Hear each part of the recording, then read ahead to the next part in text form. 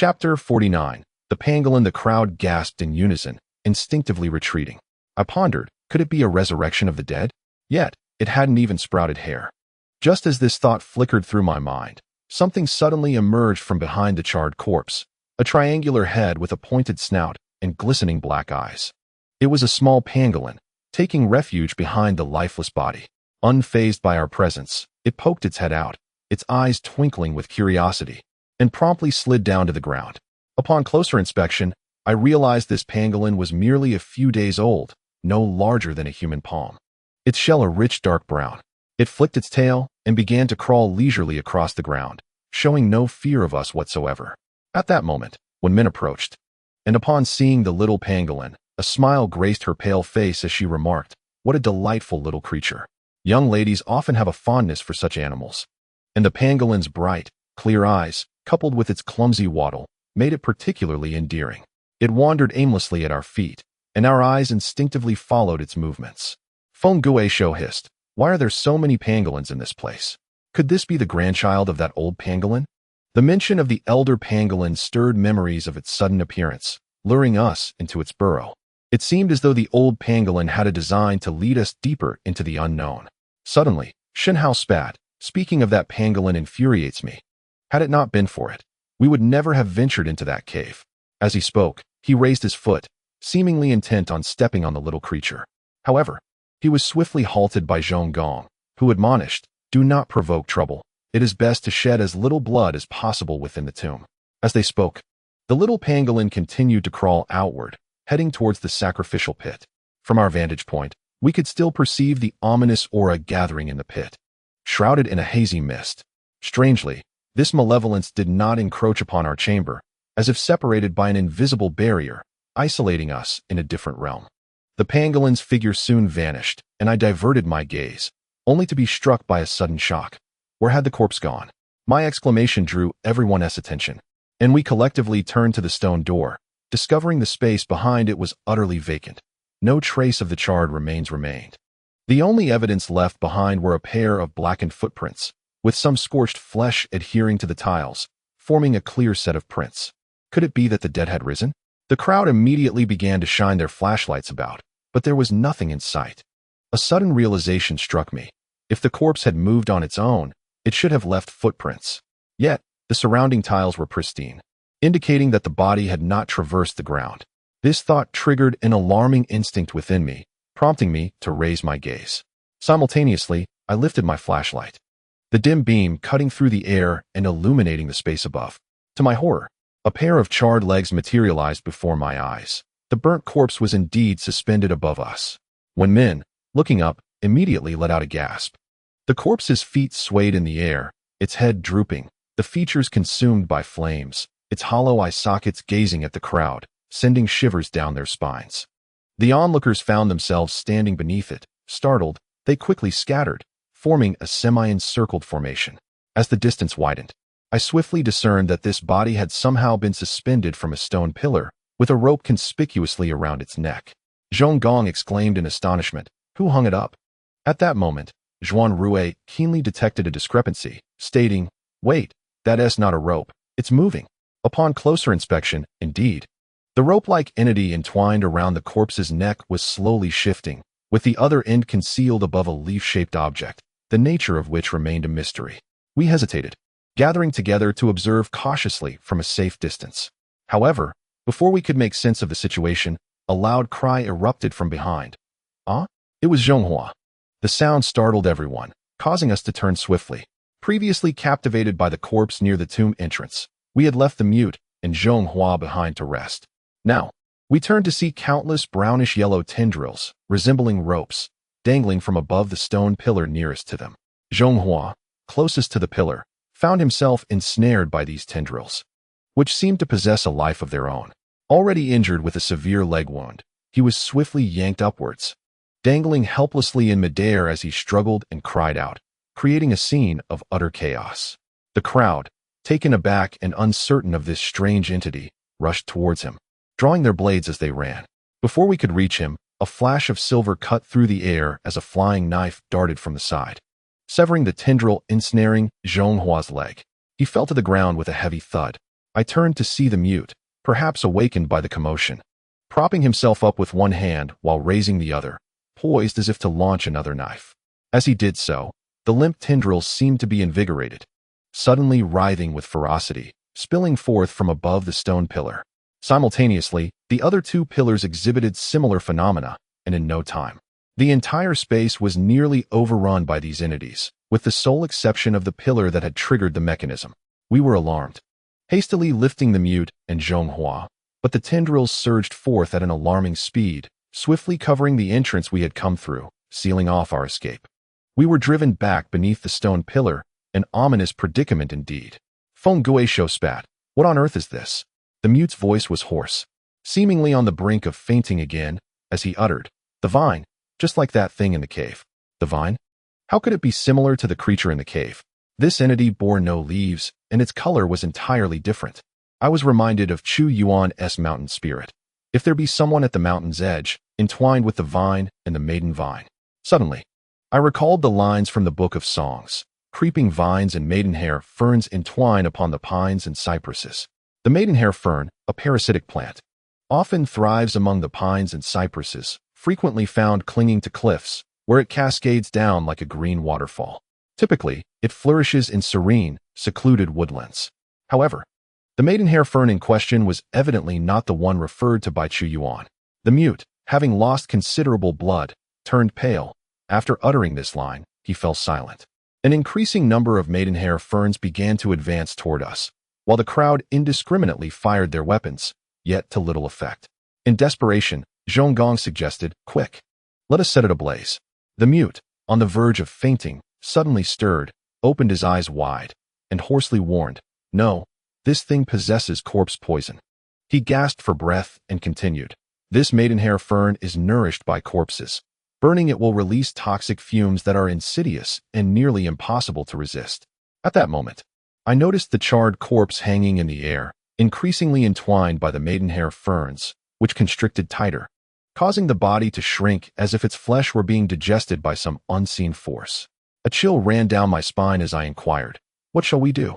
Can't we wear gas masks?" The mute shook his head, forcing himself to stand, and turned toward the stone pillar behind him, asserting, "You must hold them off.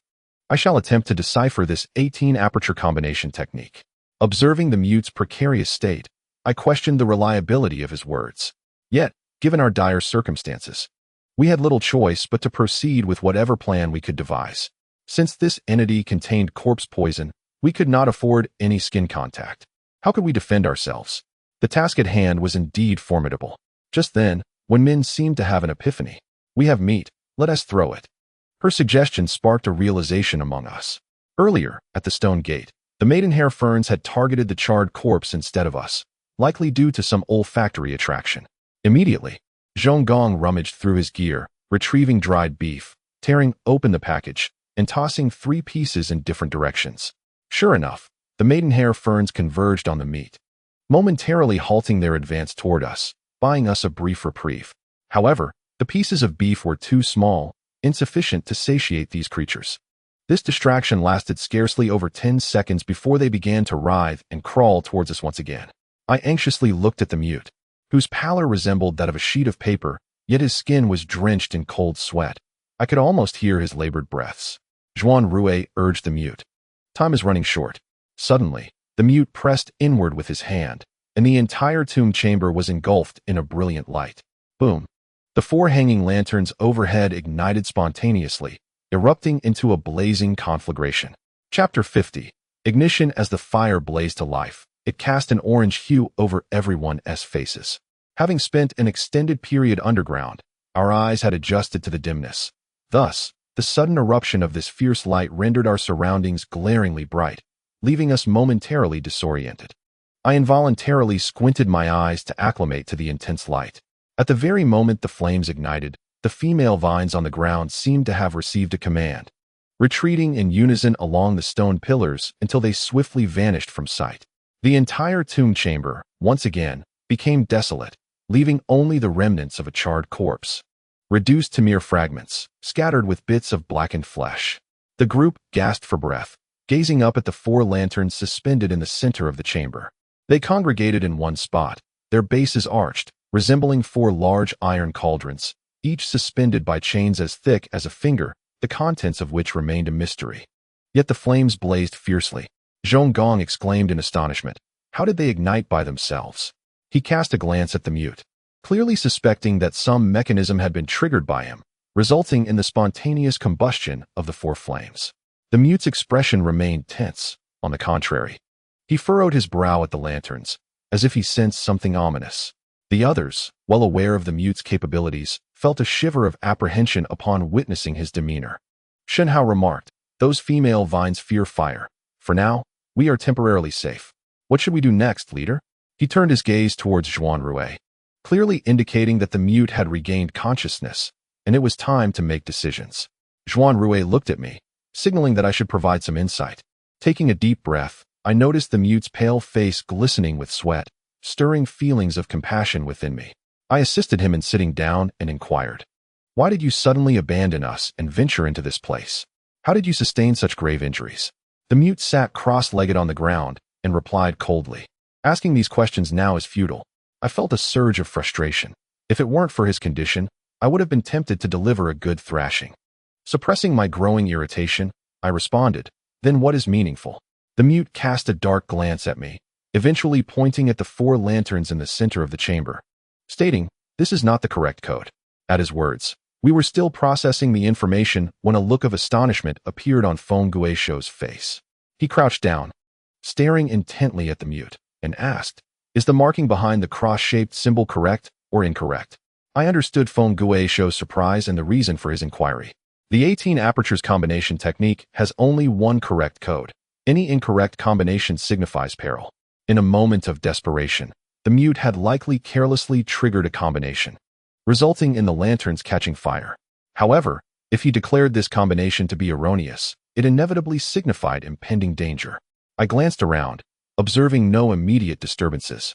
Only the flames continued to burn fiercely. The originally warm orange flames, after the mute's revelation, began to emit a chilling sensation.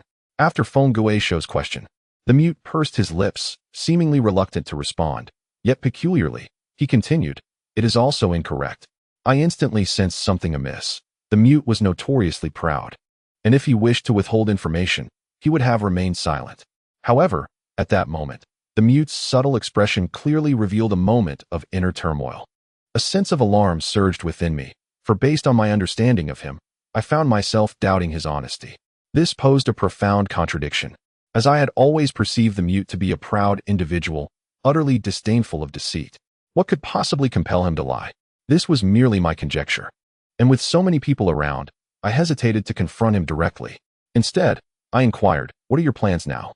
The mute pressed his lips into a straight line, his pale visage reflecting the flickering flames in his dark, glistening eyes. He fixated intently on the four flames and finally replied, "To leave this place." I asked, "Will you not seek the truth?" He cast a glance in my direction and remarked, "Who I am is no longer significant." With that, he strained to rise, seemingly preparing to depart.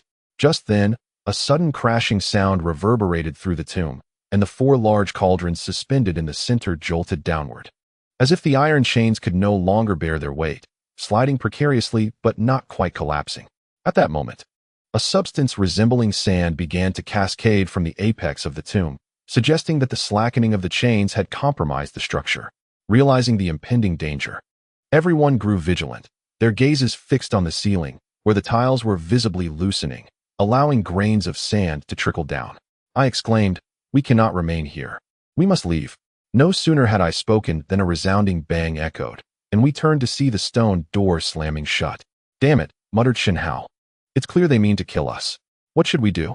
While we remained uncertain about what would transpire next, experience taught us that it would undoubtedly be dire. At that moment, the mute calmly uttered a single word, "Explode." He then unusually added, "Hurry." It was only then that everyone reacted, swiftly making their way toward the tomb entrance. Wen Min had regained her ability to move, and I supported the mute, while Shen Hao carried Zhong Hua, naturally positioning ourselves at the rear. Zhuan Rui, Zhong Gong, and Feng Guishuo sprinted ahead and soon reached the tomb entrance. Unexpectedly, Zhong Gong let out a startled cry and stumbled backward, exclaiming, "What the hell?" Rarely did I hear such expletives from Zhong Gong. who usually maintained decorum alongside Zhuan Rui. His outburst startled me, prompting an inquiry about the matter. He did not respond, but Zhuan Rui, with a serious expression, stated, "That red-clad corpse is standing outside." The stone door was not sealed tightly. A narrow gap existed in the middle. Typically, when sealing a tomb, substances like cinnabar would be used to fill such crevices. Since this tomb had been opened before, the cinnabar had naturally vanished, allowing visibility through the crack. I had approached the tomb entrance and, upon hearing this, was taken aback. I leaned closer to inspect the gap and was met with a sight dominated by red. The only exception was a face resembling one dusted with white powder, with a large mouth shaped like a crescent moon, grinning widely as it peered through the fissure at us. I was startled, pondering what to do next. Bursting open the tomb door would lead to our demise. The crimson Zhongzi, which had previously vanished for reasons unknown, has now inexplicably re-emerged, blocking our path. This formidable entity shattered a water buffalo's horn with ease, and when it passed by Wen Min, it left her gravely weakened. Our group is already burdened by numerous injuries, and facing this red-clad Zhongzi leaves us utterly helpless. The air fell silent as we exchanged glances, each face reflecting horror. Even the mute fell silent, his dark gaze fixed upon the stone door before glancing back at us. At this moment, the sand-like substance had proliferated, spreading across the tiles, and more tiles appeared to be loosening. Strangely, not a single tile had genuinely fallen. They seemed on the verge of collapse, yet remained astonishingly firm. Zhuan Rui speculated that there must be a hidden layer beneath the tiles, suggesting that something truly formidable lurked behind this quicksand. What could this formidable presence be? At that moment, Feng Guisho grit his teeth and declared, "We cannot decipher this 18 aperture combination. Remaining here serves no purpose. Let us detonate it and confront that red-clad Zhongzi outside." As time slipped by, the sand-like substance continued to multiply, and a rain of sand began to fall within the tomb chamber. We were compelled to don gas masks to prevent the particles from invading our eyes. Upon closer inspection of the fine sand, I realized it was unlike any ordinary sand. It was delicate, pale yellow in hue, and reflected a faint white light under the fire's glow, its texture dry and unidentifiable. Feng Guisho's words elicited no response from the others, prompting his urgency. "You do not comprehend the peril of this mechanism. Look at him. He miscalculated the password and caused this mess." He pointed to the mute as a cautionary example. The mute lifted his head and shot a piercing glance at him, as if about to speak. Just then, the large cauldron above began to slide downward, producing a clattering noise before crashing to the ground. Instantly, the burning material within seemed to spill out, sending sparks of various sizes flying onto the tiles. More precisely, they landed on the sand-covered tiles. Then, a spine-chilling spectacle unfolded. The sparks ignited the sand as if it were oil, rapidly engulfing the area in flames that spread outward. In that moment, I recalled the charred corpse behind the stone door. Did it meet its demise in this manner? Chapter 51. The debate. Something is amiss. If someone had previously triggered this mechanism, traces would undoubtedly remain. The perplexing mystery that had baffled us before resurfaced. Numerous groups had entered the tomb of the giant ear king. Yet why did it seem as though the tomb's mechanisms had never been activated? Why did the charred corpse stand behind the stone door after death? Could it be that someone was responsible for clearing away the aftermath in this tomb? This notion felt exceedingly bizarre. However, there was no time for further contemplation, as the flames were rapidly advancing toward us, following the trail of sand. The speed was alarming. I estimated the entire process would take less than a minute. In mere seconds, we would be engulfed by fierce flames, following in the wake of that charred corpse. At this moment, even attempting to blast open the door would be futile. The detonation of explosives requires meticulous calculation, and we are far too close. Using explosives now would only lead to our own demise, which cannot be deemed as survival, but rather a death sentence. In this critical juncture, nearly everyone was paralyzed with fear, their eyes fixated on the advancing inferno that surged towards us. Wen Min, her complexion pale with terror, suddenly buried her face in my chest, her normally resolute demeanor faltering under the weight of dread, her hands clutching my clothing tightly. Instinctively, I wrapped my arms around her, slightly turning my body to shield her from the flames, attempting to offer some semblance of protection against the encroaching fire. Every action was instinctive, my mind was rigid, consumed by the sight of the flames threatening to swallow the entire tomb. However, at that moment, A familiar whistling sound echoed once more within the tomb. Upon hearing it, my nerves jolted. We all recalled that peculiar whistle, for it had once saved us. As the sound resonated, I instinctively looked up, searching for its source. But all I could see were the flickering tongues of fire. Zhuan Rui suddenly exclaimed, "The fire is diminishing." His observation jolted me into realization. The once rapidly advancing flames had indeed slowed considerably and were gradually shrinking, as if deprived of oxygen and unable to sustain their blaze. Indeed, that whistle had rescued us again. Just then, amidst the darkness, I heard a voice calling to us, "Come this way." We followed the direction of the voice and discovered that the stone door of the tomb passage, which the mute had previously opened, had, unbeknownst to us, swung open once more. The voice emanating from within was unmistakably that of Dofu. I was taken aback and turned to the mute, exclaiming, "He is inside? Why didn't you tell me?" Zhong Gong, filled with joy, remarked, "It's Brother Do? How wonderful! Could he be the one to save us?" Yet the mute's expression shifted abruptly. He grasped my shoulder firmly, his typically cold voice now strained, his dark gaze fixed intently on the tomb passage as he warned, "Do not go." At that moment, the stone door of the tomb passage began to slowly close again. Almost simultaneously, Dofu's voice echoed from within, sounding urgent, "Hurry inside. There is no time. I've blocked the ventilation. If you don't come in now, you'll suffocate." Lao Chun. Trust me. Upon hearing this, I immediately understood why the flames had suddenly extinguished. It appeared that Dofu had taken measures to block the ventilation system of the tomb upon realizing our peril. For the fire to be utilized as a mechanism, a ventilation system must exist. Dofu seemed to possess profound knowledge about this tomb's mechanisms, and it was likely that the whistle was somehow connected to him. With this realization, I disregarded the mute's warning and urged everyone, "Let us head to the tomb passage.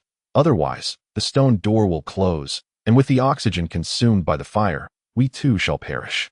Although our group had previously been deceived by Tofu, his prior track record was impeccable, and the fixed image of his character lingered in our minds. Thus, upon hearing his voice, even Zhuan Rui remained alert, signaling with a wave of his hand to change our position. Only the mute clung tightly to my shoulder, pleading, "Do not go in, it is forbidden." The stone door was already half closed, and I could not afford to delay the mute further. In a moment of desperation, I lifted him up and rushed toward the nearly shut stone door alongside the others. The flames still flickered nearby, and as we passed, the hems of our trousers caught fire. The instant we entered the tomb passage, the stone door slammed shut with a resounding thud, isolating us from the outside light. All that remained were our burning trouser legs, as we rolled on the ground, frantically extinguishing the flames. Fortunately, the ordeal was brief, and none were seriously harmed. Once the fire was quelled, the tomb passage was engulfed in darkness, prompting Feng Guo to swiftly turn on his flashlight. My first instinct was to check on the mute. Under ordinary circumstances, I would never have dared to lift him and run, but in this moment of crisis, I had no choice. The mute sat against the stone door, not angry at my abrupt actions, but his dark gaze was fixed intently on the depths of the tomb passage. It then struck me to remember Tofu, and I swiftly turned my head to peer into the gloom ahead. The beam of light revealed an empty expanse. "Xiaodou," I called, but received no response. Wen Min echoed my call. "Xiaodou, stop hiding. We are all worried about you." Still, silence reigned. Frustration surged within me as I picked up the flashlight that had fallen to the ground, switched it on, and began to move forward. After only a few steps, the mute's voice rasped, "Stop." His tone was frigid, a chill I had never before encountered. If the mute was typically marked by indifference and arrogance, now, through his voice and expression, I sensed a murderous intent, as if any further advance on my part would provoke him to act. Though the mute was no longer a formidable fighter, the aura of cold-blooded ferocity he exuded was enough to instill fear in us all. Not just me, but the others instinctively lowered their voices, plunging the tomb passage into a profound silence. After a moment, Shen Hao muttered, "What bravado is there now?" His voice was soft, yet in the stillness of the tomb, it rang clear. The mute remained unresponsive, as if he had not heard a word. It was then that I noticed the bloodstains on the ground, those same drops we had seen when we first encountered the mute. At a distance, they had seemed inconspicuous. But now, within the confines of the tomb, the sight of the blood trailing beneath my feet was alarming. Had Feng Guo not activated that mechanism in time, and had we not tended to the mute's wounds, he would likely have bled to death. A vivid image flashed through my mind. The mute, drenched in blood, staggering toward the stone door, leaving a trail of crimson in his wake. What dangers lay ahead? Why had the mute chosen to deceive us? What compelled him to prevent our entry into this tomb passage? A person who had always scorned falsehood. What could have driven him to hide his pride? I came to a halt, ultimately retreating to his side, crouching down to meet his gaze. With a solemn tone, I inquired, "Pray tell, why? Where does this lead?" The mute's voice remained cold and hoarse as he replied, "A place you would undoubtedly prefer to avoid." At that moment, Zhong Hua groaned, clutching his leg. Although his injury was not severe, it afflicted his leg, penetrating the bone and causing him immense pain, which he could no longer suppress, momentarily alleviating the oppressive atmosphere within the tomb passage. Observing my companion's suffering, Shun Hao raised his voice towards the mute, saying, "Stop with the riddles and illusions. Is there a trap behind us, or something else? I noticed shards of teeth in your previous wound. Could there be a monster lurking within the tomb?" His words were directed solely at the mute, with no intent to offend me, for he was a subordinate of Zhuan Rui, who was my friend. The mute disregarded his remarks, maintaining his proud demeanor even in this dire moment, choosing to ignore those he deemed unworthy of his attention. He simply fixed his gaze upon me and uttered, "Do not advance any further. Leave this place. We together. I was taken aback by his utterance of those 4 words, feeling a peculiar swell of emotion within me. What did this mean? Had I finally captured his interest? I, who was known to be more receptive to gentleness than harshness, found myself stirred by his words. Although I understood he was not being sincere, it was difficult for me to maintain a hard demeanor in front of his face. Yet, I had to decline him, taking a moment to compose myself before stating, "We cannot proceed together this time. My brothers are still inside. Regardless of what transpires, I must ascertain the truth." The mute's gaze slightly lowered as he coldly remarked, "What of the woman beside you and this entourage? Do you intend to lead them to their demise?" His voice was measured and chilling, each word articulated with clarity, making it hard to fathom that he had once believed himself to be of Japanese descent. Wen Min spoke in a low tone, "Mr. Wu, Xiaodou is also my friend, and I do not regret saving him." Zhuan Rui responded nonchalantly, "That brat shattered my antique vase and has yet to compensate. Do not expect an easy end." The mute took a sharp breath, seemingly lost in thought. He then steadied himself against the stone door, surveying our group before stating, "Your fates are of no concern to me. He cannot die." His hand slowly rose, his long, powerful fingers pointing towards me. Wen Min paused before saying, "Mr. Wu, forgive my candor, but what is your relationship with Chen Xian? Is the mute attempting to protect me? Is it truly so perilous ahead?" Chapter 52. The cave. Wen Min's inquiry received no response from the mute, who remained fixated on me, his expression bearing an unprecedented coldness and a sinister edge that made me question whether he might resort to violence. The mute was currently in a weakened state. Yet that did not imply he was devoid of menace. During the previous encounter when the woman attacked Zhong Hua, it was the mute who first struck. Wielding his throwing knife with remarkable skill, it appeared that the mute was indeed intent on preventing my entry.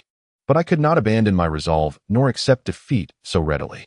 Upon reflecting upon this, I silently resolved in my heart, feigning hesitation on my face as I gradually approached the mute figure, attempting to divert his attention with a series of inquiries.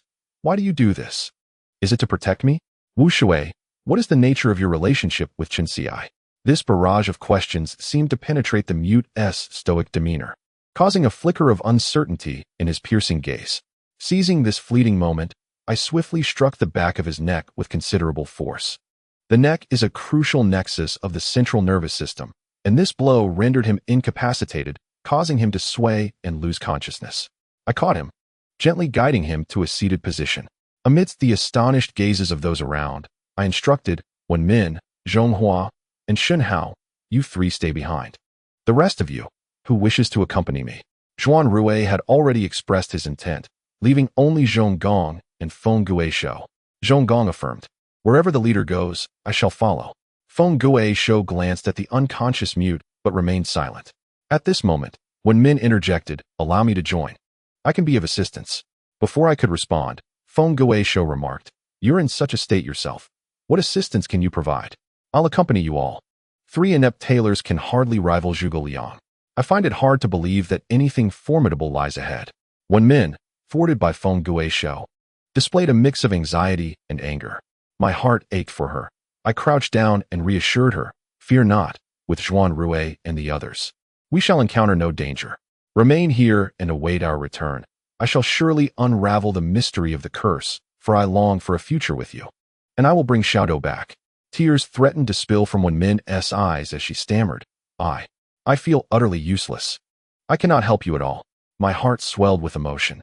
To be honest, I felt fortunate to have met her. At one point, I even considered surrendering to fate.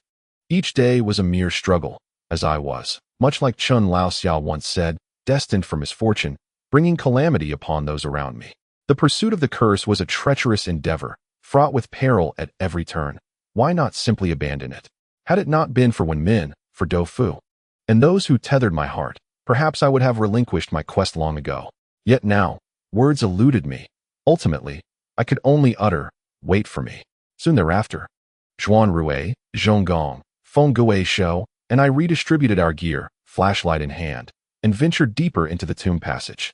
I did not look back, for I understood that I was not entitled to do so. The ground of the tomb passage bore the bloodstains left by the mute, now darkened with time. We pressed forward, meticulously surveying our surroundings, and after approximately 30 meters, the passage abruptly made a sharp 90-degree turn. I recalled the circumstances of our entry into the tomb of the giant ear king, conjecturing, this must be a cross-shaped burial site. We should currently be on the left side of the cross, Zhuan Rui remarked, according to the conventional burial layout, corresponding to the left and right of the earthly realm. This should be the burial chamber. However, if the tomb's master is indeed a colossal elephant, one wonders what treasures might accompany him. Judging by Zhuan Rui's tone, it seemed he too harbored doubts about the true identity of the master of this tomb. Upon hearing this, Feng Gui Shou coldly remarked, "The imperial tomb is generally accompanied by generals for protection. This elephant is likely part of a herd." Just then, the bloodstains on the ground began to increase ominously, compelling us to cease our conversation and heighten our vigilance, for this indicated that we were not far from where the mute had been injured, hence the abundance of blood. However, after only a few steps forward, the straight tomb path ahead unexpectedly narrowed, and at the end of the light, a circular black hole emerged, shrouded in darkness, leaving us uncertain of its nature. Zhong Gong expressed his astonishment, questioning how the tomb path could transform into such a vast black void. I recalled the descriptions in my grandfather's notes regarding the tomb of the Queen of Elephants, which mentioned that in ancient times, the custom of cave burials was prevalent in Yunnan. It was possible that Pu Zhen, a Yunnan native, had combined two burial styles while constructing the tomb of the great-eared king. Cave burial? Zhong Gong gasped. Does that mean ahead lies a burial cave? Surely. There must be a corpse inside. Do you think the fragments of teeth found in Wu Shui's wound could have originated from a decaying corpse within? Feng Gui Shou crossed his arms and gazed intently at the black void, stating, "It isn't so simple for a corpse to undergo decay.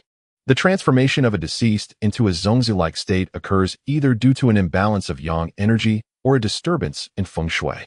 Which tomb owner would wish to become a zongzi after death? Although the great-eared king's tomb contains a formation of yin corpses, trapping countless soft zongzi within, the likelihood of the tomb owner and his accompanying servants undergoing such decay is minimal. They would rather take measures to prevent it, perhaps by holding certain beads in their mouths to stabilize their remains. Furthermore, if the tomb owner is indeed an elephant, the chances of decay become even more improbable. I suspect there may be something else at play." As soon as Feng Gui Shou finished speaking, a familiar voice suddenly emanated from the depths of the black hole. It was Do Fu's voice, albeit faint and seemingly echoing from deep underground, calling out, "I am inside. Hurry down." I was taken aback and instinctively shouted towards the opening, "Do Fu." My feet moved forward impulsively. Yet, I quickly regained my composure, sensing something amiss. Earlier, while we were in the chamber of the 18 aperture combination technique, we had already heard Do Fu's voice. Logically, he should not be far from us, yet we had not caught sight of him. Now, having traversed such a lengthy tomb path, why did Do Fu's voice still seem so distant? Where exactly was he? Despite his absence, how could it seem as though he knew our every move? It was evident that I was not the only one troubled by this anomaly. Zhong Gong furrowed his brow and lowered his voice, saying, "Brother Chun, something feels off. I suspect this may be a trick. There is a folk saying that when one hears their name called in the dead of night, it is wise not to respond. For the caller may not be human, but rather a ghost. It is said that responding establishes a connection between the living and the wandering spirits. In ancient times, individuals had characters and titles, often referring to one another by their characters rather than their full names, as revealing one's name and birth date was considered taboo in traditional culture. In ancient times, certain practitioners would resort to the use of names and birth dates to cast malevolent spells, with some even going so far as to exchange destinies. Such practices are akin to the portrayal of voodoo dolls in television dramas. Consequently, when spirits call upon individuals, they are, in essence, establishing a connection, one that remains shrouded in mystery, passed down through generations. If these wandering souls forge a bond with you, their capacity to inflict harm is significantly heightened. More ominously, it is said that one might hear unfamiliar voices calling from outside their home. In modern cities, where lights blaze and such phenomena are often dismissed, the rural past dictated a different response. Adults would instruct children not to respond to these calls. In such instances, one would typically peer out through the window, only responding if a visitor was indeed present. If there was no one in sight, just the voice, it was certain that something unclean was involved. At this moment, upon hearing Zhong Gong mention the calling of spirits, a palpable tension gripped the hearts of the crowd. Feng Guisho interjected with a particularly chilling remark, inquiring why a spirit would mimic the sound of a bedbug. Was it possible that it was the ghost of a bedbug summoning us? Zhong Gong quickly dismissed the notion, expressing a desire to ward off ill fortune, insisting that Brother Do would not perish so easily. Feng Guisho's words stirred an unsettling feeling within me. Yet the voice persisted, urging, "Come down, come down." Anger flared within me, and I shouted into the black void ahead, "Do, come out. Do you dare believe I want to hang you up for 3 days and nights?" Upon uttering this curse, the voice within the abyss fell silent, replaced by an eerie stillness. Zhong Gong cast a questioning glance in my direction, seeking guidance. Resolutely, I suggested that we investigate whether it was indeed a spirit calling. "I shall lead the way. You all follow closely and tread cautiously." With that, I unsheathed my dagger and boldly advanced toward the dark chasm. It was a circular cave, and as I stepped inside, illuminating it with my flashlight, I discerned that it was indeed man-made, not particularly large, but spherical and empty. At its center, however, was a gaping hole with a diameter of at least 5 or 6 meters. The earlier voice must have emanated from this very aperture. Chapter 53. The giant face approaching the edge of the chasm. I lowered my head and shone the light downwards, revealing that the rim was composed of earthen walls, adorned with wooden stakes embedded in the ground, strikingly reminiscent of the tomb of Queen Baoxiang, as described in my grandfather's notes. The others gathered around, and as our flashlight beams converged, the illuminated area expanded, yet the light still failed to reach the depths, leaving us uncertain of how deep the chasm truly was. Zhong Gong proposed that we could descend using the wooden stakes. These dark stakes appeared to be tree roots, similar in material to the path we had traversed along the cliff, suggesting they were quite sturdy. I nodded in agreement, indicating my intent to descend first.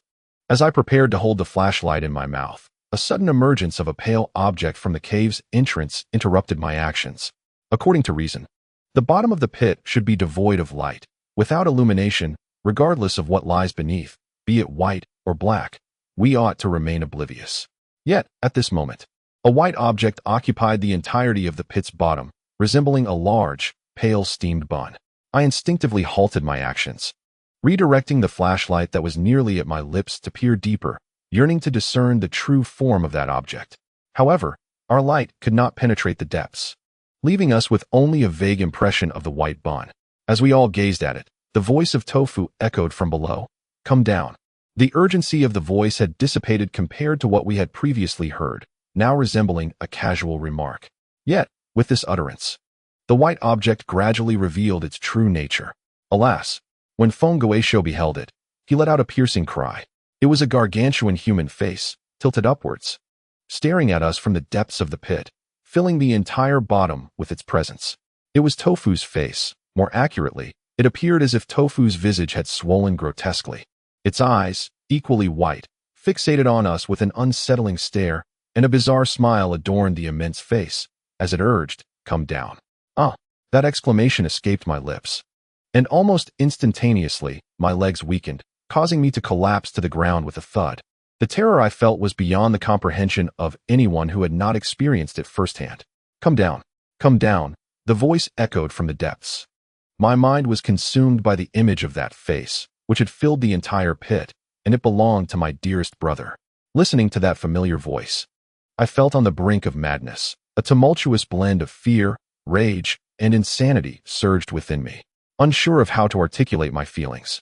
By the time I regained some semblance of control, I had unsheathed a probing shovel from my waist, the heavy, sharp tip aimed downward, and I plunged it fiercely into the abyss.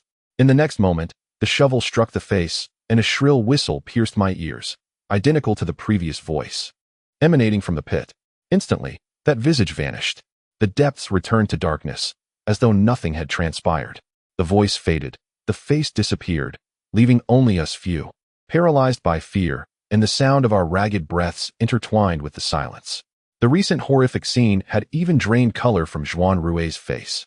I was uncertain of my own appearance.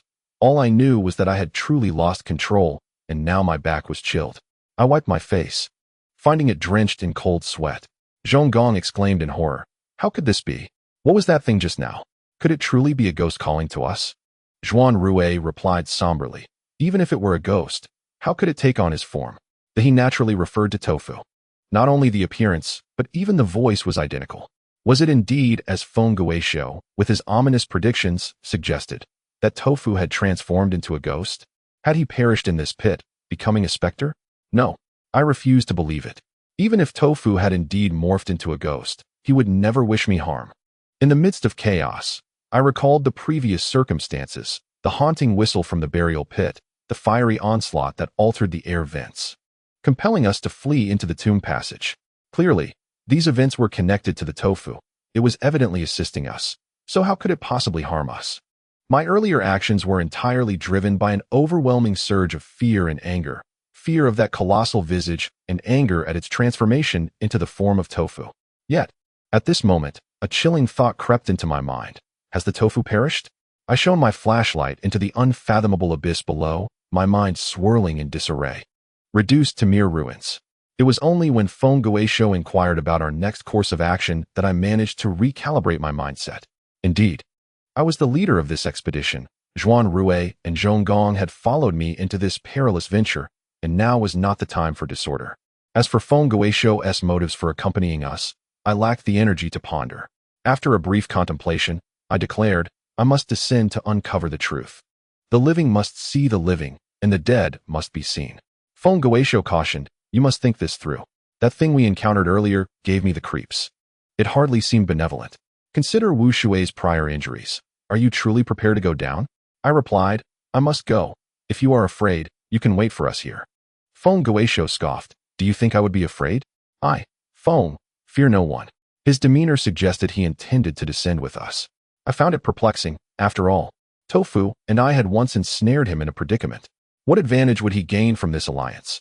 My darker suspicions even led me to question whether he harbored intentions of betrayal, but the cost of such treachery would be exorbitant. Observing Feng Guisho's indifferent expression, I dismissed these thoughts and proceeded as planned. Clutching the flashlight, I began to descend the wooden stakes embedded in the cavern walls, keeping my head lowered to closely monitor any activity below, with Zhuan Rui and the others following behind me. The cavern was a sheer drop, and the beam of my flashlight illuminated only the stakes, revealing nothing else. As I descended halfway, a yellow object suddenly materialized in my line of sight.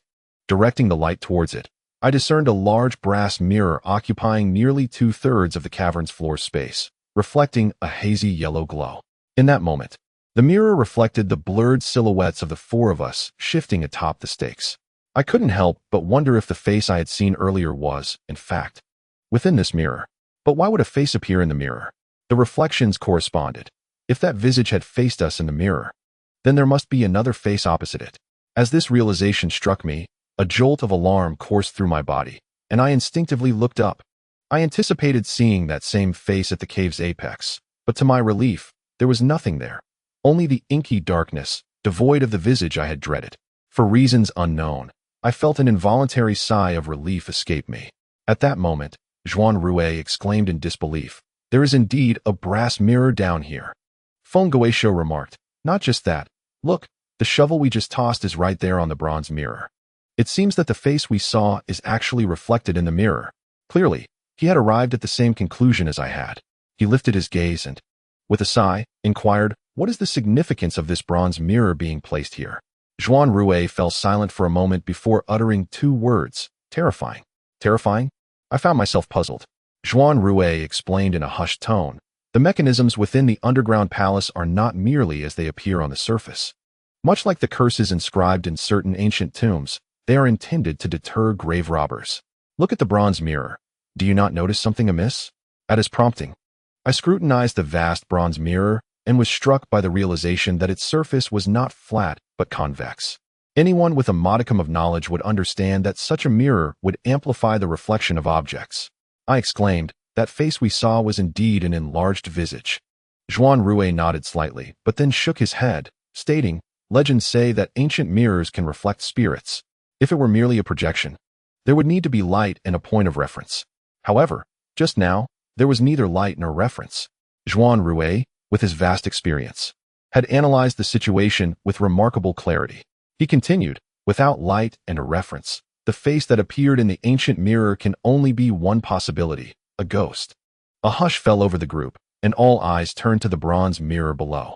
As we leaned closer, our forms were distorted and magnified in the reflection, transforming into grotesque, swollen shapes, almost resembling massive flesh spheres.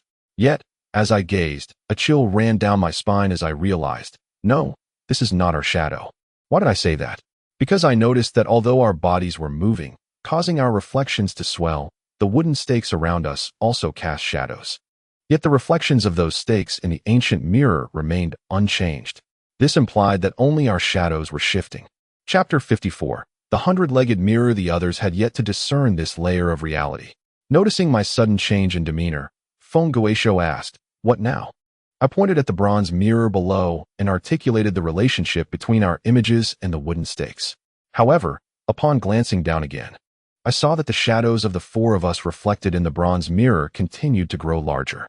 It was important to note that we had not moved at all. What could be the cause of this? At that moment, Zhuan Rui seemed to recall something and abruptly switched off his flashlight, urging us, "Quick, turn off the lights." His voice carried an urgent tone. Suspecting that Zhuan Rui had deduced something significant, I complied and extinguished my flashlight, plunging our surroundings into utter darkness. This was a darkness so profound that one could not see one's own hand before one's face. In the pitch-black cavern, we could see nothing. Only the sound of our breaths echoed in the silence. Then, Zhuan Rui spoke, his voice resonating in the cavern, taking on an ethereal quality. "It is said that during the Warring States period, the last king of the ancient Shu kingdom, King Anyang, possessed a precious mirror known as the hundred-legged mirror of the Silkworm Grove."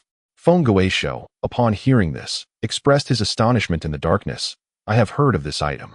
As I lacked the expertise of my companions in matters of antiquities, I inquired about the origins and significance of the hundred-legged mirror of the Silkworm Grove. Feng Guisho remarked, "This narrative must commence with the ancient kingdom of Shu.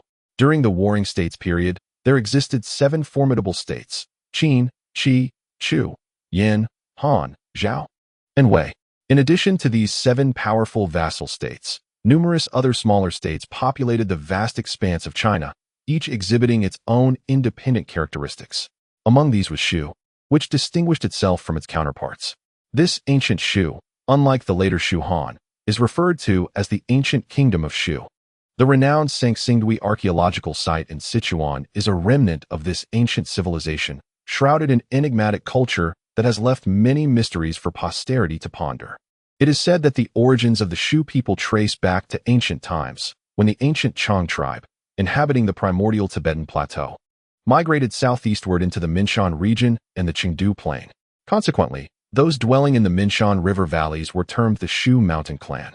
Eventually, a woman from the Shu Mountain Clan married the Yellow Emperor and bore a son named Kensong, who established the ancient kingdom of Shu on the Sichuan plain. This lineage persisted through successive dynasties until the late Warring States period, when it fell to the Qin, marking its demise, thus highlighting the depth of its heritage. Li Bai, in The Difficulty of the Shu Road, wrote, "Kensong and Yufu, how vague their founding. For 48,000 years, they have not communicated with the Qin's borders. To the west, at Mount Tai Bai, there lies a bird path, capable of traversing the summit of a May. When the land crumbled and mountains collapsed, brave men perished. And thus the stone ladder and wooden plank road connected.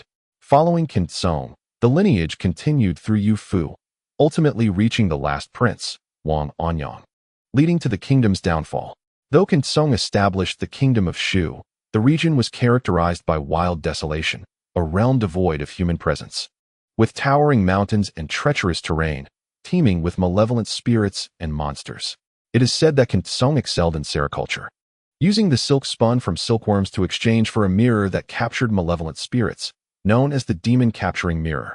This mirror, due to the overwhelming evil it contained, could not be exposed to light. Otherwise, the spirits would escape and wreak havoc. Consequently, during the era of Yu Fu, a mirror cover was crafted to shield the copper mirror's surface. Eventually, following the annihilation of the ancient kingdom of Shu by the Qin, the last prince, Wang Anyang, fled south with his tribe and this treasured mirror, establishing the kingdom of Anyang. Regrettably, this realm was vanquished by the neighboring Nanyue kingdom within a span of 40 years. The fate of Wang Anyang and his descendants remains uncertain. However, it is said that the demon-capturing mirror ultimately became a burial artifact for Wang Anyang, entombed within the imperial mausoleum. Zhuan Rui currently posits that the substantial copper mirror beneath our feet may very well be the legendary artifact of the ancient kingdom of Shu, the demon-capturing mirror of Kintsong. Upon hearing this, I could not suppress a gasp, exclaiming, "How could a burial artifact of the ancient Shu kingdom be here? Could it be that Pu Zhan, in his lifetime, unearthed Wang Anyang's tomb and relocated the demon-capturing mirror here?"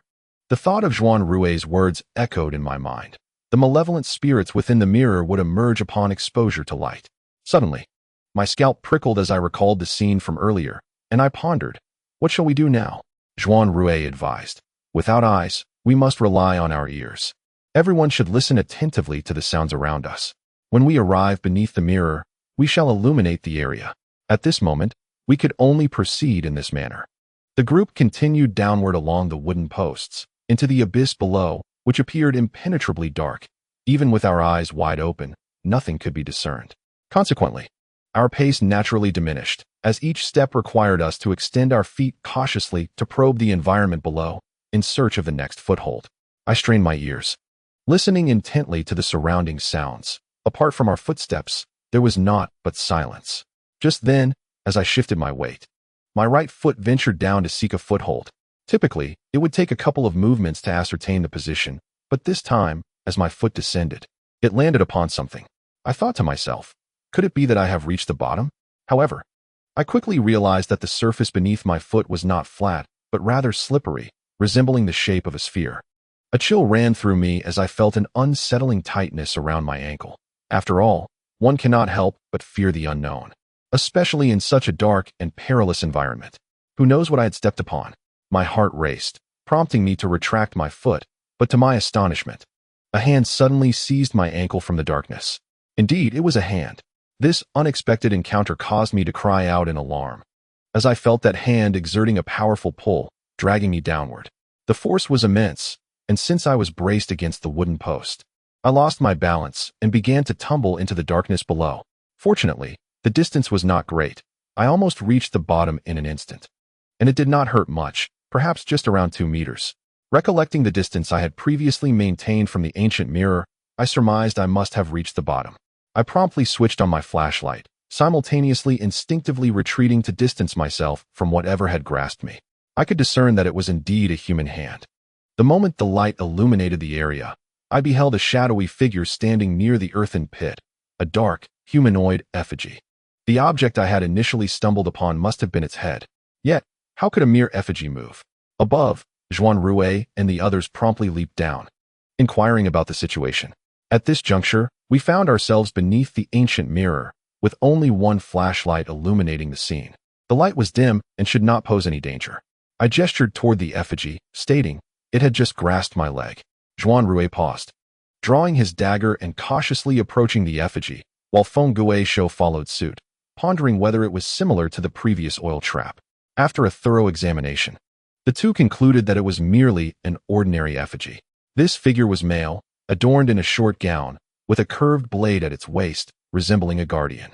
Surrounding it were numerous identical effigies. Beneath this earthen chamber lay the ancient mirror, which was supported by a stone pedestal approximately 3 meters high, and we now stood directly beneath it. The group searched the vicinity, but found nothing else of significance. Feng Guisho could not help but question whether I had made a mistake. I replied, "That cannot be. That thing clutched my ankle. Could it have been a mere figment of my imagination?" Zhuan Rui, alert and vigilant, scanned the surroundings, advising, "We must all be cautious. That entity is surely hiding." As he spoke, he glanced upward towards the back of the ancient mirror.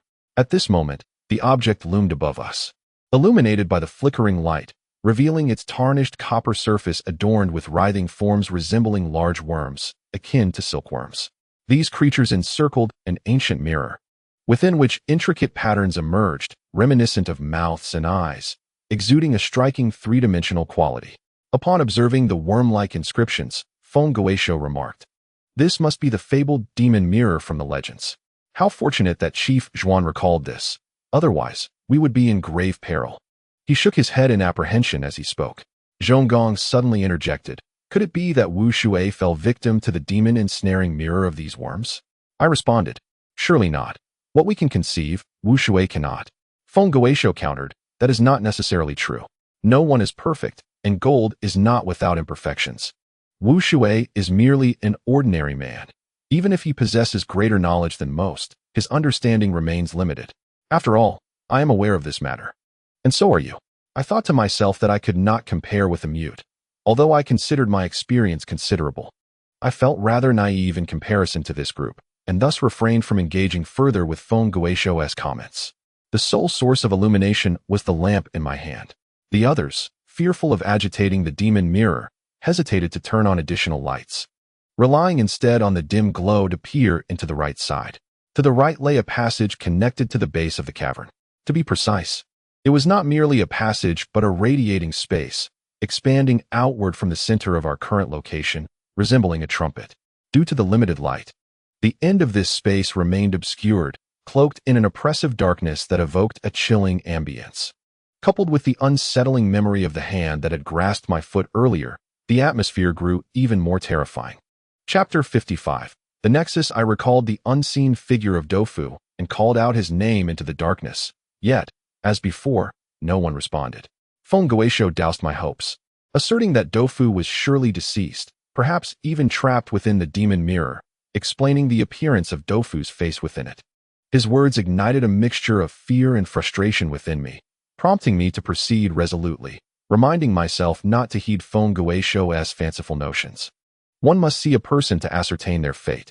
Even if he were truly dead, surely there would be a body. In the dark, I led the group, distancing ourselves from the demon mirror. The air within the cavern felt stifling, tinged with an unpleasant odor, compelling us to don our gas masks once more. The group moved cautiously, advancing silently with the aid of a single flashlight. Before long, we had traveled a considerable distance from the mirror, prompting Zhuan Rui to illuminate an additional flashlight. Instantly, the surrounding area brightened, expanding our field of vision. As the environment came into clearer focus, I suddenly noted that both sides were paved with tiles.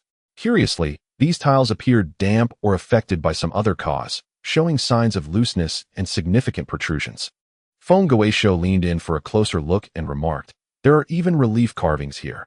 It seems somewhat laborious to inspect." I too have observed that the bas-relief is centrally located, occupying a modest space. However, due to the protrusions of the tomb bricks, it appears uneven, making it challenging to discern the original intent behind its depiction. Yet, at the commencement of the relief, a particular mark captured my attention. Once again, it was that familiar cross. Its reappearance prompted me to ponder its significance. Furrowing my brow, I scrutinized the content of the bas-relief. Despite the difficulty, I dared not be negligent, for I had a vague intuition that the presence of the cross here might indicate the importance of the inscriptions above it.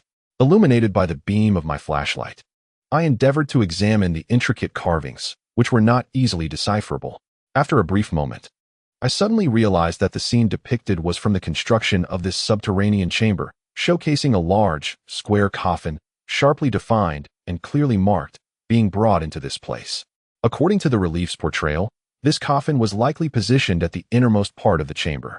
However, amidst the relief, A particular scene left us perplexed. The figures depicted were seen departing, each shielding their faces with their sleeves, as if they had suddenly become unfit to be seen. Zhong Gong remarked, "Strange. Could it be because of that sinister mirror? Perhaps the faces of these individuals cannot be reflected in it?" His conjecture was not without merit. As the figures in the bas-relief indeed began to cover their faces after passing by the ominous mirror, I inquired of Zhuan Rui, what reaction would occur if one's face were captured by this mirror? Zhuan Rui shook his head, indicating uncertainty, being composed and steady. I had not previously paid much attention to him, but now, from a closer vantage, I noticed a thin sheen of perspiration forming on his nose. It is worth noting that the air underground was not particularly warm. Rather, it was somewhat damp and chilly, and we were not engaged in any significant physical exertion. Why then was he sweating? I could not help but ask, "Are you all right? Is there something amiss?" Zhuan Rui shook his head, replying, "It's nothing." He averted his gaze, seemingly unwilling to elaborate further. I quietly exchanged glances with Zhong Gong, whose expression mirrored my confusion as he subtly shook his head in response. Reluctantly, we pressed onward, left to ponder the mystery of why those individuals had covered their faces. Continuing along the bas-relief, we finally reached the terminus of this radioactive cavern, and I immediately caught sight of the imposing black coffin across from us. The base of this large ebony coffin rested upon a stone bed approximately 4 meters high, its front resembling a series of stone steps that one could ascend. Yet, what drew our gaze more than the coffin itself was a magnificent 3-legged cauldron at its center. Circular in shape, its exterior was adorned with numerous intricately coiled dragons, each the thickness of a thumb, arranged in a seemingly chaotic yet intriguing pattern. Standing about 1 meter tall, its exquisite and complex form was undeniably grandiose, capturing our attention entirely. Zhong Gong remarked, "The cauldron is a ceremonial vessel. Its peculiar design, coupled with the abundance of dragons encircling it, begs the question of why it is situated in this place. Is it possible that the coffin does not contain burial items, but rather belongs to the tomb's owner?" Feng Guisho interjected, "This coffin is indeed large enough, but I doubt it could contain an elephant. Could it be that they dismembered the elephant to fit it inside?" As he spoke, Feng Guisho approached the grand cauldron at the center, leaning down to peer inside. Suddenly, he exclaimed in surprise, as if he had grasped some hidden truth, his expression shifting to one of solemnity. I was too preoccupied to pay attention to Feng Guisho, instead wielding my flashlight to explore every nook and cranny around us. There was no sign of tofu. It appeared that the tofu was not present in this location. What, then, could explain the sounds we had previously heard? Did this place conceal a secret passage? Had the tofu deliberately avoided us, slipping away through such a hidden route? While we three pondered these possibilities, I noticed that Zhuan Rui remained uncharacteristically silent. Normally, given his extensive experience, he would investigate in such a situation, yet here he was, still as a statue. Concerned, I inquired, "Are you feeling unwell? If so, do not push yourself." Zhuan Rui glanced at me and suddenly remarked, "For some reason, my heart is racing." A wave of worry washed over me as I asked, "Has it been like this for long?" He shook his head, replying, "It started once we descended to this place. We had been down here for at least 10 minutes, and anyone who had experienced such an accelerated heartbeat knows that prolonged episodes can lead to profuse sweating and fatigue, and in severe cases, blood supply issues."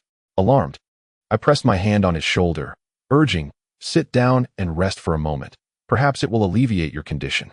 Strangely, I was not experiencing any such symptoms myself. Could it be that something in this place was amiss? At that moment, we were all wearing gas masks. Even if there were toxic substances, they should not have affected us. Moreover, why was it Zhuan Rui who was in distress? I pondered whether it might be a personal health issue. With this thought, I encouraged him to take a break. Just then, Feng Guisho interjected, "I understand now. This is a control hub for mechanisms." A control hub? I approached with curiosity, astonished, and asked, could it possibly manipulate all the mechanisms within the tomb? Feng Guisho rubbed his hands together in excitement, stating, "That depends on the overall structure of the tomb. Perhaps it can control all the mechanisms, or maybe only half." I grasped his implication, recalling the earlier whistling sound, which surely indicated someone was operating this device and had come to our aid. Who could that person be? My heart sank, and a sense of unease washed over me as I questioned, if that individual has been here all along, how could they have known our situation? Surely, tofu has not developed the ability to see and hear from afar? Feng Guisho pondered for a moment, equally perplexed, and ultimately shook his head. He expressed great interest in this hub, observing that such mechanisms are typically found only in large ancient tombs filled with traps, and most of them are sealed away in Xiongli. Yet, he could not fathom why Pu Zhen would choose to place it here. I asked, is it possible to use it to discover if there are any secret passages in this area? Feng Guizhou, like a fox confronted with a hedgehog, hesitated, rubbing his hands as he circled the device, seemingly contemplating a solution. For the moment, the imposing black coffin intended for burial was entirely forgotten. Throughout our journey, I had found no trace of the curse, and coupled with Tofu's sudden change in demeanor and the absence of any figures, my agitation only deepened. Seeing Feng Gui's hands circling around that object, I felt utterly helpless and decided to sit on the ground, striving to calm my restless heart. At that moment, I was seated beside Zhuan Rui, and after approximately 20 minutes, Feng Gui seemed to have devised a strategy. He declared, "I'll give it a try. It shouldn't affect us too much." With that, he reached into the cauldron. Inside, there was an object resembling a precious treasure box. I heard a click, indicating that Feng Gui had opened the lid, and shortly thereafter, a whistle pierced the air, echoing through the space. Indeed, it appeared that our previous rescues were orchestrated by someone manipulating this contraption. The identity of that individual was becoming increasingly evident. I cursed vehemently, mentally cursing the ancestors of Tofu. I then inquired of Feng Gui, "What does that whistle control?" Feng Gui shook his head and replied, "It's uncertain, but it should pose no danger." Frustrated, I retorted, "So you know nothing, yet you act recklessly?" Feng Gui, undeterred, asserted, "Practice reveals the truth." Before he could finish, he suddenly asked, "What is wrong with you?" His gaze shifted toward Zhuan Rui. I turned my head and was startled to see Zhuan Rui's head lowered, his shoulders trembling as if he were weeping. However, in the next moment, I realized I was mistaken. With the shaking of his shoulders, Zhuan Rui emitted a peculiar laugh. Yes, he was not crying. He was laughing, and the sound was eerily sharp, entirely unlike his usual voice. Zhong Gong grew anxious and exclaimed, "Boss, damn it. Could it be that something from that cursed mirror has possessed him?" Chapter 56. Purification. Zhong Gong cursed in panic, pressing down on Zhuan Rui's arms, shouting, "Boss, are you all right?" As he spoke, he grabbed Zhuan Rui's chin, lifting his face. Upon closer inspection, I noticed that for some reason, his dark pupils had taken on a grayish hue, resembling gray glass orbs, and he emitted strange and sinister sounds from his mouth. Feng Gui hissed, "It seems like he has been possessed. I hope it's not something truly malevolent." I urged Qin Xian, "Hurry up. Didn't you say before that blood from the tongue could drive away spirits? Do you have any left? Quickly, give some to Zhuan."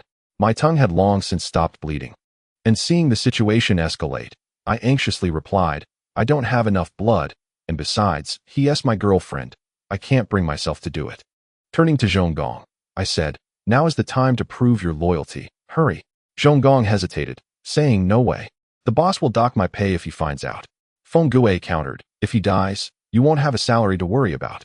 Upon hearing this, Zhong Gong bit his tongue, preparing to follow my method to save Zhuan Rui. However, just as his unbrushed and foul mouth was about to approach, Zhuan Rui suddenly let out a piercing shriek, and his body unleashed an immense force, instantly toppling the three of us surrounding him. The strength was overwhelming, and I found myself crashing to the ground, landing flat on my back. Zhong Gong, unable to expel the blood from his mouth, instead swallowed it down with a gurgle. Feng Guizhou, however, demonstrated remarkable agility, rolling on the ground and springing back to his feet. Zhuan Rui, pushing us aside, headed directly toward the grand coffin upon the altar of corpses. I was taken aback. What was his intention with that coffin? It was evident that Zhuan Rui had fallen under some malevolent influence, possibly possessed by the spirits lurking within this cave. Yet, do such malevolent entities not typically seek to harm others? Why was he neglecting us three and instead approaching the coffin? Before we could react, a commanding voice suddenly echoed behind us. "Halt." This was followed by a rapid succession of incomprehensible words. Startled, I turned around to see a figure clad in black, wearing a mask, standing not far behind us. At first glance, it appeared as though a malevolent spirit had materialized. Who could this be? At that moment, Zhuan Rui, who had already reached the coffin, abruptly halted and turned back, racing towards the masked figure, seemingly oblivious to our presence. The individual in the mask wore a black robe adorned with feathers, which struck me as oddly familiar. Upon reflection, I was taken aback. This resembled the attire of Harry Ikigai.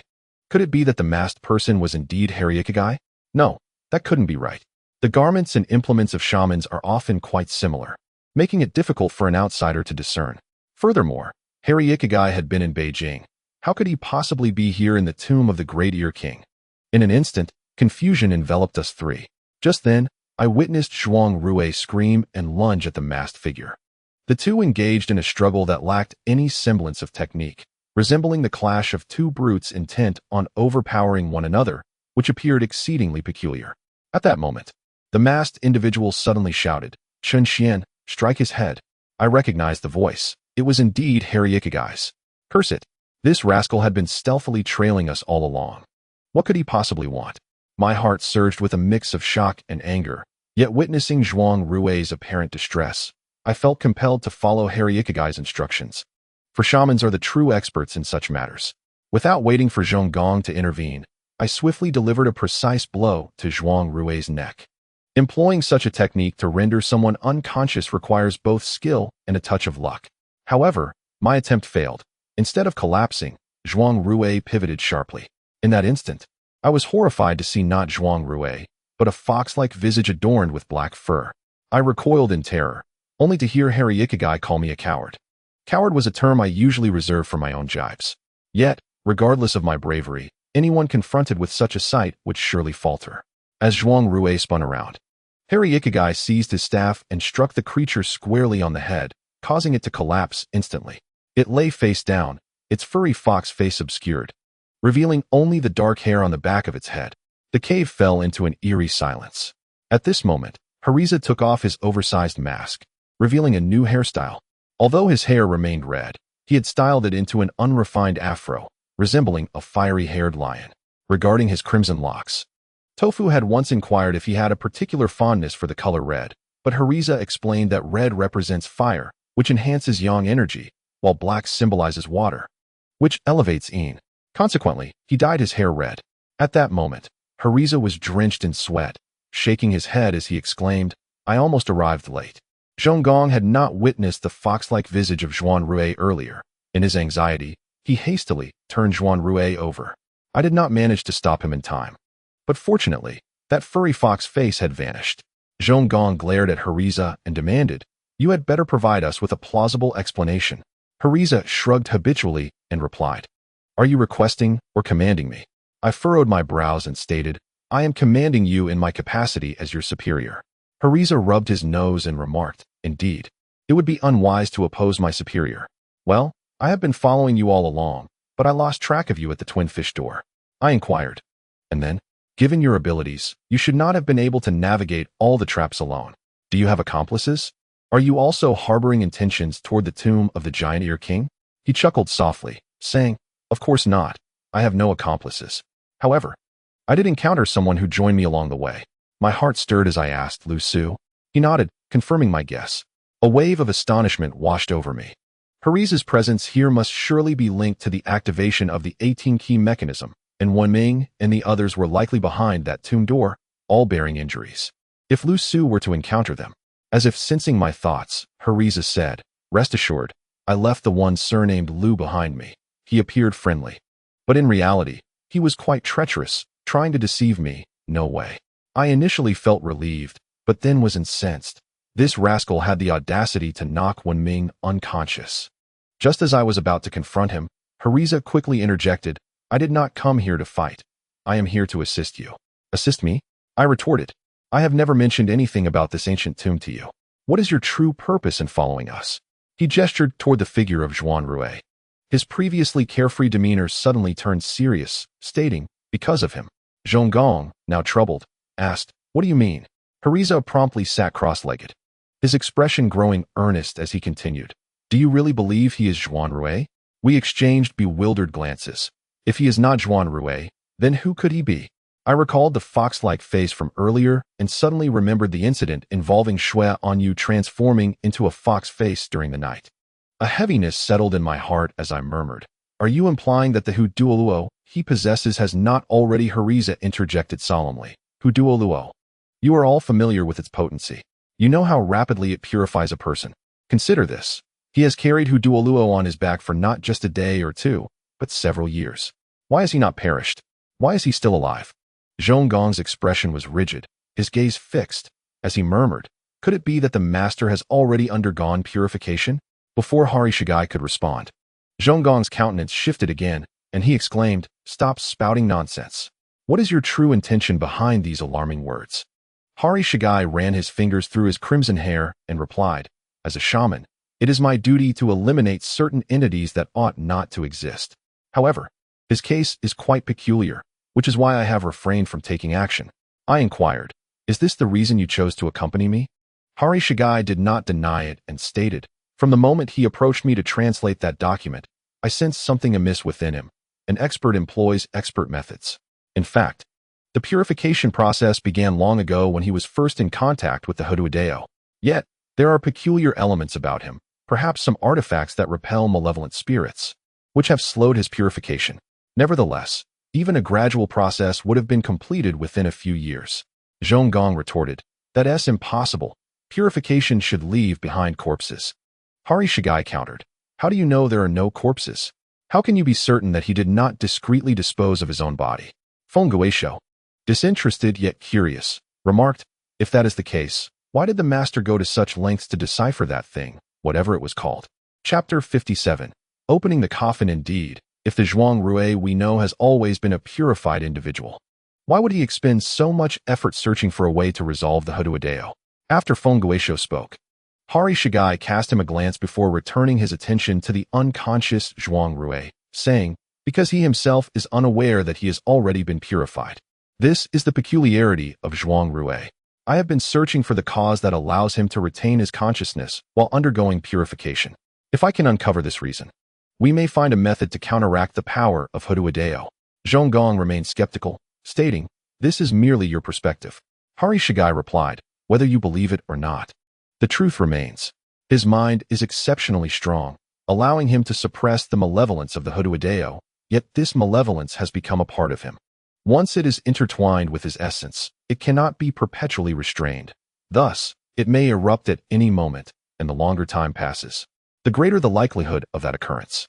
This is why I chose to accompany you." Zhong Gong, unconvinced, insisted, "The master must have been bewitched by something from that enchanted mirror.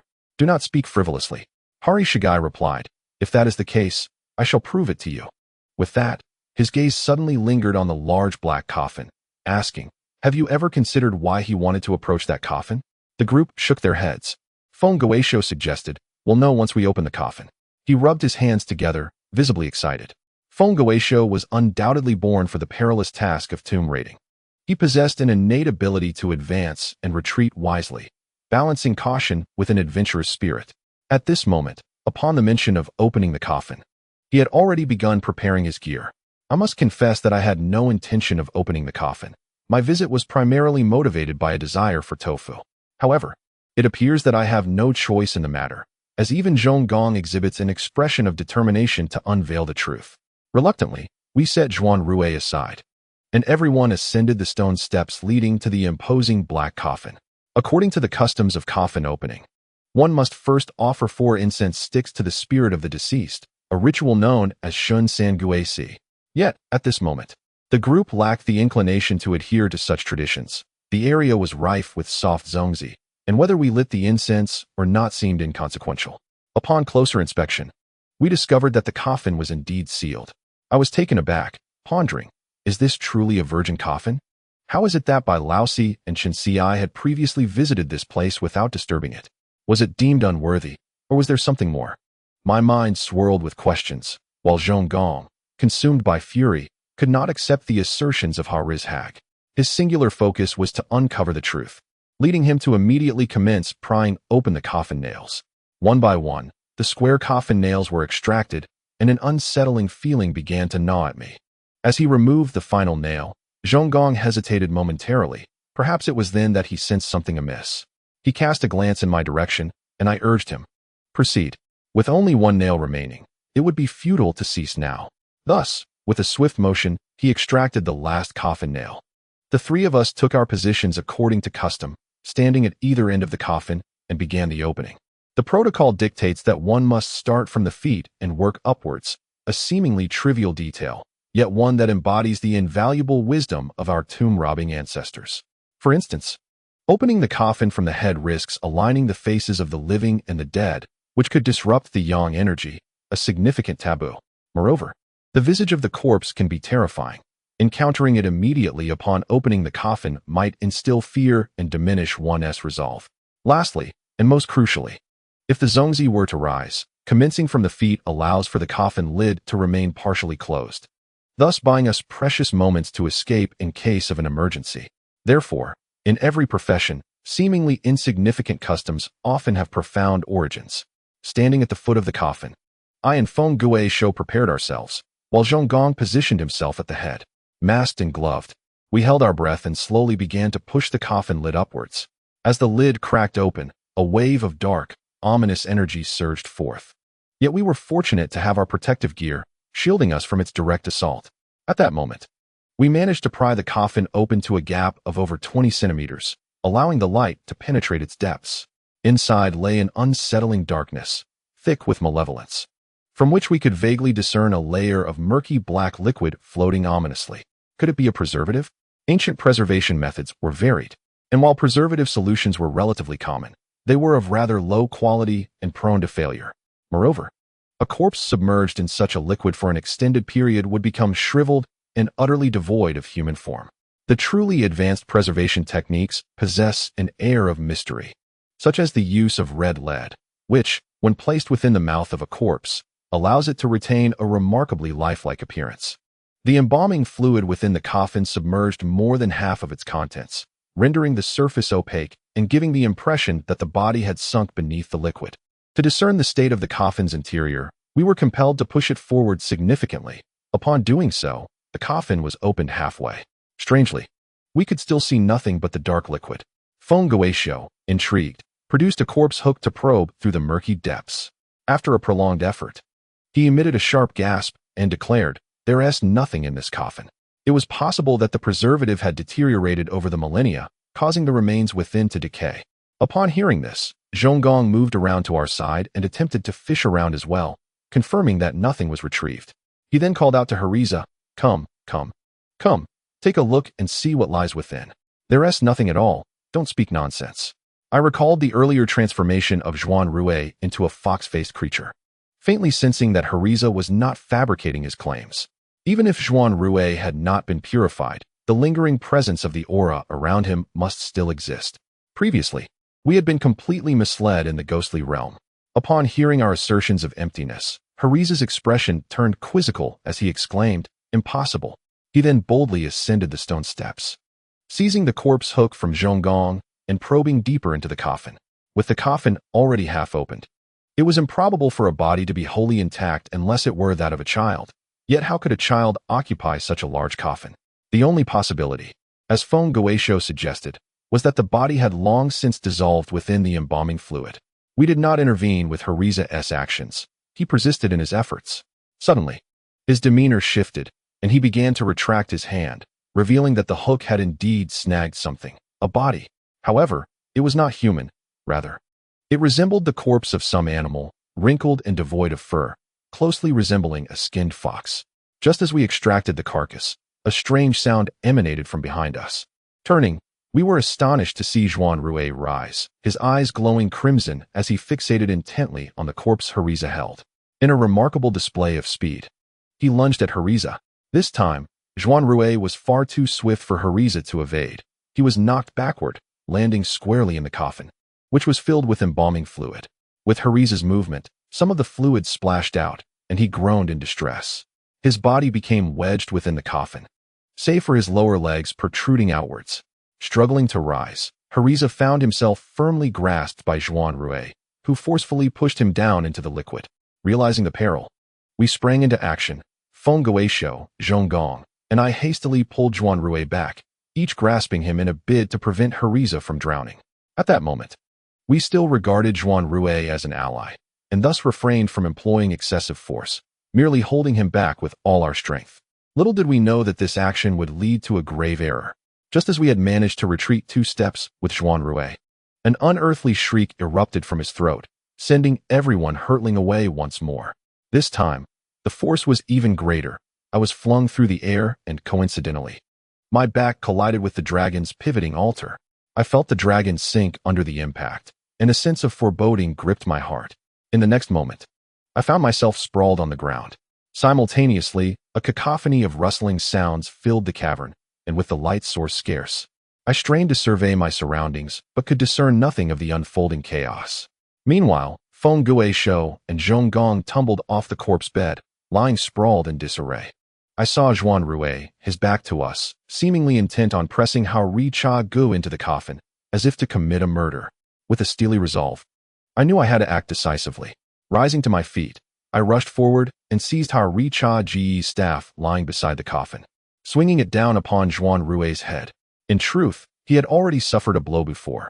I was cautious not to apply excessive force, fearing I might cause him serious harm. To my astonishment, this strike rendered Zhuan Rui unconscious. From within the coffin, Hao Ri Cha Gu, covered in a dark liquid, emerged, turning to retch violently, spewing forth a thick black fluid, evidently having swallowed a significant amount moments prior. Chapter 58. As he heaved, he cursed vehemently, taking some time to regain his composure before delivering a fierce kick to Zhuan Rui. Despite the dire circumstances, Zhong Gong stood protectively, exclaiming, "Try moving again." Although Hao Ri Cha Gu was a shaman, he lacked the prowess to challenge Zhong Gong. He wiped the viscous darkness from his face and pointed at the bizarre corpse that had been unearthed, saying, "You see, the original occupant of this coffin was likely purified by this thing. He must have been forcibly interred, which explains why Hu Duo met his demise within the coffin." Sensing a kindred spirit's remains, the malevolence within Zhuan Rui could no longer be contained. A wave of mixed emotions washed over me as I gazed at the unconscious Zhuan Rui, pondering whether the Zhuan Rui we knew was indeed Hu Duo. At that moment, however, I had no time for deep contemplation. I switched on my flashlight to inspect the surroundings, eager to discern any changes brought about by my earlier collision with the dragon. To my dismay, the area appeared unchanged, and the rustling sounds seemed to be nothing more than an auditory illusion. Just then, I heard Zhong Gong inquire, "What do we do now?" His question was directed at Hao Ri Cha Gu, suggesting that despite his verbal denial, Zhong Gong had begun to grasp the situation. Hao Ri Cha Gu shrugged and replied, "As I mentioned, he is actually a purified entity. However, his mind remains resolute, unwilling to accept the truth, and thus he believes he is yet to be purified." A heavy silence enveloped us as we exchanged glances, each of us sighing in resignation. Having known Zhuan Rui for over a year, who had extended countless acts of kindness towards me, the revelation weighed heavily on my heart. I have long regarded Zhuan Rui as a dear friend, a close companion. Yet now I find myself sighing, pondering, does he truly remain oblivious to his own circumstances? Hao Richigai nodded, stating that he must possess some artifact that suppresses the malevolent influence of Hu Duo, preventing him from being entirely dominated. However, any stimulus, such as the incident we just encountered, could awaken that malevolence. In truth, on a subconscious level, he must be aware of his plight. He simply refuses to acknowledge it. After a moment of silence, I inquired, "What shall we do now?" Hao Richigai replied, "I am uncertain as to why Hu Duo resides in this place. It is likely that the tomb's master is closely linked to the clan that migrated alongside the spectral entities.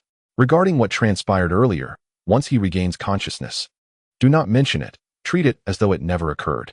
We must leave this place swiftly. As long as Hu Duo's aura lingers, its influence will persist, and that is perilous." At this moment, for Zhuan Rui's safety, I cast aside my concerns. Moreover, with Dofu still unaccounted for, and Lu Su having become entangled in this matter, along with the injuries sustained by the mute and others, we could hardly entertain any further actions. With this in mind, I gritted my teeth and declared, "Let us depart from this place." Zhong Gong nodded, unloading his gear and requesting my assistance in carrying an extra load, while he hoisted Zhuan Rui onto his back, securing him with ropes. I had resolved to return, for our expedition had suffered grievous losses. With Zhuan Rui's current condition, our team was rendered utterly incapacitated. Even if I wished to continue, I found myself bereft of the strength to do so. Reflecting on this, I sighed inwardly, "Dofu, what mischief are you up to? I can no longer concern myself with you. I lack the capacity to intervene, yet you must survive and emerge from this ordeal." We retraced our steps and soon arrived beneath the ominous mirror of the 100-legged demon. It was then that I abruptly noticed that the surface of the mirror had, unbeknownst to us, been covered by a bronze skin, as if a mask had been placed upon it, obscuring the mirror's face. As a result, we no longer needed to fear the light. A thought struck me. The earlier rustling sound was likely produced by this bronze covering, indicating that this place harbors many secrets yet uncovered.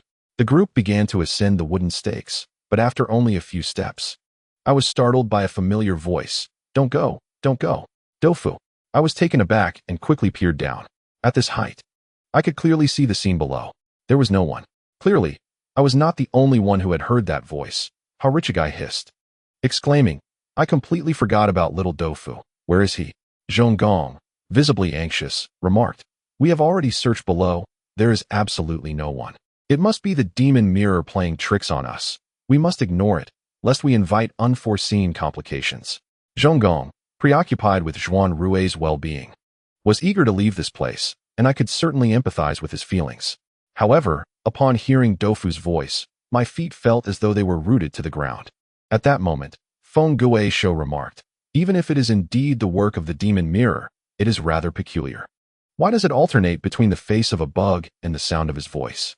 This object is known as the demon capturing mirror, capable of ensnaring monsters and spirits. It is said that if a living person stands before it and the ancient mirror catches the light, malevolent entities will emerge to cause harm, dragging the person into the mirror itself. Has the bug already fallen victim to this cursed mirror? Before I could express my thoughts, Haricha dismissed the idea, stating, "The more we discuss it, the more absurd it becomes. Such a powerful mirror cannot possibly exist in this world." As he spoke, he glanced down, seeing nothing amiss, and gestured for us not to linger, urging that we should distance ourselves from this place as swiftly as possible. I found myself compelled to disregard the voice, continuing my ascent.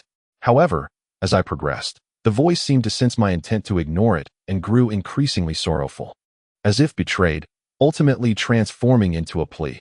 Help me, Lao Chun, save me."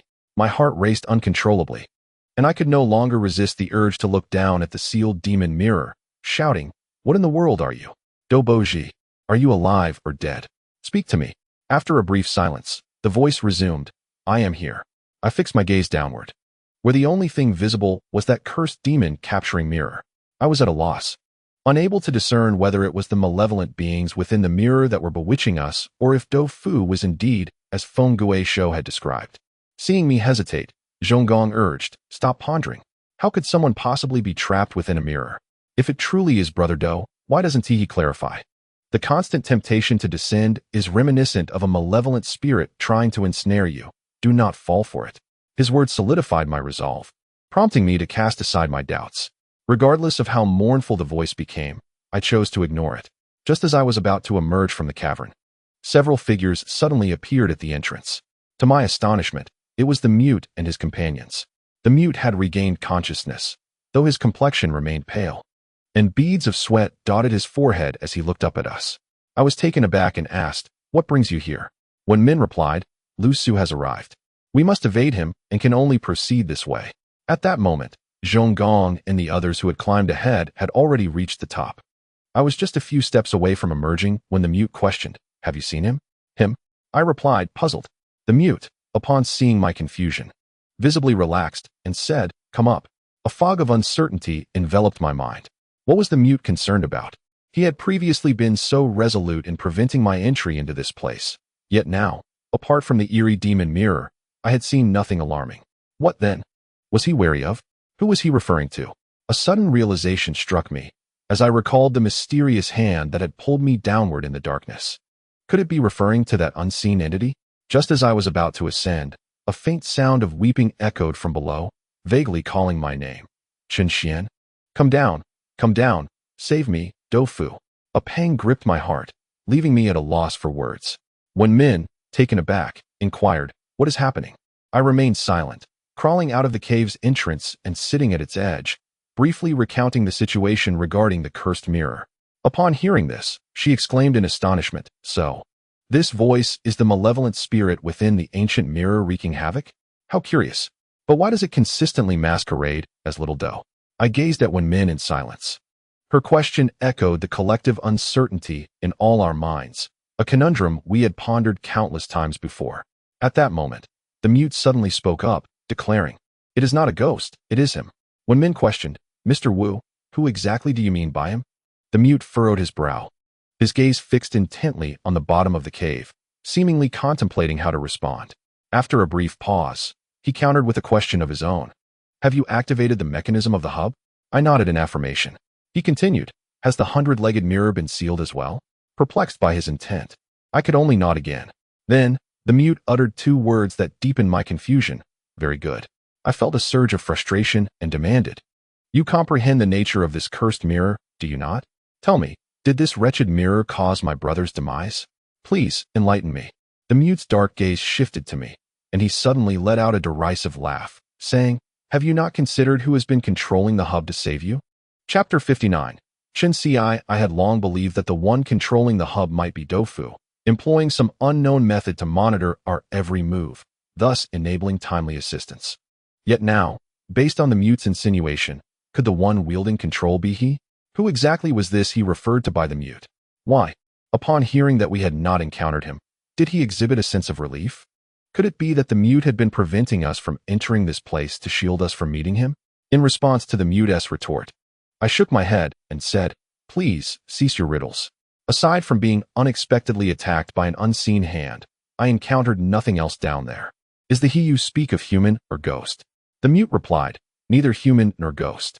Suddenly, he twitched his ears and frowned, saying, "He is coming." I was taken aback and instinctively looked towards the cave's depths, suspecting that the he referred to by the mute was the mysterious figure within the cave. However, it wasn't he long before footsteps echoed from the entrance, accompanied by a beam of light that followed. I turned in astonishment towards the entrance. Realizing that the he the mute had mentioned this time referred to someone else entirely, it was Elsu. Elsu stood at the entrance, one hand wielding the ghost-crying blade and the other holding a flashlight, effectively blocking most of the already narrow passage. He appeared relatively unscathed. Aside from some grime on his clothing, I surmised that the scrolls he carried had been of great assistance. In retrospect, Chen Ci had traversed much of China, ultimately discovering the map to the tomb of the giant-eared king from the Xianbing tomb. Alas, Chen Ci had been unfortunate. He was unaware that the giant-eared king's tomb was intricately linked to the realm of ghostly culture, and thus the map he possessed remained unsolved. In a moment of desperation, Chen made the fateful decision to breach the tomb of the giant-eared king, ultimately meeting a tragic end. The precious silk manuscript subsequently passed through the hands of the old man, Zhao, and Elsu. In stark contrast to our disarray and casualties, Elsu appeared remarkably composed, his gentle smile unwavering as he addressed us. "At last, I have found you. I was genuinely concerned for your safety." Feng Guishuo's face lit up with joy as he approached Elsu, whispering something to him, the content of which remained a mystery to us. While he exchanged knowing glances with us, Elsu smiled faintly and nodded in acknowledgement. Zhong Gong, with a hint of irritation, remarked, "Feng, is it truly necessary to betray us so swiftly? Spare us your meandering words." By this time, Feng Guishuo had concluded his remarks. Crossing his arms with an air of indifference, Elsu, with a light-hearted chuckle, interjected, "It's nothing of concern. We are all comrades here. So let us not treat each other as adversaries. Although we were momentarily scattered, our reunion has only strengthened our collective power, which is indeed a positive development." Internally, I cursed Elsu for his blatant falsehood, as if he had only just learned of our whereabouts. Once Elsu finished speaking, his gaze shifted to the mute, and in a soft tone, he remarked, "I am friends with everyone here, but not with this individual." He tilted his knife slightly, directing its edge towards the mute. Instinctively, I positioned myself in front of the mute and countered Elsu's insinuation. "What do you mean by that, Elsu? Did we not agree to collaborate? Why turn against your own partner? Are you attempting to engage in a betrayal?" Elsu chuckled, "Of course not. However, while I have friends aplenty, I am not one to be easily trifled with. How one treats me reflects how I shall treat them. He has previously acted deceitfully, nearly costing me my life. Do you believe I should not seek retribution for that?" It was evident he was referring to an incident in the jungle, though the specifics of how the mute had deceived Elsu remained unclear. Noticing my intent to protect the mute, Wen Min immediately drew her service pistol. Although the muzzle was not directly aimed at Elsu, it was unmistakably pointed in his direction, conveying a clear message. There was no need for open hostility. but he should not dare to threaten my companions. The chambering of a round echoed ominously as Wen Min smiled and said, "Mr. L, I believe there has been a misunderstanding. Please do not dwell on it." Her gesture reminded everyone that El Su was alone and unarmed. What was there to fear? We had momentarily been intimidated by his imposing presence, forgetting this crucial detail. Thus, I hardened my stance. People often succumb to the strong and seek to exploit the weak. El Su, seemingly unfazed by Wen Min's firearm, continued to advance toward us with his knife drawn. I began to panic. Did he not fear for his life? Or did he believe he could outpace a bullet? Just as this thought crossed my mind, El Su's words cut through the tension. "You wouldn't want the truth beneath this situation to become widely known, would you?" Truth? What did he mean? I turned to the mute, whose typically icy demeanor now revealed a flicker of emotion, his dark gaze heavy with oppression. He did not respond to El Su's inquiry. El Su smiled, as if victory were assured, stating, "Were it not for this manuscript, I would not possess such knowledge. Speaking of which, all of this is owed to you, Chen-Ci." As El Su uttered those final two words, a chorus of gasps erupted from the crowd, their gazes instinctively converging upon the mute figure. The mute, gravely injured, trembled slightly, suddenly clutching his head as if in excruciating pain, and uttered, "Silence." He did not retort, yet a glimmer of murderous intent flickered in his icy gaze. With a subtle movement of his wrist, El Su, seemingly already aware, interjected, "Do you not wish to know the reason behind all of this?" The exchange between the two had surpassed my comprehension. Why did El Su refer to the mute as Chen-Ci? Was the mute's true identity such? And whose remains lay within that cave? Why had the mute remained ageless? What had caused his amnesia? How did El Su come to possess such knowledge? A torrent of questions surged through my mind, yet instinctively, I shielded the mute behind me. I could discern that he was in considerable distress. He seemed to harbor some hidden ailment, and his already injured body was now drenched in cold sweat. He was a person who typically endured, while most would have fainted under such circumstances. Upon El Su's proclamation, the mute appeared to have stepped on a sore spot, his eyelids twitching as his voice grew hoarse, articulating every word with effort. "Why?" El Su gestured toward the cave from which we had emerged, stating, "Descend once more, and the truth lies below." This suggestion caused the mute's muscles to tense, revealing his evident aversion to the cave. To me, the mute was an individual unafraid of anything, impervious to danger. I had descended into that cave before. Apart from the eerie mirror, there was no discernible peril. Thus, it seemed that the mute's apprehension pertained to the entity he had previously manipulated to rescue us. After El Su spoke, the mute's breath grew heavier, his dark gaze fixed upon the cave behind him. I could not fathom the thoughts swirling within his mind, yet it was clear that beneath his calm exterior, he was grappling with an internal struggle. Suddenly, I realized that I was still woefully ignorant of the entirety of this tomb of the Great Ear King. While the mute and El Su appeared to have brushed against some core truths, this realization was disheartening. Just as my mind was in turmoil, the mute abruptly addressed me. "You and yours should return." He pointed at me and gestured toward Wen Min. I was taken aback, asking why. The mute met my gaze and replied deliberately, "The curse. I will resolve." I regarded his composed visage, my thoughts a whirlwind of complexity. In an instant, I yearned to voice a multitude of sentiments, yet ultimately, only one phrase escaped my lips. "Are you truly Chen-Ci?" The mute responded with silence. Was this an acceptance or a refusal to answer? Taking a deep breath, I inquired, "What is the cost of this resolution? Do you even possess the confidence? You can hardly stand. How will you resolve this?" The mute coldly replied, "It does not concern you." Damn it, I could not suppress an expletive, exclaiming, "What do you mean it does not concern me? I have tirelessly sought a means to break the curse, engaging in all manner of unscrupulous deeds, committing murders that should never have been. And now you tell me it is none of my concern? If you truly possess the truth, why did you not confess it sooner? Do you have any idea how my grandfather met his end? He believed you were dead, in his desperate attempt to save you. He was trapped in that eerie ancient tomb for a full 14 years. The mute's lips twitched slightly, yet he remained silent. Chapter 60. The truth. Seeing him in this state, a rush of fervor surged through me, reminding me of the experiences of the past 2 years, recalling how my grandfather, in his eagerness to save his kin, ventured forth only to wander in the tomb for 14 years, living like a wild man. My eyes grew warm with unshed tears as I grasped the mute's collar. He responded to my words with silence, and after a full 10 seconds, He finally spoke. Will you leave or stay? His tone was remarkably calm, momentarily catching me off guard.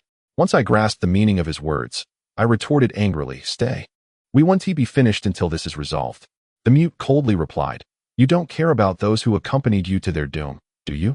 My heart skipped a beat as I answered, I will let them leave first. The mute stated, the truth is not something you can accept. Chen Ci hopes you survive. What did he mean? What did he mean by Chen Ci hoping for my survival? Just as I was about to inquire, the mute suddenly addressed Lu Su, saying, I will handle him. You should know what to do. No sooner had he spoken than he swiftly seized Wen Min's wrist, causing her to cry out in pain as her gun clattered to the ground. The mute then kicked the firearm into the dark abyss behind him. I was taken aback. What was he doing?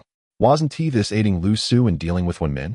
Yet, not long ago, the mute had nearly led Lu Su to his demise. In the blink of an eye, the situation had drastically shifted. At the moment the mute disarmed Wen Min, Lu Su lunged forward, without a word, pressing a knife against my shoulder. The blade was as merciless as a spectre-esque wail, slicing through flesh as easily as cutting through tofu. And the dynamics of the scene altered instantaneously. At that moment, Lu Su smiled and said, Brother Chun, I suggest you remain still. I harbor no intention of harming you. And of course, Chen Ci would not permit me to do so. However, while I may not take your life, I assure you that severing an arm at a critical moment is quite feasible. I understood that Lu Su was not jesting. The cold edge of the blade was pressed against my flesh, and with a mere exertion of strength, he could easily carve away a piece of meat. At this juncture, Chen Ci also released his grip on Wen Min, and in that instant, he seemed invigorated, shedding his earlier frailty. Grasping a black, curved dagger at his waist, he cast a penetrating glance at Lu Su before suddenly descending into the abyss. I was alarmed, but could not move, silently cursing the mute countless times. His previous injuries could not have been feigned. If that were the case, then there was only one possibility. His current state was the fade. While the mute appeared utterly unfazed, as if he had wagered his very life, I was bewildered by how events had spiraled into this chaos, my mind racing to recall the dialogue between him and Lu Su. In the end, two keywords lingered in my mind, truth. Su had just inquired of the mute, do you not wish to uncover the truth? What, indeed, does this truth signify? Why is it that I am barred from knowing it? Outside the pit, an eerie silence enveloped us. Zhong Gong dared not make a hasty move. Despite our amicable rapport, he had to prioritize protecting Zhuan Rui in this perilous moment. Thus, he had no desire to descend into the pit, and now, witnessing my entrapment by Su and the mute's solitary descent, he remained silent. I managed a bitter smile and asked, Su, what is it that you truly know? Su offered no reply, keeping his knife poised against me while peering into the abyss, murmuring to himself, he has descended. Soon, matters will be resolved. Then he smiled and asked, would you like to know the reason? I remained silent, casting a cold glare in his direction, my heart a tumult of anger and helplessness. Ultimately, I recognized that continuing in this manner bore no fruit, so I forced myself to regain my composure and stated, yes, I wish to know the reason. Is Wu Shui truly a mere fade? How do you know this? What is the truth? Su smiled faintly, yet he sheathed his ghost wailing blade. I was taken aback and quickly turned to peer into the pit, but the mute's figure had already vanished. At that moment, Su sat cross-legged on the ground, his expression still adorned with a smile, and said, how do I know his identity? Well, it is merely a conjecture. A conjecture? I retorted, are you toying with me? If it is merely conjecture, then your assumptions must hold a high degree of accuracy, for when you uttered the name Chen Ci, the mute's demeanor shifted palpably. Su countered, Brother Chun, I assure you, I am not jesting. This adept at manipulation, had me ensnared, and he had the audacity to claim he was joking. I knew well that his words were not to be trusted and replied, even if I were jesting, I must inquire how you arrived at this conjecture. After all, one does not make assertions without substantiation. Su retrieved a piece of white cotton cloth from his pocket, carefully polishing the blade as he spoke. Previously, in the forest, he orchestrated a scheme against me, merely to obtain the information left by Chen Ci. However, I would never be foolish enough to carry such crucial information on my person. As the saying goes, possessing a gem invites envy, so I prepared a counterfeit in advance. At this juncture, I recalled the scene of the mute perusing information on a tablet and exclaimed in astonishment, after Wu Shui deceived you, he took a piece of false information from you. No wonder the mute sustained such grave injuries. He had unwittingly obtained a counterfeit. Curse BL, his cunning is beyond measure. Suddenly, I sensed something amiss. Why was he divulging this to me now? As if sensing my thoughts, El Su smiled slightly and said, "What is the truth? In truth, you need only engage your mind thoughtfully to uncover it. You have encountered this pit before. What did you face beneath? Reflect carefully, and once you fathom it, the truth shall not be far from your grasp. What did we encounter? The demon mirror? The mysterious hands in the darkness? Then the mechanism? Finally, the corpse of the resurrected who do purification." I gasped, a sudden thought piercing through my mind. Could it be that this mute is, in fact, a purified version of Chen Xi? Instantly, a vivid line of connections unfurled in my consciousness. The culture of ghostly trickery. The ghostly clan migrating from the realm of the cursed, the curse of that very realm. And by Lao Si discovering a means to lift the curse within the tomb of the great-eared king. All while we have now unearthed the corpse of Hu Duo from that coffin. In that moment, a flash of enlightenment struck me like lightning. The entire tomb of the great-eared king is, in essence, a burial site steeped in ghostly trickster culture, which explains the presence of the curse from the realm and Hu Duo. Therefore, the true proprietor of this great-eared king tomb cannot possibly be the great-eared elephant, but rather, it is likely the grave of the ghostly clan that once migrated from the realm of trickery. However, if this is indeed the case, another question arises. What connection does Queen Baoxiang hold with the culture of ghostly trickery? Historically speaking, there seems to be no link whatsoever. How could she have inexplicably constructed a tomb for the ghostly beings? If Chen Xi had sustained grave injuries within the tomb, allowing Hu Duo to enter his body and subsequently be reborn in the cave, then why would Wu Shui lose his memory? If Wu Shui were also a Hu Duo, why would he persistently seek to uncover his lineage? Before I could unravel these questions, El Su dropped another bombshell. There is one point you all should consider. This place has seen more than one group visit. Yet all the mechanisms seem to activate as if for the first time. Have you pondered the reason? I was taken aback. This was not a thought I had overlooked. And the others in our party had also expressed their bewilderment, but none could arrive at a conclusion. El Su's assertion now hinted at deeper implications. I ventured. Could it be that the silk scroll contains records? El Su replied.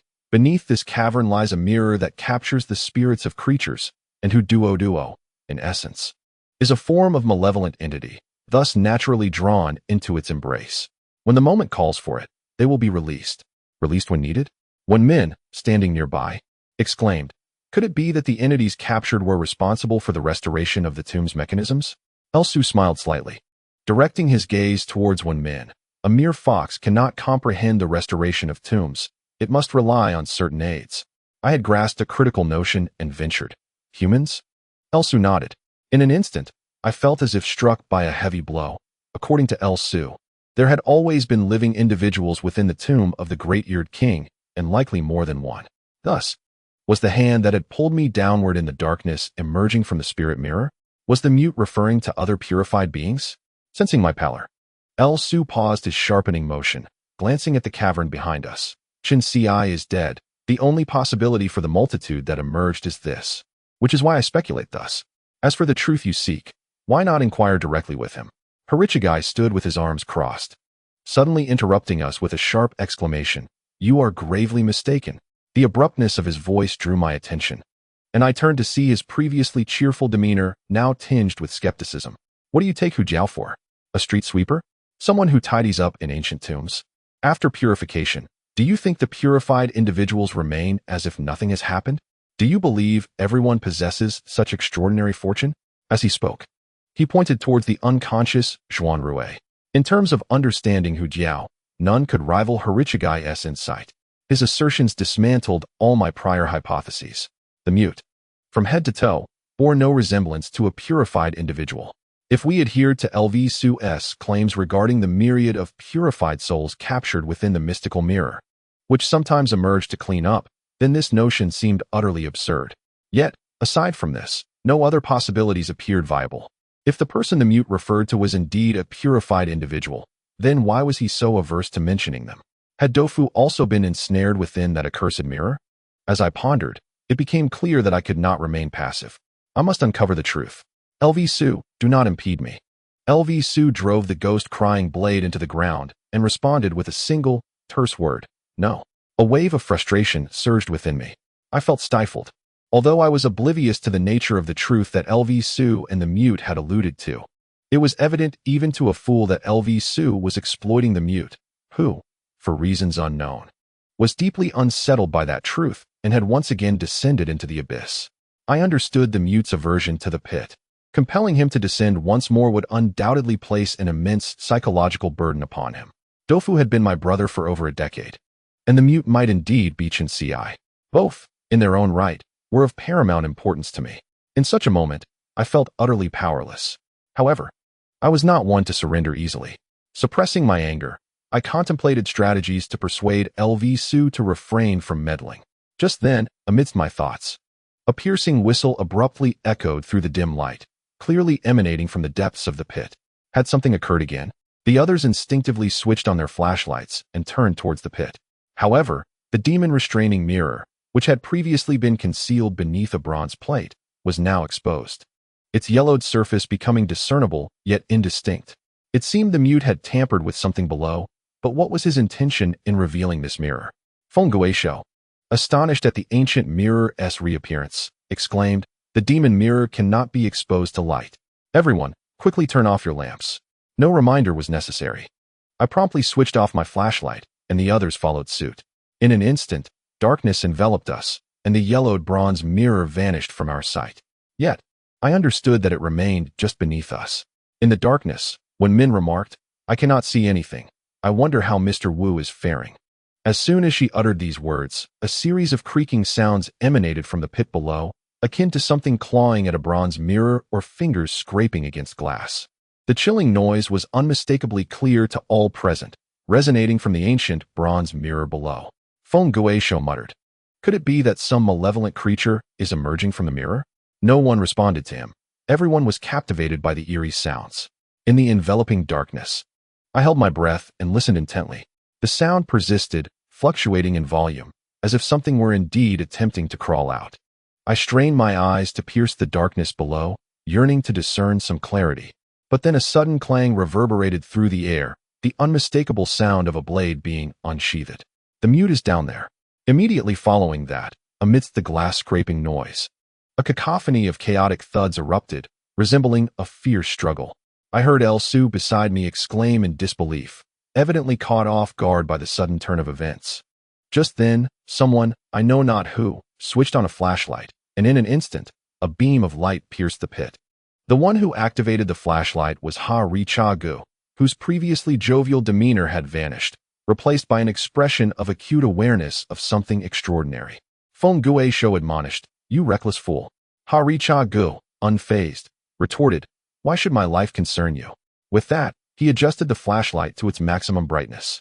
At that moment, the ancient bronze mirror, which had previously eluded our view, gradually revealed its form again. But this time it was not the bright yellow hue we had seen before. It had transformed into a dismal gray.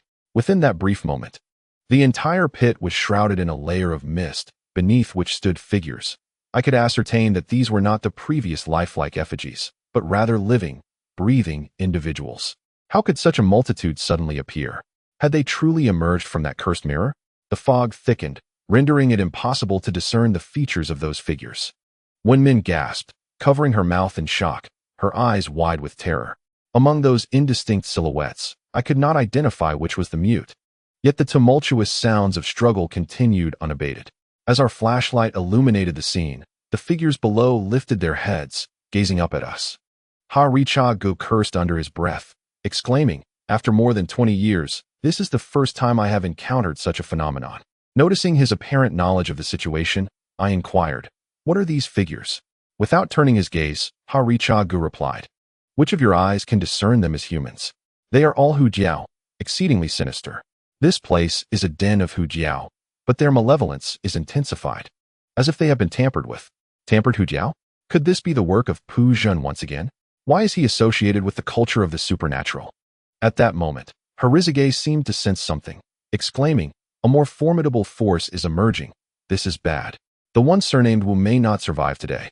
My heart raced as I inquired, "What should we do?" Harizage fixed his gaze on the depths of the pit, his expression grave. Yet there was a flicker of eagerness in his eyes. He rubbed his hands together, tossed a mask at me, and said, "Put this on. Those creatures will not dare approach you. Let us descend and rescue those trapped. I am eager to discover the origins of these aberrations." With that, he descended into the pit, swiftly navigating down the wooden stakes. I instructed Wen Min and the others to wait for me, then donned the mask. This time, El Su did not stop me. His face bore a smile, yet his eyes were icy. A sense of foreboding washed over me. As I suspected, El Su was manipulating the mute, perhaps even including our current rescue mission in his calculations. However, aware of this, we found ourselves with no alternative. Thus, I followed him into the depths of the pit. Before long, as we approached the demon mirror, the figures shrouded in the murky fog surged towards us, their hands stretching out, desperately attempting to grasp our feet. This time, I had learned my lesson. Rather than wait to be seized, I leapt into the throng, instantly engulfed by the crowd. As I attempted to examine their faces, I was taken aback to discover that they all bore an uncanny resemblance to me. I began to question whether everything I had experienced recently was merely a dream. At that moment, Harizage shouted, "Do not be deceived by these creatures. They are not human and can mimic any appearance." Mimic any appearance? Could it be that the visage and voice of the tofu were mere imitations? If that were the case, it would mean that tofu had also been to this place. Damn it, where on earth has that rascal gone? Wearing the mask, I found that these entities indeed dared not approach me. They merely stared. Though their eyes mirrored my own, they glinted with malice. As if ready to pounce the moment I removed the mask. Taking a deep breath, I averted my gaze from them and sought the mute's figure. But the shadows were thick and the fog dense, obscuring any sight of him. So, Harizage and I regrouped and headed towards the sounds of battle. With the mask shielding me, the creatures kept their distance, yet they did not show the same restraint towards Harizage. However, the staff in his hand, a relic passed down through generations of shamans, was extraordinary. He wielded it with impressive prowess, and any creature that ventured too close was met with a piercing hiss as the staff struck them down. Before long, we spotted the trapped mute. He gripped a curved blade in each hand, fighting valiantly while retreating. Those dark blades were clearly not ordinary weapons, as they could indeed harm the inhuman entities surrounding him. Yet, overwhelmed by their sheer numbers, it was evident that the mute was growing weary. Upon seeing us descend, his pupils dilated, but this time, he refrained from uttering any irrelevant nonsense. Instead, he barked, "Come here and help me fend them off." It is rare for the mute to seek help.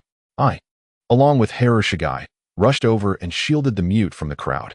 At last, the mute found a moment to catch his breath and said, "Quick, take me to that place." He pointed towards a distant hub. I was uncertain of his intentions, but I understood that opportunities like this are fleeting, so I immediately replied, "If you wish to go there, you must tell me. Are you Qin Si himself or a purifier?" The mute's gaze turned icy. "Did Lu Su tell you?" I responded. He shared some information, while the rest I deduced on my own. The mute seemed to have resolved to accept his fate and said, "Neither. After this matter is settled, I shall reveal everything you wish to know." His words surprised me, and I couldn't help but ask, "Have you remembered?" The mute nodded slightly, his voice hoarse. "I remember now. I finally know who I am." As he spoke, a faint, bitter smile flickered at the corner of his mouth. In that moment, I sensed something was amiss. His statement seemed genuine, yet he was neither Qin Si nor the purifier we had speculated about. So what was he truly? Chapter 62. Malice. At this moment, Harizage and I were escorting the mute in retreat. The surrounding entities, though resembling humans, were essentially a den of the Hudaduo. The Hudaduo possessed no remarkable abilities. Their specialty lay in seducing hearts and purification. At this juncture, they could neither purify us nor approach the mute, shielded as he was by us, so they immediately began to sow discord. These entities appeared to perceive the most vulnerable aspects of the human heart. Their faces gradually morphed until, like dust swept away by the wind, all the Hudaduo abruptly vanished. I was momentarily taken aback, but Harizage warned, "These beings are turning hostile. Be cautious. There are only the three of us here now. Whatever occurs next, do not trust it." I nodded, and the two of us continued to escort the mute backward.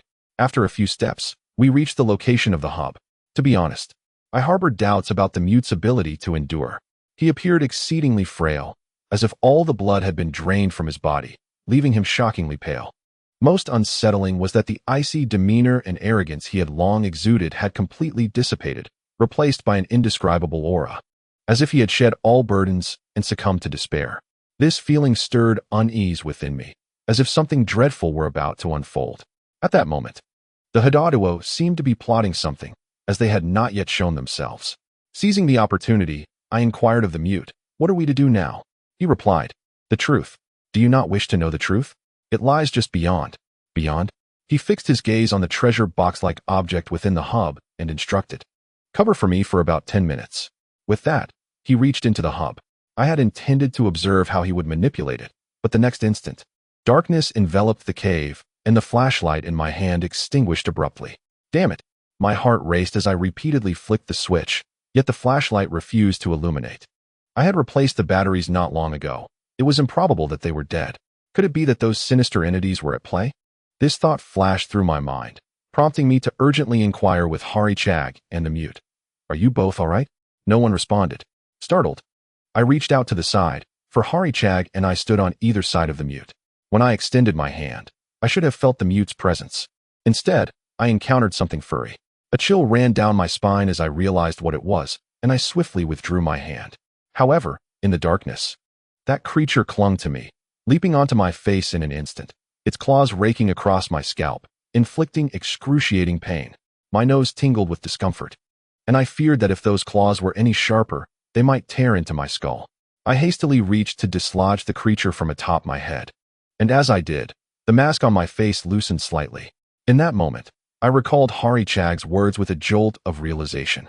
By wearing this mask, those malevolent spirits would not dare to approach me, and these creatures, whether purifying or beguiling, might merely be a deception. If I were to remove this object from my head, I would undoubtedly lose my mask. A wave of dread washed over me. Enduring the pain, I pressed down on the mask with one hand while attempting to pull the creature off with the other. The agony was palpable, as the creature clung tightly, grasping my hair and scalp. My single-handed efforts to remove it proved futile, and I felt as though I had lost a handful of hair in the process. Soon after, I sensed warm blood trickling down my head, a sensation too vivid to be imagined. Yet, with only one hand, I was powerless against this malicious entity. If I used both hands, the mask would likely fall away. What was I to do? In this critical moment, I remembered that I was armed with a dagger. I swiftly drew it and aimed to stab the creature on my head. Upon doing so, a hissing shriek erupted.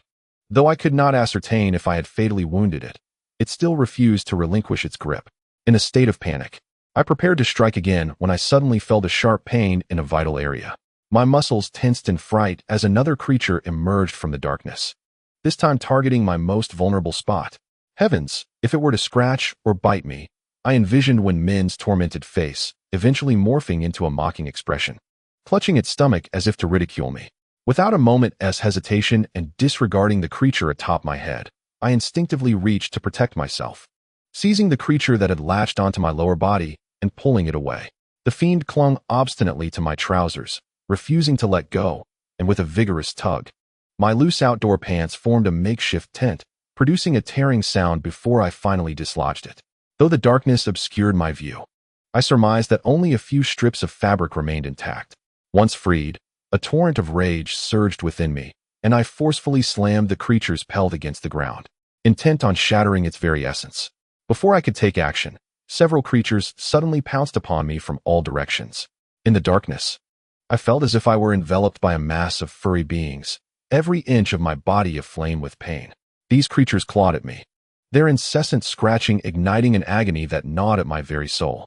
In a frantic attempt to escape, I screamed while rolling on the ground, hoping to crush the entities that had infested me. Yet, it was far from easy to vanquish these creatures. Overwhelmed by pain, I acted purely on instinct, hardly able to think clearly. As I tumbled about, a thought suddenly struck me. Why were these creatures avoiding my face? Although I was in excruciating pain and felt the wounds oozing blood from various parts of my body, I surprisingly did not feel overwhelmingly weak. In an instant, a notion emerged in my mind. Could it be that all of this was an illusion? Were these beings attempting to compel me to remove the mask from my face? If that were the case, I must not fall into their trap. Indeed, the creatures began to ascend towards my head, clawing at my scalp and emitting a series of hissing, eerie cries. The entity that I had stabbed earlier showed no sign of injury. It continued its torment atop my head.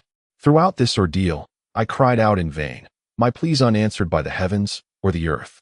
One could only imagine the agony I endured as clumps of my hair were yanked out, my scalp mercilessly raked by claws, drawing blood. Within that fleeting moment, my upper body, including my head, became a veritable playground for these creatures, even as they savagely gnawed at the flesh of my neck. The pain was excruciatingly real, the sensation of blood flowing vividly clear. If it weren't for the absence of any weakness in my body, I might have been completely deceived. It was all a ruse.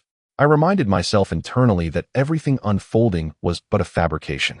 I had to endure, as long as the mask remained. These creatures could not truly harm me. I thought of the mute, wondering how he was faring. Surely, he could fend for himself. But how could he protect himself from this plight? Anxiety overwhelmed me as pain coursed through my body, and I had no way of knowing when this torment would cease. I could only grip the mask on my face tighter, fastening the rope tied at the back of my head with all my strength to alleviate my suffering. I lost track of time in this state of torment, unsure of how long it would persist. Just as I felt my scalp tingle with numbness, a dull creaking noise echoed through the darkness, reminiscent of a heavy stone door being pushed open. Before I could comprehend what was happening, I felt a tight grip around my waist.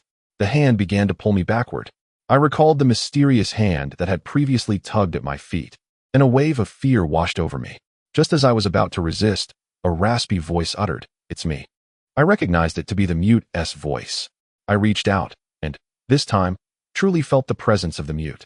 Simultaneously, a resounding bang reverberated in the darkness, akin to the sound of the stone door slamming shut. Before I could react, the ground beneath me seemed to vanish, and I plummeted into the abyss.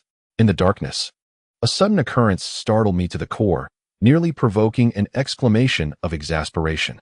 In the next moment, I found myself crashing to the ground with a resounding thud, pain radiating through my back, uncertain if my ribs were fractured. To my dismay, I recognized the voice of Harazaki. At that juncture, the tormenting apparitions had vanished. There was no blood or wounds upon me.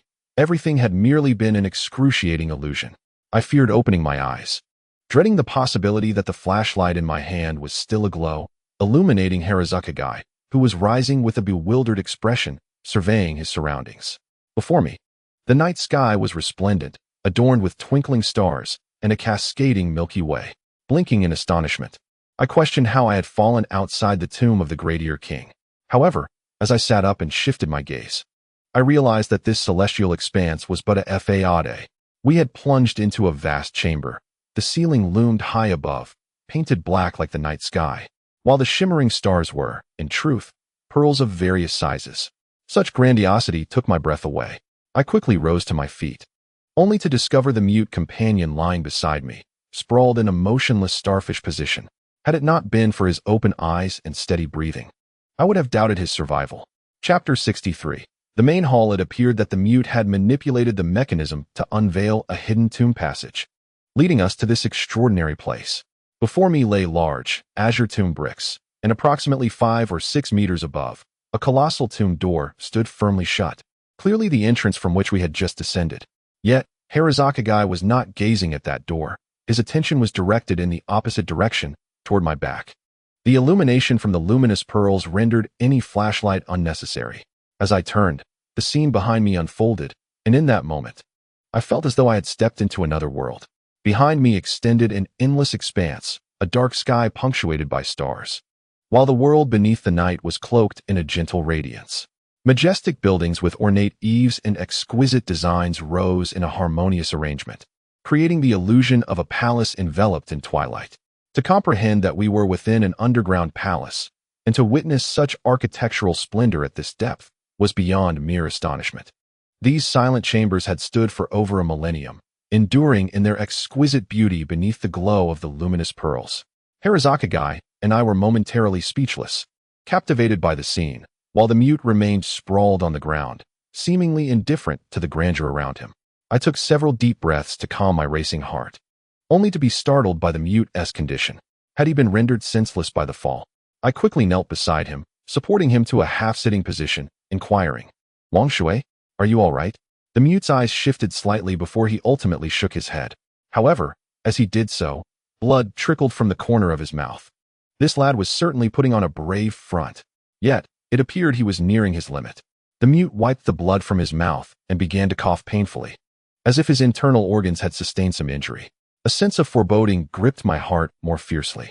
Perhaps this time, the mute truly was at death's door. A wave of discomfort surged within me, prompting me to disregard everything else and ask, "Stop pretending. Can you still move? Where are we?" The mute shook his head, closed his eyes for a moment, then opened them again, his voice hoarse as he uttered, "I can't go on." "Don't say that. Aren't you always looking down from above?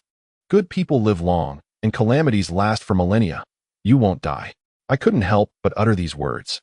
The mute's expression momentarily froze, his gaze toward me seemingly filled with bewilderment.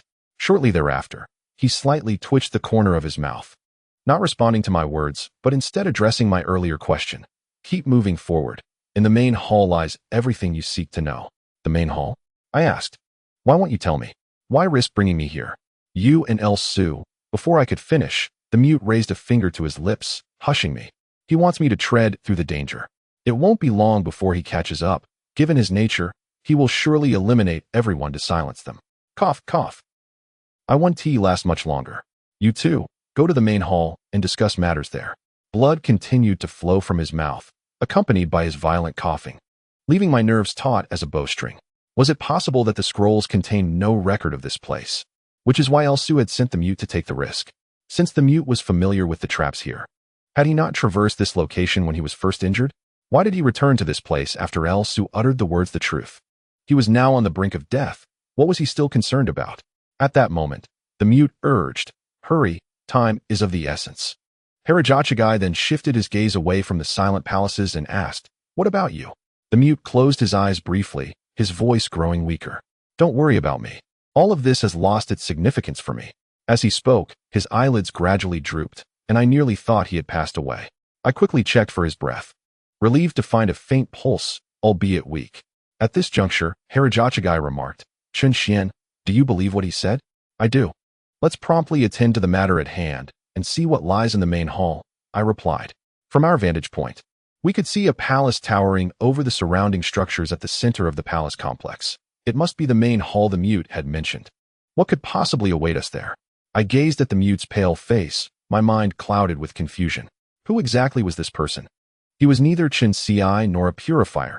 His sudden appearance was shrouded in mystery, and now, while I had yet to discern anything, it seemed he was already teetering on the brink of death. What was the truth?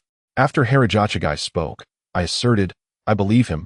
We should act swiftly as he advised." He then pointed at the mute, asking, "What about him?" I furrowed my brow, contemplating that El Su might not descend anytime soon.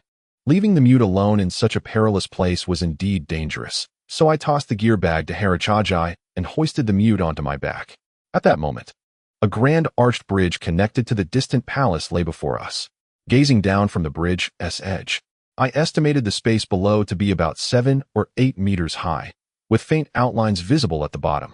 Looking closely, I could discern that the figures below were merely lifeless effigies. These statues beneath the bridge were presumably representations of the palace's guard, and this was no ordinary tomb. The structure above was a mausoleum, with the tomb buried beneath and the mausoleum situated above it, a construction that marked the surface of an ancient grave. However, within this subterranean palace, the traditional methods had been altered, as if the entire surface mausoleum had been transposed into the depths below. The architecture appeared to mimic an ancient palace complex. Initially, I believed this palace complex was a representation of the royal palace of the AI Lao Kingdom. But upon closer inspection, the construction bore a striking resemblance to typical Han Dynasty architecture, seemingly devoid of any connection to AI Lao. What, I wondered, was truly concealed within this gourd? At this moment, I was still masked, burdened with the mute on my back, making my movements somewhat cumbersome. Harajachigai, however, strode ahead, restless, brandishing his staff, glancing about, and occasionally touching the stone bridge's railing, resembling a lively Sun Wukong, never at rest. The bridge, constructed from azure bricks, spanned approximately 3 meters in width. Every 3 meters along the railing was adorned with a peculiar beast's head, characterized by a wide mouth, large ears, and bulging eyes, with a ring adorning its pointed ears, covered in a myriad of grimacing faces.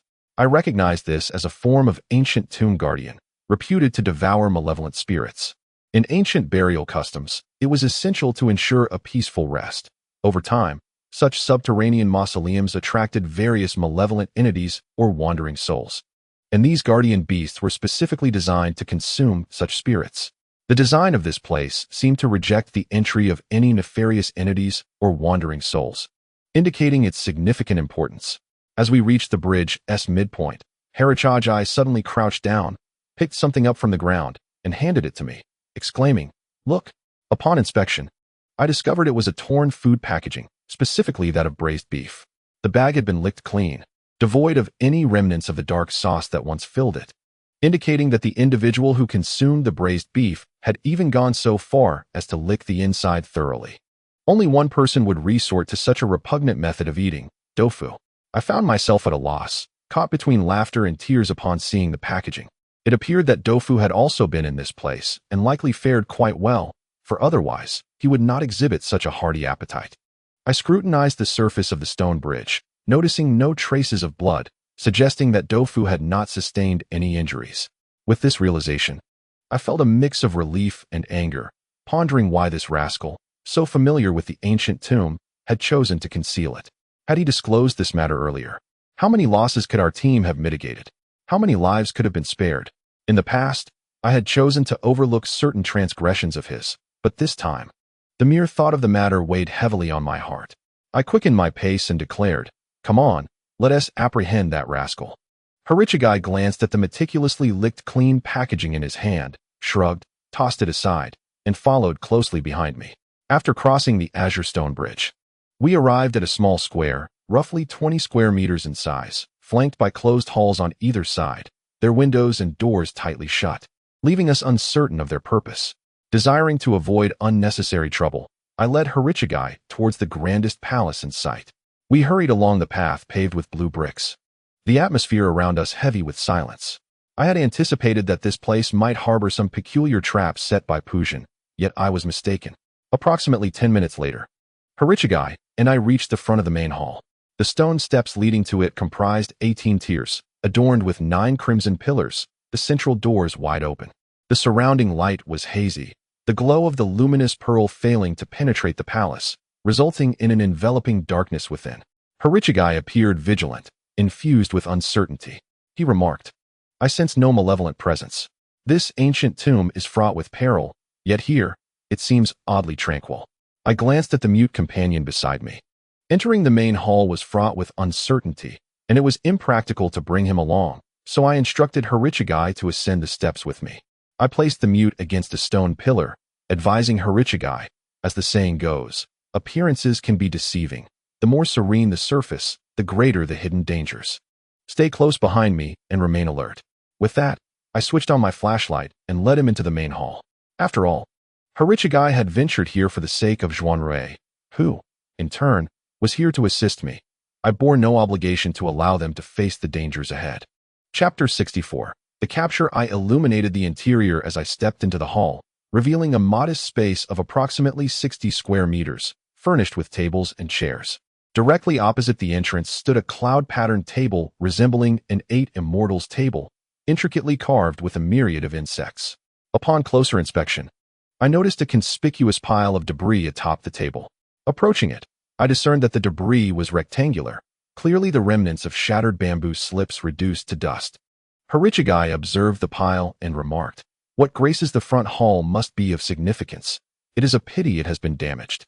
I nodded in agreement, my gaze shifting to the right, where an arched doorway evidently led to the rear of the front hall.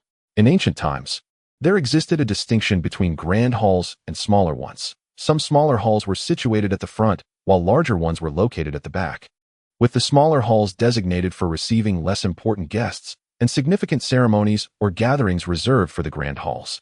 Analyzing the layout, I concluded that this was a front small, back large arrangement, suggesting that the main hall spoken of by the mute was likely situated behind this front hall. However, as I turned my gaze towards the archway, I immediately spotted a figure partially shrouded in darkness at the entrance. The moment my eyes fell upon it, the figure, akin to a thief caught in the act, bolted inside. Tofu. Though the place was shrouded in darkness, I could discern a vague silhouette, unable to make out the features or attire of the individual.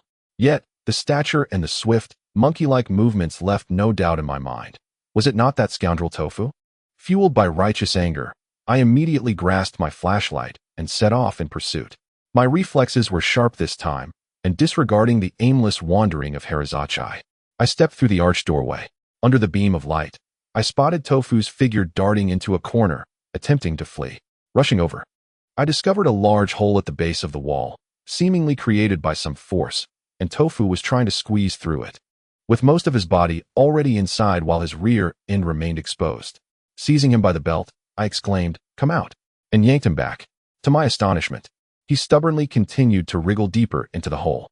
Enraged, I delivered a swift kick to his backside, cursing, "Still trying to escape? You've caused us enough trouble. I won't let you go." I continued to scold and kick, vowing that he would cry for mercy before I was done. "Ow, ow, please, stop kicking. If you keep this up, I can't promise I won't soil myself." Finally, he found his voice, retreating while clutching his rear and pleading for mercy. Cornered against the wall, he presented a pitiful sight. The memory of our harrowing journey ignited my fury anew, yet I noted he bore no visible injuries aside from the grime on his face, seemingly faring far better than the rest of us, who were battered and bruised. Tofu swallowed hard, cautiously assessing my expression. "Please, don't be angry, let me explain." I crouched down to meet his gaze, unable to suppress a cold retort. "What could you possibly have to explain? Do you have any idea how many lives have been lost on this journey? Whatever transpired between you and the corpse spirit, if you were unwilling to disclose it, I could let it slide. However, knowing the layout of the giant Ear King's tomb, why did you withhold that information? Even a hint could have averted the calamity that followed." Tofu's face darkened with guilt, nearly brought to tears as he replied, "I never anticipated that you would emerge from that secret chamber. I thought I could handle things myself and return to you, sparing everyone the risk. I truly did not intend for this tragedy to unfold." At that moment, Harazachai reappeared, observing us with a sigh of relief. I feared something had gone awry. "It's just you two. Why are you clutching your backside?" Tofu, startled, exclaimed, "Red hair, is that you?" Harazachai, grinning widely, waved his staff playfully. "Aren't you pleasantly surprised to see me?" Tofu spat, then glanced behind me, his expression shifting to one of dismay as he stammered, "No. It can't be that everyone else is dead.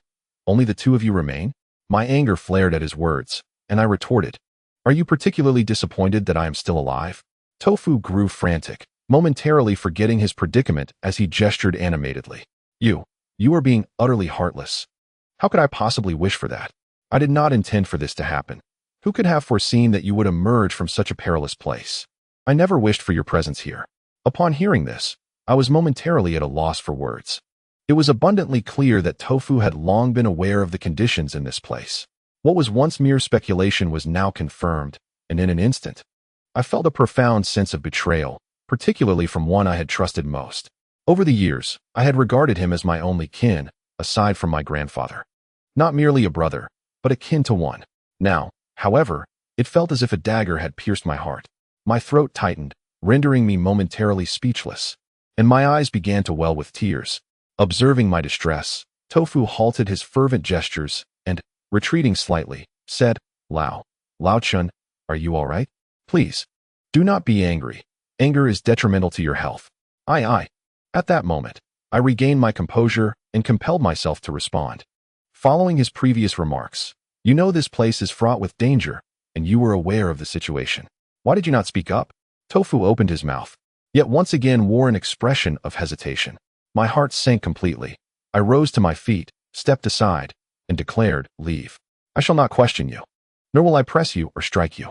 From this day forth, I shall pretend I have never known you." Tofu stood still, his demeanor suggesting that I was the one inflicting harm upon him. My pent-up fury finally erupted, and I could not restrain myself from shouting, "Get out. Do not compel me to take your life." Tofu, likely taken aback by my words, appeared as if the sky had fallen upon him. Meanwhile, Harazachai observed the scene with an air of detachment, seemingly entertained by the unfolding drama. He casually cleaned his ears and remarked, "Why such a furious outburst? Everyone encounters misunderstandings." As he spoke, he patted Tofu on the shoulder and continued, "I say, little Tofu, Chun has never treated you poorly. Who would have guessed that beneath your usually meek demeanor, you would dare to undertake such audacious actions? Look at how agitated Chun has become. If you do not acknowledge your mistake, I fear this brotherhood may never be restored." One should not fear making mistakes, but rather, one must act swiftly to rectify them. After initially being stunned, Tofu, upon hearing Harizagai's words, wore an expression of extreme complexity. After a moment, he cautiously said, "Lao Chun, I did not act with malice. Anger can lead to health issues." I retorted, "Do not spout nonsense. Either speak or leave." Tofu replied, "I will not leave. This place is not yours to command. Buy it. If I had the wealth to purchase an ancient tomb, would I still need to open an antique shop?" This retort caught me off guard, and I could not help but chuckle, a laugh born of frustration. I then turned to Harizaggai and said, "Enough of him. Let us focus on our own tasks." Harizaggai nodded, shrugged, and cast Tofu a look that conveyed his own misfortunes before positioning himself behind me. I shifted my gaze, treating Tofu as if he were invisible, and began to survey our surroundings. This must be the main hall that the mute had spoken of. It was relatively spacious, and the beam of my flashlight could not discern the far end. The floor was composed of dark patterned blue tiles, and less than 10 meters away, there stood a rectangular platform of white marble, ornately carved with cloud patterns and cranes, depicting a scene of celestial beings in welcome. It appeared to be a burial bed. The corpse bed, crafted from exquisite white jade, exudes an ancient charm and warmth, appearing like a lump of mutton fat under the illumination. Could this be the chamber of the tomb's master? However, observing the dimensions of the bed, it seems that even an elephant would not fit. It appears my earlier conjecture was accurate. The owner of the Giant Ear King's tomb is indeed someone else. Strangely, the bed is currently vacant. Tofu, noticing that both I and Harizaggai were ignoring him, became anxious, incessantly waving in front of my eyes like a little dog, attempting to capture our attention.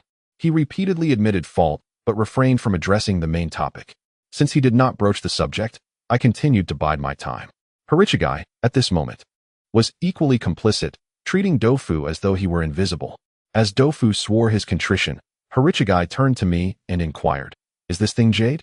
What purpose does it serve?" I replied, "It is meant for a coffin, akin to a bed for the living." Harizaggai asked, "And what about the coffin?" I responded, "I do not know. Since this place is where the main coffin is to be placed, there must surely be mechanisms in place. Puzhan would not allow anyone to enter so easily. Stay behind me and be cautious." Tofu, unable to interject, jumped up in protest, exclaiming, "Am I not always the one hiding behind you?"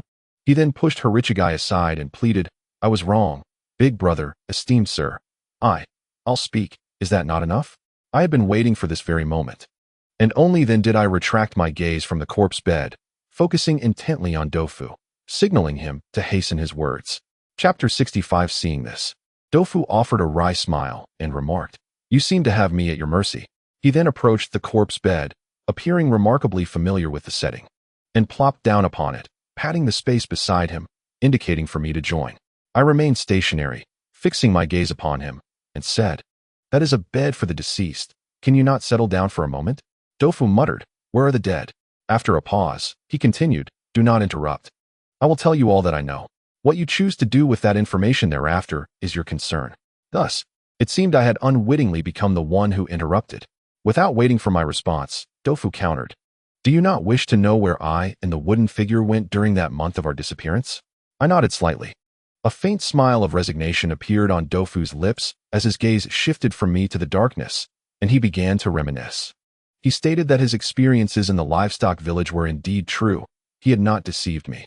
The only matter he had concealed was what transpired after being captured by the corpse spirit prior to his arrival at the livestock village.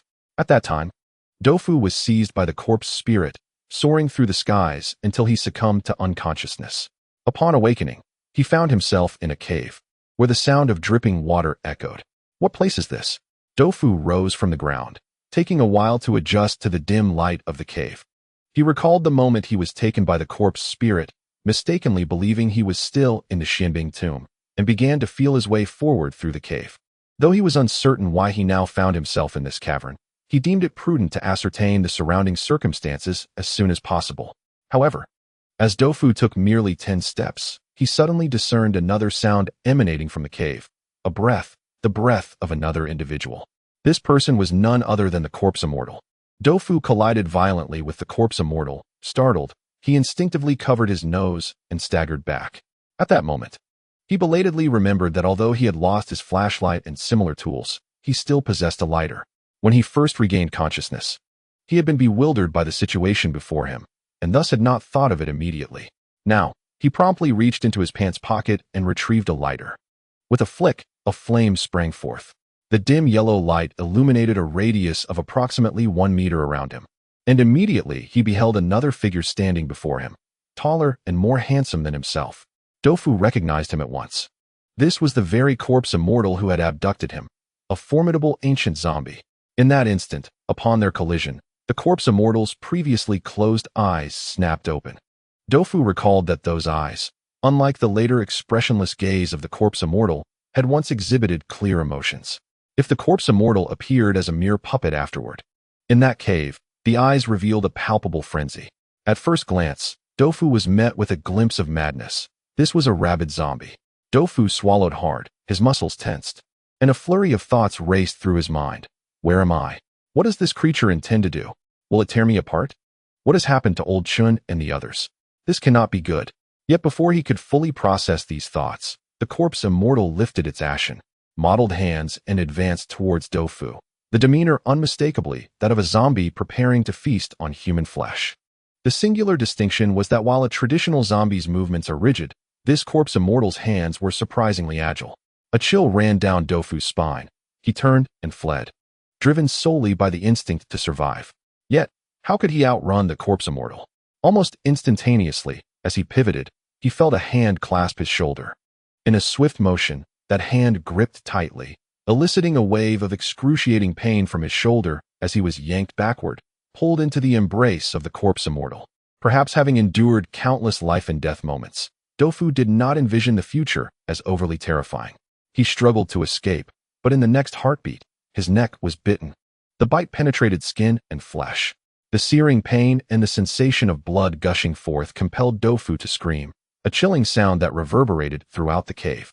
After that, his earlier stroke of fortune dissipated entirely. No one was left to save him. Thus, he was consumed, one bite at a time.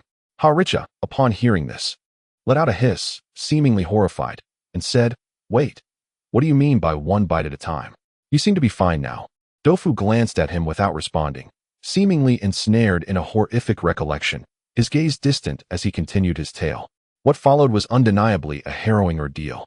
In the past, no matter how perilous or painful the situation, he had always managed to turn the tide, and if not, his companions would come to his aid.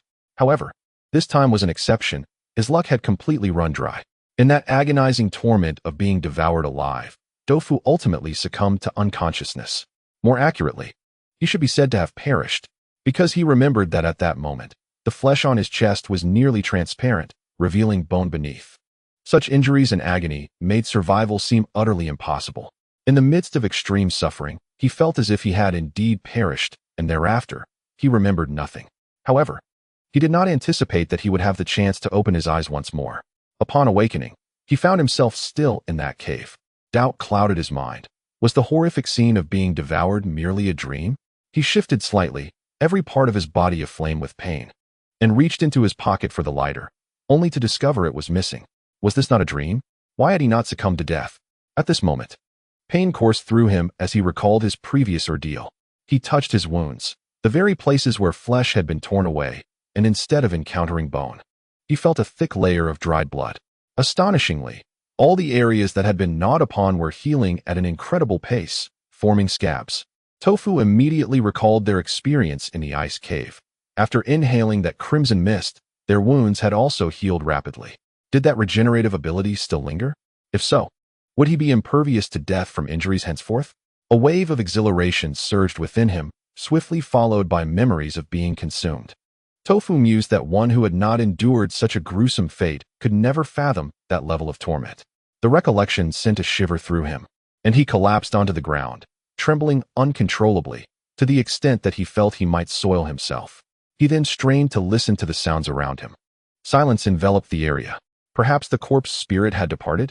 No, he needed to vacate this place swiftly. He attempted to rise, but his injuries had not healed quickly enough. Though he had retained his life, he could not stand. Thus, he began to crawl towards the faint light filtering through the cave's entrance. However, just as he neared the threshold, he glimpsed a wandering figure at the cave's mouth, the corpse spirit, adorned in a purple and gold feathered robe. Instantly, Tofu froze. and once more, the spirit's gaze fixed upon him, advancing step by step. Tofu felt a warmth spread in his trousers. This time, terror had truly caused him to lose control.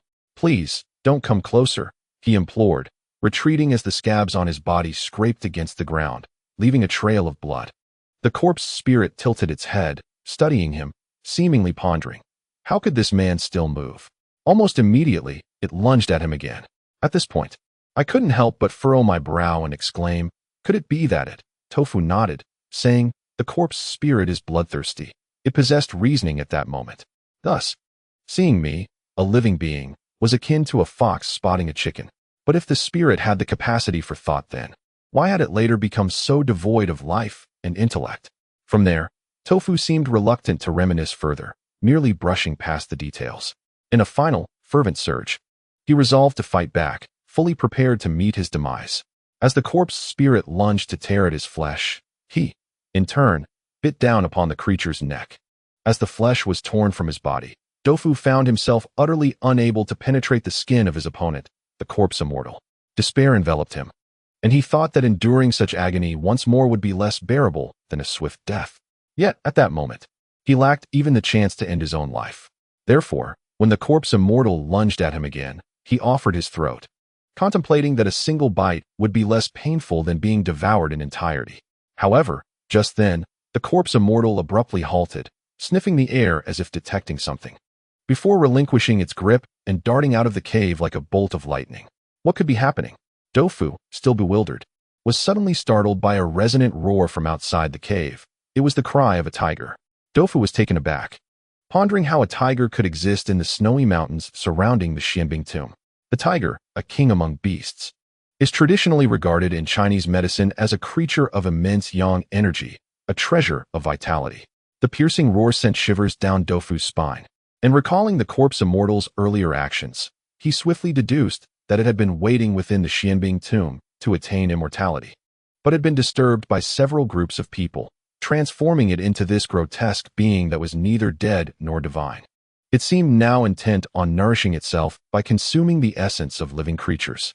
In comparison, a tiger would undoubtedly be far more enticing than himself. With this thought, Tofu's spirits lifted. He momentarily disregarded his pain and the blood trickling from his neck, knowing those injuries would eventually heal. His priority was to escape. He crawled out of the cave, only to discover that he was not in the Xianbing tomb at all. As he looked around, he was met with lush vegetation and rolling hills, with no sign of snow-capped peaks in sight. Chapter 66. Counterattack. Tofu was momentarily stunned. Where on earth had that wretched corpse immortal brought him? He lingered for a moment, apprehensive of staying too long, recognizing that regardless of where he was, he needed to put distance between himself and the corpse immortal. He crawled towards a relatively flat area. However, it wasn't long before his strength waned. Blood covered his body, and the pain rendered his consciousness hazy. As time passed, his mental clarity diminished, and the initial ability to think was replaced by an overwhelming sense of pain.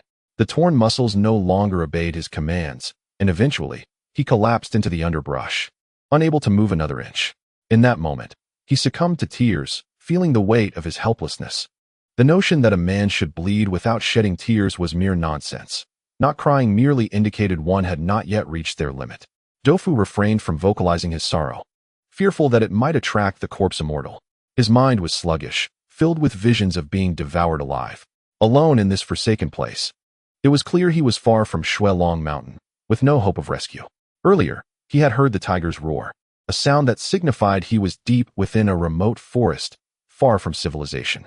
Once the corpse immortal consumed a tiger, it would not take long before it followed the scent of blood to him. Upon realizing this, Tofu's thoughts turned to suicide.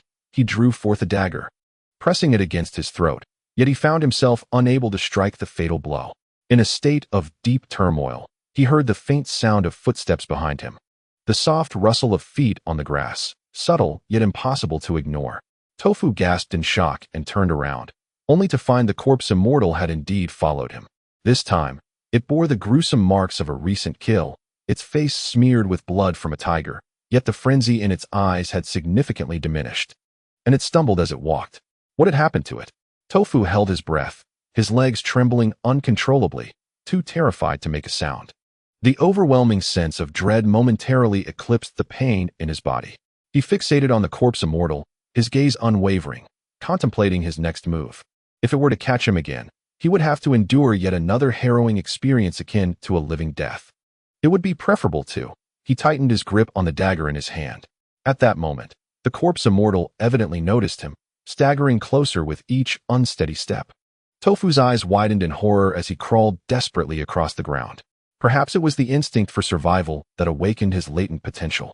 He managed to rise shakily to his feet, and, propelled by pure instinct, he fled. In the face of death, no one would readily concede. Although Tofu's heart knew he could not escape, his body reacted autonomously.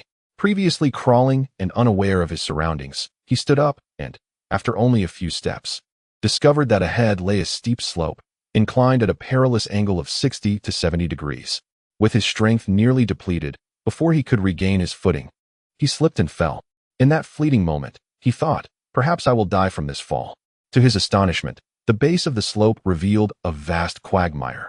And as he tumbled down, his head struck against the ground, bloodied and battered. He soon found himself submerged in the mire. The swamp, teeming with foul mud and swarming insects, reeked horrifically. Given his injuries, the thought of being trapped in such a place, suffocating slowly, was unbearable. Despite his desire for death, he instinctively fought against the mire, reaching for a nearby patch of grass in hopes of pulling himself free. Just as he was about to grasp it, something else rolled down the slope, crashing onto him and forcing him deeper into the quagmire. To his horror, it was the corpse immortal. In a fit of madness, Tofu was consumed by despair and pain, momentarily forgetting his fear and everything else. Gripping the collar of the corpse immortal, he shouted, "What on earth do you want from me? Do I have a vendetta against you? Why did you choose to pursue me instead of that fellow named L? I grew up on the dregs of society. What is it about me that interests you?" In that moment, Tofu noticed something was amiss with the corpse immortal. Compared to its earlier frenzy, it seemed somewhat dazed, exhibiting the symptoms of a later phase of its condition. Tofu realized an opportunity had arisen. Although the corpse immortal had also plunged into the mire, it was not deeply ensnared, and it lingered close by, unlike before when it immediately sought to devour him. Seizing this chance, Tofu climbed over the corpse immortal, using it as leverage to escape the mire. While the corpse immortal was on the verge of being consumed by the swamp, Tofu, filled with fervor, scrambled ashore, undeterred, and began hurling stones at the corpse spirit, hoping to leverage their weight to hasten its descent into the ground. The potential of a human is boundless. Previously, Tofu had been on the brink of death, but now, upon glimpsing a flicker of hope, an inexplicable strength surged within him, making the act of lifting stones effortless. However, he had underestimated the corpse spirit. Before he could bring down the second stone, the spirit stood upright, its body rigid, nostrils flaring, and it advanced towards Tofu with an unsettling grace. Its tongue licking the blood from its face, exuding an insatiable greed. Tofu's heart sank. Behind him loomed a steep incline of 60 to 70 degrees, leaving no escape route. While the bloodied spirit was mere paces away, the thought of the impending doom sent him into a self-directed tirade of cowardice. He lamented that had he known this would happen, he might have preferred an early demise for a chance at rebirth. Just as this grim thought flickered through his mind, he noticed his lost dagger, lying less than a meter from his feet, easily within reach. In that moment of sheer terror and impending death, he found an unexpected calmness. He bent swiftly to seize the dagger. Initially, his intention was self-inflicted demise, fully aware that the corpse spirit was impervious to blades. The thought of using the dagger against it had never crossed his mind. But as he resolved to plunge the dagger into his own chest, the spirit lunged at him, aiming for his throat. Instinctively, Tofu raised his hand to defend himself, and to his astonishment, the dagger plunged into the spirit's chest instead. Tofu froze. Wasn't it said to be invulnerable? It had withstood gunfire before. How could it bleed now? Blood streamed from the wound. And though taken aback by this unforeseen turn of events, Tofu, despite his usual simplicity, was not foolish. Although he could not fathom why the spirit was suddenly so vulnerable, he recalled the old adage, strike when the iron is hot. Seizing the opportunity, he plunged the dagger downward, creating a 20-centimeter gash in the spirit's chest, flesh splitting as it collapsed to the ground. Before him lay a grotesque tableau of open entrails, yet curiously, there was no foul stench of blood or internal decay. Rather, An exquisite fragrance wafted through the air. The corpse spirit had been nourished by the essence of heaven and earth, originally destined for transcendence, and was not of the mundane world, nor an embodiment of malevolence. Thus, when its abdomen was breached, it released a fragrant aroma. As Tofu inhaled this scent, clarity washed over him. He gazed at the fallen spirit, uncertain if it was truly dead, and withdrew the dagger, preparing to flee. Yet, as he attempted to move, his body succumbed to exhaustion, collapsing under the strain of his earlier exertions. He glanced at the steep slope before him, realizing he could not ascend, and despair enveloped his heart. At this juncture, I was taken aback, pondering how Tofu's dagger could have penetrated the chest of the corpse spirit. According to his assertion, when the corpse spirit first emerged, it still possessed consciousness. Why, then, did it eventually become devoid of awareness? As if sensing my bewilderment, Tofu remarked, "You must be curious about the stark contrast between the wooden figure's states, and I have pondered this matter as well." I inquired, "What have you deduced?" Tofu scratched his head and replied, "I am uncertain, but I believe the wooden figure is, in fact, a failure. The essence of the Xianbing tomb has been disrupted, interrupting its process of nurturing the spirit, so the consciousness it retained upon awakening gradually fades over time. Its need to consume blood is merely a means of replenishing energy." I considered Tofu's explanation and found it somewhat plausible, nodding in agreement. "What happened next? How did you come to know of this place? Why did it follow you?" Tofu's brow furrowed slightly, and his tone became markedly somber as he recounted the subsequent events. Upon hearing Tofu's words, I was rooted to the spot, my heart seemingly gripped by an unseen hand, and a rush of blood surged uncontrollably to my head. Even Harachak, standing beside me, wore an expression of peculiar astonishment, his gaze fixed on Tofu as though he had witnessed a ghost. It was only then that I comprehended why Tofu had repeatedly hesitated to reveal the truth to me. I was indeed not ready to accept such a reality. Chapter 67. The fusion. At that moment, the corpse spirit lay on the ground, its chest nearly split open. Tofu, in his first encounter with such a scene, was understandably terrified, yet the scent of an unusual fragrance intrigued him, compelling him to glance into the corpse's chest cavity. This glance was momentous. Within the cavity, the organs were enveloped in a fine layer of white fuzz, revealing a sight far from the bloody scene Tofu had imagined. Most astonishingly, at the center of the organs, there was an additional entity. This peculiar thing resided beside the heart, also covered in delicate white hairs, measuring about the length of a half finger, yet its overall shape resembled that of a fallen infant, a white infant. Tofu was taken aback, exclaiming inwardly, "Good heavens! How can there be such a tiny being within the corpse's chest? Could it be that the corpse spirit was pregnant before its demise? Shouldn't pregnancy occur in the womb? How could it be in the chest? Moreover, this corpse spirit is male. How could a man be pregnant?" At that moment, Tofu found himself unable to flee. He continued to observe the white-furred, thumb-sized infant within the corpse's chest while also glancing at the spirit's face, anxious to ascertain whether it was truly lifeless or if it might still rise to cause mischief. The corpse spirit lay motionless on the ground, its eyes completely frozen, resembling a lifeless doll. Although Tofu was baffled by the unfolding events, he understood that he was temporarily out of danger and exhaled in relief, leaning against the slope to catch his breath. As this moment of respite settled in, a wave of pain surged through his body, rendering him momentarily restless. Tofu sheathed his dagger, intending to rest, but just as he withdrew it, he caught sight of the thumb-sized white being in the chest cavity seemingly moving. Tofu thought he was seeing things, so he blinked vigorously. Little did he know that with that single blink, the diminutive white figure not only moved, but also turned its head and lunged toward him with great force. In an instant, the figure landed on Tofu's chest, where his clothing had already deteriorated to mere shreds. The creature immediately pressed itself against his flesh, and Tofu felt a surge of excruciating pain as the thumb-sized white infant, with arms as thick as chopsticks, tore a gash into his chest and burrowed inside. In that fleeting moment, Tofu sensed something invading his very insides, a torment beyond the capacity of words to convey, and he fainted from the agony. When he regained consciousness, he discovered that his wounds had nearly healed, and the vast injury on the chest of the corpse spirit had also mended seamlessly, leaving no trace of a scar. However, the frenzy in the spirit's eyes had vanished. It had been reduced to a mindless automaton, following Tofu wherever he went. Despite Tofu's various attempts to rid himself of it, he was unable to shake off the entity. Thus, Tofu forged ahead, with the corpse spirit trailing behind, both of them lost in the depths of the mountains until they encountered a medicinal herb gatherer, which led to their salvation.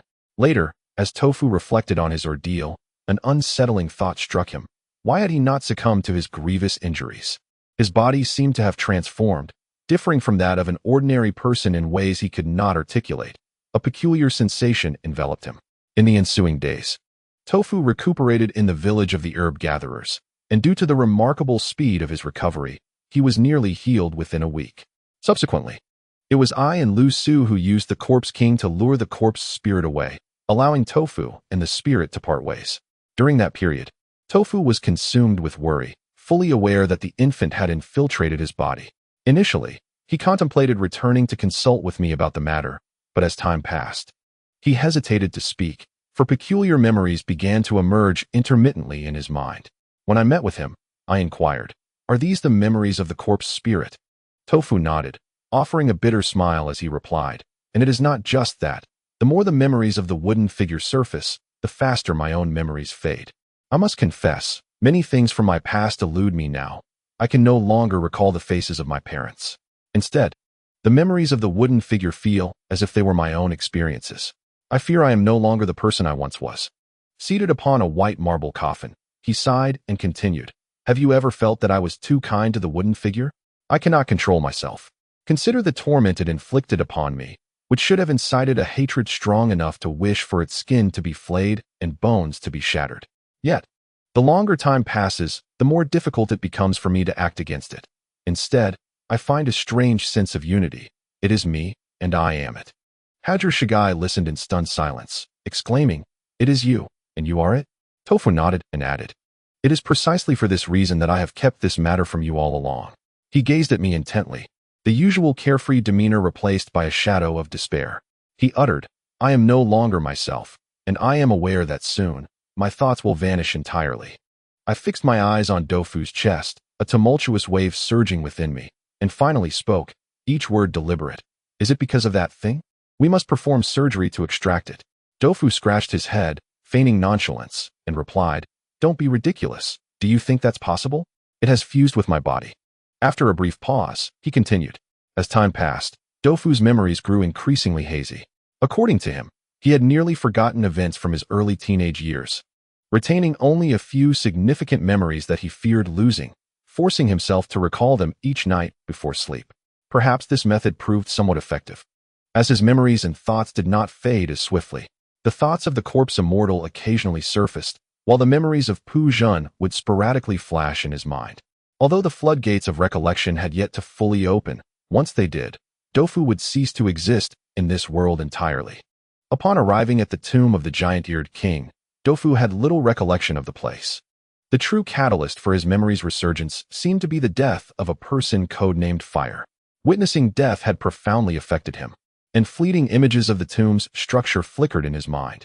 Though not entirely clear, the sensation it evoked was solely one of danger. He even harbored a strong intuition that our group was far too weak, and entering would surely lead to demise. I remarked, "So, you trapped us in that place, intending to resolve everything on your own?" Dofu shook his head, stating, "Initially, I intended to blend in with the team for cover. But as you began to doubt me and the deeper we ventured, the more intense that sense of danger became. Thus, Lao Chun, I merely hoped to accomplish something before I vanished. Yet I never anticipated that you all would emerge from there, and with such devastating losses." A weight settled heavily in my heart, akin to a boulder pressing down upon me. This was the truth. I had always believed I had wronged Dofu in no way. This carefree lad, causing trouble, had me cleaning up his mess. I had treated him well enough. Yet now I realized how much had transpired unbeknownst to me. I approached the corpse bed and sat beside Dofu, a buzzing sensation filling my mind, with a singular thought: how can I prevent his disappearance? What entity had infiltrated Dofu's body? Why was it eroding his sanity? Why did it grant him the memories of the corpse immortal? A sudden thought struck me: the primordial spirit. The Taoist pursuit of immortality involves the concept of corpse disintegration and ascension. The term corpse disintegration refers to the separation of the spirit, transcending to become an immortal. This spirit, of course, is not that of an ordinary person, but rather the primordial spirit, materialized through cultivation, which Taoists refer to as the primordial spirit departing from the body.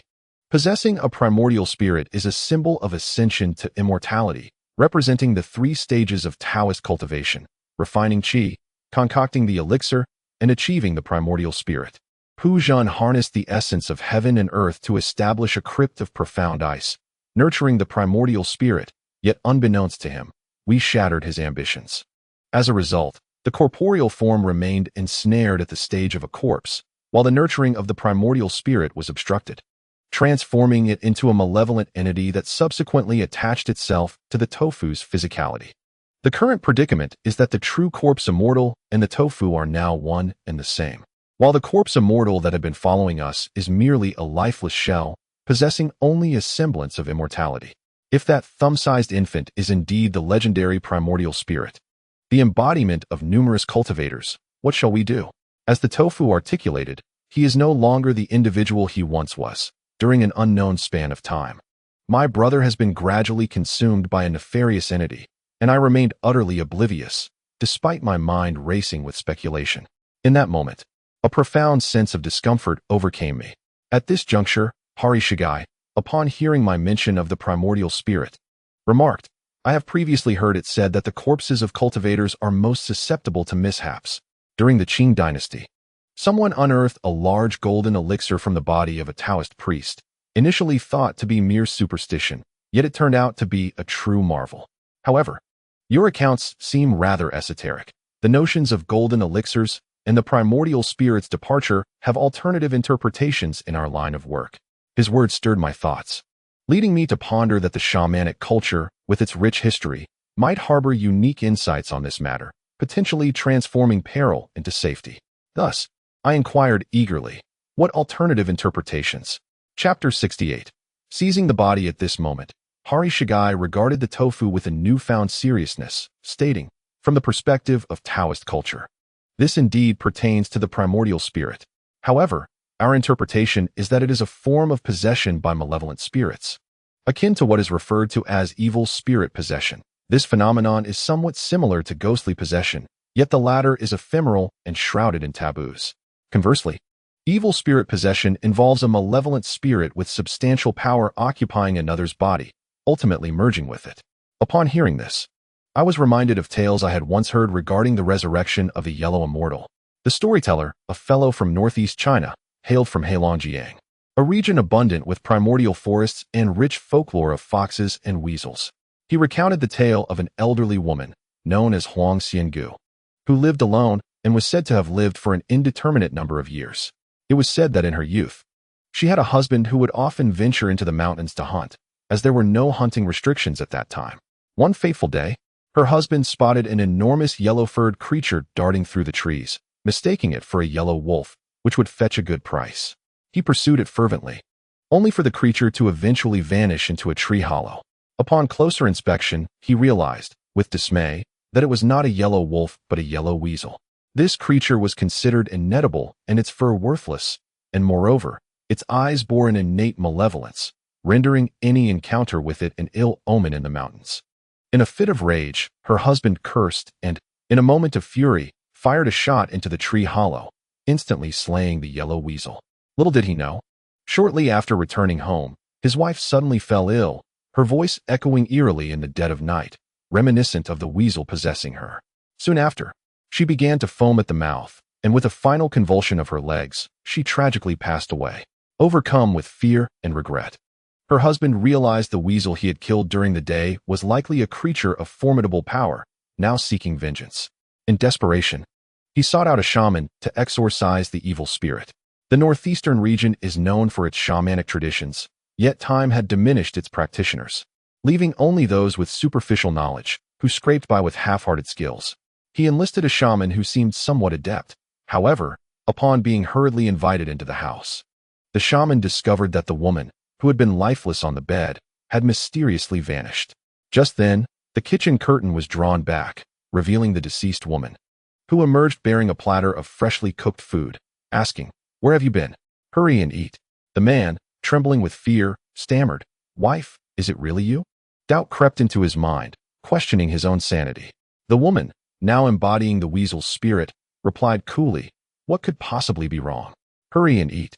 At that moment, the shaman, with a drum hanging at his waist that played unbidden, turned pale, exclaiming, "This is not your wife. She has been killed by the old yellow weasel," which has now taken her form. The weasel spirit, with a sinister smile, bared its sharp teeth and warned, "Do not meddle in affairs that do not concern you, or you shall face dire consequences." The shaman, merely a man trying to earn a living, dared not provoke the weasel spirit and fled in terror, leaving the husband quaking in fear. The weasel spirit approached him, refraining from harm but coldly declaring, "You unjustly took my life. You ought to perish without a grave. Yet now I have taken on human form and require a guise and aid to survive in this world. I shall spare your life this day, but you must heed my commands from henceforth. Do you understand?" The man, momentarily stunned, failed to respond, inciting the weasel spirit's wrath. With a swift kick, she sent him reeling, bloodied and dazed, prompting him to hastily comply. From that moment on, those around him noticed a profound change. In the northeastern region, where traditional gender roles were often harsh, the husband, once a tempestuous figure, transformed into a timid soul, while his previously docile wife morphed into a fierce woman. It was speculated that after enduring years of mistreatment, the man succumbed to an early demise. The weasel spirit, gradually aging, became an old woman, robust and unyielding. Any who dared cross her path would face inexplicable calamities. It was rumored that she revealed a yellow weasel's tail at times, giving rise to further tales. The precise truth of her existence remains shrouded in mystery, yet the lore of malevolent spirits seizing human forms is abundant. The words of the shaman resonate with me, prompting a connection between the two. Perhaps he possessed a method to confront such matters. I inquired if there was a solution, to which Harizage replied, "Indeed, we possess a method for addressing this, but the essence of the Yuan Shun is rooted in Taoism, and whether it can be harmonized with our own practices remains uncertain." After exiting the ancient tomb, he suggested he could attempt it, yet if it proved ineffective, he merely shrugged and cast a look of resignation in my direction. Upon hearing this, Dofu offered me words of comfort, stating, "Do not be troubled. I have harbored this matter in my heart for quite some time and have discreetly explored this domain. The likelihood of salvation is minimal, which is why I have hesitated to inform you. Frankly, I am uncertain how my body would react should I vanish completely one day." I understood Dofu's apprehensions. He had long wished to resolve this issue independently. During the time I was unaware, he must have exerted considerable effort. After a brief pause, Dofu continued, "Recently, I have been desperately trying to recall, yet I still sense that I have forgotten something profoundly significant. In truth, I have contemplated the notion of disappearing in a remote place, thus sparing those around me from potential harm. We have disrupted the immortal nurturing scheme, and the corpse immortal, once revived, will surely seek vengeance. I am oblivious to the nature of that retribution, but it will undoubtedly be dreadful." My heart surged as I asked, "Having pondered all this, why have you not made that decision?" A sense of dread washed over me. If Dofu were to quietly vanish without my knowledge of the reason, it would undoubtedly become my lifelong regret. Dofu blinked, seemingly on the verge of tears, and said, "I am reluctant. I do not wish to forget you, or the enchanting Gu, nor my friends. I would rather perish with my memories intact than live a life devoid of meaning, leaving nothing behind." I interjected, "You do not wish to forget Bai Shuang, do you?" Dofu, caught off guard, sighed and replied, "Why bring that up now?" At the mention of Bai Shuang, I discerned the discomfort within Dofu. Despite having experienced over 30 springs, none had been reliable. This current relationship, although uneventful, was genuine, and the prospect of it ending without resolution was indeed a profound regret. I decided to shift the topic. "Is that why you distanced yourself from us and came here alone? What lies within this main hall?" Dofu rose, shaking his head in disappointment, and said, "My memories are fragmented. Perhaps some crucial ones have yet to be released, but I cannot recall what they are now. After arriving in this hall, I find myself at a loss. When I oversaw the construction of this place, I enlisted many, and even sought the assistance of a mysterious group." "A mysterious group?" I inquired. "Who were they?" Tofu shook his head and replied, "I do not know." I then inquired, "Do you remember who the owner of this tomb is?" Tofu again shook his head, dejectedly stating, "I can only recall some trivial matters. The core memories elude me entirely. I suspect this primordial spirit possesses consciousness. It would not divulge significant information prematurely. By the time I truly recall, I may no longer exist." Tofu's expression remained calm. seemingly relieved, and added, "Expressing this lightens my heart, Lao Chun. If one day I am on the verge of losing myself, remember to end my life before the corpse spirit revives." A heavy weight settled in my heart as I spoke of trying the Horichigai method once we are outside. But inwardly, I pondered whether I could bring myself to do it if that day truly came. If it were not for me, Tofu would not have been ensnared in these matters. If not for his endeavor to save me by intercepting a breath released by the heavenly soldiers, the one captured upon the corpse spirit's emergence would have been me, not Tofu. This brother has reached this point because of me. Horichigai glanced at me, then at Tofu, and finally remarked, "Enough of this tragic demeanor. We are still alive. While we live, we must cherish each day. Who are we mourning for? Let us instead ponder the secrets of this main hall." Chapter 69. The Riddle, Part 1. With Horichigai's words, we shifted our focus and began to examine this main hall. Tofu mentioned that he had been here for over 2 hours, but due to a lack of relevant memories, he had achieved virtually nothing with his limited skills. The entire main hall was barren, and the sole corpse bed remained unoccupied. As I surveyed the room, a peculiar thought arose. This corpse bed bore no signs of having held a body, its surface smooth and devoid of any remnants of bodily oils or lacquer dust, suggesting that from its inception, no coffin or corpse had ever graced this bed. An unused corpse bed placed here seemed to await the arrival of someone to lie upon it. The three of us resumed our search of the main hall, yet, as Tofu had indicated, we found nothing. Eventually, my gaze turned to a corner where Tofu had previously attempted to escape by digging a hole. I asked him how this hole had come to be. Tofu crouched down and shone the light into the hole, saying, "I had crawled in there before. Behind this hole is a side chamber." "Ah, yes, there is a withered bone in that side chamber. This hole was most likely created by that very bone." Without hesitation, I exclaimed, "Let us go take a look." Consequently, the three of us crawled through the hole in the corner. Upon emerging on the other side, we found it to be just as Tofu had described, a small side chamber facing outward, which also had a door leading to the outside, albeit tightly locked. Not far from the hole's entrance, against the wall, lay a skeleton wrapped in cloth, lying on its side. Horichigai remarked in astonishment, "This place is riddled with doors. Whether in the main hall or the side chamber, there are exits everywhere. Why would someone dig such a hole?" This question likely held no answer. As I approached the withered bones and asked Tofu, "Have you ever disturbed this corpse?" Tofu shook his head, displaying a lack of interest, and said, "I merely climbed in to take a look. The corpse is devoid of any belongings, merely clothed, and I have no desire to touch it."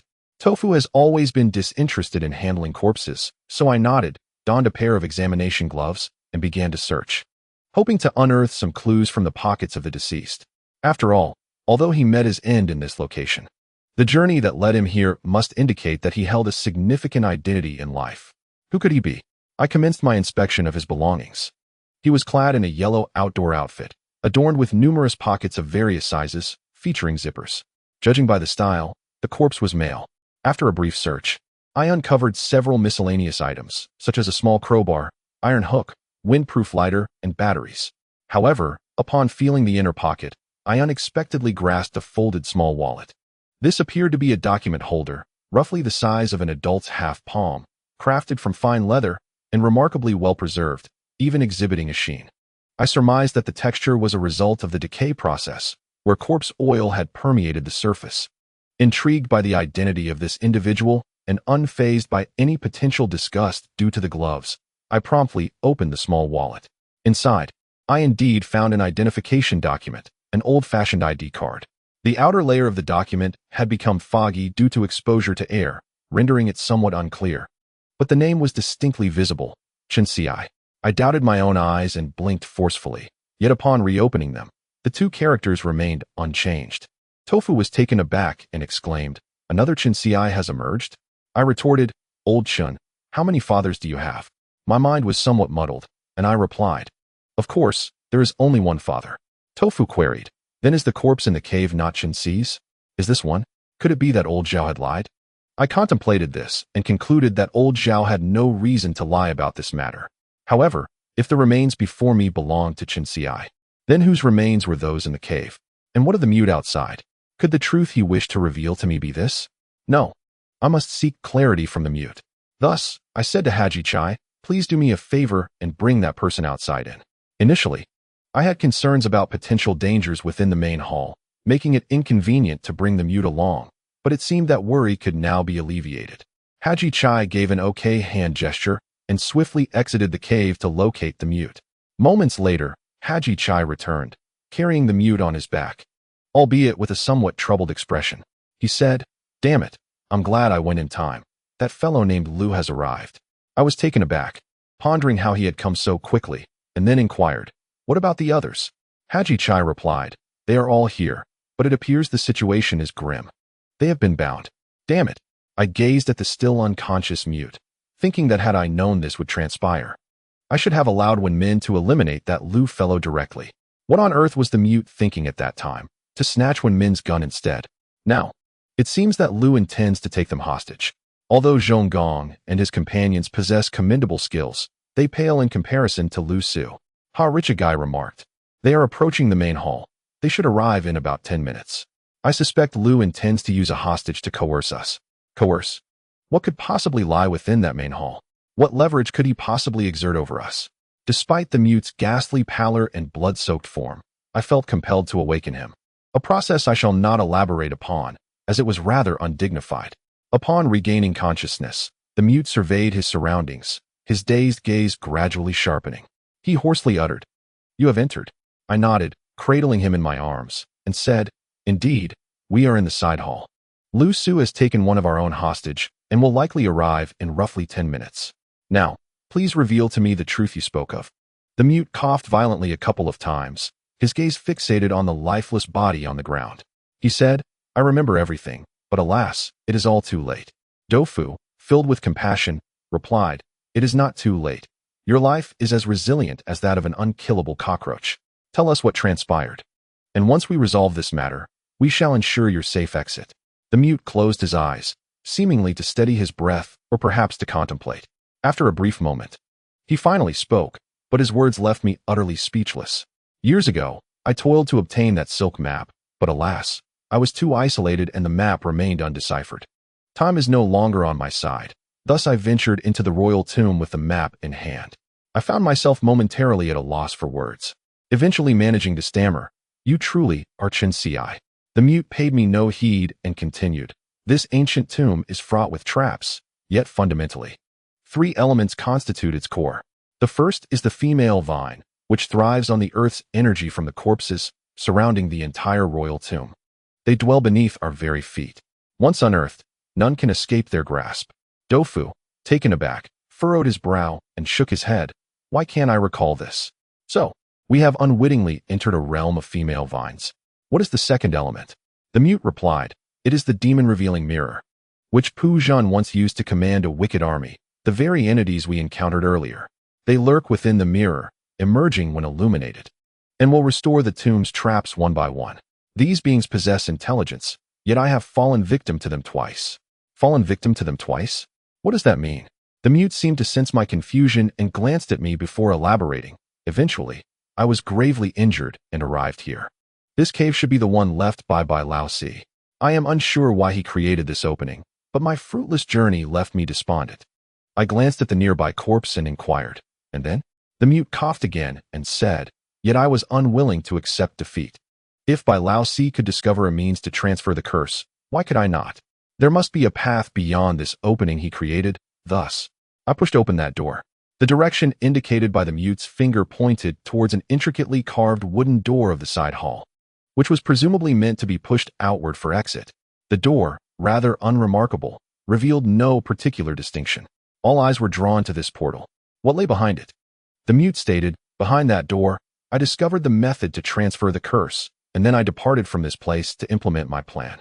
Tofu, stammering, inquired, "You left this place? Then what about this corpse and old Zhao?" The mute replied coldly, "I never claimed I was not dead." This statement plunged the atmosphere into a profound silence. Tofu swallowed hard and remarked, "So, you are actually a great Zongzi?" Chapter 70, The Revelation, Part 2.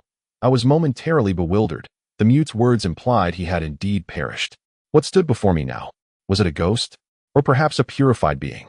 Tofu questioned the mute about being a Zongzi, but receiving no response, he rephrased, "What exactly is behind that door?" The mute elucidated, "Behind it lies a treasury, concealing a vast treasure, a genuine treasure. The notion of treasure seemed to trigger something in Tofu. He suddenly gasped, tilting his head, his gaze flickering. A sense of alertness surged within me. To be honest, Tofu was my most trusted brother, and I had never harbored suspicions about him. Yet now, he was no longer merely Tofu. From his previous slip of the tongue, I realized that the consciousness of the corpse spirit was gradually taking precedence.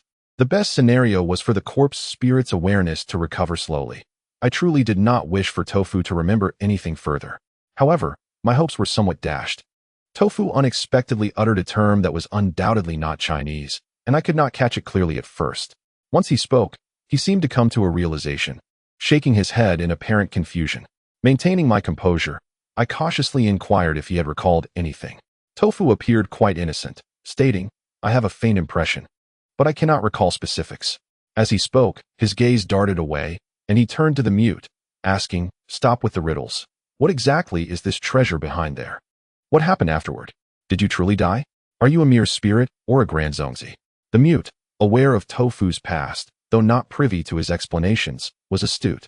He coughed lightly and replied, "This secret I shall reveal to only one person." He gestured towards me.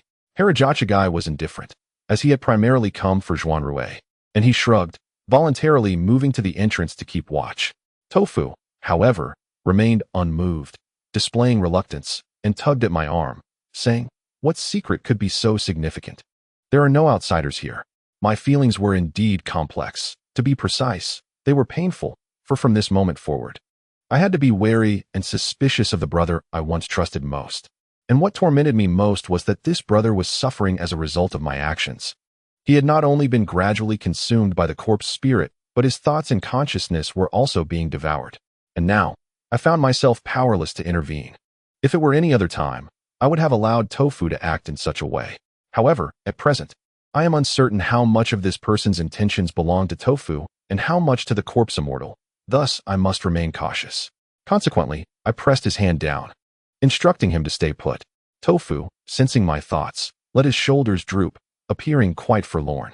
He tugged at the corners of his mouth and remarked, "I knew it." Revealing the truth would inevitably lead us to this point, and soon enough, no one will believe me. I am someone who finds it difficult to alter my decisions once made, yet when it comes to those close to me, I struggle to be harsh. His words deepened my discomfort, and just as I was about to speak, Tofu waved his hand dismissively, forcing a grim smile and feigning indifference, saying, "Who cares to listen? If you don't want to say it, then don't." He then joined Rizhag at the entrance of the cave. At that moment, I turned to the mute and whispered, "Can we speak now?" The mute nodded slightly and asked in a lowered voice, "Who is he?" I was taken aback. Wasn't he, the mute, supposed to reveal the truth to me? Why was he now posing this question? As he spoke, his gaze shifted to Tofu. I furrowed my brow and replied, "Does that even matter?" The mute's breathing grew increasingly frantic, and fearing he might not be able to hold on, I quickly explained. "It seems the corpse immortal's essence has infiltrated his body." The mute, evidently well-versed in such matters, understood without further elaboration. His pupils dilated as he grasped my clothing tightly. Warning, do not let him enter, otherwise you will regret it. I panicked and asked, "What lies beyond?" The mute shook his head, responding, "Each person sees something different." Cough. Years ago, I was gravely injured and entered there, but when I emerged, I could no longer endure, succumbing to my wounds. As he spoke, his gaze fell upon the corpse in the corner. My mind was in turmoil as I realized, "Is that corpse Chen Ci? Then who are you?" The mute shook his head, saying, "Who am I? I do not know. When I awoke, I found myself beside a body identical to mine. Not long ago, I believed I was a purifier, but I discovered that I am not. In fact, I am a being that does not exist, perhaps not even a person at all. A being that does not exist?" I sensed the mute was on the verge of collapse, and I instinctively held him tighter, saying, "How can I save you?" At this moment, more than the truth, I found it unbearable to contemplate that this person might die at any moment. The mute managed a rare smile, though it faded almost instantly. He then said, "Indeed, a being that does not exist. I am merely a shadow. There is something behind that I do not know. I have never heard of such a thing in this world. Yet, anyone who approaches it becomes a shadow. I am just a shadow. From the moment I awoke from the sea, I have been searching for my origins. It turns out I am merely a shadow of a deceased person, just a shadow. Do not go inside. It is a deception. From beginning to end, It has all been a ruse. There is no way to break the curse. The Bai Lao Si of those years was a fabrication. Bai Lao Si does not exist, so what? Wu Shui? Wu Shui? I gazed upon his tightly shut eyes and instinctively reached to check his breath. Yet this time, I felt nothing. Had he succumbed to death? Just like that? A searing heat enveloped my eyes, and the grief I felt surpassed that moment when I first beheld the remains of Chen Ci in the cave. What is a shadow? What does it mean that Bai Lao Si is a mere fabrication? If he is not a purifying entity, then what is he? Upon hearing the commotion, Dou Fu and the others gathered around, and upon seeing the mute's countenance, they were instantly taken aback. Dou Fu exclaimed, "Dead?" His expression was one of disbelief, and finally, he collapsed onto the ground, his voice hoarse as he lamented, "Another has perished. Lao Chun, why can't we all just live in peace?" My eyes felt swollen, yet words eluded me. Indeed, why can't people simply live in tranquility? Haji Shigai, having little connection with the mute, seemed to wish to console us. He opened his mouth to speak, but in the next moment, his lips snapped shut, his eyes revealing a look of horror. Simultaneously, I felt the weight of the person in my arms swiftly diminish, and when I looked down again, all that remained was a skeleton enveloped in clothing. How could this be? Dou Fu, who had already begun to weep, now wore a dazed expression, forgetting to shed any more tears, and stammered, "What is happening? Lao Chun, is the mute human or a Zongzi? How could his corpse? Is he human or Zongzi?" I had no answers to such inquiries. All I knew was that the mute had always described himself as a shadow. Yet, how could a shadow become corporeal? What lies behind this door? In his final moments, the mute failed to reveal the truth behind the curse. Perhaps it mattered little to him. He was a dependable individual, and his last words were undoubtedly those he deemed most significant. If, for our Qin family, the curse was inconsequential, then what truth lurked behind it? My mind raced back to the mute's earlier words, causing my heart to skip a beat. If Bai Lao Si, in his later guise, was but a shadow like the mute, then he would naturally cease to exist. What, then, is this shadow? If the curse has never truly been resolved, why did it ultimately transfer to my grandfather? The mute had evidently only recently recalled everything. How had he lost his memory thereafter? To whom did the corpse in the cave belong? All these questions went unanswered as the mute departed this life, leaving behind only a skeletal remnant. My distress was immeasurable. At that moment, seeing my silence, Dou Fu turned his gaze toward the wooden door and said, "Lao Chun, I feel there is something behind that door that irresistibly draws me. Do you not sense it?" My eyelids fluttered, and I replied, "Drawn to it? Perhaps it is the allure of the corpse fairy. Have you truly not recalled anything?" Dou Fu furrowed his brow and finally said, "I have no recollections, but I am certain that whatever lies beyond is beneficial to the corpse fairy." I asked, "What do you intend to do about it?" Dou Fu replied, "Naturally, I will heed your counsel. I am well aware that the more the wood desires something, the more perilous it becomes for me, hence you must prevent me." As soon as he finished speaking, a voice echoed from outside the cave, stating, "Indeed, you ought to be stopped." Before I could fully comprehend the situation, a resounding bang echoed, followed by a chaotic shower of debris as a substantial portion of the stone wall behind us crumbled. The source of that explosive sound was none other than El Su.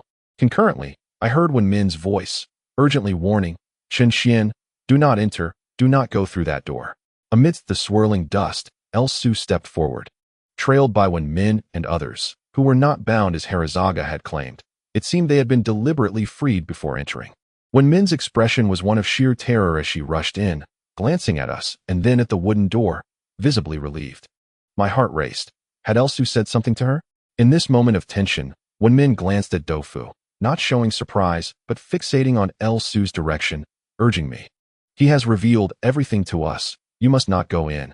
Just then, El Su's voice emerged from the haze, maintaining his usual demeanor, smiling as though we were long-lost friends reuniting, rather than adversaries confronting each other. Beside him was Feng Gue Shou, wearing an excited expression.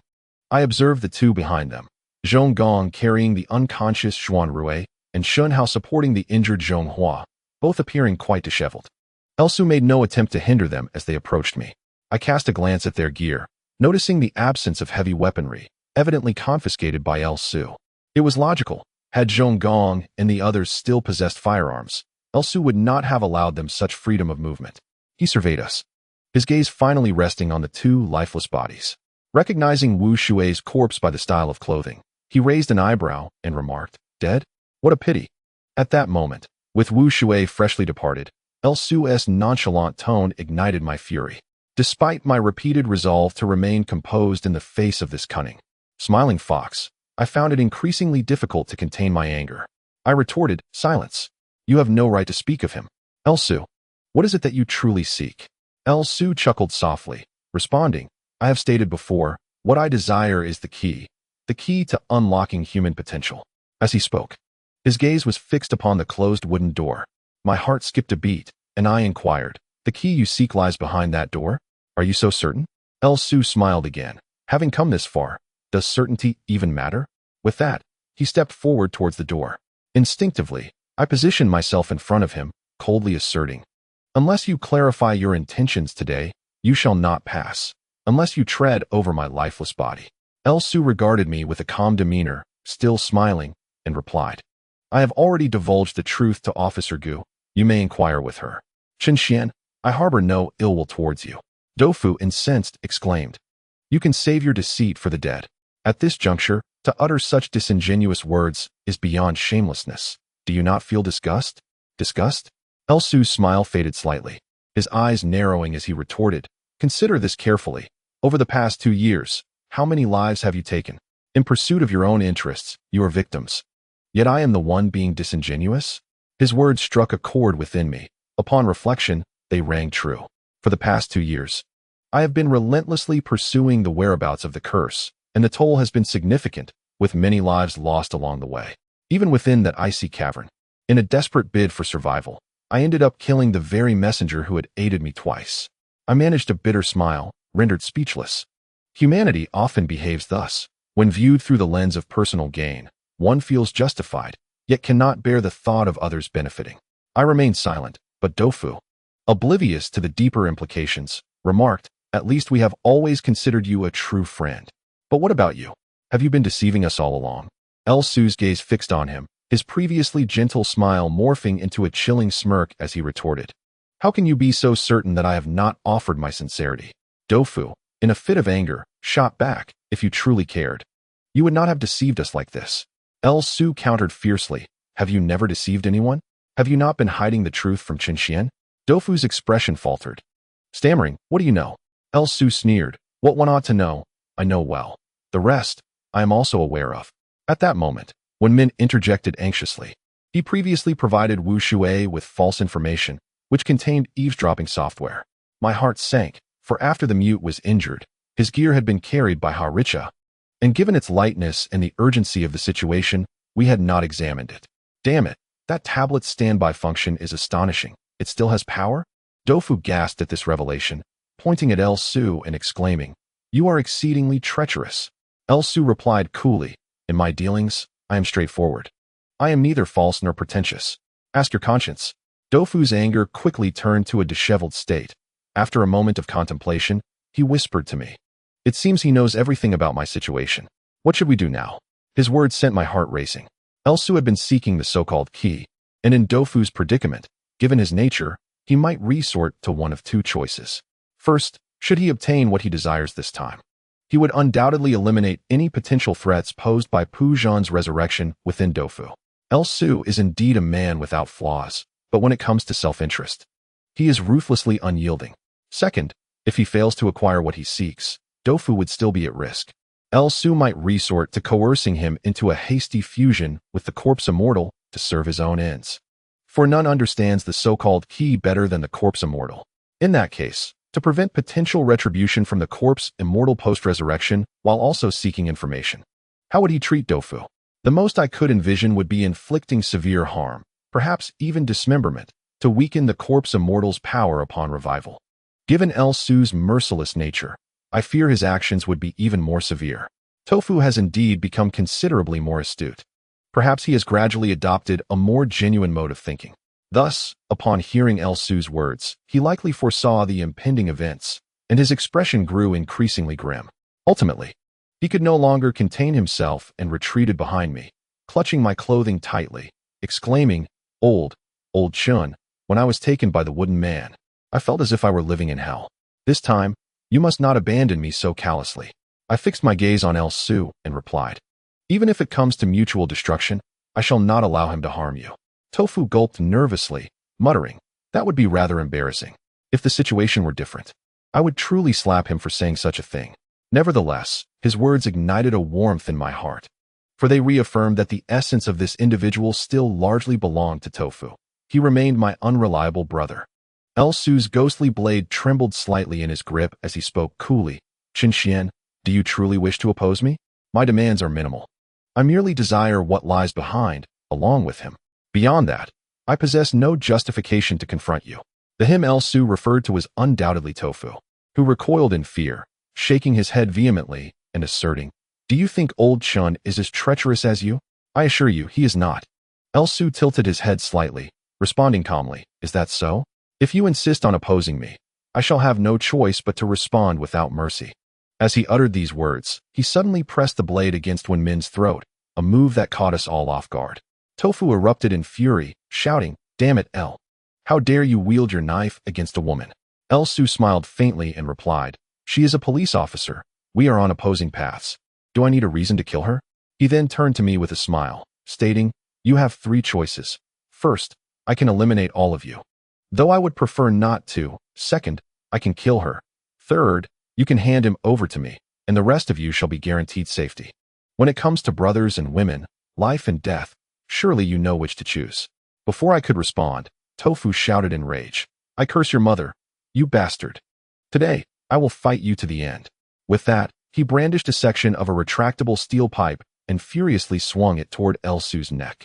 It was rare for him to exhibit such bravery, prompting Zhong Gong to declare, count me in. He had already set aside Zhuan Rui and now seized a probing spade to strike Su from behind. The group was entirely incensed. However, at that moment, a sudden gunshot rang in my ears. It was a gunshot. Immediately after, Zhong Gong staggered and collapsed to the ground. The shooter was Feng Guishou, and his bullet struck Zhong Gong's shoulder. Holding his bleeding wound, Zhong Gong gasped for air as Shun Hao rushed to support him, his expression contorted in distress. Meanwhile, Su deftly deflected the blade, exerting immense force. Tofu's meager strength was no match for it. The impact caused the retractable pipe to slip from his grasp. In an instant, the knife was pressed against Tofu's throat. Su, swift and decisive, pulled him closer, stating coolly, as I said, I have no interest in you. You may leave now. I only require him. Tofu struggled, seething, you want me? I am your father or your ancestor. How absurd. I have never encountered such a descendant as you. Lao Chun, do not concern yourself with me. I shall face this individual head on, even if it leads to my demise today. With that, I suddenly lunged to seize the knife from Su's grasp. At that moment, Su had yet to ascertain the nature of the entity lurking behind the door, rendering it impossible for him to strike down the Tofu. His expression shifted, and seeing the Tofu's fervent agitation, he instinctively moved his knife aside, fearing he might inadvertently take a life. Seizing this opportunity, I delivered a swift kick aimed at his elbow. Caught off guard, he dropped the knife, which clattered to the ground, just as I prepared to capitalize on my advantage. A searing pain shot through my shoulder, accompanied by the crack of a gunshot, and hot blood erupted forth. In that instant, I heard Feng Guishou speak with an icy calmness. I wonder, do you truly believe you can act recklessly in my presence? His gun began to sweep across each individual, and an oppressive silence enveloped the atmosphere. Throughout this ordeal, the only one remaining motionless was Ha Richa Gai, who clutched his staff, seemingly indifferent to the chaos. When Feng Guishou's gun barrel shifted toward Ha Richa Gai, he cast a glance at Su, clearly seeking his approval. Chapter 72. The quartet. At this point, Su had retrieved the knife and stated coolly, I have afforded you an opportunity. Since you chose to squander it, do not blame me for unleashing a massacre. With that, he exchanged a knowing glance with Feng Guishou, whose face momentarily illuminated with a peculiar smile, betraying a sense of excitement. His finger twitched slightly, indicating his intention to pull the trigger. My mind buzzed with urgency, desperate to intervene, but it was too late. Just then, the Tofu shouted, wait. Feng Guishou's hand hesitated, and Su's knife halted as well. The Tofu cast a glance at me, panting heavily, and said, Lao Chun, it appears we have no choice. His expression was a blend of fear and fierce determination. Before I could speak, he turned to Su and asserted, I'll go with you. Do as you will, but let them go. Su remained silent, directing his gaze toward me. conveying the unambiguous message that the tofu's words held no weight without my response. Having sustained a gunshot wound, I found myself incapable of resistance. Observing our group, some injured, others dead, I felt an overwhelming sense of helplessness in the face of El Su's ruthless nature. In that moment, I was filled with resentment but saw no alternative. Noticing the blood flowing from both my and Zhong Gong's shoulders, the tofu disregarded El Su, set aside his equipment, and retrieved medical supplies, instructing Wen Min, tend to their wounds first. El Su did not intervene, silently observing our disheveled state with an expression of inevitable triumph. The tofu remarked, "We are out of anesthetic, so bear with it." I nodded. In such dire circumstances, what could not be endured? However, once this minor surgery concluded, both Zhong Gong and I were drenched in cold sweat, as though we had narrowly escaped death. After completing the task, the tofu declared, "Lao Chun, I will accompany him. You all should leave first. I have resolved that regardless of how long this drags on, fate will arrive in due time, so let us conclude matters here." His words were laden with a resolute acceptance of death. At that moment, I was weakened from blood loss, lacking the strength to protest, and it was evident to all that we were no longer in control of our fate. At this juncture, the only aspect that eludes my understanding is the actions of the mute at that time. Had he refrained from seizing Wen Min's firearm, we would not find ourselves ensnared in our current predicament. What was the mute truly contemplating? In his final moments, he proclaimed that all of this was a ruse. But what did he mean by the shadow he mentioned? If the Bai Laosi who emerged from the King Zhuar tomb was indeed a counterfeit, then the vanishing of the curse could be comprehended. Yet, why did the curse subsequently transfer to my grandfather? What is the underlying truth of this deception? I realized that perhaps only by stepping through that door can one uncover the reality. Steeling myself, I resolved to let Wen Min draw closer and whispered to her, "You should leave first, rendezvous with Haizi, and wait for us outside. Harizage will assist you." Wen Min, well aware of my intentions despite my lack of explicitness, urgently replied, "Are you planning to enter with them?" I nodded. She immediately grasped my hand and exclaimed, "Have you forgotten Mr. Wu's dying instructions? He said that little doe must not enter." Moreover, I interrupted her, saying, "And this is a deception, is it not? But if I do not venture inside, I shall remain forever ignorant of the truth. Wen Min, our family has already sacrificed too much for this curse. I refuse to leave empty-handed in the end. Trust me, I shall emerge alive. Wait for me outside." Upon hearing this, Dofu looked astonished and said, "Old Chun, do not take this risk. I can go in and let you know what the situation is later." Yet, after uttering this, Dofu seemed to recall the matter of the corpse immortal and realized he could not guarantee anything about the future. Thus he faltered. Liu Su smiled and remarked, "Have you all come to a consensus? Time waits for no one." Wen Min was about to say something further, but I cast her a glance and then turned my gaze towards the distant remains of the mute. Wen Min paused, looked at the mute, and finally, with a wry smile, said, "I understand. If I were in your position, I too would find it hard to relinquish hope. Very well, I shall await your return." Her dark eyes swept over me, then Dofu, ultimately resting on Liu Su, a glint of determination flashing within them, yet she said nothing more. Liu Su, seemingly oblivious to her gaze, remained unfazed, a man as ambitious as he had long since grown indifferent to such matters. I nodded at Harizage, stating, "I entrust them to you. Ensure their safe departure. If you possess the capability to follow, you will find a way out." The cheerful demeanor that once adorned Harizage's face had vanished, replaced by a solemn expression. He said little, merely nodded, and gestured for us to proceed. Yet, as he brushed past me, he unexpectedly slipped something into my hand. I was momentarily taken aback, discreetly turning my palm to shield it from Liu Su's view. In a moment, only 4 of us remained in the cavern: Liu Su, myself, Dofu, and Feng Guishou. Liu Su casually tucked his knife behind his back, an action that appeared nonchalant but was, in fact, indicative of his indifference towards my inclusion in the group. Perhaps, as he himself had stated, I was of little importance now. What truly mattered was Dofu, specifically, the corpse immortal lurking behind him. Immediately, El Su strode towards the wooden door, with Dofu supporting me. His expression tense as he whispered, "I have no idea what lies behind this door, yet I feel an inexplicable thrill.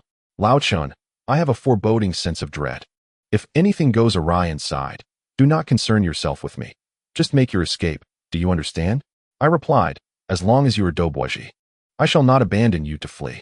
Let us proceed inside. As my words echoed, the room creaked, and the enigmatic wooden door swung open effortlessly. I opened my eyes wide, eager to discern what awaited us within, but at that very moment, the flashlight in Feng Guishuo's hand abruptly extinguished, plunging us into darkness.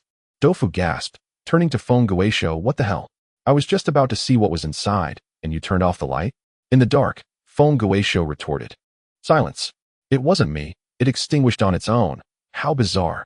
Soon, a series of claps echoed in the darkness, presumably as Feng Guishuo attempted to reignite the flashlight. Accompanying the sounds were sudden drops of water, seemingly emanating from Doufu's pocket. It's my phone, Doufu declared. Feng Guishuo hissed. How many days has it been? Your phone still has battery? Of course, it's on airplane mode. 2 weeks of standby. These knockoff phones are remarkable, Doufu replied as he retrieved the device, only to find it displaying a jumble of characters, the screen flickering ominously, casting ghostly shadows on our faces as if afflicted by some virus. Before it could flicker much longer, Doufu's expression changed dramatically. He tossed the phone away instinctively, and before we could react, there was a loud bang followed by a spark, as the phone exploded midair. At that moment, Su ignited a windproof lighter, his demeanor surprisingly calm, almost amused as he remarked, "It seems whatever is behind this door has a disdain for electrical devices." Doufu and I exchanged bewildered glances, pondering the nature of what lay beyond the door. Clearly, bringing electronic devices inside was ill-advised. We hastily removed our phones and similar items, following Su's lead towards the threshold. What treasures had Pu Zhen concealed behind this door, ensnaring us all in a web of intrigue? Seizing the opportunity, I glanced at the 2 white beads handed to me by Harizich. I recognized them as the very objects he had once instructed Doufu and me to hold in our mouths back in the ghostly realm. Only these beads were larger than the 3 we had previously encountered, 2 in total, seemingly 1 for each of us. I understood this to be Harizich's final intention. Although uncertain of their utility, they were certainly preferable to having nothing at all. I swiftly passed one to Doufu, who looked astonished and opened his mouth to speak. But I subtly shook my head, signaling him to keep it secret, before turning my attention back to the unfolding situation behind the door. I had envisioned Pu Zhen's treasure to be an extraordinary spectacle, yet the reality beyond the door was entirely different from my expectations. In the faint glow of the lighter, the surroundings came into view. The place was desolate. If one were to identify any distinction, it would be the tiles beneath our feet and the walls encircling us. Composed of a material I had never encountered before, resembling solidified mercury, exuding a silvery gray hue. In the dim light, the floor and walls reflected our jagged shadows. Even the wooden door we had pushed open was not made of wood at all, but rather a double-sided door. One side crafted from timber and the other identical in substance to the tiles. I recalled how, upon opening the door, the flashlight had extinguished, pondering if these materials were designed to block that mysterious force. Upon entering, Su became alert, surveying the vicinity while cautiously advancing with the lighter held aloft. In a moment, an odd object came into our line of sight. Chapter 73, Shadows. It was an egg-shaped entity, standing as tall as a person. Its surface reminiscent of jade, entirely a milky white, reflecting a hazy luster under the light. Could this be the so-called treasure? As I was lost in thought, Doufu suddenly exclaimed, "I recognize this object." His words sparked interest in Su, who immediately inquired, "What is it?" Doufu, caught off guard, felt a pang of regret for his slip in front of Su, and with a fist to his forehead, reluctantly replied, "This object was unearthed during the travels of the wooden figure." Doufu's gaze fixated on the jade-like stone, appearing contemplative, as if recalling something, his expression tinged with distress. Su, however, maintained a firm gaze on him, awaiting further elaboration. Doufu furrowed his brow, muttering hesitantly for an extended moment, before finally throwing up his hands in defeat, stating he could not remember. The corners of Su's mouth turned cold as he remarked, "Do not play games." Doufu, seemingly genuinely at a loss, retorted angrily, "What tricks can I play now?" He then glared at the stone, exclaiming, "After all the fuss, it turns out to be just a worthless rock. What use is it?" With that, he kicked it. The sudden impact startled us. What kind of place was this that one could act so recklessly? Fortunately, Doufu's kick did not provoke any apparent reaction from the surroundings. As I sighed in relief, I couldn't help but wonder about the significance of this stone's placement. Had Doufu truly forgotten, Or was he purposely withholding information? Could this stone be the treasure indicated by the mute? While I pondered, Su, dissatisfied, suddenly embraced the object before us, applying force as if attempting to move it. Not only I, but even Feng Gui was taken aback, exclaiming, Elyi, are you planning to take this out? Su made an attempt, yet the object remained immovable, prompting him to relinquish his grip, his brow furrowed in frustration. It seemed this stone posed no immediate danger. I could not resist trying to lift it myself. It felt icy to the touch, yet oddly comforting. Just after I had embraced it, Dofu exclaimed, Old Shun, don't you have a gunshot wound on your shoulder? How can you exert force? The words of Tofu startled me, prompting me to glance at my shoulder. To my surprise, the pain that had once plagued me was now completely absent. A thought flickered in my mind, and I promptly removed the bandages. Indeed, the wound on my shoulder had healed entirely, and even the old scars from prior injuries had vanished in that fleeting moment. Su's gaze fixated on my shoulder, and the flicker of excitement in his eyes was unmistakable. Typically inscrutable, he was evidently uncharacteristic this time. He remarked, It seems this substance is indeed what the ancient texts describe. The divine lamp is crafted from it. The mention of the divine lamp astonished both Tofu and me. Was this the material used to create that lamp of wondrous power? It appeared the ancient manuscripts contained more than I had anticipated. The thought that the precious scroll had been painstakingly retrieved by Chen Ci, only to repeatedly fall into the hands of others, filled me with frustration. At that moment, Tofu expressed his astonishment without restraint, exclaiming, This thing creates the divine lamp? Is this the key you've been searching for? Su did not hesitate to clarify. Merely possessing it is insufficient. What else is required? Tofu inquired. Su smiled gently, his eyes warm as he regarded Tofu, saying, What else is needed? You know better than anyone. Yet, his tone contrasted starkly with his amiable demeanor. Tofu, irked by the question, retorted, What do I know? What does it have to do with me? I grasped Su's implication and interjected, You mean this item is crucial to the key, but only the corpse immortal knows how to use it? Su nodded slightly, a knowing smile playing on his lips as he looked at Tofu. Pu Zhen is nothing more than a rustic from the Yunnan region, possessing only a modest understanding of geomancy and tomb construction. Have you not considered why he was able to create the divine lamp in the end, even mastering peculiar arts to manipulate spirits? I paused, contemplating, and then remarked, It is said that Pu Zhen had extraordinary adventures in his youth, which granted him remarkable abilities thereafter. Suddenly, I recalled that Su had mentioned this during our earlier discussions, albeit briefly. Clearly, the ancient scroll contained pertinent accounts. Tofu had previously stated that this jade was excavated by Pu Zhen from a certain location, suggesting that the origin of the jade was undoubtedly tied to Pu Zhen's experiences. It was through those experiences that the creation of the divine lamp came to be. If Su intended to utilize this peculiar jade for his own ends, it was evident that mere possession would not suffice. A specific method was required, one that only the corpse immortal could divulge. Under Su's enigmatic gaze, Tofu nervously recoiled, muttering, What are you staring at? If you keep looking, it'll cost you. Su chuckled lightly and said, Think carefully.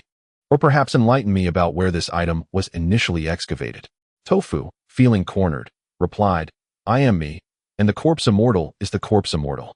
How would I know? Besides, it has been over 1,000 years. Who knows where this thing was dug up?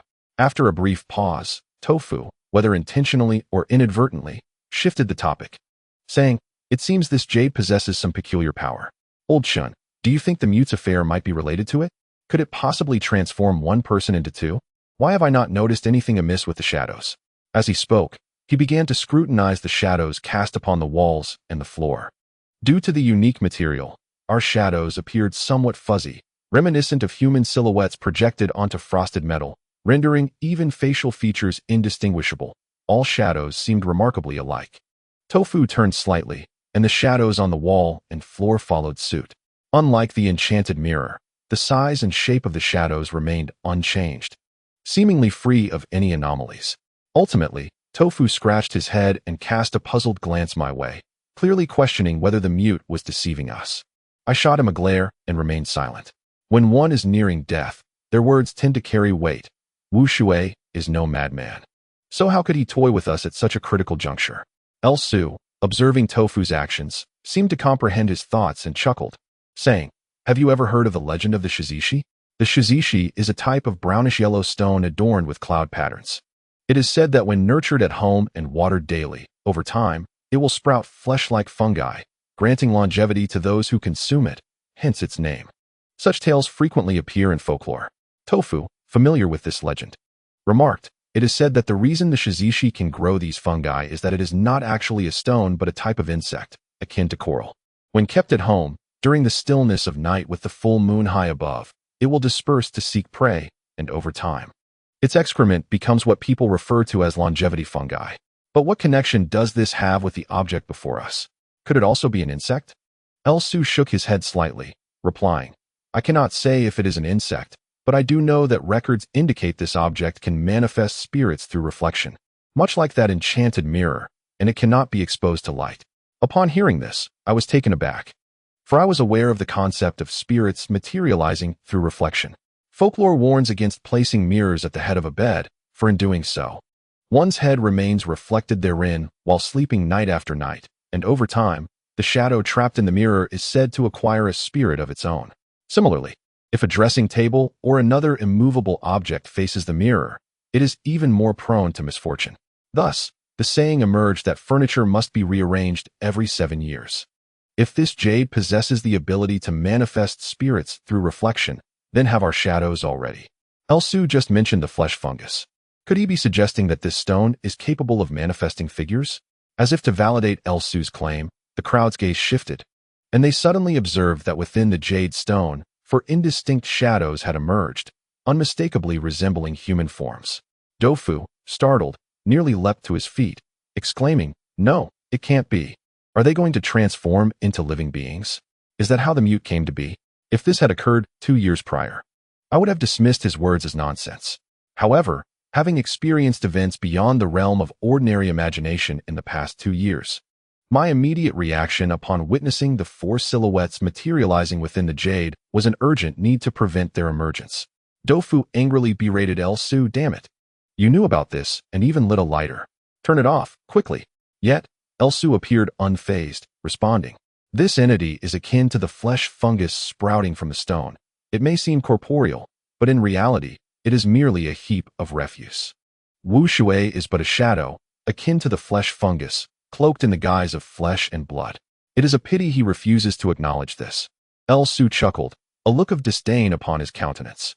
Dofu retorted fiercely, "The man is dead, and you speak thus? Have a modicum of decency. Wu Shui is not a shadow. He is not to be equated with that feculent flesh fungus. He is a true man, one who has saved my life on numerous occasions, a true hero who bleeds but does not weep." Chapter 74. A fight for survival. Upon hearing L's disparaging remarks about the mute, my heart ignited with fury. With my wounds now healed, I felt emboldened, at least no longer completely powerless to resist. Dofu, animatedly defending the mute, commanded my attention, but I could scarcely spare a moment, for I discerned that the shadows within the stone had begun to act independently. They commenced a flurry of movements, turning their heads, kicking their legs, much like a fetus stirring in the womb, an array of actions unfolding before our eyes. Most alarmingly, the previously vague shadows became increasingly distinct, gradually revealing facial features. Their outlines bore an uncanny resemblance to the 4 of us. As they writhed within the stone, it appeared as though they might step forth at any moment, rendering the situation profoundly eerie. I recalled Chen Xi's earlier experiences. He had believed that the tomb of the Great Ear King held the key to breaking the curse, only to discover in the end that a shadow had replaced him. Back then, Bai Lao Si had entered the tomb for reasons unknown, and upon his emergence, the curse vanished, only to be transferred onto my grandfather. This chain of events led my grandfather to believe that a method to transfer the curse existed within the tomb, prompting his relentless pursuit of it, until Chen Xi ultimately met his demise there. Alas, the truth would only become clear upon Chen Xi's death. The true Bai Lao Si had long since perished. The Bai Lao Si who emerged afterward, devoid of the curse, was merely a shadow. The real enigma lies in why the curse transferred to my grandfather. There must be some underlying secret, one that even he is unaware of. Perhaps only the elusive Bai Lao Si possesses the knowledge of it all. Upon noticing the shadow within the stone shift, Tofu disregarded any reprimand for Su, his expression instantly tensing as he grasped my arm, exclaiming, "What should we do?" It seems they are about to emerge. In that moment, I suppressed my own excitement and turned to El Su, calmly inquiring, "What shall we do next?" El Su was not one to act recklessly. Armed with ancient texts, he must have been aware of the entity's presence here and the appropriate measures to counter it, which explained his current composure. El Su held a windproof lighter in his hand, the orange flame softly illuminating his facial features. Regardless of his actions, he never appeared harsh on the surface. His demeanor remained gentle as ever. Upon hearing my question, he glanced at the lighter and smiled, saying, "Then let us deny them the chance to emerge." Without waiting for our response, he swung the ghost-crying blade toward the peculiar stone before us. I had not anticipated such a bold move. Who could predict the consequences of such a strike? In an instant, the other three of us gasped in surprise, including Feng Guishou, who visibly altered in expression. However, there was no stopping that blade. With a resounding crash, the blade met the stone, producing a sharp, metallic clang that echoed through the dimly lit room, momentarily capturing our collective attention. I observed the point of contact, noticing El Su's hands trembling. This time, he wielded the blade with both hands, his arm muscles straining as he exerted tremendous effort. Simultaneously, countless intricate fissures began to spread from where the blade met the stone. Feng Guishou, astonished, exclaimed, "Master El, what are you doing?" At that moment, Tofu suddenly grasped my hand, silently pulling me 2 steps back to take refuge behind El Su. Initially, I assumed Tofu was fearful. However, upon turning to look, I saw him subtly shake his head, conveying a reassuring glance. In an instant, I understood that Tofu was not devoid of thought. He must have devised a strategy in his mind. Suddenly, I recalled the words of the mute before his demise. "Do not let him enter, or you shall regret it." Clearly, this place accelerated Tofu's memory restoration, something I had not wished to witness, yet it was precisely what El Su required. At that moment, the strange stone finally shattered completely, and simultaneously, 4 dark shadows emerged from within, crashing to the ground. As I beheld them, a wave of nausea swept over me. They were entirely black, their forms lacking solidity, appearing instead as a mass of flesh, evidently in the process of taking shape, akin to what El Su had described as flesh fungi. With the stone's destruction, they had not fully developed, resulting in their ghastly appearance. Instantly, these 4 humanoid, dark entities began to writhe toward us on the ground.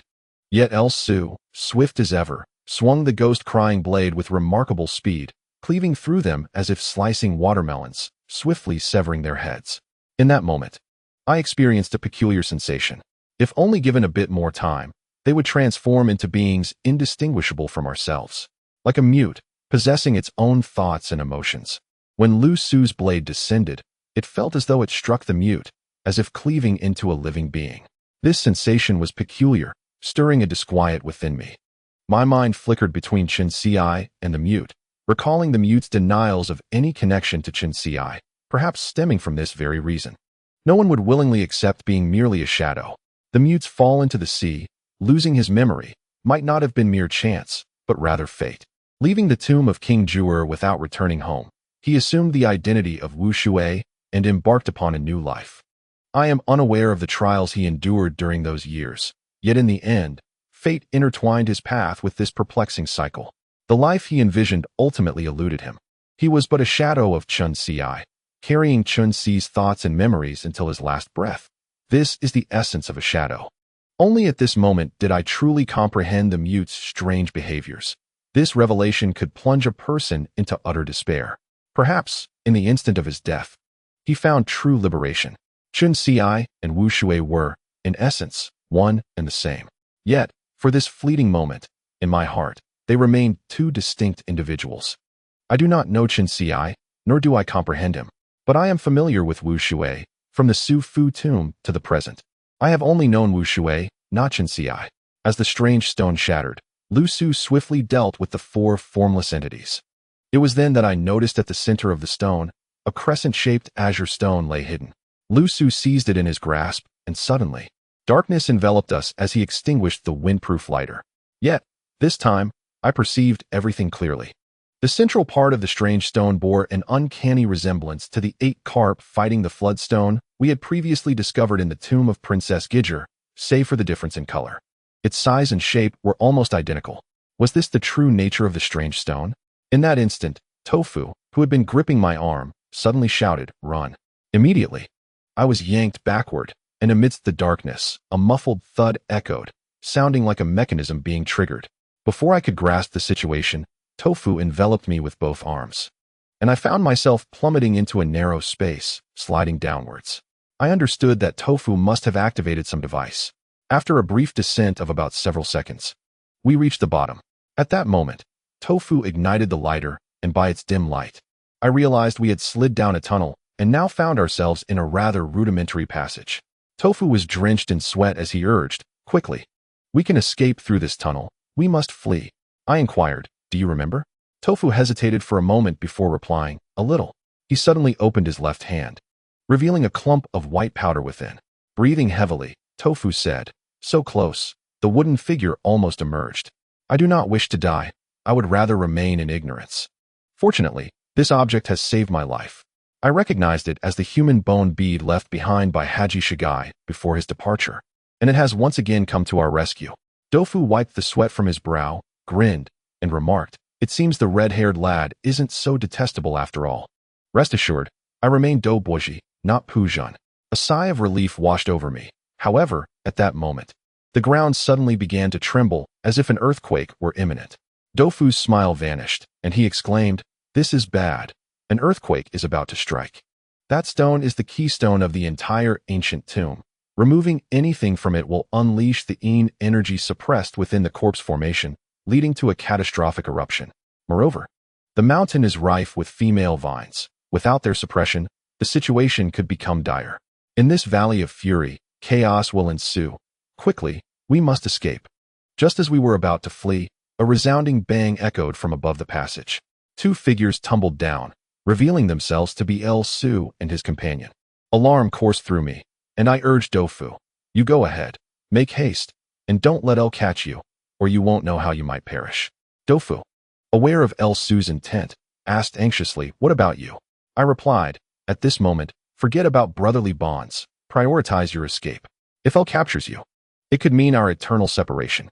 If he slays you, it may be swift, but I fear he might try to extract secrets from the corpse spirit, ultimately leading to a fate akin to the ancient practice of the human pig. You would be left to weep, and even your tears would not save you." Dofu, terrified at the mention of human pig, trembled and said, "Take care, brother. I shall make my exit first." With that, he scrambled away with all his might. Chapter 75. The final move. As Dofu fled for his life, El Su and his companion followed suit. El, remarkably composed in the face of danger, showed no sign of panic despite the tremors. Upon spotting me, he exhibited no surprise, as though he had anticipated my presence, his gaze barely lingering on me before shifting to look behind. At this juncture, Dofu had already distanced himself, leaving only a glimpse of him behind.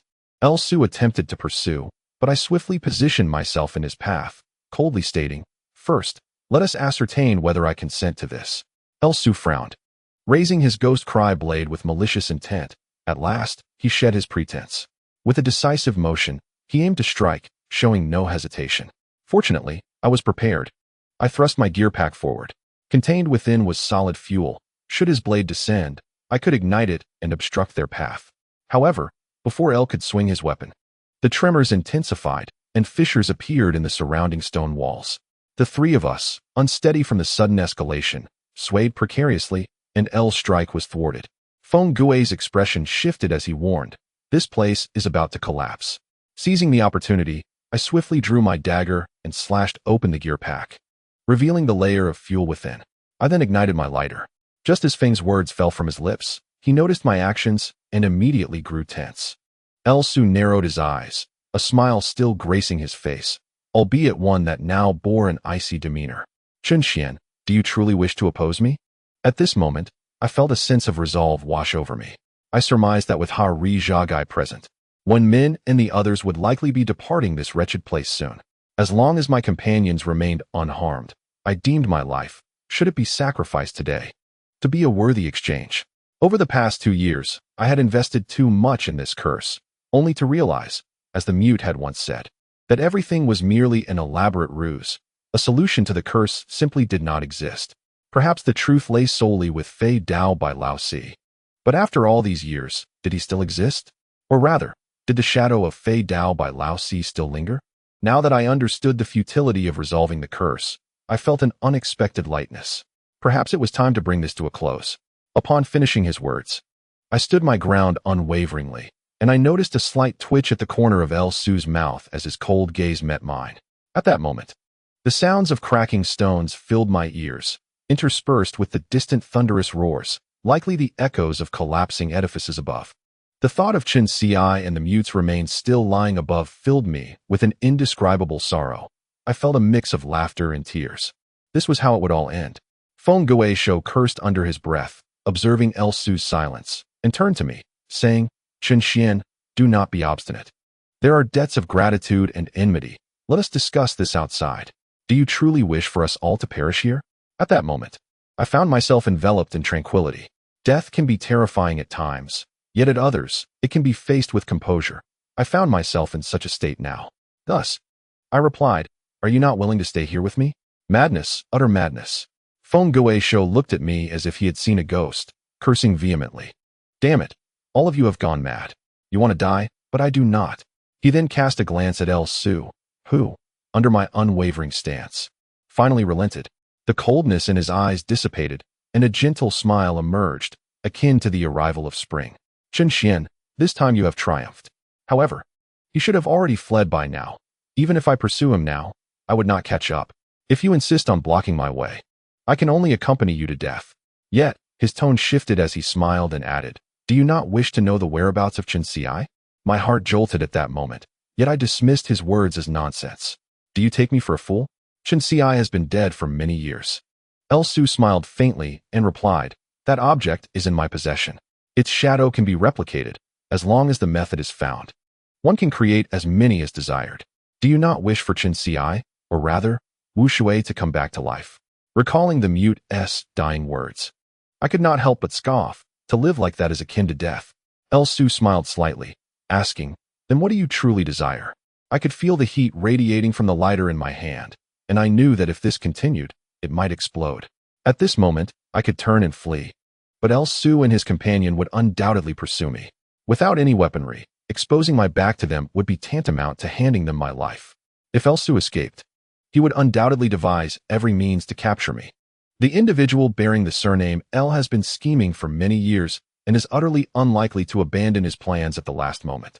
Therefore now, if I were to falter, I would not only be sealing my own fate, but would also condemn Dofu to a life worse than death. No one wishes to perish. Yet I am acutely aware that I have no alternative. This thought flashed through my mind, prompting me to ignite the flame. However, just as my hand moved, El Su spoke sternly. Do you not care about the lives of the others? The others have already escaped. What concern is their fate to me? Before I could respond, El Su smiled and said, have you forgotten something important? Did you think I only brought this group with me? My heart skipped a beat as I asked, what do you mean?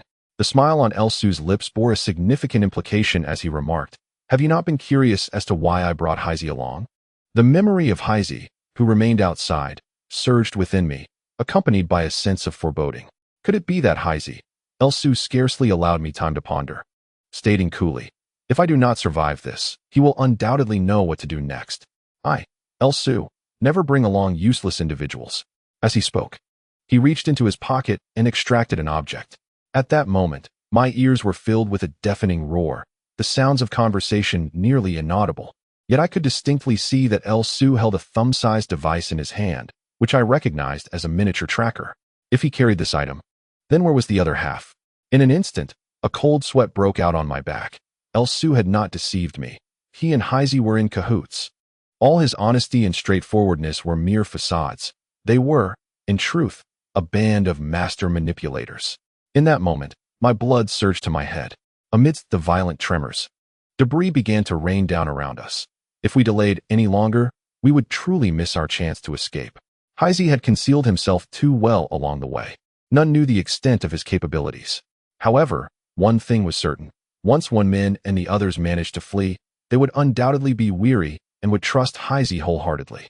In such circumstances, it would be all too easy for Haizi to reveal his true nature or to enact some underhanded scheme. El Su smiled and remarked, this is merely a strategic move on my part. I had no intention of resorting to it. In truth, I did not wish to reach this juncture. Yet, I did not anticipate uncovering such a secret at the last moment, that Douboji would merge with the corpse immortal. Thus, I am compelled to act in this manner. Qin Xian, how much longer must you deliberate?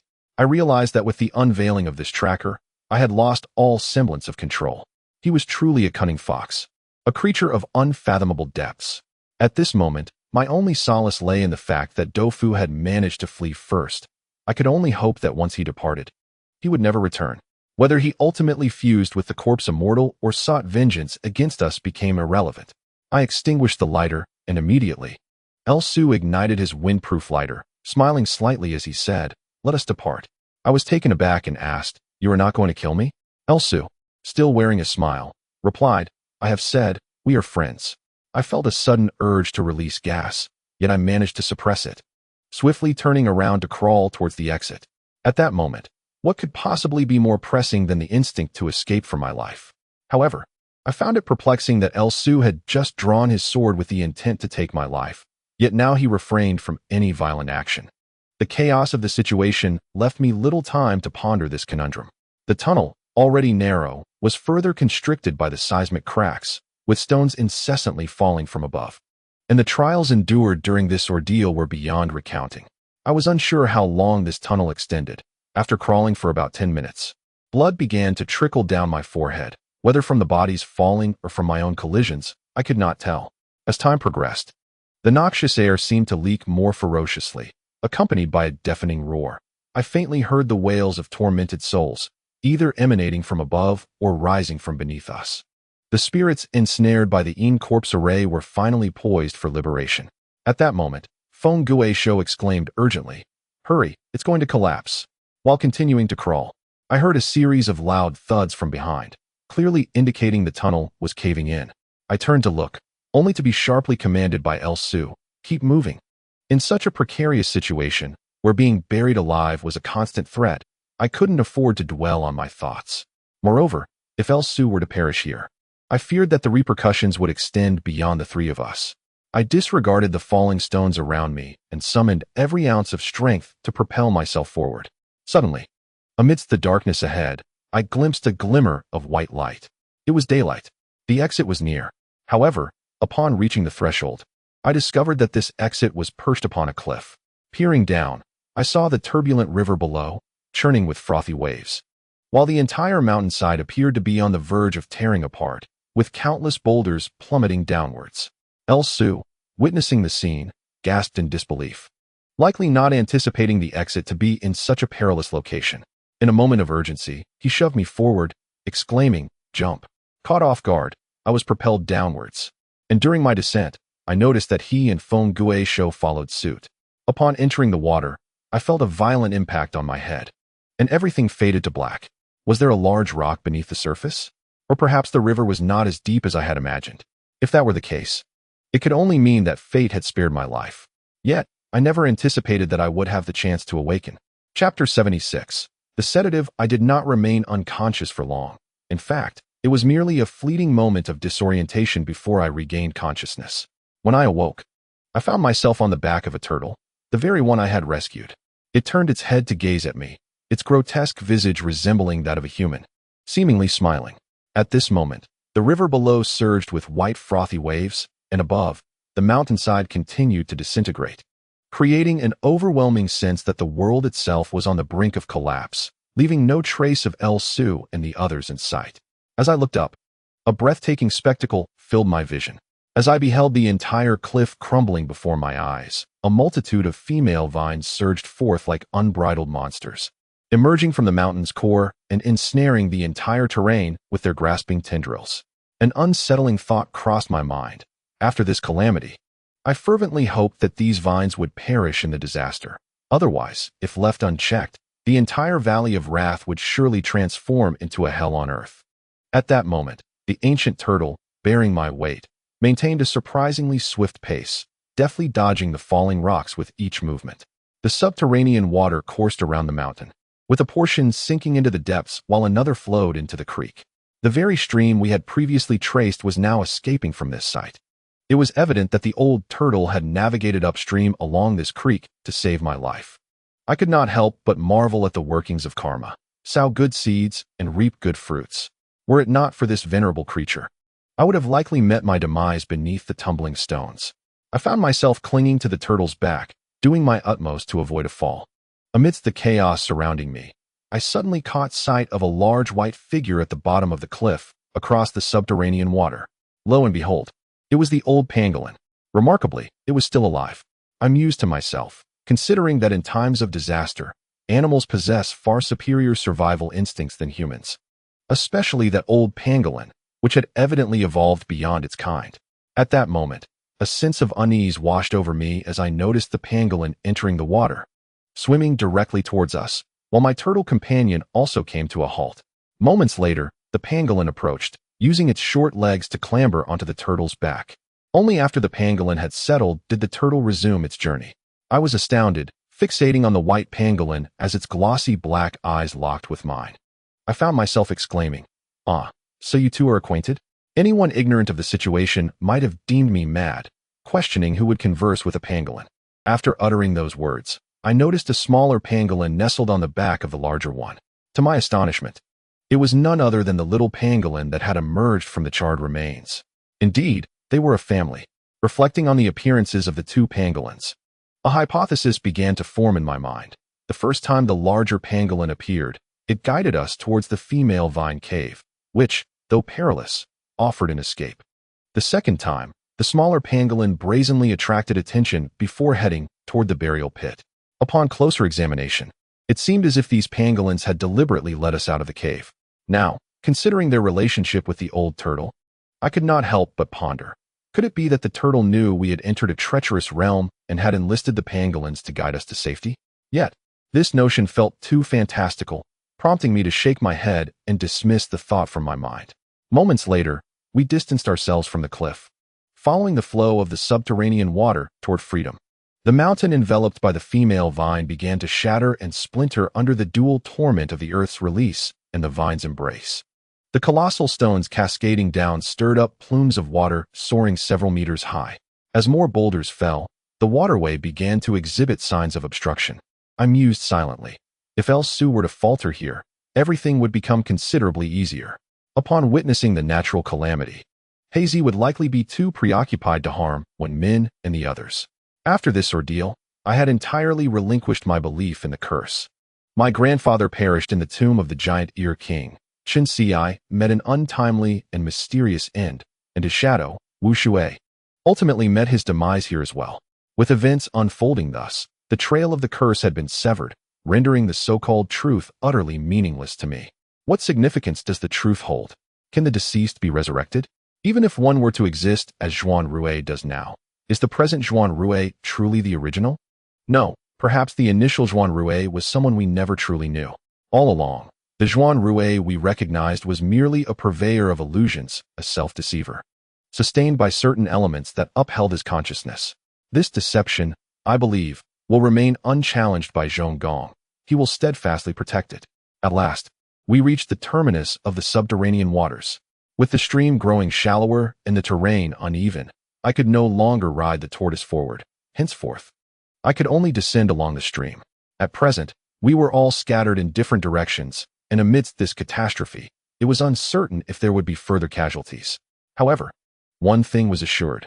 By following the stream downstream, we could return to the new river, and under the same route, we would undoubtedly converge. I must reunite with everyone before El Su.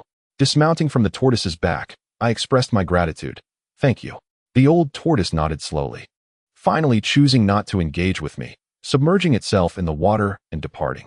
Meanwhile, the pangolin scurried chaotically along the riverbank, quickly vanishing from sight.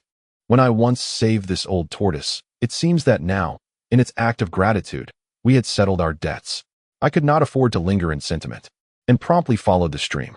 Though I was already far from the cliff, the repercussions of the earth's release were still substantial: landslides, scattered stones, flapping birds, and the cries of beasts and monkeys, all in a state of panic. I sprinted forward, the ground littered with jagged rocks, snapping branches and leaves. A moment's inattention could lead to injury from the debris raining down. It was a state of utter disarray until, after running for over half an hour, the chaos began to subside. However, this exertion left me utterly fatigued. My legs had exerted far too much strength, rendering me unable to proceed. I sought a place to rest. Not long after, I suddenly heard voices not far behind, Wen Min and the others. Turning, I beheld a group resembling refugees supporting one another as they approached. Who else could it be but Wen Min? My gaze quickly scanned the crowd, but I did not spot El Su, causing a surge of joy within me. Wen Min, I'm over here, I called out. Ha Richa Gu was the first to dart over, glancing at my solitary figure, and solemnly inquired, "Where's the sidekick?" I shook my head and replied, "Everyone is scattered." Upon seeing me, Hazy exclaimed with relief, "Brother Chun, thank heavens you made it out safely. But where is Boss L?" I surmised that the suddenness of the incident prevented Hazy from taking action, causing him to flee alongside the others. Naturally, Wen Min and the others remain oblivious to Hazy's true nature. At this moment, sensing that it would be unwise to expose him, I shook my head and said, "We got separated. I hope he is safe." Hazy appeared momentarily taken aback and ultimately suggested, "Why don't we wait for Boss LV in the cave ahead?" Wen Min's expression darkened as he replied, "He is not a good person. Why should we wait for him?"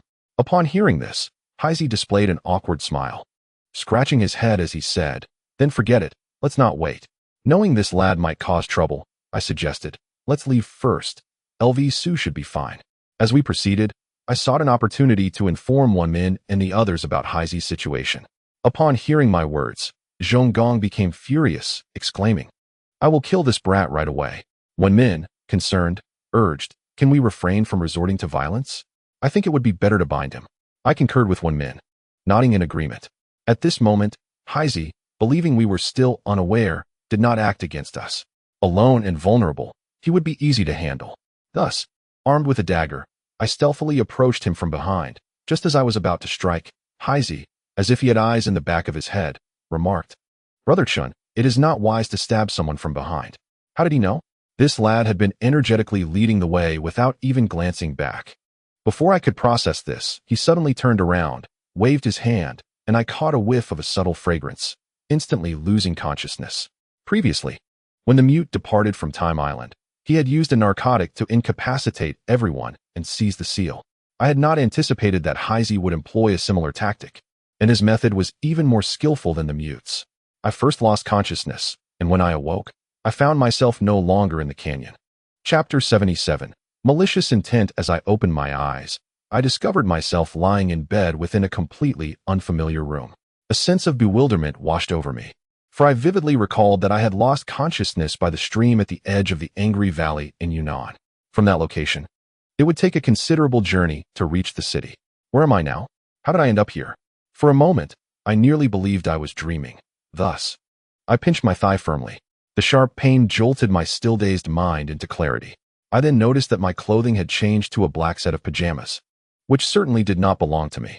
It felt as though I had been abruptly transported from one space to another, a disorienting experience that was difficult to accept. After a moment, I began to survey my surroundings. The room was approximately 15 square meters in size, with the bed upon which I lay at its center, a bookshelf on one side, and thick black curtains drawn at the window on the other. I rose from the bed and swiftly drew back the curtains. Beyond the sealed iron bars, I glimpsed a modest patch of lawn, beyond which lay a distant road, and further yet, a stretch of forested hills. Scattered in the near and far distance were several independent houses. It dawned on me that I must be within one of these villas. However, I had no recollection of this place. How had I been transported from the distant Fury Valley to this location? Were it not for my presence in Inner Mongolia, I would almost question whether I had traversed through time and space. As I pondered these mysteries, the door to my room swung open, revealing Hazy. He stood tall and resolute, entirely shedding the timid and frail demeanor I once knew. A smile reminiscent of LV Su's adorned his dark face as he greeted me. "Brother Chin, you are awake." I still felt somewhat dazed and inquired, "Where is this place? How did I end up here? Could it be that I fainted for an entire week? How did I come to be here? Given the circumstances, it seems I have fallen into LV Su's clutches. What has become of Wen Min and the others?" Hazy replied, "Brother Chun, you are astute. You should be able to deduce it." I began to suspect that this young man might be a disciple of LV Su, for his beaming expression bore a striking resemblance to LV Su himself. Now that I had regained my clarity, reflecting on the entire event provided me with insight. Before I lost consciousness, I had caught a whiff of an unusual fragrance. unmistakably a type of narcotic. The use of such substances has been a long-standing tradition among our ancestors, with myriad variations. One particularly notorious variant is the flower-pressing drug, which does not induce unconsciousness but rather places the victim in a semi-puppet state, obedient to the commands of the one administering the drug. I surmised that Heisey had likely employed a similar tactic on our group, bringing us here. Noticing my expression, Heisey smiled and reassured me, "Rest assured. We did not harm the others. They were released upon arrival. You were merely invited here as a guest." I fixed my gaze upon Heisey's face and scrutinized the room, discovering an electronic clock on the wall. The date indicated that over 20 days had elapsed since we first entered Fury Valley. The preceding chaos in Fury Valley had left me with little time to contemplate the myriad questions that plagued me. Now, as my mind settled, I swiftly grasped LV Su's intentions. When he revealed Heisey's strategy in that tunnel, I had been rendered utterly defenseless. He could have easily eliminated me then. Yet he chose not to. At the time, I lacked the capacity for reflection, but now it became clear. LV Su's singular objective was to ensnare me as bait. Knowing he could not catch Do Boisji, compelling Do to reveal himself, I exhaled in relief and said, "You have not located Do Boisji, have you?" Heisey shrugged, responding, "It seems you have pieced everything together. As you suspected, he is quite astute. We have yet to find any trace of him in Fury Valley. We even stationed men in the village, knowing he would inevitably pass through upon leaving the valley, yet he has not shown himself to this day." A sudden chill gripped my heart. Do had not made an appearance? Could it be that he had met with misfortune? Though he has merged with the corpse immortal in spirit, the reality of his physical prowess remains akin to that of Tofu. Alone, how shall he confront the myriad crises looming in the Valley of Wrath? Observing my silence, Heisey remarked, "Do not overthink it. Partake in some food. We are surrounded by our own. An escape is not an option for you. Merely await his arrival. If he comes, you live. If he does not, you perish." I could not help but chuckle, replying, "So, it seems I have become your prisoner? With food and drink at my disposal, should I not express my gratitude?" Leading me downstairs, Heisey responded, "That sentiment sounds harsh. Master has declared that you are his friend and guest. Should I offend you, I fear I might face his wrath." I scoffed inwardly, realizing that even a solitary figure like Lu Su could have a disciple. The bond between these two was indeed a match made in heaven. Their flattery was as hollow as the wind. As I descended, I scrutinized my surroundings. There were individuals both above and below, likely bodyguards. I recalled Lu Su's penchant for solitude and secrecy. How had such a stronghold emerged so suddenly? Where did these people come from? Upon reaching the first floor, I munched on food while inquiring, "What has your master been up to?" Heisey smiled faintly. "Master's whereabouts are not for me to disclose to a mere disciple. You are here as a guest, so enjoy your hospitality without fretting." Internally, I sneered, surveying the guards outside. They appeared casually dressed, and an unknowing person might mistake them for laborers. However, my discerning eye noted the weapons they bore. They were not to be underestimated. The subsequent hours were spent wandering the villa. Aside from the main entrance, I encountered no restrictions, though Heisey shadowed me closely. After a thorough exploration, I deduced that this place was likely within Shenzhen, as evidenced by a nearby vehicle bearing a Shenzhen license plate. Heisey allowed my observations until, sensing his own boredom, he asked, "Have you devised an escape plan? With 360-degree surveillance and no blind spots. Before you can flee, you must eliminate the monitoring personnel without alerting anyone else. Naturally, to accomplish this, you must first distract me. After that, there are others you must be certain you can handle." Having surveyed the premises, I quickly realized that an escape was implausible. Thus, I dismissed Heisey's provocations and retreated to the second floor, lying down in a room to rest my eyes. I knew this room was under surveillance. Otherwise, Heisey would not have knocked on the door shortly after I awoke. What to do now? As Heisey pointed out, if the tofu comes, I live. If it does not, I die. But the question remains, is the tofu alive or dead? If he lives and truly comes to rescue me, I shudder to think of what might transpire should he fall into Lu Su's clutches. In regard to the current predicament concerning Dofu, I find myself ensnared in a profound dilemma. His existence, though still intact, is destined to culminate in his being consumed by the corpse immortal. Until that fateful day arrives, the essence of Dofu will be irrevocably extinguished. Moreover, the scheme orchestrated by the corpse immortal will inevitably seek retribution against us for our interference. At that juncture, All who have played a role in this affair shall find themselves inextricably linked to its consequences. The most viable solution appears to be Dofu's demise. However, he is my brother, and it is for my sake that he has found himself in this dire situation. How could I possibly bear to let him perish so callously? I am well aware of Dofu's character. Though timid, he possesses a tender heart and adheres strictly to his principles. Should he learn of my entrapment at the hands of El Su, no amount of fear would deter him from taking action. Given his impulsive nature, he might well come charging to my aid. Contemplating this, I found myself clutching my head in despair, feeling utterly cornered. It was then that I recalled the words of Haji Shigai. Perhaps he possesses a means to extract that wretched primordial spirit. Dofu has already merged with a part of the corpse immortal, and I suspect he is not so easily vanquished within the Valley of Wrath. The absence of Dofu from El Su's operatives presents two possibilities. Either Dofu has been lying low, testing their endurance, or he has chosen an alternate route. The path leading out of the valley is singular, with the remainder scarcely deserving the title of a road. Yet, if one musters sufficient courage, escape is not entirely implausible. Might Dofu resort to desperate measures to elude El Su's men? If he has indeed vacated the valley, where might he currently be at this moment? I can only hope that he is seeking out Haji Shigai, for there, amidst Zhuan Rui and Haji Shigai, he may find sanctuary. Furthermore, it would allow Haji Shigai to explore potential solutions for the primordial spirit. As for myself, to minimize losses, I must effectuate my own escape. However, how shall I proceed? Every move I make is under constant surveillance. Upon exiting this door, Hazy will be on my heels, and the multitude of guards outside, armed and vigilant, renders flight impossible. Alas, this situation is indeed intricate. I cannot help but muse. Dofu, dear Dofu, grant me a modicum of time. Do not hasten towards your demise in a reckless frenzy. Chapter 78. Release. In the ensuing days, El Su remained elusive, and from Hazy, I could glean no insights. Thus, another week passed. One afternoon, Hazy received a phone call. Observing his respectful demeanor, I immediately surmised that it was likely from El Su. I strained to eavesdrop on their conversation, but Hazy spoke in hushed tones, addressing the caller with frequent affirmations, leaving me oblivious to El Su's instructions. After a brief exchange, Hazy ended the call, shrugged, and declared, "Brother Chun, you are free." Upon hearing this, my heart leaped, and I responded gravely, "Is he coming?" Hazy replied, "No, he has not shown himself. My master has instructed me to escort you away." "Escort me away?" A sense of confusion washed over me as I inquired, "Are you implying a journey to the afterlife?" Hazy appeared taken aback, then chuckled. "What do you take us for? We are not part of the underworld." I remarked, "You might as well save that for a conversation with a ghost."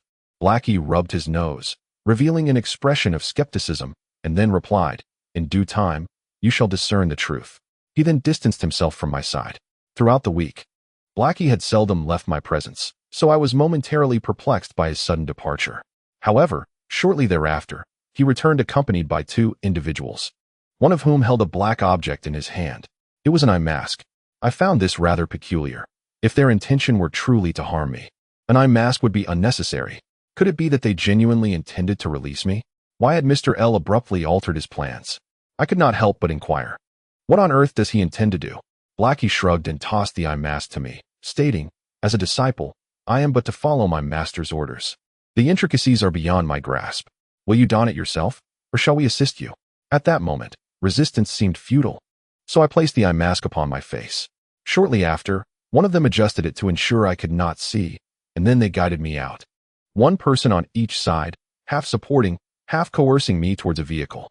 In due course, I found myself inside a car. I asked, "Where are you taking me?"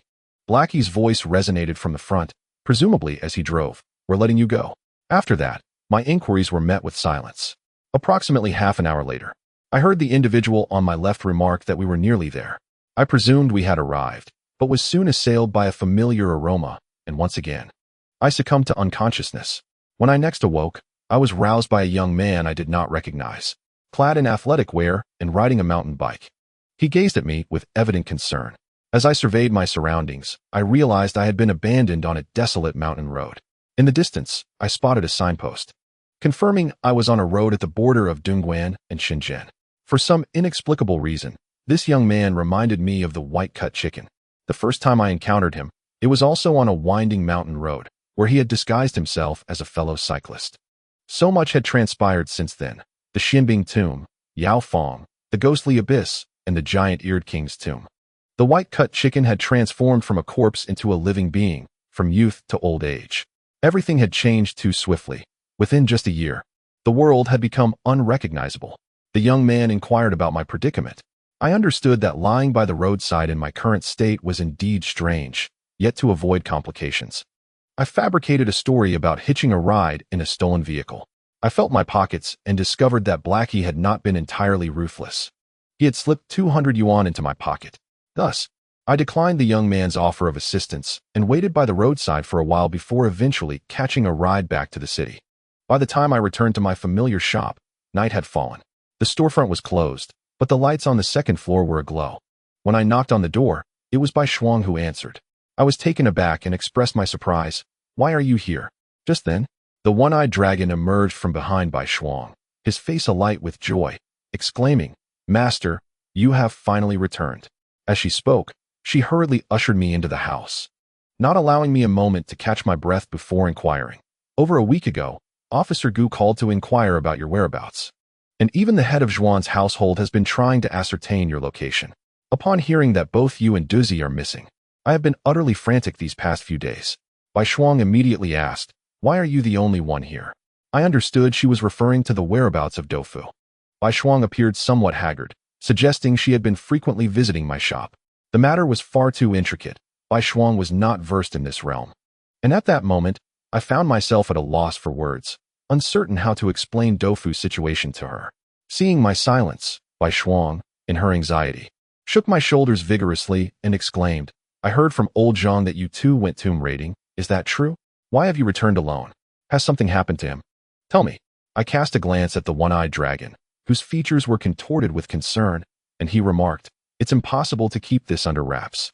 With people coming and going, she will wear you down with her incessant inquiries." Reluctantly, I replied, "It's uncertain. He should be fine, and I understand your worries. However, his absence is for the best at present."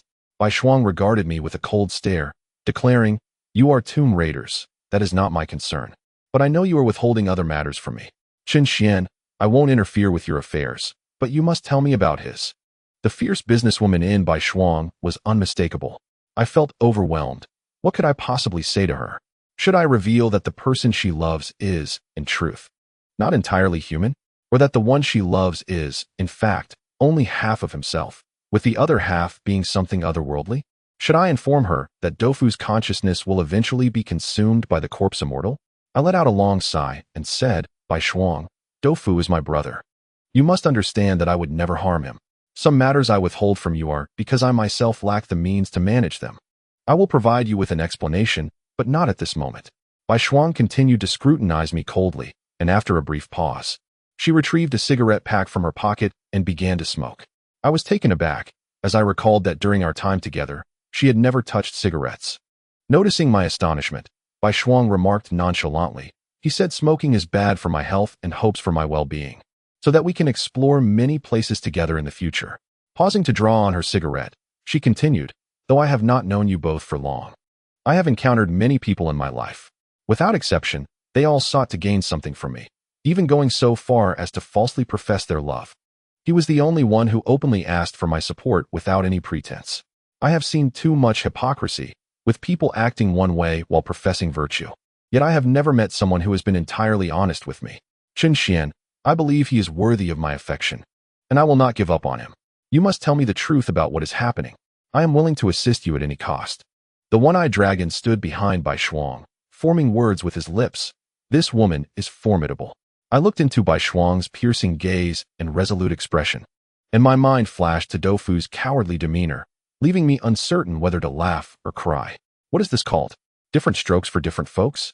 However, to be candid, when Bai Shuang uttered those words, I felt an unsettling pang within my heart, for I understood all too well that if the issue concerning the tofu remained unresolved, their fates would be irrevocably intertwined no longer. After a moment's contemplation, I replied, "I harbor no doubts regarding your sincerity. Thus, I perceive your sentiments. Yet, in this world, there exist matters where mere sincerity is insufficient." Bai Shuang scrutinized me intently, ultimately arriving at her own conclusion, stating, "It appears you have fared well during your absence." I nodded in affirmation, not denying it. Aside from being under house arrest, I had dined and drank well, regaining both my vigor and spirits, at least in appearance. Observing my nod without further elaboration, Bai Shuang inquired, "He will return, won't he?"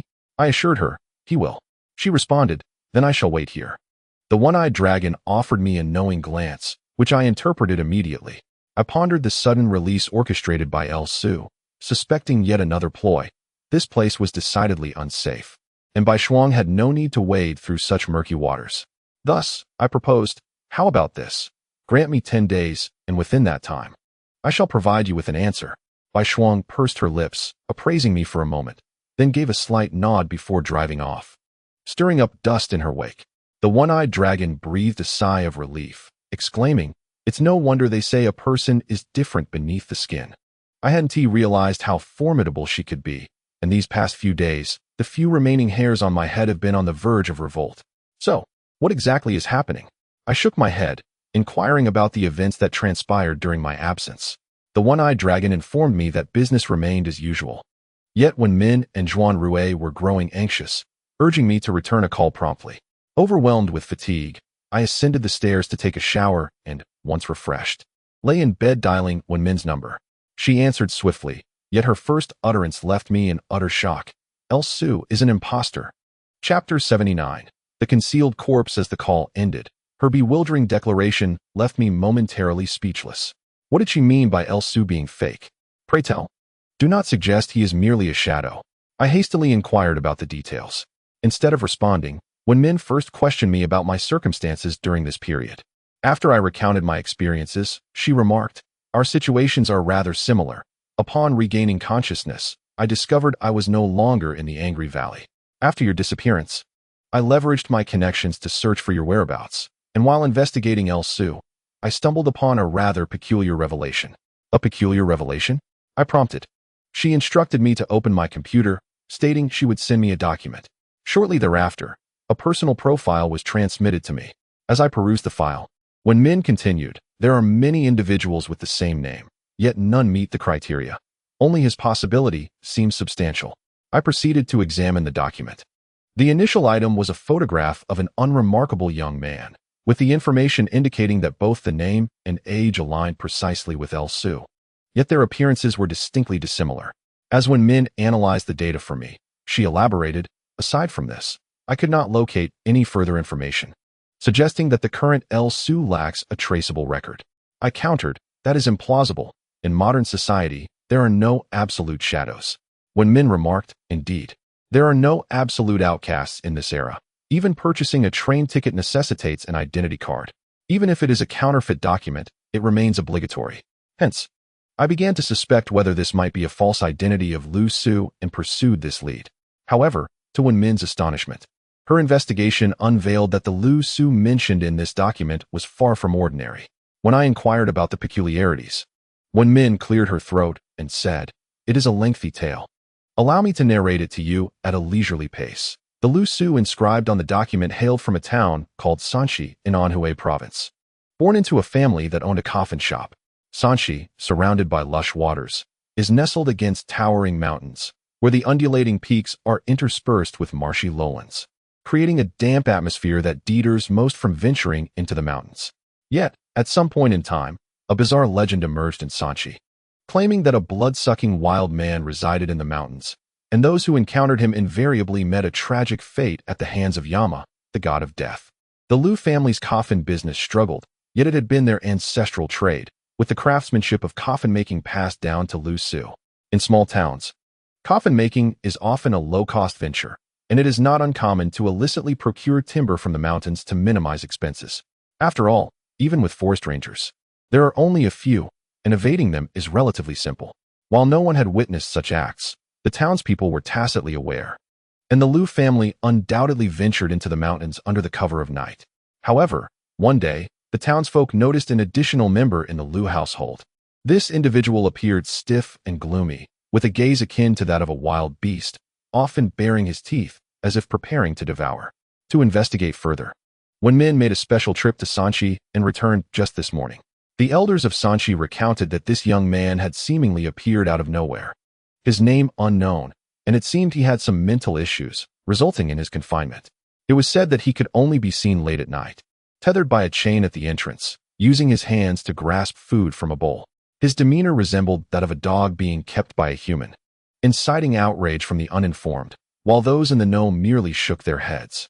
The young man, afflicted with mental instability, displayed aggressive tendencies, necessitating restraint to prevent harm. The townspeople frequently inquired about his origins, yet the Liu family remained tight-lipped, merely claiming he was a mentally ill relative whose parents had passed, thus placing the burden upon them. Few believed this narrative, as the Liu family had resided in Sanchi for generations, and the surrounding long-time residents were well aware of each other's kinship ties. Moreover, the young man's odd behavior, often staring at others while chewing, led some to associate him with the wild man of the mountains. Was it possible that the Liu family had encountered this wild man while illegally harvesting timber and had subsequently brought him down from the mountains? What could their intentions be in raising him in such a manner? Of course, these speculations belonged to the older generation, and the true essence of the matter remained shrouded in mystery. Over time, the local populace grew accustomed to the sight of a person tethered outside the Liu coffin shop. As time passed, this individual ceased to snarl and began to engage in conversation with those around him, seemingly returning to a semblance of normalcy. 2 years later, the young man had fully integrated into Sanchi town, and the iron chain that once bound him had vanished. He began assisting at the L family coffin shop, effectively becoming the second son of the L family. L Su was the eldest, while this young man took on the role of the second son. In the 3rd year of his arrival, he and L Su ventured into the mountains, ostensibly to collect pine oil. However, when they returned the following day, L Air, as he was known, was covered in blood. His demeanor fluctuated between madness and a dazed stupor.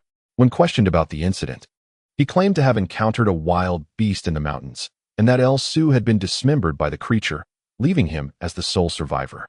At that time, poaching was not as rampant, and wild animals were common in the mountains. Thus, attacks by beasts were not unprecedented.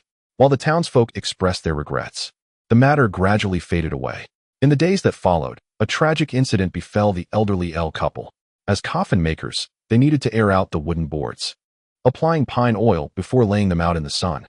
It was suspected that the drying rack, having deteriorated over the years, collapsed, causing numerous heavy boards to fall and fatally crush the couple. Shortly thereafter, L Air buried his parents and remained in the coffin shop for a while before closing it down, thereafter vanishing from sight. Wen Min, with the directness of the police, quickly produced a reconstruction of El Su's likeness and inquired, "Does El Air resemble this individual?" The old man, upon seeing it, nodded and affirmed, albeit acknowledging that while he had changed from his youth, he could still recognize him as El Air. I realized that Wen Min's assertion of El Su being a shadow was not meant to imply that he was merely a figment, but rather that El Su's identity was a fabrication. Perhaps from the moment the true El Su perished, El Air had assumed his identity. Wen Min continued, "This situation strikes me as peculiar. Was El Su truly taken by a beast? Why did the elderly El couple meet with misfortune soon after?" I comprehended Wen Min's implication and responded, "You suspect that El Air is the wild man, and that the real El Su was slain by El Air in a fit of madness?" On the other end of the line, Wen Min exhaled deeply and confirmed, "Indeed." And I surmised that El Air's parents must have sensed something amiss, leading El Su to eliminate them. I couldn't help but furrow my brow. If that were the case, then the origins of the real El Su were far from straightforward. The so-called wild men were often abandoned infants raised by animals, a phenomenon not entirely unheard of. However, such occurrences are seldom reported because human infants are inherently fragile, making survival under animal care exceedingly rare. Typically, such infants succumb to illness or become prey to more ferocious beasts. The few that endure under animal guardianship are exceptionally uncommon, yet El Su's situation seemed distinct. If he were indeed a wild child, having been raised by beasts, why was he able to swiftly reacquire the ability to interact with humans within just 2 years? There have been instances abroad where wild children were captured, even at a younger age, yet their upbringing in the wild rendered their thoughts entirely animalistic, incapable of grasping human reasoning or language. Thus, it is evident that if El Air was indeed the wild man brought home by El Su, then this wild man certainly did not begin his existence as such. He may have retreated into the depths of the mountains after experiencing some profound event, Yet, at that time, what could a mere child of 10 or so have possibly endured? If he truly did kill the real El Su, then that individual must be utterly deranged. At this moment, Wen Min remarked, all along, El Su has been in pursuit of the so-called key, which may also be the method to create the divine lamp. But have you ever considered why he is doing all this? I couldn't help but recall a statement El Su had previously made to me, claiming that he was trying to save someone, a brother of his. Could it be that the person he spoke of is El Su himself? I shared my speculation with Wen Min, and after a lengthy discussion, our phones began to heat up. Finally, Wen Min said, if that is the case, then El Su must have preserved his corpse, for he is born of a beastly nature, and his thoughts cannot be fathomed by ordinary reasoning. We can approach this from that angle. I understood Wen Min's implication. Since El Su used me to threaten Dofu, why couldn't I use that person to threaten him in return? I have always believed that everyone has a weakness, but having faced setbacks with El Su, I could find no flaw in him. Yet now, this aspect had come to light. Although everything was merely conjecture, when combined with the information Wen Min had gathered, and reflecting on El Su's earlier words, the likelihood of this hypothesis being true was remarkably high. Therefore, it was worth a try. However, El Su must have taken great care to preserve that person's body. But where could it be hidden? How could I possibly acquire it?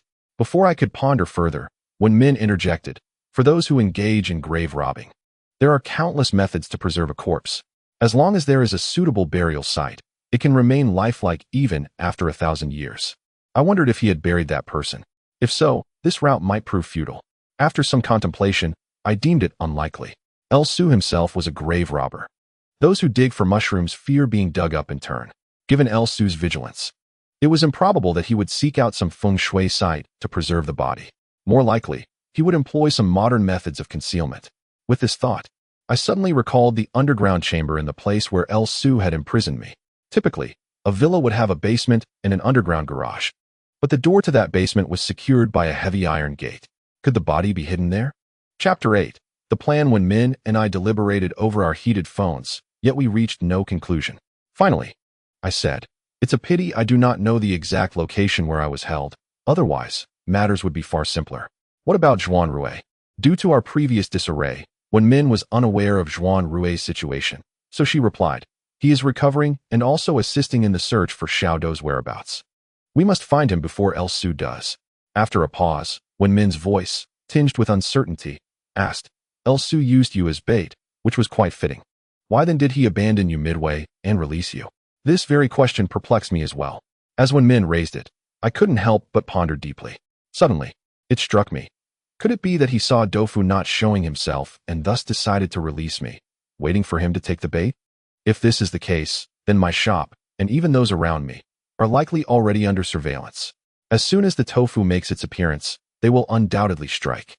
Upon hearing my words, Wen Min replied, do not forget that the little dough today is not the same as before. I believe he will not be so easily deceived. Let us remain calm and observe the situation before taking action. Even if we harbor suspicions now, we are unable to confront Lu Su. It is better to respond to force with force. For now, this is the only course of action available to us. After idly chatting for a while longer, we ended the call. I lay down on my bed, fatigue enveloping me, and soon succumbed to sleep. To prevent Lu Su from installing some peculiar contraption on me like the mute did, I discarded the attire I wore upon my return the next day. Having neglected my shop for nearly a month, I spent the morning reviewing the accounts and assessing the incoming and outgoing goods, then decided to raise the salary of the one-eyed dragon. Although I had been traversing various locales, the one-eyed dragon managed the shop with remarkable efficiency, ensuring it remained profitable. Previously, due to financial constraints, I had kept his wages low. Now, I could no longer afford to treat him unjustly. In the midst of my bustling activities, night fell swiftly. The stillness of the night, particularly in the absence of the tofu's clamor, rendered the surroundings even more silent. When one is enveloped by silence, many previously incomprehensible thoughts flood the mind. However, the matter that weighed most heavily on my heart was the mute. If he was but a shadow of Chen Xiai, then who was the individual within the cave? The image of the mute at the moment of his death plagued my thoughts, stirring a deep sense of sorrow. It is now certain that Chen Xiai has indeed perished. Furthermore, it appears that Lu Su must have been aware of certain truths long ago when he took the 8 carp fighting the dragon's town sealing stone. The tomb of the giant-eared king seems to exist to guard that peculiar stone, yet if its sole purpose was merely to conceal it, such monumental efforts to excavate and construct a tomb would be unnecessary. Thus, pondering this, the image of the white jade sarcophagus flashed through my mind. The tomb's master must have once lain upon that very sarcophagus. Why was it empty when we arrived? Was the corpse destroyed by grave robbers prior? Or had some other calamity transpired? All of this, following the demise of the previous group, has become a riddle, and those who truly encountered these enigmas have either perished or gone missing. I reflected on the entire sequence of events, ultimately connecting them into a singular narrative. Years ago, the corpse immortal traversed the world, mastering the art of crafting what is referred to as the key. To safeguard this secret, the corpse immortal concealed its core, the stone, within the tomb of the giant-eared king. The corpse immortal himself set up a scheme to cultivate immortality, foolishly believing he could ascend in broad daylight. Fast forward a millennium, and Bai Lao Si and his companions plundered the tomb, unleashing the curse that lay upon the ghostly abode. The entirety of this affair is, in fact, a misunderstanding. All believed that the solution to the curse resided within the giant-eared king's tomb. Yet none anticipated that the Bai Lao Si devoid of the curse was not the true Bai Lao Si. Due to this deception, our Qin family was ensnared in a mystery destined to conclude in tragedy. I can vividly envision the fury that Qin Si must have felt at that time.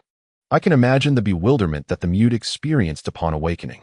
I can even surmise the sense of despair he must have felt when he regained his memories and relived everything. However, Fei Dao Bai Lao Si, in his quest to unravel the curse, diligently pursued the threads of its origin, which, in essence, were not erroneous.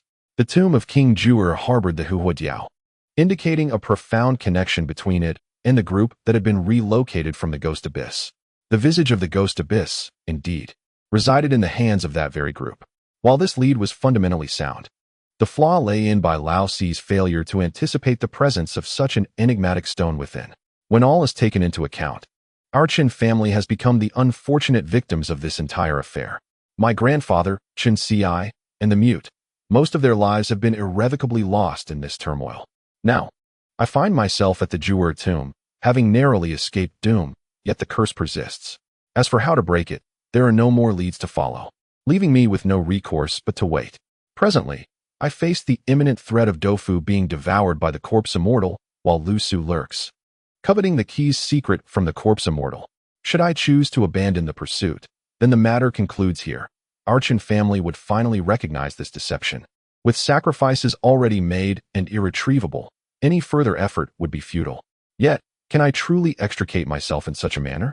I realize I cannot. I cannot bear to watch Dofu inch closer to death, and within me burns a fervent desire for vengeance, a fire ignited by Fei Dao Bai Lao Si.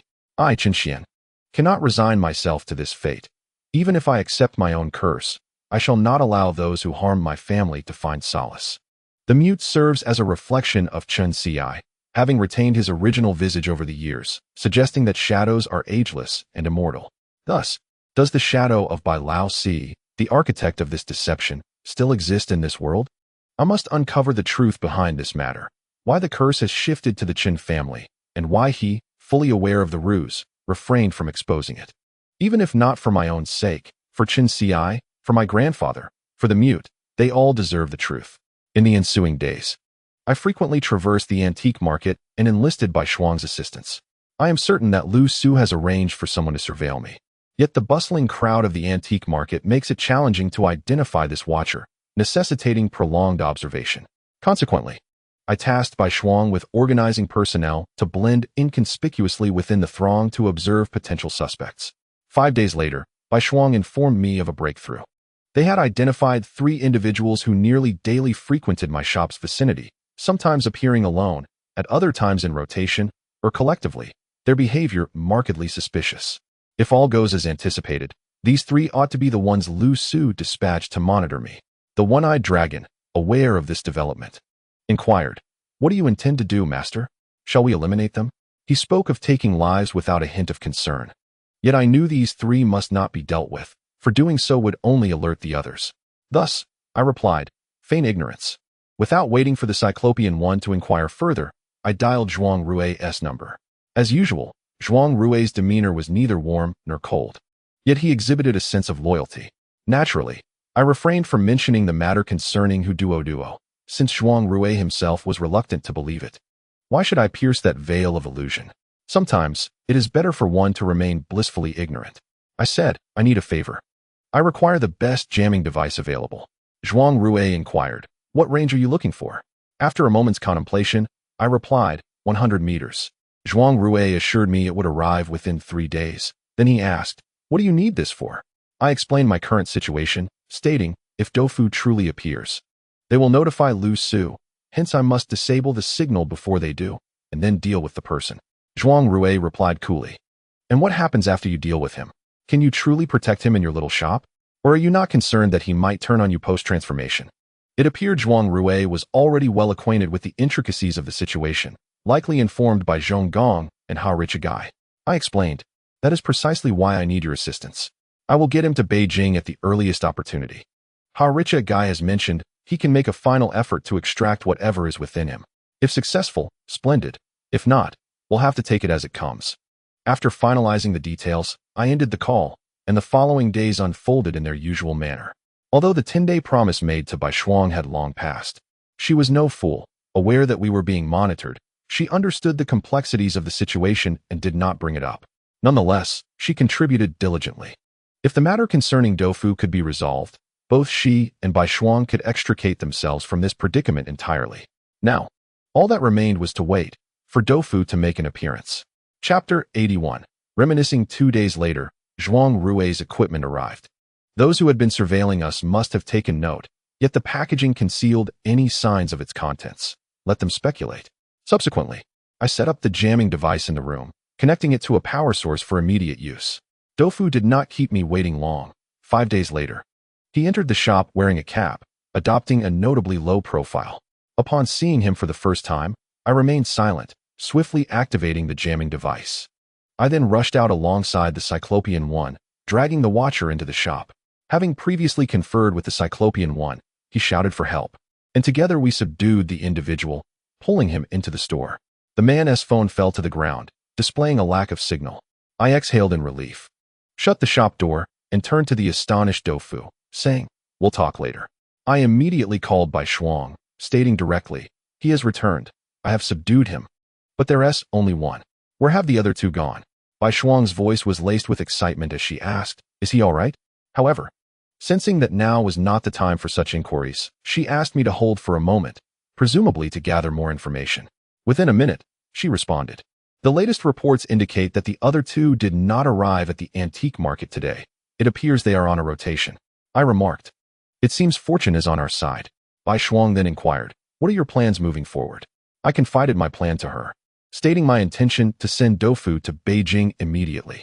Bai Shuang responded, I shall accompany him. I did not hinder this arrangement and promptly had the one-eyed dragon book a flight for the same day. Subsequently, I informed Dofu, I have prepared your documents. Dofu appeared utterly bewildered, asking, wait, what is happening? I inquired, where have you been for the past 20 days? This question caused Dofu to forget his prior curiosity, explaining that he had initially fled, aware that someone surnamed L would not spare him. He had remained hidden for several days, only daring to venture out after a considerable time, only to discover a group of unfamiliar individuals stationed in the village.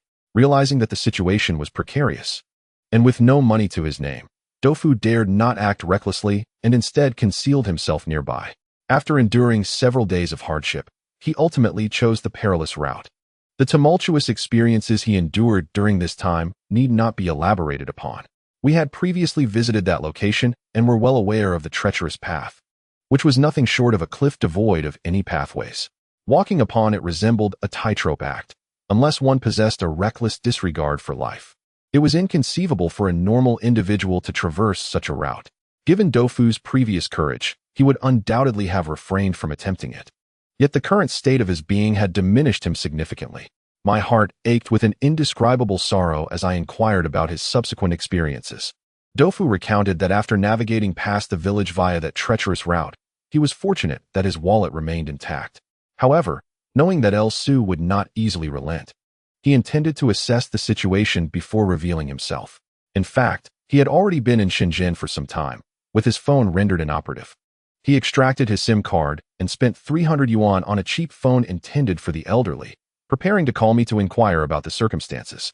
To his dismay, upon powering it on, he received a message from an unknown sender, stating clearly, "Chun is in my grasp. Come, and he shall live." Following this was an address. An address? Could it be the place where I was once confined? At that moment, I could not afford to ask further questions and urged Doufu into the vehicle. Heading towards the airport, Bai Shuang accompanied us, bringing along several formidable-looking individuals, clearly associated with the underworld. Our group escorted Doufu to the airport, where his expression grew complex and his mood notably somber. He quietly said to me, "Old Chun, if one day I truly disappear, do not reveal the truth to her. I would prefer she believe I am dead." I felt a pang of frustration and replied, "Do not speak such ominous words. I will ensure that such a fate does not befall you." Doufu attempted a smile, though it was strained and no longer possessed the carefree innocence of his former self. The ensuing silence stretched on for an extended period. As we had booked the earliest flight, there was little opportunity for farewells upon our arrival. Doufu remarked, "Old Chun, I am leaving. Will El target you?" I replied, "It would be surprising if he did not, but we are in a society governed by law, and his options are limited. The only viable solution now is to extract that which resides within you. Once that is accomplished, you will hold no significance for El Su, and he will naturally refrain from harming you."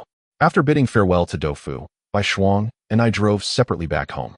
Upon reaching my shop, the person I had been awaiting had also arrived. El Su sat in the shop, sipping tea, while the one-eyed dragon wore an expression of palpable discomfort. I cast a glance at the table where gifts lay.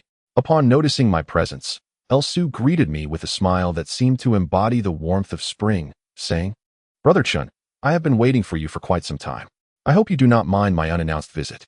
I feigned indifference, thinking to myself, "You may pretend all you wish, but I find your charade exhausting." Thus, I replied, "Of course I mind. You can leave now. You are not welcome here, and I have no interest in your pretense." At this point, any semblance of decorum had been utterly discarded, rendering further niceties pointless. Consequently, I took a seat and issued a clear dismissal to El Su. Naturally, I was aware that he would not depart easily. However, to my surprise, he accepted my challenge with silence. After a moment, he gestured to the items he had brought, saying, "You have sent the person away. I am left with no choice. These are fresh. You should eat them soon, lest they go to waste." I glanced over to see a box of fresh stone crabs, the same delicacy El Su had previously brought for Doufu and the one-eyed dragon. Such a rarity is seldom found and typically reserved in advance by fine establishments. Narrowing my eyes, I replied, "I have no taste for this. Please take it away." El Su smiled faintly, responding, "One cannot reclaim gifts once given. If you find them unsatisfactory, feel free to discard them."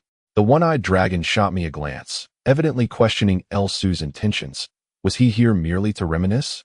As a cunning fox, El Su's true motives remained inscrutable, and as Wen Min had advised, I could only await to counter any forthcoming challenges. I took a sip of tea, biding my time for him to reveal his true self. However, El Su merely surveyed the shop, showing no signs of hostility. Moments later, he suddenly spoke, "Qin Xian, have I wronged you in any way?" To this, I replied, "Are you truly unaware of the grievances you have caused me?" El Su countered, "It was not I who harmed your Qin family. Reflect honestly. Have I ever taken the life of anyone close to you? I have stated before that as long as you do not obstruct my path, my word is my bond. I regard you as a friend, and thus I have spared those who should be spared. Had I not, you would have met your demise in the valley of rage. Pray tell, what have I done to offend you? Why must you oppose me at every turn?" I chuckled coldly, retorting, "You have already deceived me with such words once. Do you expect a second chance? You claim not to have harmed those around me. Even if we were to entertain that notion, how then did Wu Shui perish in that place if not due to your machinations? If it were not for your intentions against Doufu, would I have urgently sent him away? You speak these absurdities with open eyes. Do you not feel any shame?" Upon hearing this, I noticed a slight twitch at the corner of El Su's mouth before he replied, "Did I force Wu Shui to his end? He sought the truth for himself, while you were desperately searching for a way to break the curse. I ask you, in such a situation, would you have surrendered? As long as you did not give up, Wu Shui would not have turned a blind eye to you. Thus, for both you and him, this outcome was inevitable.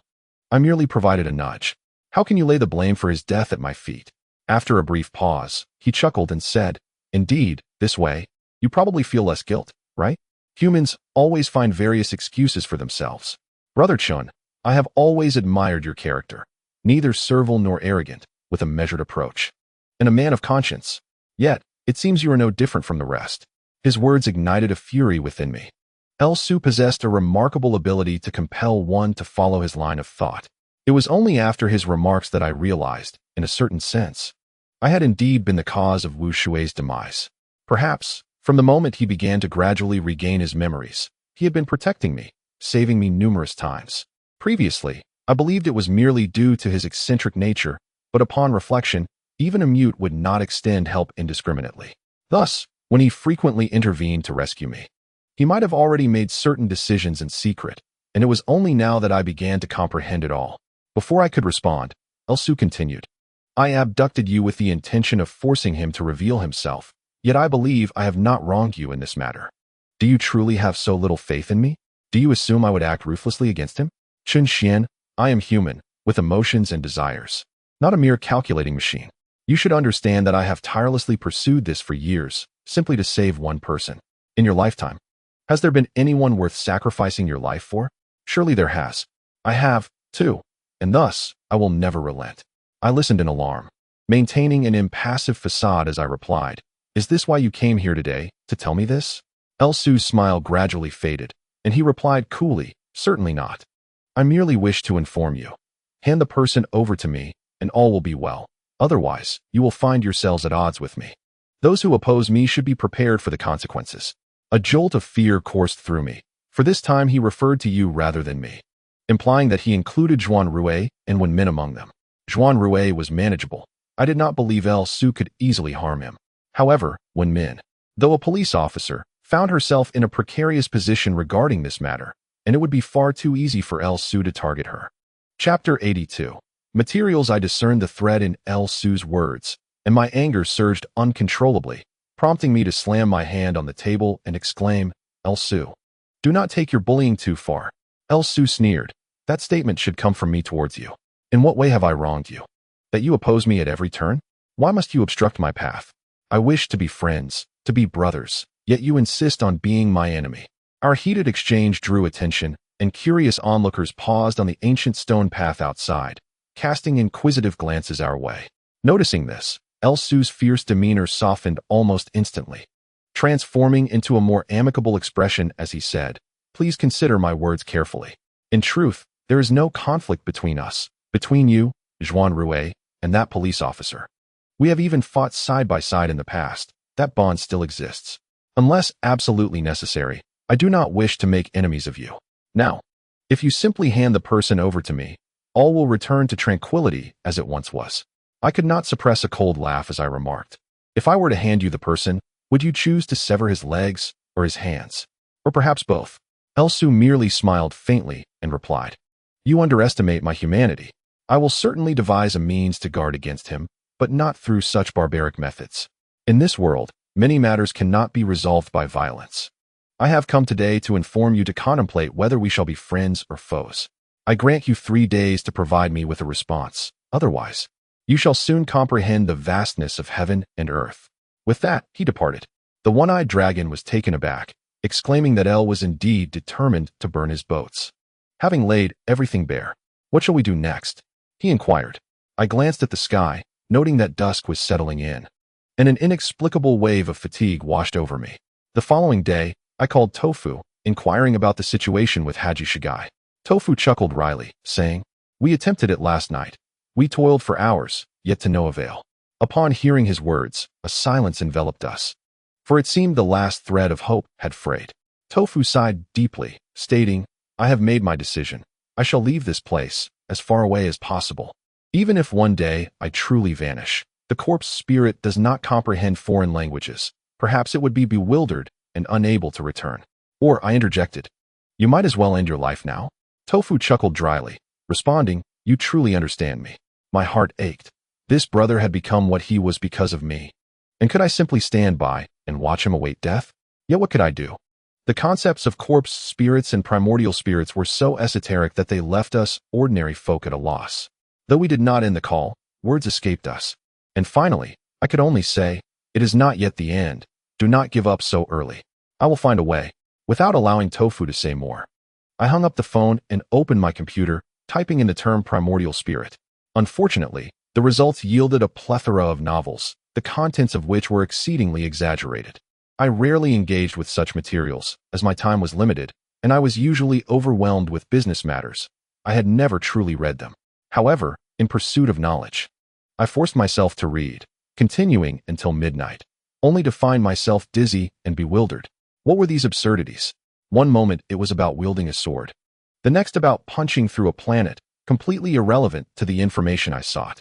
Yet, with no other recourse, the following day I resumed my online research, filtering out the novels, which led to slightly more credible information, including insights into the orthodox Taoist cultivation culture.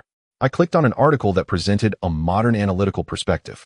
This article was divided into two sections. The first provided examples of materials, one of which recounted a true event from 50 years ago, in Dong'an, Hunan, at Baxian Ridge. An abandoned, dilapidated Taoist temple collapsed amidst a thunderous storm. Accompanying the collapse of the Taoist temple, a hidden passage was revealed, prompting the surrounding villagers to speculate it might be a treasure cave. Upon venturing inside, they discovered it to be a true body cave. A true body cave is where the remains of highly accomplished practitioners, after death, naturally do not decay, their bodies gradually hardening like iron. Yet distinct from the phenomenon of corpse transformation, it is said that this preservation is due to the deceased's spiritual achievements during life, resulting in an internal essence akin to the Buddhist relics known as saraira. Within the true body cave, indeed lay a completely blackened corpse, seated in a meditative posture, adorned as a Taoist, holding a whisk, wearing cloud boots, and crowned with a celestial headpiece, its white hair and beard appearing remarkably lifelike. However, the villagers, being ignorant, were terrified by the sight of the corpse, mistakenly believing it to be a result of corpse transformation, and fled in panic. During that era, characterized by superstition and fear of malevolent spirits, no one dared to summon a practitioner of yin-yang to subdue the corpse, leaving the true body undisturbed within the cave. It was not until many years later, with the rise of archaeological pursuits, that a team of archaeologists discovered the true body. Upon dissecting the corpse, they indeed found a small, red elixir the size of a fingertip in the dantian. Superstitious interpretations suggested this was the inner elixir cultivated by the practitioner, while skeptics proposed that the practitioner might have frequently consumed mercury pills, leading to a buildup of toxins in the body. Given that mercury serves as a preservative, prolonged consumption could cause a chemical transformation, thus preventing decay post-mortem. As for the so-called inner elixir, it might merely be a collection of sediment. While few have encountered an inner elixir, many have seen saraira.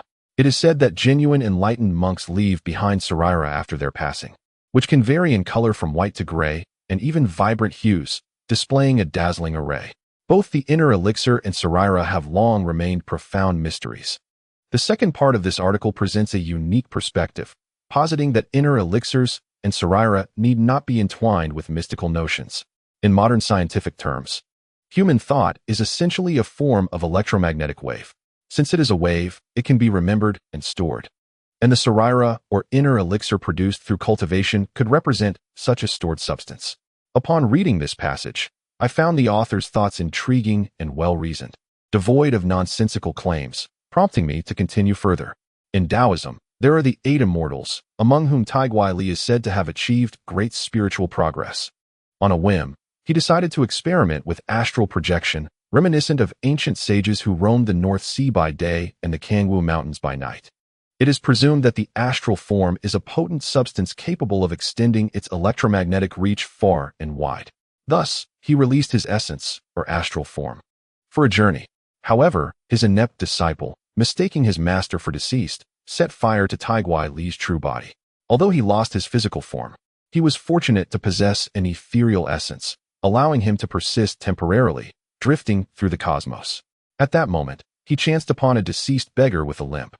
Without hesitation, Taiguai Li inhabited the beggar's body, utilizing his own essence while commandeering the beggar's physical form, thus achieving a form of resurrection.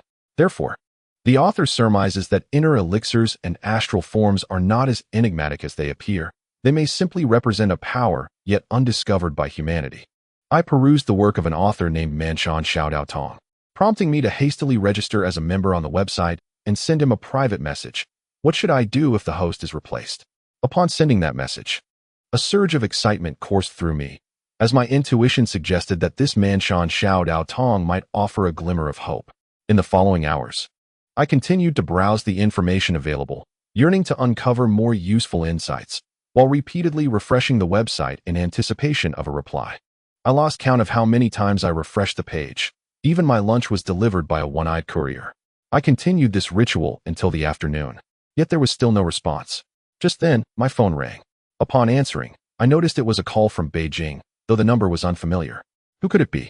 As I took the call, a voice that struck me as familiar resonated from the other end, though I could not immediately place it. It was a woman. She said, "Mr. Qin Xian, hello." I pondered for a moment, but the identity eluded me, prompting me to inquire, "Who are you?"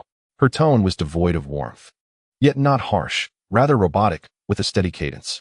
She reminded me, "The last time you were in Beijing, we had a brief encounter." Beijing? A fleeting encounter? As I recalled the previous events and reflected on the familiar voice, realization struck me with astonishment. This woman was none other than the inseparable female bodyguard of Bai San, rumored to be his adopted daughter. We had met once at a tea gathering. She was taciturn, unremarkable in appearance, with pragmatic short hair. Yet her gaze was strikingly sharp, an aggressive glint that set her apart from ordinary women. I suspected she had likely taken a life before, thus imprinting her image in my memory. In that moment of confusion, her reminder jolted me. "Is it you?" I thought to myself that this woman would not call me without reason. Could it perhaps be a directive from Baisani? How could I have forgotten about Baisani? The mute had certainly followed Baisani for a reason.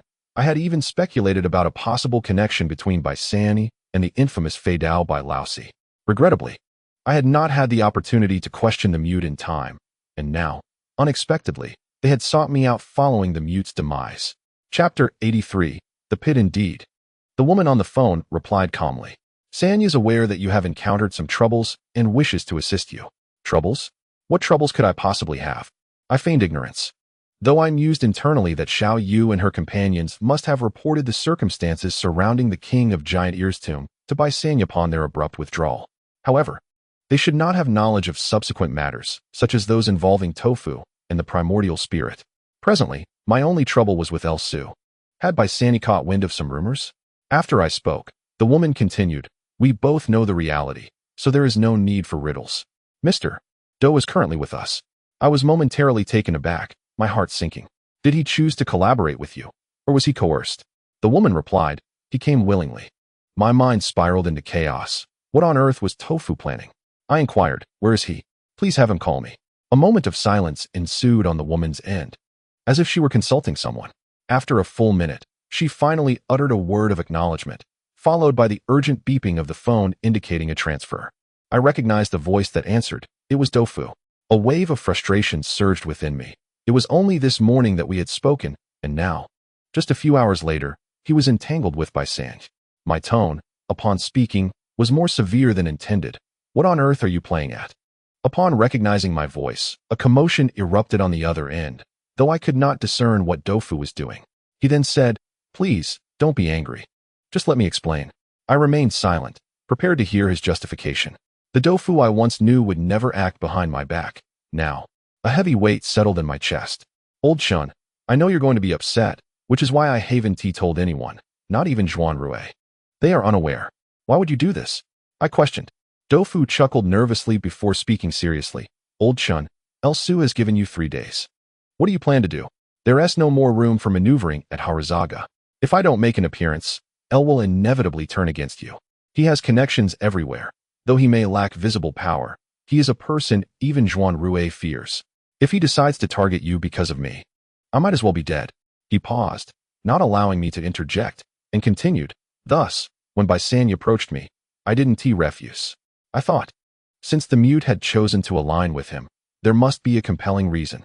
Bai Sanya has mysterious origins and ties to the mute. I believe he is also linked to the scheme involving your Qin family. I've made up my mind. You should inform El Su that I have deeply integrated with the corpse immortal and have now developed a rift with you, pledging my allegiance to Bai Sanya. By doing so, I can investigate Bai Sanya's background and his relationship with your family, while also alleviating the pressure El Su puts on you. Additionally, This gives me a chance to take a risk for myself. Listening to his articulate reasoning, I found myself momentarily speechless, then managed a bitter smile. You are certainly not the Dofu I once knew. You no longer require my protection. Dofu exclaimed, Chun, I'm merely suggesting we deceive El Su for now, diverting his attention to Bai Sang. I never said I wouldn't rely on you in the future. With a brother like you who knows how to make money and requires no effort on my part, I can simply await my share of the profits. What a splendid partnership. If you wish to discard me, you'll need my consent first. Have I not merely grown a bit wiser? You want to kick me out? But that reeks of jealousy. His relentless barrage of words left me feeling overwhelmed, and I retorted angrily, shut up and stop talking nonsense. Why on earth would Bai Sang seek you out? Surely he wouldn't keep a useless person around for no reason? Dofu replied, guess. I shot back, guess what nonsense? Tofu languidly remarked that he was devoid of power and influence, lacking in both strategy and skill, falling short in every regard compared to me. He mused on the puzzling decision of Master Bai, who sought him out instead of me, concluding it must pertain to the enigmatic entity residing within him. A jolt of concern surged through me as I pondered how Master Bai could possibly know. Tofu's tone grew grave as he queried, Do you truly believe we are the only ones conversing here? I understood, replying, You are an insider. It is likely that more than one person is eavesdropping on our exchange. Tofu affirmed, Indeed, our dialogue is under surveillance. Even if I were to directly inquire with Master Bai, he might not divulge the truth. As for who leaked this secret, I suspect only he is privy to that information. Reflecting on this, I realized that the only individuals aware of Tofu's spirit were none other than Zhuan Rui and Min, who were not outsiders. The sole suspect appeared to be Feng Guisho, yet he had always been allied with El Su. Who, then, was the traitor? My thoughts wandered to Shun Hao, who had always regarded me with disdain. Could it be that a traitor had emerged under Zhuan Rui's command? As I conversed with Tofu, the phone suddenly emitted a series of beeps, indicating a disconnection. Indeed, the next voice I heard was not Tofu's, but that of Master Bai. His tone bore a hint of amusement, reminiscent of our previous tea gathering. Though I could not see him, I could easily envision him orchestrating affairs from a position of power. He stated, You must be aware of the situation. I, Bai, do not entertain idlers, but rest assured, I hold no interest in his spirit. I retorted, If you have no interest, why seek him out? Master Bai replied, I have a transaction I wish to propose to him. If you are interested, you may join us. I responded, Currently, I am disinterested in commerce. But if you can answer a few questions, I might reconsider. The notion of Master Bai engaging Tofu in business, while Tofu remained oblivious, seemed to herald a significant pitfall. That he was willing to involve someone as difficult as El Su was perplexing. Master Bai chuckled, having overheard our previous conversation in its entirety, and anticipated my inquiries. After his laughter subsided, he stated, Let me be clear, with no leverage remaining, would you still be inclined to plunge into this pit? I could not help but scoff. You are aware this is a pit. Master Bai sighed, saying, Age has caught up with me. Were I 20 years younger, I would leap into this pit myself. What I desire are 3 items in El Su's possession. 3 items? I inquired, what are they? Master Bai elaborated. The first is the 8 carp fighting the flood stone. The second is the yellow spring ghost shadow stone. As for the third, if you wish to know, perhaps you should consider jumping into this pit. He emitted a peculiar chuckle before the call abruptly ended. A surge of frustration welled within me as I caught sight of the stone fish I had previously captured, reputedly capable of bringing fortune. The more I gazed at it, the more it irked me. What fortune could it possibly bring? I felt as though I had never found respite. The world is rife with mysterious and bizarre phenomena. One must neither wholly believe nor completely dismiss them. At present, I found it hard to trust that this creature could bring any fortune, and as I pondered, I tossed it some feed. After standing for a while, I felt an insatiable hunger gnawing at my insides. The past few days had been excessively stressful, and I had scarcely eaten a proper meal. As I glanced outside at the dwindling crowd of tourists, I decided to descend and ask the one-eyed dragon to close his shop, so I could venture out for something to eat. However, it happened that the one-eyed dragon was engaged in business with a robust man of dark complexion, whose voice resonated like thunder. Observing his sun-kissed visage, I made 2 conjectures. He was either a fisherman or a construction worker. If he were a fisherman, he had likely stumbled upon some valuable seafood. If a construction worker, he might have unearthed something intriguing at the worksite, which he sought to conceal. Items procured from construction sites could be acquired at a bargain, as these individuals often lacked knowledge of market value and were involved in clandestine dealings. Indeed, I overheard the one-eyed dragon lowering his voice, stating, "This item is good, but you see, there are these yellow stains that have seeped in, and there are also noticeable internal cracks. Although it may be ancient, it holds little value. Such items are quite common.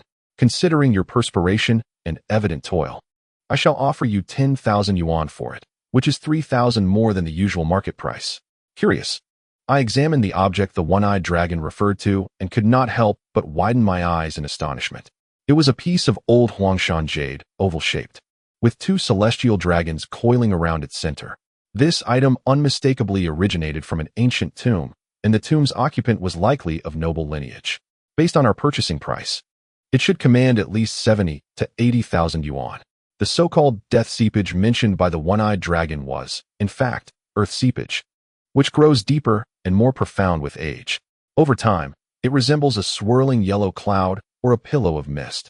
There are enthusiasts who specifically pursue earth seepage, and its value continues to ascend. As for the internal cracks, they are indicative of the jade's natural veins, which have been revered since antiquity for their spiritual essence. The jade's veins, akin to the human circulatory system, are particularly potent and are often fashioned into amulets or talismans for protection. This old jade, in terms of its age, earth seepage, and veins, was of exceptional quality. Offering this brother 150,000 yuan would be a fair deal if we resold it.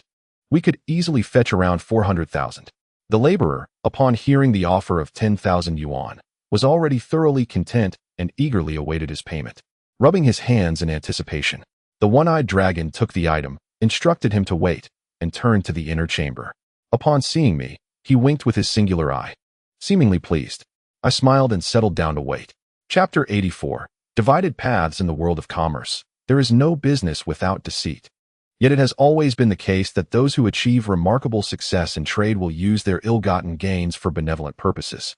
Thus, the age-old principle of accumulating virtue alongside wealth is upheld, with an aversion to the unprincipled rich. In the past, I did not comprehend this truth, but now I have come to understand it, and will encourage the one-eyed dragon to engage in charitable acts to accumulate merit for himself. However, the one-eyed dragon's methods were rather ruthless, and he had taken advantage of the seller to an excessive degree. What left me speechless was that the seller believed he had secured a bargain and was blissfully content. Upon reflection, this was, for him, an unexpected windfall, and he seemed not to mind the disparity. I gestured to the one-eyed dragon, who leaned in closer, and I instructed him to double the amount offered to the seller. The more I experience, the more I realize that the notion of karma is not merely a fabrication. Much like the five ghosts wealth method practiced by Shuang, performing good deeds invariably yields benefits. Although merchants may possess a cunning nature, they must not take it too far. Others may scoff at this belief, but I remain indifferent. For whether good or bad, it ultimately reflects upon myself. After a brief moment, the one-eyed dragon retrieved cash, neatly wrapped it in an envelope, and handed it to that brother, thus sealing the transaction. Shortly after, once the other had departed, the one-eyed dragon poured tea and remarked, "Master, this is not like your usual style. When two unsuspecting lambs arrive, why not butcher them properly? What reason is there to raise the price? In the realm of business, you are far more astute than I. Why the sudden display of mercy today?" I offered little explanation, responding, "Whether to be merciful depends on my mood. Though merchants prioritize profit, one cannot be devoid of conscience. Did you not see that brother, who, despite a long gash on his leg, hesitated to visit a hospital?" The one-eyed dragon appeared to recall the filthy bandage on that man's leg, shrugged, and said, "By your reasoning, were we not rather heartless? If so, why not offer him the market price?" I replied, "The price increase is a matter of my conscience. His lack of discernment is his own responsibility. Had he been better prepared and conducted more thorough research, could he have been taken advantage of?" The one-eyed dragon sipped his tea and commented, "Survival of the fittest is a fundamental truth, yet many fail to grasp it. They wait for fortune to fall from the sky or for others to assist them, oblivious to the fact that if they do not prepare themselves, even when opportunities arise, they will be unable to seize them." His words seemed laden with deeper meaning, momentarily distracting me from my hunger, prompting me to inquire, "What are you trying to imply? Please do not speak in riddles." The one-eyed dragon promptly replied, "Take a look at this item. Do you notice anything?" He then handed me a piece of jade. given his extensive experience in this field for over a decade. His discerning eye surpassed my mere 2 years of involvement. As I examined the piece, I voiced my thoughts, concluding, judging by that brother's attire, he must be a laborer. Could it be that some fine goods have surfaced from a construction site in Shenzhen? Indeed, the one-eyed dragon possessed a knack for business. A glimmer of insight shone in his one eye as he affirmed, "Yes, I have made inquiries. The officials from the Cultural Heritage Bureau have already secured that area. However, as the workers have yet to clear out, and given the abundance of unearthed items, it is feasible for the laborers to slip something out." I pondered whether we should recruit a few individuals to infiltrate the site, awaiting my response. It would be foolish to forego an opportunity, I mused. Regrettably, I must play the fool this time, for I simply do not have the time to pursue external gains. Thus, I concluded, let us leave this opportunity for others. Should another come to sell, we shall seize it then. Subsequently, we closed the shop and ventured out to enjoy a couple of stir-fried dishes. After much contemplation, I felt an undeniable urge to visit Beijing. Bai San Yi and his ilk, all akin to foxes, were simply notifying me with this phone call. Now that tofu was intertwined with him, coupled with the old man's intimate knowledge of our actions at the giant ear Wang tomb and his previous connections with the mute, all these interconnected causalities could not be dismissed as non-existent. This old fellow has accurately gauged the situation, knowing full well that I would inevitably leap into this pit. He candidly admitted his desire for the items in El Su's possession, seemingly harboring grand ambitions, likely in pursuit of the key as well. If that is the case, why would he claim to have no interest in the primordial spirit within the tofu body? Such words could either be a mere ruse to deceive us or stem from some other hidden motive. Consequently, I find it imperative to make a journey to Beijing. As I dined, I instructed the one-eyed dragon to maintain decorum and not to be overly greedy in my absence, cautioning him to avoid stirring up trouble. Upon hearing of my impending departure, he seemed accustomed to it, reassuring me, "Rest assured, boss, no matter how tempting the treasures before me, I shall not partake of what does not belong to me. However, you must exercise utmost caution. The individuals you are currently dealing with are well-known figures in the domestic underworld, not to be trifled with lightly. While you have become a prominent figure in the antique circle of Shenzhen, I must remind you that compared to these formidable personalities, this is truly not the moment for discord." Although his words were somewhat unpalatable, they were rooted in reality. Over the past 2 years, I have indeed broadened my connections in Shenzhen and gained a certain renown, yet when juxtaposed with those deeply entrenched like El Su and Zhuan Rui, I am but a fledgling. Sensing my near altercation with El Su from the previous day, the one-eyed dragon expressed his concerns. I patted his shoulder, signaling that I was well aware of the circumstances. He then exhaled in relief, stating, "Boss, both personally and professionally, I wish for your safety. Professionally, I rely on you for my livelihood. Personally, you and Master Do have never treated me as an outsider. Since my release from prison, your kindness has been invaluable." Reflecting on the bustling days when our shop first opened a year ago, it's a stark contrast to now. Although our finances have flourished, the camaraderie seems to have dwindled. After clinking our glasses in a toast and finishing our meal, we returned to the shop. After freshening up, I lay on my bed, clutching my notebook, continuing my research. At that moment, I noticed a long-awaited private message had finally arrived. The account displayed an unread message. Upon opening it, I recognized the sender as the little Taoist from Mongshan. Inside was a simple message: "Take it out and replace it with a more suitable host." My heart raced with excitement. This could be the breakthrough. I quickly replied, "How do I retrieve it?" After a moment of contemplation, I added my phone number, expressing a desire for further discussion. After sending it off, the response was swift, providing an address with an invitation to visit if I truly wished to know more. Upon examining the address, I realized it led to a temple on Mongshan, situated in Luoyang, part of the Qinling mountain range, also known as the North Mang. As I pondered over this temple's location, doubts crept in. Could this be a scam? Would they coax me into making a donation? Yet, reflecting on the content of his previous message, it did not strike me as the work of a charlatan. After careful consideration, I resolved to seize an opportunity to visit Mongshan and meet this little Taoist. The following day, I resolved to take the initiative and called Lu Su, informing him that Dofu had suddenly been taken away by Bai San Yi. Zhuan Rui and the others now dared not act recklessly, and I found myself unable to make contact with anyone. His assistance would likely be of no avail. Lu Su seemed to hold some trepidation regarding Bai San Yi and did not question the veracity of my claims. Through the phone, I could sense his breathing becoming momentarily heavier, as if he were struggling to contain something. Unfortunately, I could not see him at that moment. On the other end of the line, Lu Su remarked, "I never anticipated he would intervene." He let out a cold chuckle before hanging up. I understood then that Dofu's objective had been achieved. Lu Su would no longer focus his attention on our group. It would be far too simple to deal with us. Yet confronting Bai San Yi would prove to be a formidable challenge. I surmised that Lu Su would no longer have the energy to concern himself with me or Wen Min. After much contemplation, I realized I must first travel to Beijing. I could not predict what complications might arise from this journey.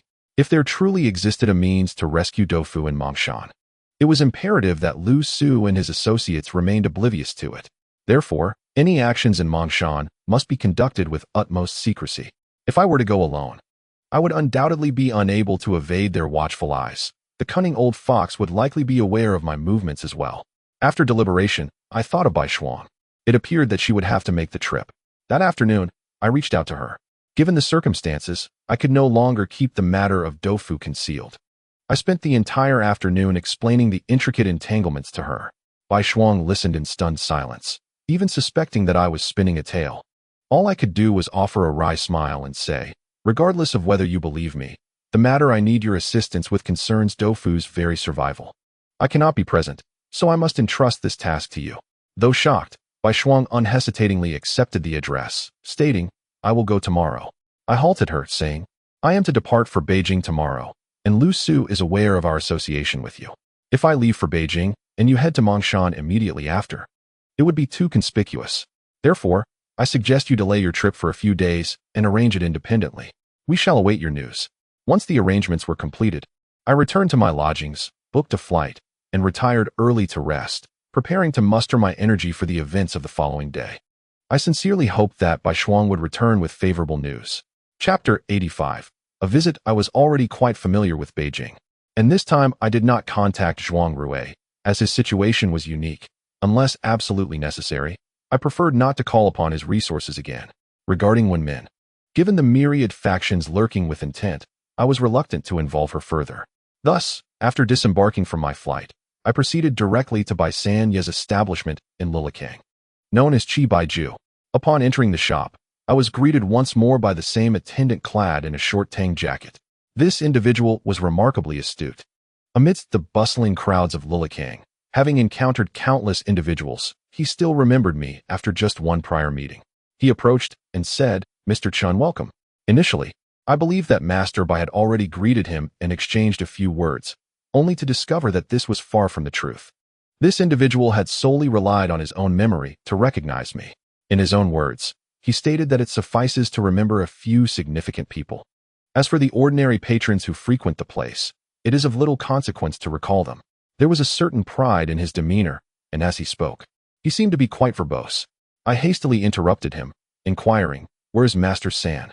He replied, "Master San is not in the shop today." However, before he could finish his sentence, a sudden sound of footsteps echoed from the upper floor, the distinct sound of someone descending a wooden staircase. The structure of Chi Bai Ju was designed in an ancient style, with the wooden steps in the back hall coated in crimson lacquer, and the handrails intricately carved with dragons and phoenixes, exuding an air of grandeur. Instinctively, I turned my gaze towards the source of the sound, and down came a woman with short hair and an unremarkable appearance, Master Bai's adopted daughter and bodyguard. As she descended, our eyes met, and she spoke, "Mr. Chun, you arrived quite promptly." I replied, "My brother is a guest here. He is rather oblivious to etiquette, and I am genuinely concerned that he may inadvertently offend Master San, which is why I rushed over." "Where is he?" The woman, whose surname was Bai, and whose first name I did not know, was addressed respectfully by the staff as Miss Bai, yet she did not continue her conversation with me. At that moment, I harbored no particular fondness for those surnamed Bai, with the exception of Bai Shuang. She replied, "He seems to have gone out." I inquired, "What did he go out for? Is it possible that Master Bai has assigned him some task?" The woman offered a faint smile and said, "We are not short of hands, nor do we have any tasks for him. He is free to go wherever he pleases. Are we to tie him up?" I found her words utterly nonsensical. Given that Master Bai had already recruited Dofu, Under the current peculiar circumstances surrounding Dofu's situation, how could he be permitted to wander outside at will? Sensing my disbelief, she said, "You can call to verify." After a moment's contemplation, I stepped aside and dialed Dofu's phone, informing him that I had arrived in Beijing and was at Shibaiju, urging him to show himself promptly. I then proceeded to the second floor to await his arrival. Less than 20 minutes after the call, Dofu came bounding over, plopping down beside me and asking, "What did the Bai person say to you the other day?" I scrutinized him for a moment, feeling an overwhelming sense of frustration. This fellow appeared unchanged, save for the remnants of sauce at the corner of his mouth, suggesting he had just eaten something outside. I suddenly felt that all my exhausting efforts were utterly futile, while he, the very subject of concern, seemed to be enjoying himself immensely. Perhaps sensing my disapproving gaze, Dofu scratched his head and said, "What are you staring at me for? We haven't seen each other for just 2 days. Don't be so enthusiastic, or one might think you want me to be quiet." Unable to contain my irritation, I gave him a light slap on the head, feeling quite vexed, and demanded, "How did Master Bai come to find you? What does he want with you? Speak." Dofu, cradling his head, appeared quite aggrieved and replied, "Should I be silent or speak?" I retorted, "If you dare to utter another nonsense, I have 100 ways to make you regret it." Dofu's eyes darted as he quickly shook his head, saying, "No, I was just joking with you. Why take it so seriously?" He paused momentarily, glancing around as if to prevent any eavesdropping, finally settling his gaze in the corner of the room. Following his line of sight, I discovered a diminutive surveillance camera nestled there. Tofu gestured towards it and remarked, "Mr. Bai has not treated me poorly, but I am always accompanied by 2 brothers when I step outside. You are aware of the situation regarding phones. In any case, everything we discuss now is under his watchful eye." I cast a quick glance at the camera and replied, "Then please speak only what is necessary." Upon hearing this, Tofu recounted his encounter with Master Bai. At that time, Harizage had made a final attempt, which ultimately failed. In his despondence, Tofu began to meticulously analyze the sequence of events. Naturally, he contemplated whether Lu Su would take action against us. In his state of agitation, he considered fleeing abroad and decided to take a stroll outside. However, Zhuan Rui stopped him, stating that Lu Su held considerable influence within the city. Once he left the Zhuan residence, he would lack protection and could easily vanish without a trace. Just as Tofu was feeling dejected, an invitation arrived for the Zhuan family. It appeared quite formal, but upon opening it, it was addressed not to Zhuan Rui but to Tofu himself. Unsurprisingly, the invitation was sent by Master Bai, requesting Tofu as a guest. Zhong Gong raised an eyebrow, puzzled, and remarked, "Having just arrived here for a day, under such secrecy and without venturing out, how could Mr. Bai possibly know of your presence?" Being a reliable individual, Zhong Gong immediately suspected the possibility of a traitor within the Zhuan household. While there were many subordinates in the Zhuan family, few had access to the living quarters. Zhong Gong was one, alongside a few old servants who had served for over a decade. Could the problem lie within this circle? Zhuan Rui's expression darkened, and he turned to give Zhong Gong a few instructions, the content of which remained unclear, before making a motion as if to tear the invitation apart. Yet, Tofu had other intentions. He abruptly snatched the document away, exclaiming, "Such a fine invitation should not be torn." Harizage chuckled and asked, "Are you really considering visiting?" Tofu replied, "Why not? I have only met Master Bai once, and now he suddenly seeks me out. It's evident he has taken an interest in some aspect of me. Rather than allowing Lu to concoct various schemes against you, it would be wiser to redirect his focus towards the old man Bai." Zhong Gong furrowed his brow and said, "If you leave, how shall we explain this to Brother Chen?" Tofu patted Zhong Gong on the shoulder and reassured him, "Do not worry. Having survived so many trials, it is clear I possess a resilient nature and nothing will go awry. Moreover, this is for the sake of the peculiar Chen." He glanced at Zhuan Rui and lowered his voice to Zhong Gong, saying, "Zhuan is in a unique situation. I do not wish to burden you further. You and Shahu Gai should not expend your energies on me." Hearing Tofu's reasoning, Zhong Gong could only nod in agreement. Zhuan Rui, however, observed Tofu and his subordinates whispering together, seemingly displeased. His previously indifferent tone now carried a hint of coldness as he stated, "Do as you wish." Thus, Tofu arrived at the residence of Qi Bai and Bai Sanyi. Tofu was not one to engage in circumlocution, nor did he possess the talent for it. Therefore, he spoke with bluntness and directly inquired, "How did you learn of my presence at the Zhuan family?" Which individual did you bribe? What do you seek from me? After a brief pause, he added, have Xiao Yu and the others returned safely? This series of rather impolite questions elicited a smile from Bai San Yi, who cheerfully responded. They have all returned and shared some tales from their journey. They were indeed well cared for along the way, thanks to you. Tofu rubbed his nose, choosing to disregard the pleasantries uttered by the old man. Immediately after, Bai San Yi continued, as for how I came to know of your whereabouts at the Zhuan family, it is not difficult at all. It cannot be classified as bribery. Rather, it was merely a matter of offering some benefits, inadvertently revealing a few tidbits, just a transaction. Human hearts, after all, cannot be easily swayed. Observing Bai's evasive manner, Tofu felt overwhelmed by the prospect of a forthcoming barrage of irrelevant chatter and quickly capitulated, saying, I implore you, Bai Yi, spare me your circumlocutions, just speak plainly. Bai San Yi squinted at Tofu and, after a moment, replied, very well, I appreciate your straightforwardness. The reason I summoned you here today is for the mutual benefit of us both. My boy, although you may appear somewhat dull, you are certainly not foolish. I seek what Lu Su possesses, and naturally, I require you as bait. In return, you shall have my protection, ensuring Lu Su does not turn his scheming eyes toward your friends. You shall reside here with me, without the burden of work and in safety, with abundant food and drink. Tofu was not entirely naive. If Bai San Yi coveted what Lu Su held, it was likely that their intentions were aligned, both after the same key.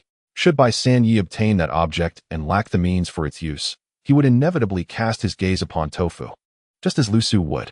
Thus, regardless of who he allied with, Tofu's fate would remain strikingly similar.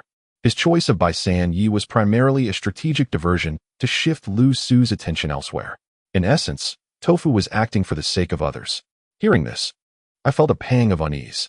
Noticing my discontent, Tofu placed an arm around my shoulder and said, do not be disheartened. Now that the mute has departed this world, the thread of the curse has been severed.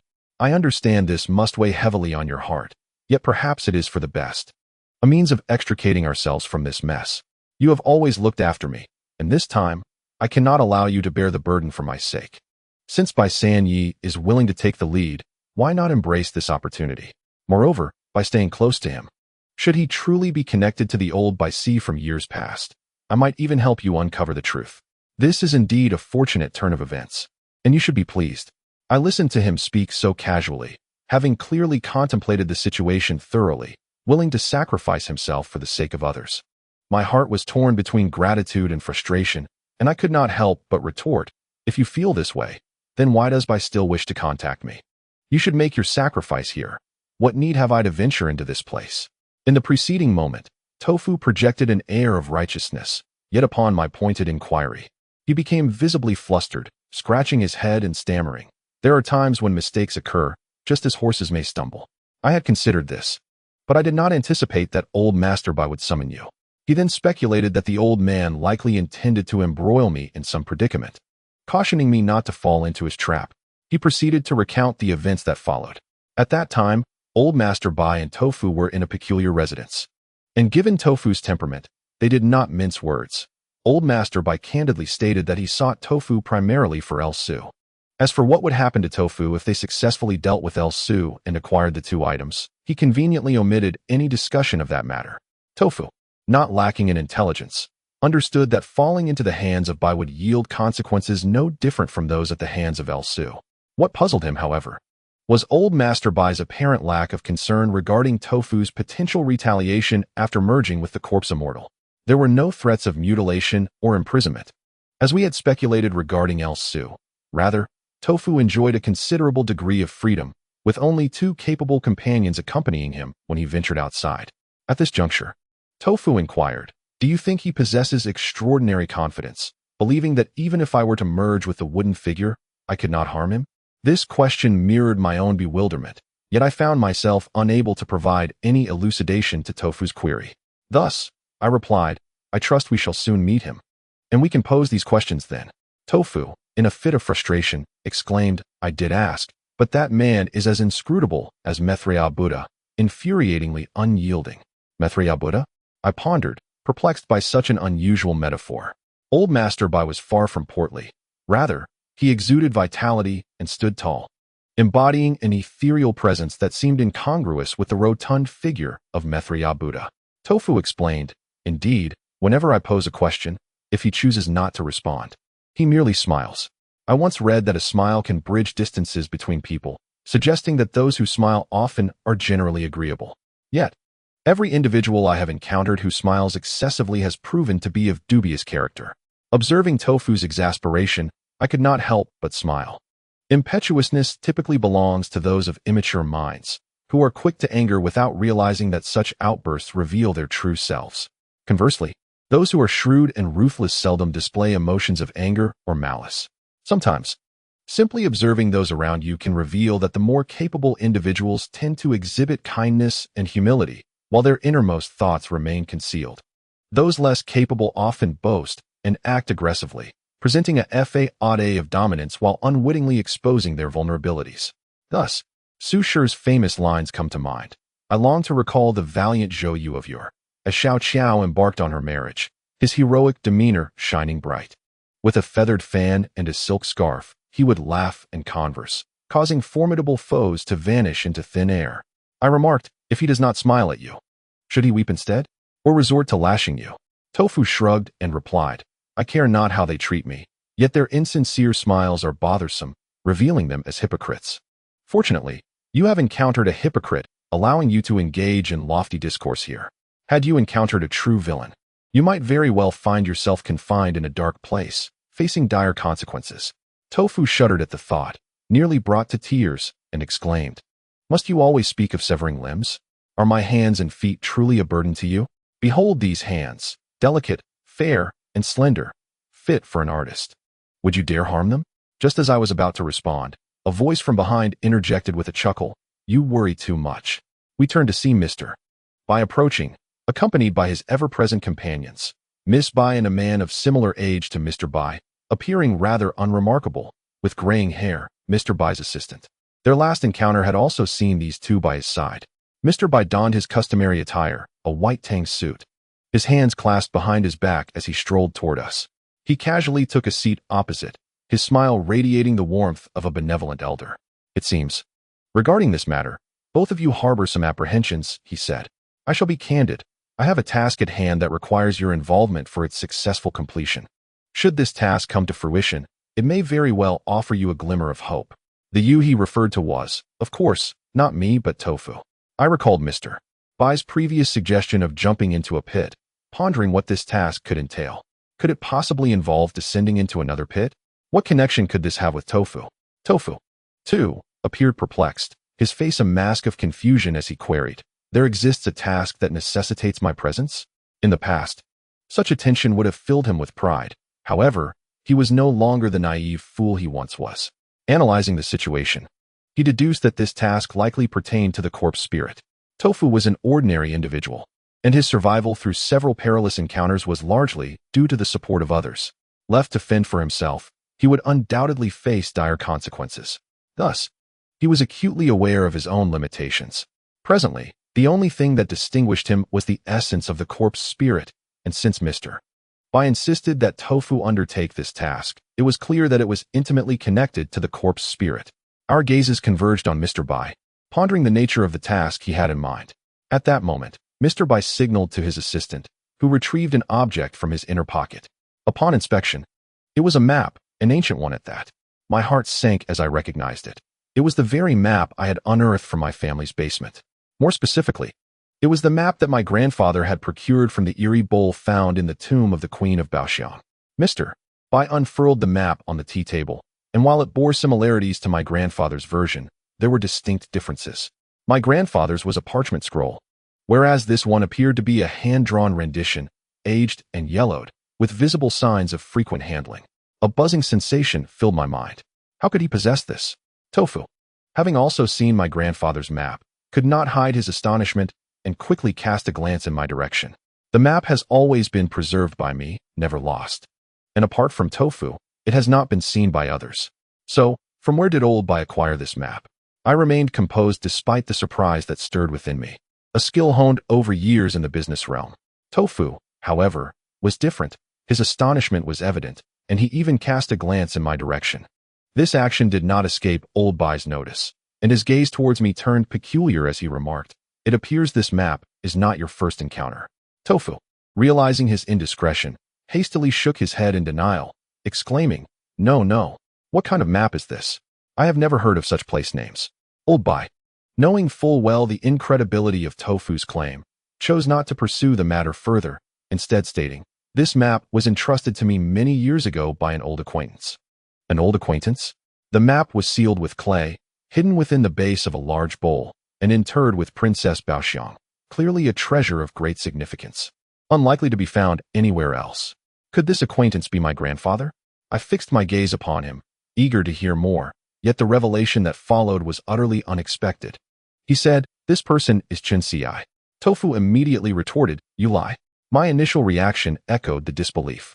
This map was discovered by my grandfather in the tomb of Queen Baoxiang, seeking a way to lift the curse after Chen Xiai's death. This event occurred nearly 30 years ago. Chen Xiai had perished in the tomb of King Zhuan, and at that time, Old Bai was likely just in his early 20s. How could they have known each other? Most importantly, this map came to light after Chen Xi's demise. How could Chen Xiai have possibly given it to him beforehand? Then, Tofu seemed to recall something, lowering his voice to say, "Could this Chen Xiai possibly refer to the mute? We only know the surface of what the mute has done in nearly 30 years. Prompted by Tofu's reminder, I thought of the mute's previous collaborations with Old Bai, and my attention shifted back to the map before us, causing a moment of confusion. Could it truly be the mute? Chapter 87.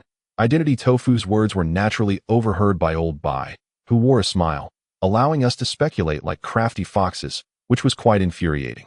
Tofu, unable to contain himself, exclaimed, "What is there to laugh about? This map was given to you by Wu Shui, wasn't he it?" Old Bai replied, "In my eyes, Chen Xiai and Wu Shui are one and the same." Tofu pressed further, "When did Chen Xiai give this to you?" Old Bai responded, "He entrusted it to me before his departure. This map was part of our transaction. Otherwise, why would I have dispatched personnel to assist him?" With this statement, I began to understand. It seemed that the map was likely handed to him by the mute before the tomb of King Zhuan. Wu Shui must have drawn it from his memory, yet this raised a peculiar inconsistency, as the timelines simply did not align. The map was obtained by my grandfather only after Chen Xi's death. How could the mute have recalled its details? Unless, of course, this map was not unique to my grandfather. Over the course of those 20 years, what else could the mute have experienced? Could he have encountered this map elsewhere? Thus, the memory began to restore itself, leading to the drawing of the map. Yet, this map appears to be a relic from 2 or 3 years prior. At that time, the mute must have still been in Japan. What could be the significance of presenting this map to Master Bai? The grandfather and Wu Shui had never met nor had any intersection in their lives. So how could they possess the same map? Presently, as I ponder these perplexities, I find myself engulfed in confusion. Rather than dwell in uncertainty, it would be more prudent to inquire directly with the individual before me. I asked, "What is the purpose of this map? Why did Wu Shui seek you out?" Master Bai replied, "Since they have enlisted your services, I shall not conceal certain matters from you. However, I am not engaged in charitable endeavors. Some secrets come at a price." He gestured towards the map splayed across the tea table, stating, "In the past, Chen Xiai and I fought fiercely over this map. Regrettably, he vanished from existence abruptly. I presumed him dead. Yet, astonishingly, 28 years later, he reappeared, looking exactly as he did in his youth." Tofu expressed astonishment, exclaiming, "You and Chen Xiai once vied for this map. Where did his map originate? Did you know each other in your youth?" When Chen Xiai was still alive, he possessed a map. Thus, its origins remain a mystery. I recalled the individual who claimed to be Chen Xi's disciple, Si Taiping, who had followed Chen Xiai for an entire year, traversing numerous locations. He mentioned that Chen Xiai seemed to be in search of something elusive. After those 3 years, Chen Xiai met his demise in the tomb of the giant Ear King. And it was only when I was 14 that my grandfather ventured into the tomb of the Queen of Baoxiang and obtained an identical map. Even without Master Bai articulating every detail, it became evident that the period during which he contended with Chen Xiai for the map coincided with the 2 years Chen Xiai spent in pursuit of something. I cannot fathom the myriad experiences Chen Xiai encountered during those years of travel. From what I know, he sought the Red Rock paintings, visited the Xianbing tomb, and even engaged in a conflict with Master Bai. He ventured to many other places unknown to me. In just 3 years, what could have transpired? Merely contemplating this fills me with a profound weariness. How could one person bear such burdens alone? I consider myself an independent individual, capable of enduring any hardship that may arise. Yet, upon introspection, I realize that I am not entirely resilient against solitude. Over the years, especially in the early days of my business, whether it involved revelry or navigating the treacherous waters of social maneuvering, I was always surrounded by a multitude of companions. Even during my downfall, Dofu unhesitatingly accompanied me into the fray. In contrast, Chen had always traversed his path alone. The roads he walked and the experiences he endured during those 3 years remain unspoken, perhaps deemed unworthy of mention in his final moments. After Tofu inquired, Bai Sanyi chuckled, seemingly lost in reminiscence. He replied, "As for how we became acquainted, that remains a secret of mine. The origin of this map is also unknown to me. Chen has always been a solitary figure, his movements difficult to predict. Our relationship is one forged in conflict. Ultimately, I never obtained the map's contents. Just as I was gathering forces to confront him, he vanished." At this point, he paused, clearly intent on concealing certain details, and continued, "Later, due to various circumstances, I departed from China, believing he had perished somewhere. Yet, unexpectedly, not long after, he returned. Seeing his youthful visage, I realized he had succeeded." "Succeeded? What do you mean?" Tofu asked. Bai Sanyi replied, "What do you think we, this multitude, are pursuing? Immortality? The dream of eternal youth is universal, yet we are not fools.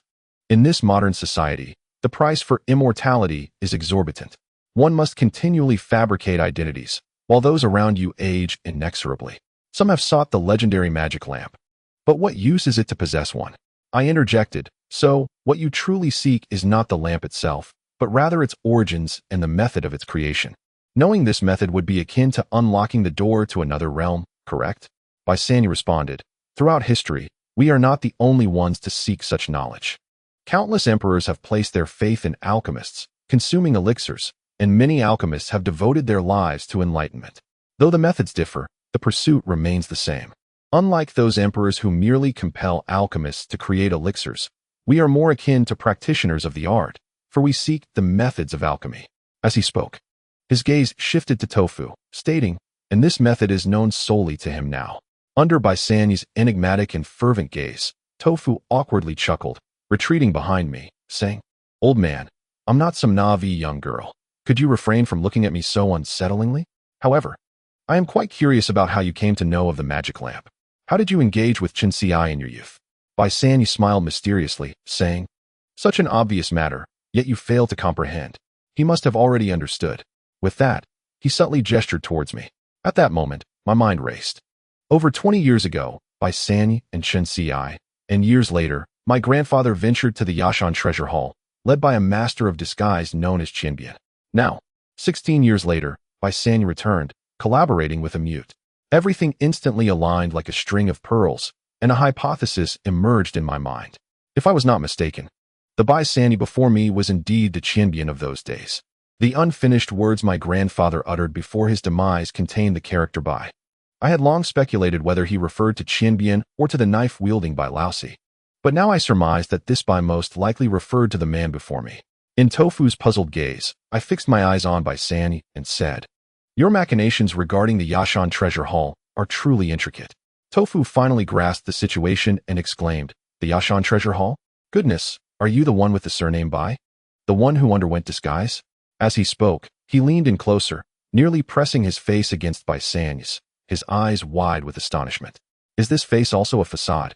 While uttering these words, he reached out his hand, only to be halted by the short-haired woman beside Bai, who admonished, "Do not act recklessly." Tofu sheepishly touched his nose and replied, "I have no interest in grappling with an old man."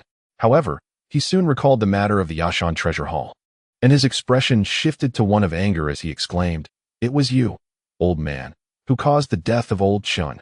How dare you lay hands on an elder?" He continued, "And what about Uncle Zhuan Rui? Did you also bring about his demise?" I allowed Tofu to voice his questions. Yet my heart remained tranquil. This man could be deemed my adversary, but in truth, my grandfather's decision to venture to the Yashan Treasure Hall was his own. Only 3 individuals survived that ordeal.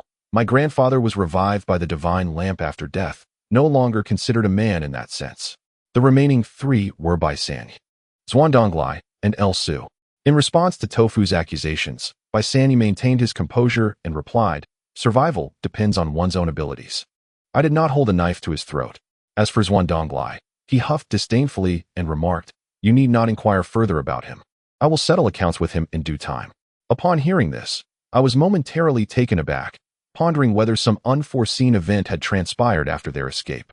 They now seemed to harbor a profound enmity towards one another. Tofu fell silent, shooting me a glance before lowering his voice to say, "Isn't it rumored on the streets that the one known as Qianbian is involved?" The Qianbian Tofu referred to are the officials and archaeologists who mingle among tomb raiders. There have long been whispers suggesting that Qianbian possesses a mysterious identity, likely connected to official tomb raiding. However, recalling the case Bai Sanyi had previously orchestrated, I shook my head and said, if he were a spy, he could not have orchestrated that grand affair. Tofu scratched his head. His gaze towards Bai Sanyi filled with indignation as he muttered, "Old man, after all this time, you still haven't told me how you came to know about the divine lamp. The Chun family was investigating a curse. What was your motivation?" Chapter 88.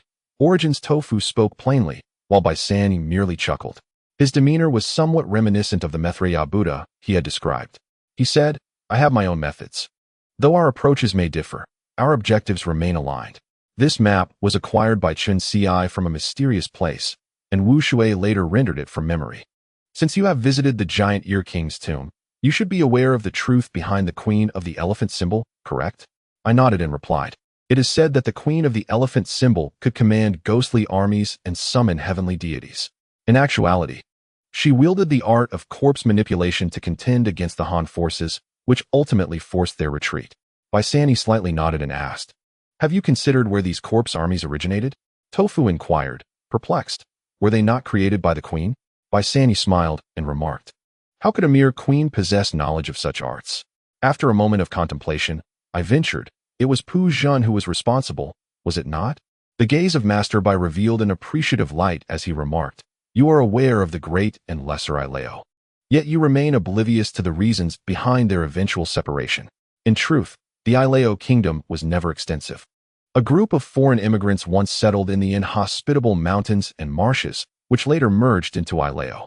It was only after the Han dynasty unified the land that this foreign tribe, unwilling to submit to Han rule, became the lesser Ileo." Tofu inquired how he had come to know such intricate details, pondering if even archaeologists were privy to this knowledge.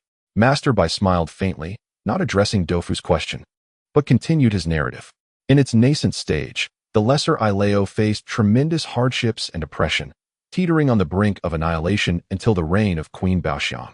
When circumstances began to improve, this transformation was remarkably abrupt. The once feeble Ileo seemed to flourish, not as victims of Han military harassment, but as aggressors against them. All this was attributed to the secretive art of corpse manipulation, yet Queen Baoxiang herself was not versed in such practices. These were indeed gifts bestowed upon her by Pu Zhen. Tofu pondered aloud, could these two be lovers? Just as I was contemplating Master Bai's words, Tofu's sudden interjection nearly incensed me, and I retorted, "Are they lovers? Surely you must know the answer to that." Tofu defended himself, asserting that they had not fully integrated, and thus could not know everything. Moreover, even if they were indeed lovers, what relevance did it hold for him, given that he had not even held hands with the Ileo queen in over a millennium? I silenced him, urging him not to embarrass me further, and gestured for Master Bai to continue. The relationship between Pu Zhen and Queen Baoxiang may indeed have been intimate. Or perhaps it was merely a partnership. The passage of time has obscured the truth. It is evident that the secret corpses were procured by Pu Zhen. Allegedly, the ancestors of the lesser Ileo hailed from the grasslands, traversing through Shaanxi, Hunan, Guizhou, and ultimately settling in Yunnan. This revelation brings to light the identity of the Ileo people, confirming our initial suspicions that they are descendants of those who migrated from the ghostly abyss. This group, having departed the ghostly abyss, spread across the central plains, with the remnants finally establishing themselves in Yunnan, a process undoubtedly lengthy. During this period, the ghostly abyss was also home to the last queen of the lesser Ileo, who commanded the construction of the great Ear King's tomb. One certainty remains. Our visit to the great Ear King's tomb did not unveil the complete truth, as we found no bodies within. The pristine white jade coffin was empty. To this day, No one can ascertain for whom the great Ear King's tomb was constructed. Yet its existence signifies far more than the mere preservation of a stone. To safeguard a mere stone would be an extravagant use of resources. Thus, that stone must be an extremely valuable funerary item, likely placed there by Puzhan. It is clear that Puzhan held this item in high regard. Why else would he place it within the great Ear King's tomb? A millennium has passed, and many past events have been swallowed by the annals of history. Thus, we can only speculate about the truths of those bygone days based on the scant clues available to us. This map, evidently not singular in existence, had been acquired by Chun Ci over a decade prior to Grandpa's discovery of the Queen of Elephants. Regrettably, he did not have the opportunity to deliver this map to Grandpa. The origins of this map remain shrouded in mystery, as it is unknown from where Chun Ci obtained it. However, during that time, Chun Ci was incessantly in search of clues regarding the curse. Thus, the provenance of this map must be intrinsically linked to that pursuit. Although Bai San Yu refrained from disclosing his personal affairs, it was evident to me that the Bai family, much like Lu Su, harbored intentions towards the key. The map in Chun Ci's possession had been unearthed from the tomb of the Queen of Elephants, who shared an enigmatic connection with Puzhan. Hence, the significance of this map is undeniably profound. It is evident that this object possesses a certain relationship with the so-called key. However, it seems that Chun Ci's comprehension of the key was rather limited at that time, which led him to overlook the importance of this map, resulting in its existence remaining unknown until death. Years later, the mute gradually regained his memories and meticulously rendered them into drawings. According to Bai San Yi, the mute likely foresaw his impending misfortune, prompting him to bequeath this map to him. Upon hearing this, I found it perplexing and inquired. You once vied with Chun Ci for this item. You were adversaries. Why would he entrust such a significant object to you instead of me? Bai San Yi smiled and replied, Young man, do you truly believe I am so easily dismissed after your last scheme against me involving the police? If it were not for his reputation, no one would dare to challenge me so audaciously as you do now. Dofu scratched his nose and remarked, So you were saying you were showing us mercy? But are you and the mute foes or allies? Bai San Yi took a sip of tea, his demeanor still cheerful, and countered, What defines a friend? What constitutes an enemy? Do you not grasp the simplest of truths? There are no eternal enemies in this world, only perpetual interests. Chun Ci is an extraordinary individual. I once yearned to eliminate him, but never succeeded. Yet, during our last encounter, gazing upon his youthful visage and then upon my own, all hatred dissipated. As the sun sets, to witness an old acquaintance maintain their charm, such a sentiment is beyond your understanding.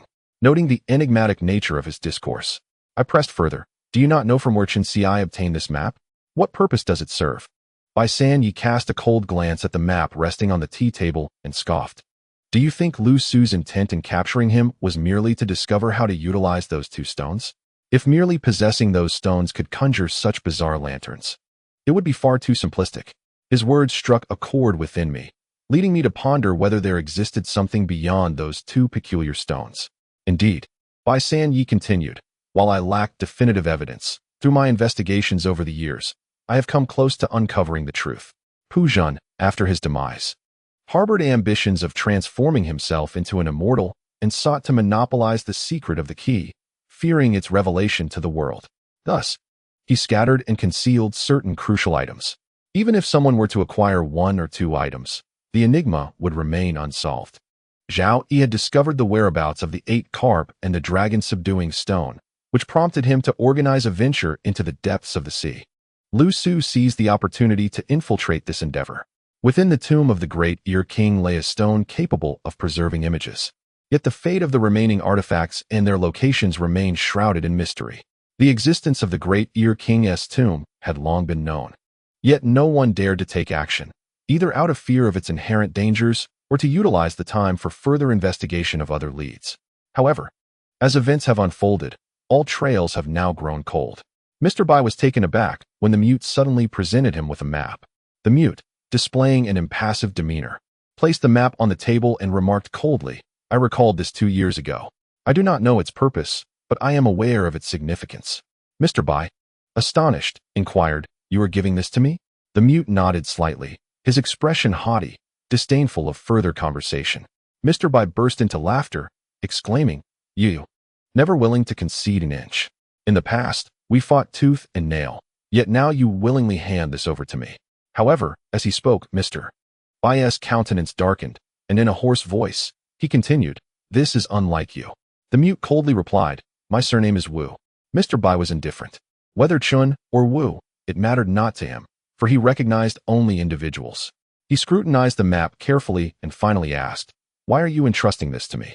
The mute reclined on the sofa, legs crossed, eyes closed as if in meditation. After a long pause, he said, "I have a premonition." Mr. Bai awaited further elaboration, but the mute ultimately remained silent. Had he already foreseen his own irrevocable fate at that time?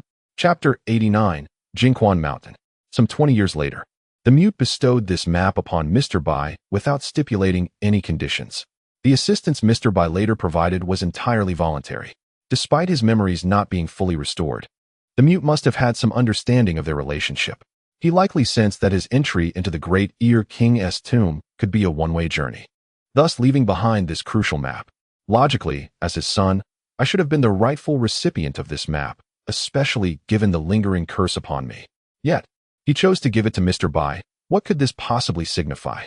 I found myself perplexed, but Tofu astutely revealed the truth, patting my shoulder as he said, "It seems the mute does not intend for you to partake in this venture. His original plan was to enter the great Ear King's tomb, not only to seek the truth he desired, but also to resolve the curse and extricate you from it. This is likely the reason he did not pass the map to you." As he spoke, Tofu appeared quite disheartened, sighing deeply. Who knew this would turn out to be a ruse? The mute's demise was truly regrettable. I recalled the time when the two factions met in the dense forest, and the mute had insisted on driving me away. In retrospect, every action seemed designed to distance me from this elaborate deception, yet the realization arrived too late. The departed are gone, and dwelling on it now serves no purpose. According to the words of Master Bai, this map is an artifact acquired by Chen Xi during those years, although its origins and relevance remain a mystery. When considering the investigative leads Chen Xi had at the time, it is highly plausible that this map is a treasure map. Master Pu Zhen has concealed a secret, fragmenting it across various locations, and the coordinates documented on this map likely represent one such site. Dofu speculated, could it be located within the Do? Master Bai replied, perhaps. However, burying it beneath the earth, within ancient tombs and mounds, serves as an optimal disguise.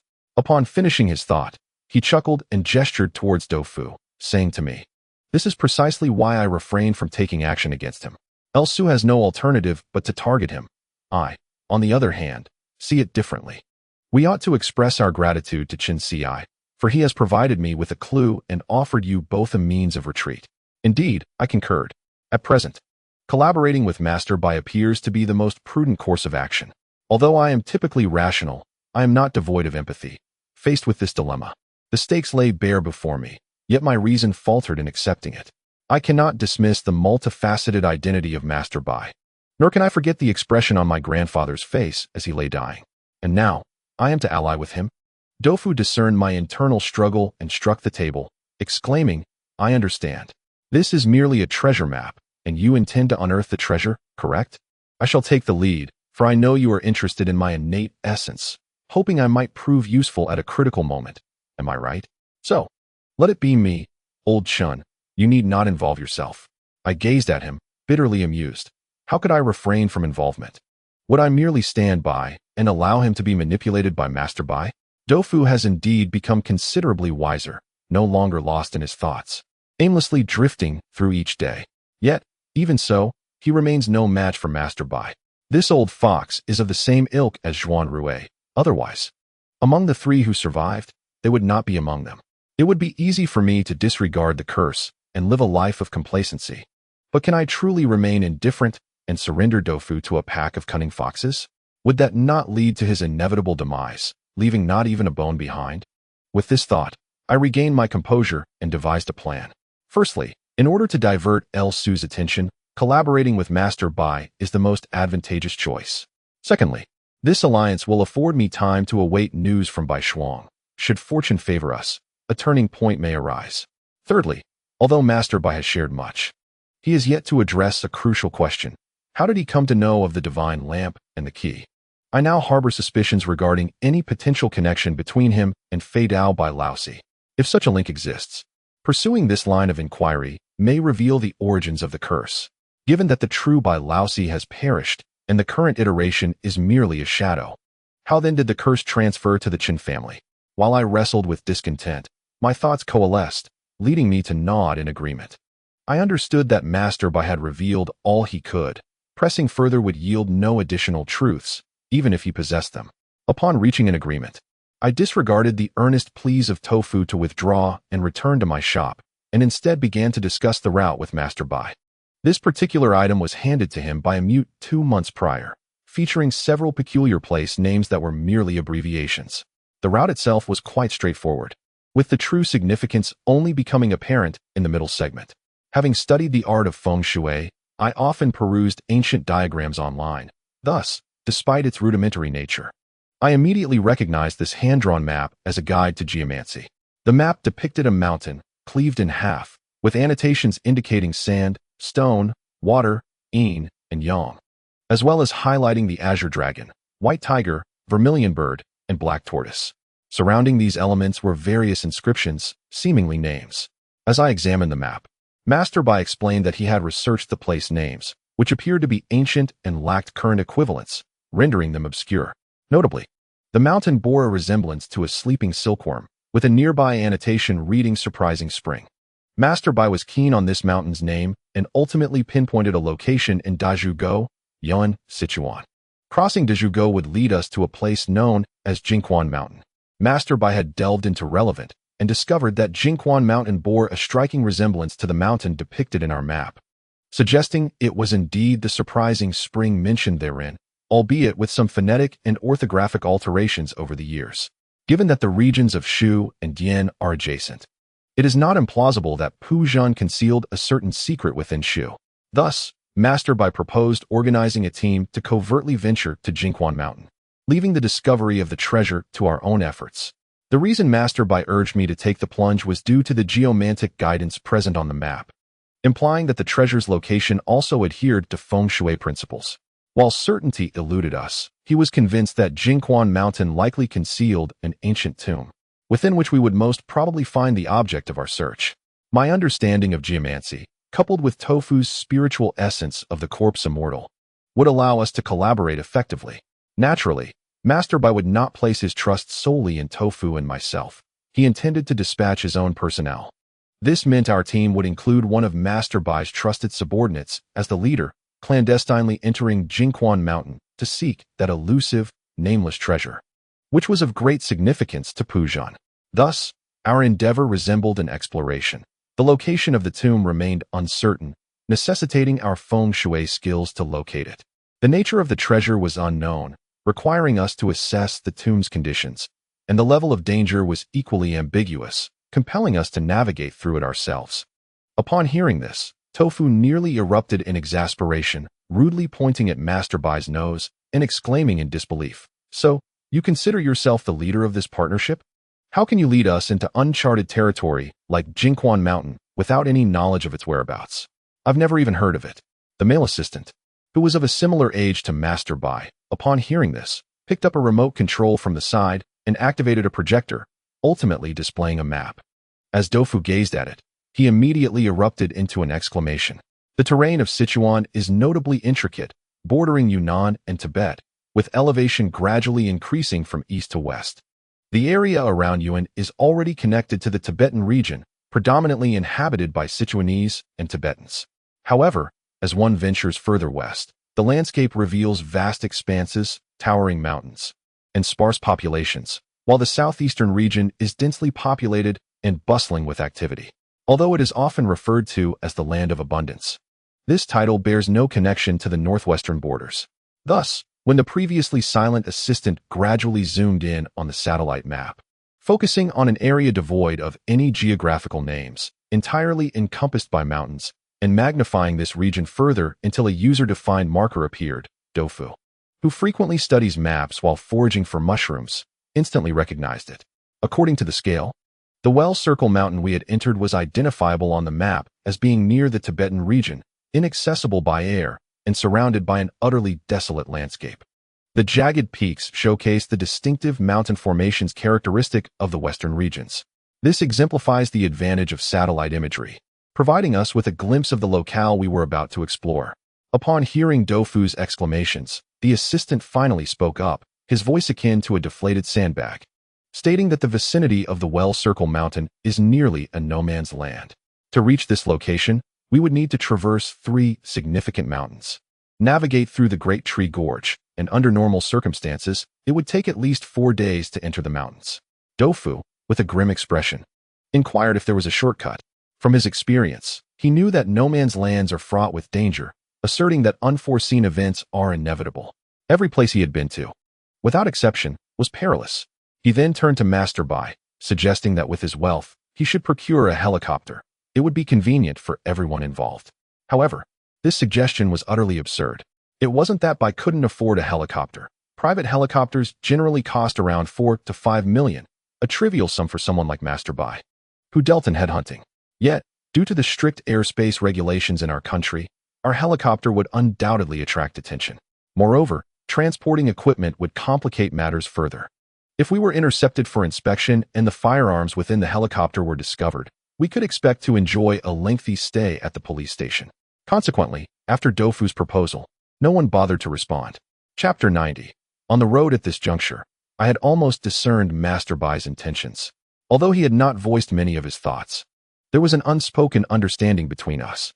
It was apparent that Bai had a significant connection to the infamous Bai Laosi, and capturing him might unveil the truth behind past events. Thus, our alliance took shape.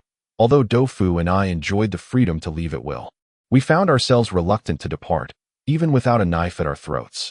I inquired about our departure, to which Bai Sanyi replied that the sooner, the better. He had already arranged for personnel and equipment, but due to the remote terrain, his influence did not extend there. Hence, we would need to transport our gear ourselves. The most prudent course of action was to drive there ourselves. Consequently, despite our continuous journey, we would still be delayed for 2 days and nights on the road. However, venturing into the depths was never intended as a leisurely affair. After deliberation, we decided to set a time. Once our equipment was gathered, we would depart the day after tomorrow. In the days leading up to our departure, neither Doufu nor I faced any restrictions. During our visit to Beijing, we had not contacted Zhuan Rui and Wen Min, as they were merely outsiders in this affair, and it would be inappropriate to involve them any further. Both Doufu and I understood that once we set off, arduous tasks awaited us, so we took advantage of the time to rest. On the 3rd day, as preparations were underway, I met our companions for the journey. Our group was small, but as Bai Sanyi described, comprised of elites. The leader, a man in his 40s, had piercing eyes. When he removed his coat, I inadvertently noticed the numerous scars adorning his body, unmistakably from blades and arrows, clearly acquired in the course of battles.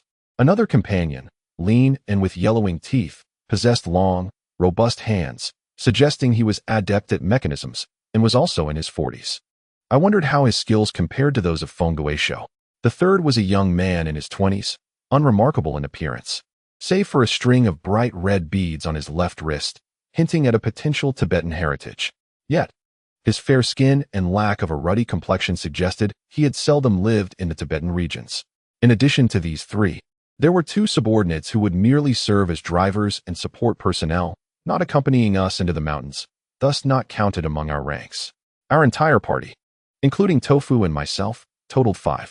For reasons of confidentiality and the safety of others, we disclosed our plans to no one, save for a brief call to the one-eyed dragon, without divulging our exact destination.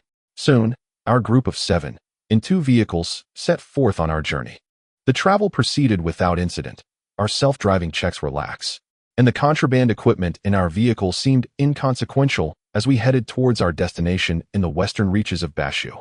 To expedite our arrival, we took turns at the wheel, scarcely pausing for meals or restroom breaks, remaining almost constantly in the vehicle. The weather was sweltering, and prolonged use of the air conditioning left us feeling lightheaded, forcing us to switch it off. While the absence of air conditioning relieved the dizziness, it resulted in an oppressive heat, leaving us all drenched in sweat. Doufu, surveying the perspiring men around him, quipped, "Next time we delve, could we bring along a woman?" The fellow at the wheel chuckled, "This work is not suited for women." Doufu shrugged, nudged me into a corner, and reclined comfortably in his seat, drifting off into a deep slumber. As we journeyed westward, the bustling cities faded into the distance. The further we traveled, the sparser the population became, with vast skies and undulating mountains.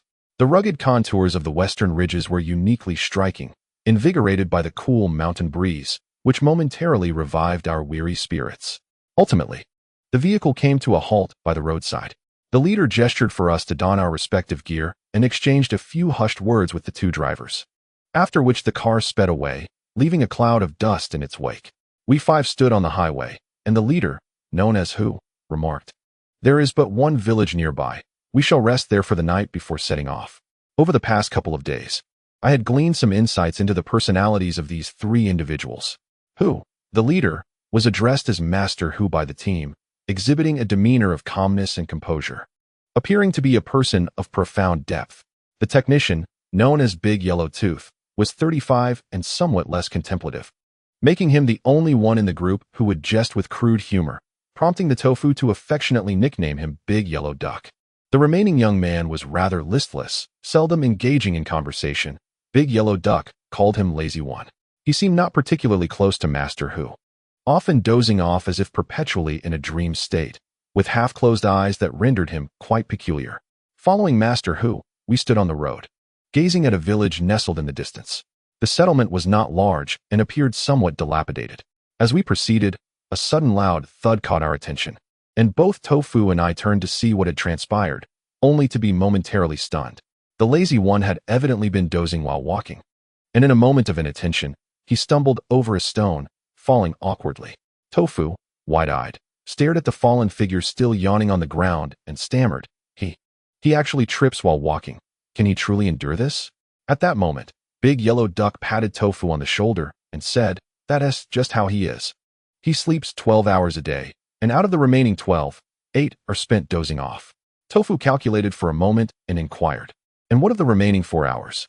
Big Yellow Duck rolled his eyes and replied, "The remaining 4 are for eating, relieving himself, and bathing."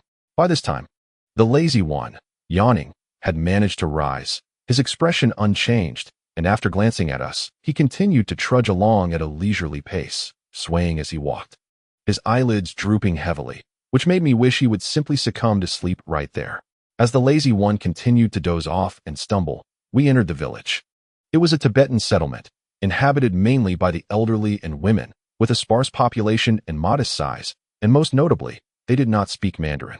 However, the Lazy One did, shaking his head vigorously as if to dispel the drowsiness, and began conversing with the locals. After a brief moment, the Lazy One nodded at us and said nonchalantly, "It's agreed, we can stay here for the night." From his explanation, I learned that this area was at the intersection of Han and Tibetan cultures, and although tourism had been developed in recent years, this village remained overlooked due to its remote location, leaving it impoverished. The men had ventured to the tourist areas to earn a living, returning only once a week, while the village was left with the elderly, the weak, and women. As the rooms were limited, that night we huddled together on the floor. The Lazy One fell asleep almost immediately, while Master Hu was lost in thought, keeping to himself and refraining from engaging with us. Only the Great Yellow Duck felt it was still too early to sleep, so he engaged in a conversation with Tofu, which somehow meandered to the topic of the Lazy One. The Great Yellow Duck, with a twinkle in his eye, wagered, "I bet you can't wake him up." Tofu, puzzled, replied, "Why would I wake him? I'm full and have nothing to do. Let him sleep." The Great Yellow Duck then recounted an intriguing incident. This group had originally worked abroad under the tutelage of Master Baisan and had only recently returned. Tofu inquired about their activities overseas, specifically whether there were mushrooms to be foraged. The Great Yellow Duck replied, "Of course, there are mushrooms abroad, but they differ from those we find here. Let's not digress. Just tell me if you're up for it.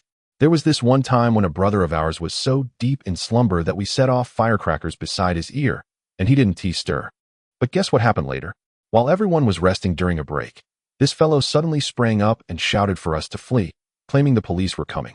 And indeed, mere minutes after we bolted, the authorities arrived. Had it not been for him, we might have been caught red-handed."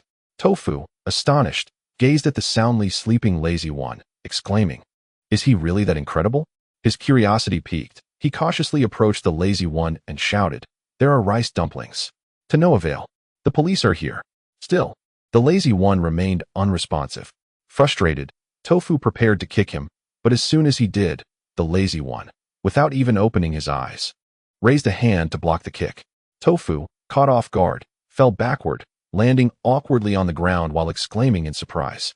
I silently marveled at the lazy one, who lay undisturbed on the floor, recognizing that Master Bai San would not assign us an unreliable individual. This person must possess some extraordinary capabilities. In our line of work, the quality of individuals is paramount, not quantity. Our group of 5 consists of seasoned veterans. Perhaps this time, we would not incur significant losses. Over the past 2 years, whether foes or allies, far too many lives have been lost. I am not one to kill without hesitation. Unless absolutely necessary, I wish to avoid unnecessary casualties. Tofu, rubbing his backside, scolded the great yellow duck for his mischief, to which the great yellow duck laughed heartily, saying, "You're not the first to trip over him. Don't be mad, don't be mad." Realizing he was merely being teased, Tofu, filled with indignation, lunged at the great yellow duck, and the two began to grapple. It was then that I noticed the great yellow duck was not just a playful trickster. He appeared to possess martial skills as well, swiftly subduing Tofu with ease. I was just having fun. Why take it so seriously? Chapter 91. The believer Tofu and the great yellow duck bore no ill will toward each other. The great yellow duck's agility suggested he had trained in martial arts. However, reality is not akin to the stories of martial arts.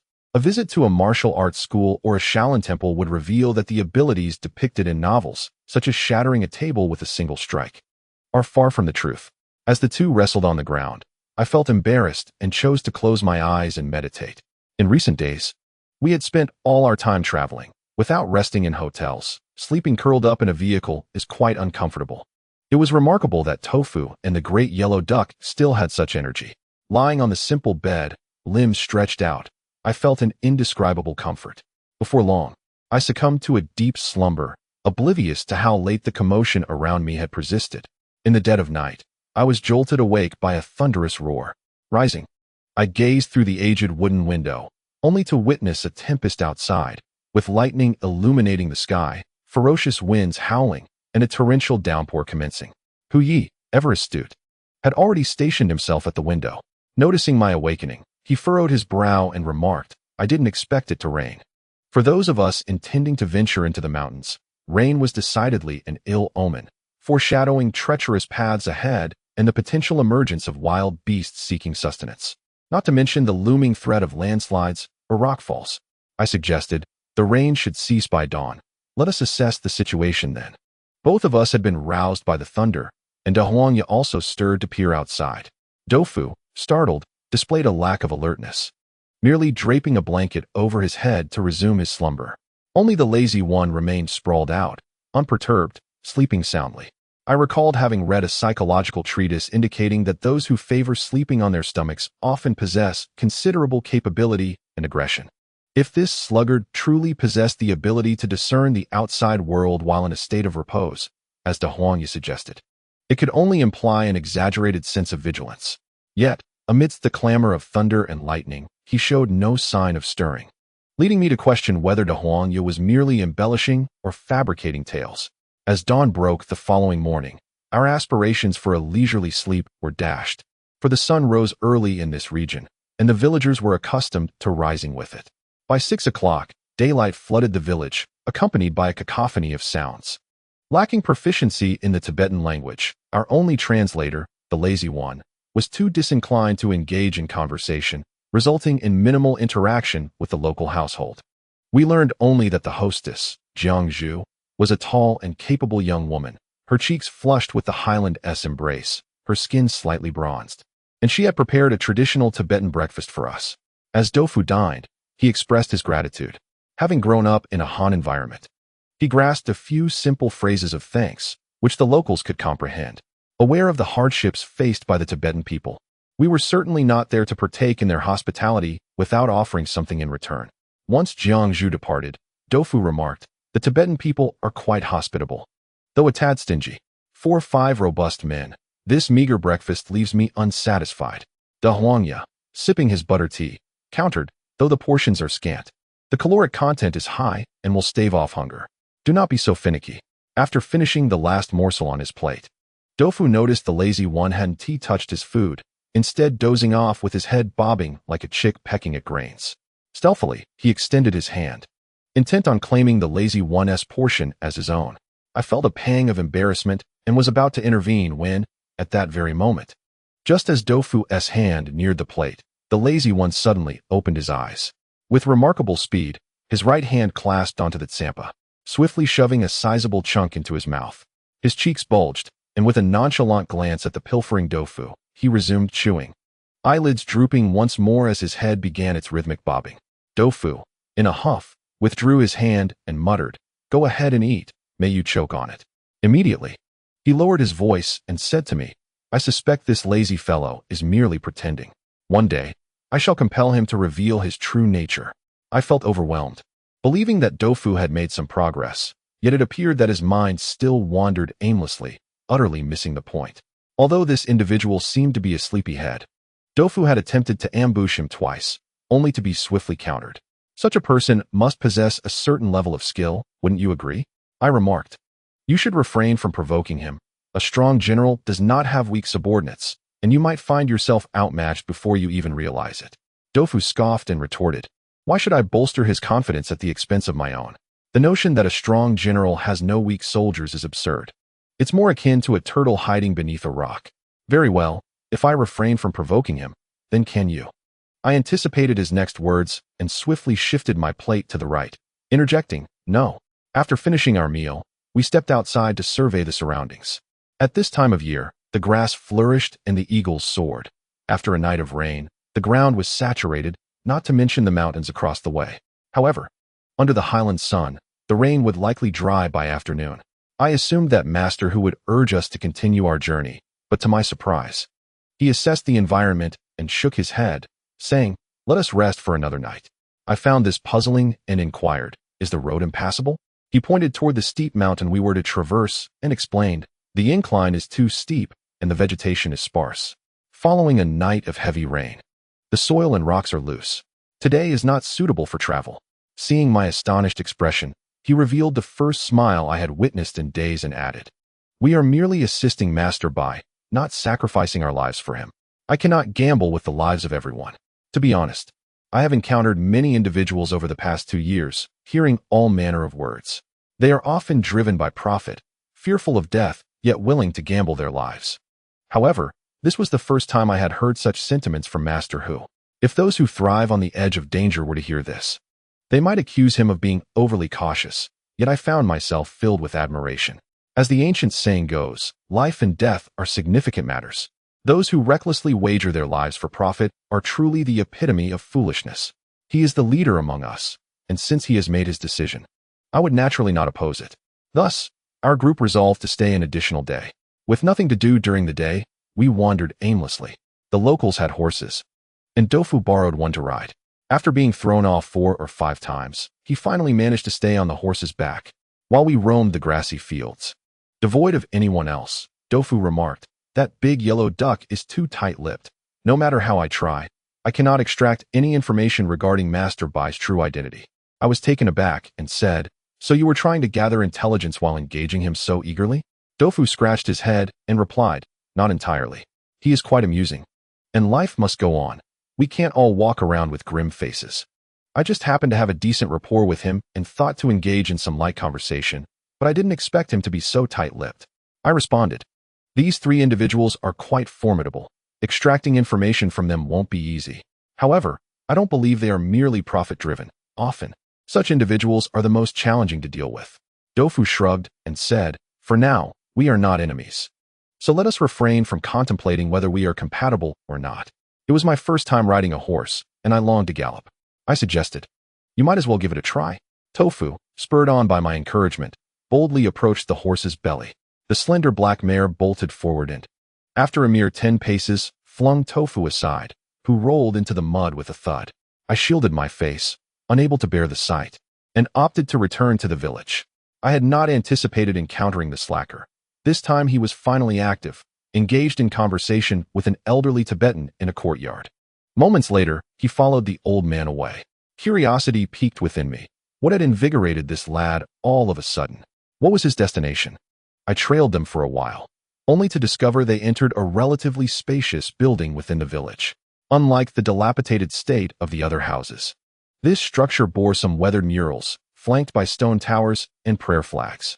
The slacker, clasping a string of red prayer beads, knelt with utmost decorum, his expression flat, yet profoundly reverent. I was momentarily taken aback, feeling as though I had stumbled into the strangest assembly imaginable. How had White Third Master managed to gather such an eclectic group? A cautious soul reluctant to take risks, a jovial trickster with some martial skills, and a perpetually drowsy yet devout young Tibetan. What an odd collection indeed. Leaning against a pillar, I observed the devout slacker, a peculiar sensation bubbling within me. How could a person of genuine religious faith engage in such perilous endeavors? It is well known that nearly all religions advocate for virtuous deeds, particularly Buddhism, which emphasizes the law of cause and effect. The slacker, hailing from the Tibetan lineage, presumably adheres to Tibetan Buddhism, which similarly espouses belief in reincarnation. To put it bluntly, was he not trying to play both sides, indulging in vice while seeking virtue? The slacker remained prostrate in his fervor and growing weary of waiting. I decided to wander elsewhere.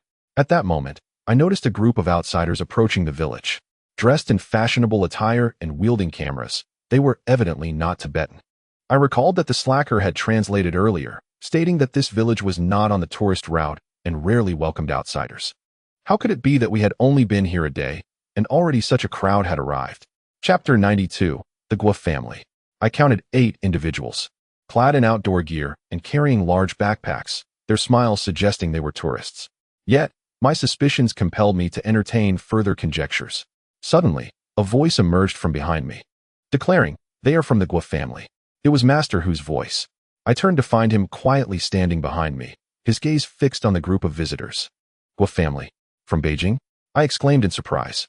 Master Hu nodded, squinting into the distance. The leader is the eldest daughter of the Guo family, with the rest being her subordinates. I had only heard of the Guo family, but had never interacted with these individuals. Master Hu's words ignited my curiosity. Under ordinary circumstances, such a meeting would not be remarkable. However, the timing struck me as too coincidental, arriving just after us. Could it be that this group was trailing us? Yet, White Third Master had arranged this operation with utmost secrecy. Even Lu Su had no information. How had the Guo family managed to catch up? What were their intentions? As the group drew nearer, Master Hu urged, "Let us move. No need to linger." I followed closely behind him, departing from the lofty vantage point, and inquired, "Are these individuals accompanying us?" Master Hu nodded and asked if I was aware of the matters concerning the Guo family. I affirmed my knowledge, explaining that the 5 daughters of the Guo family were all delicate young ladies. It was not until 3 years ago that the eldest daughter suddenly awakened to her responsibilities, taking charge of the family business and shouldering the burdens. It was said that in the past 2 years, she had made remarkable strides. Upon concluding my statement, he remarked, "Remarkable strides, you say? This young lady is still rather inexperienced. Her ambitions are grand, and she is too impatient to expand the forces that have previously been suppressed." I immediately surmised the underlying reason and continued, "However, she cannot act against the Zhuang family. The rest are established brands. Furthermore, you, the people from Chibai residence, have just returned to the country, and your position is still precarious. Coupled with the fact that the goods you have consumed are rather eye-catching. Is that why she seeks to target you?" Master Hu nodded, a trace of disdain flickering at the corners of his mouth as he said, "A mere jester. If they wish to follow, let them do so." I soon realized that the presence of the Guo family here was likely not mere coincidence, but rather a deliberate ploy by Master Bai, perhaps intending for me to witness Master Hu's cold laughter and disdainful demeanor, which sparked an unsettling thought in my mind. Could it be that they are intentionally planning to deal with the Guo family in a more drastic manner, perhaps even eliminating them in the depths of the mountains?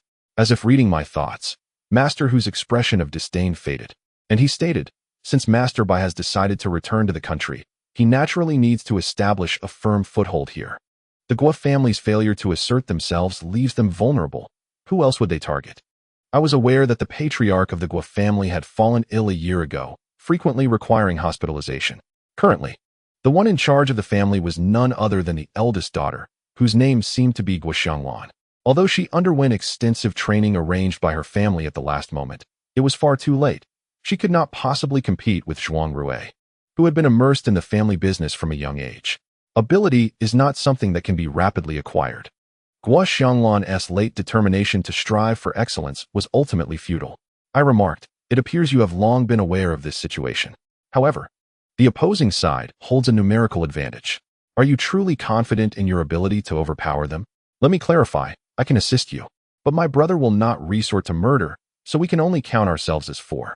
For against their 8, all armed and ready. Do you not possess an overabundance of confidence? Master Hu waved his hand dismissively, asserting, to capture a thief, one must first seize the leader. Once Guoxianglan is dealt with, the remaining individuals will likely come to us willingly. Human hearts are fickle, driven by self-interest. Do you truly believe those few will fight us to the death? Rest assured, they are not that foolish. As we spoke, we returned to the Jiangzhou residence, where Doufu had already changed into another outfit and was playing with a set of cards, engaging in a game of train with the yellow duck. The lazy fellow had also returned, sprawled across a nearby table in slumber. I found it hard to believe how one person could sleep so much. Doufu promptly tugged at me, exclaiming that 3 players were just right for a game of landlord. He coaxed the lazy fellow for quite a while, but he was unwilling to join the fray, leaving the 2 of them to play the train game, which lacked excitement. At this moment of ennui, I decided to immerse myself in the unfolding events, without inquiring about Guoxianglan and her entourage. As anticipated, they had likely discovered our temporary lodgings here. Since their intent was predatory, it was prudent to feign ignorance of our acquaintance and limit our interactions. We engaged in card games throughout the afternoon, and during dinner, we inevitably encountered Guoxianglan's group. Given the relatively large number of outsiders among us, the enthusiastic Tibetans ignited a bonfire, creating a vibrant atmosphere that enveloped the entire village. Although the offerings were modest, with the finest being roasted beef, the ambience was undeniably spirited. Doufu, an undeniable epicure, was delighted by the presence of meat, devouring it with fervor. In the midst of his indulgence, he spotted Guoxianglan across the way. Her neatly cropped hair, black leather pants, and hiking boots complemented her alluring physique, and she possessed a striking beauty that embodied an androgynous charm. In earlier times, Doufu would have approached her without hesitation. Yet now he remained oblivious to her presence, solely focused on his meal. I found it peculiar and inquired as to why he did not initiate a conversation. Doufu cast me a disdainful glance and declared, I am devoted to Shuang. I am a man of integrity, committed to preserving my fidelity. Nevertheless, that woman is indeed quite attractive. At that moment, the group opposite us scrutinized our table, and shortly thereafter, Guoxianglan approached to engage us in conversation, weaving a tapestry of fabrications to which we responded in kind. Yet, I soon sensed something amiss. In a circle such as this, particularly among these prominent families, one would expect key figures to be recognizable, even if only through photographs. While it was plausible that she did not recognize our quintet, given that Doufu and I bore no notable reputation in Beijing, and the others merely served as subordinates to Bai Sanyi, it was inconceivable that someone of her standing would fail to recognize her own underlings. If her intention was to discreetly gather information, she ought not to have revealed herself. Her appearance was a glaring exposure. I pondered whether she was oblivious to this nuance or if she harbored ulterior motives. As I sipped my barley wine in silence, she unexpectedly settled beside me, casting a flirtatious glance in my direction. Aware of the notorious promiscuity of those bearing the surname Guo, who had changed partners as easily as one changes garments, I instinctively distanced myself slightly. However, to my surprise, she leaned in closer. Resignedly, I addressed her by her assumed name, saying, Miss Lily, could you please sit up straight? I have a girlfriend. She chuckled and replied, with looks like yours, it is only natural to have a girlfriend.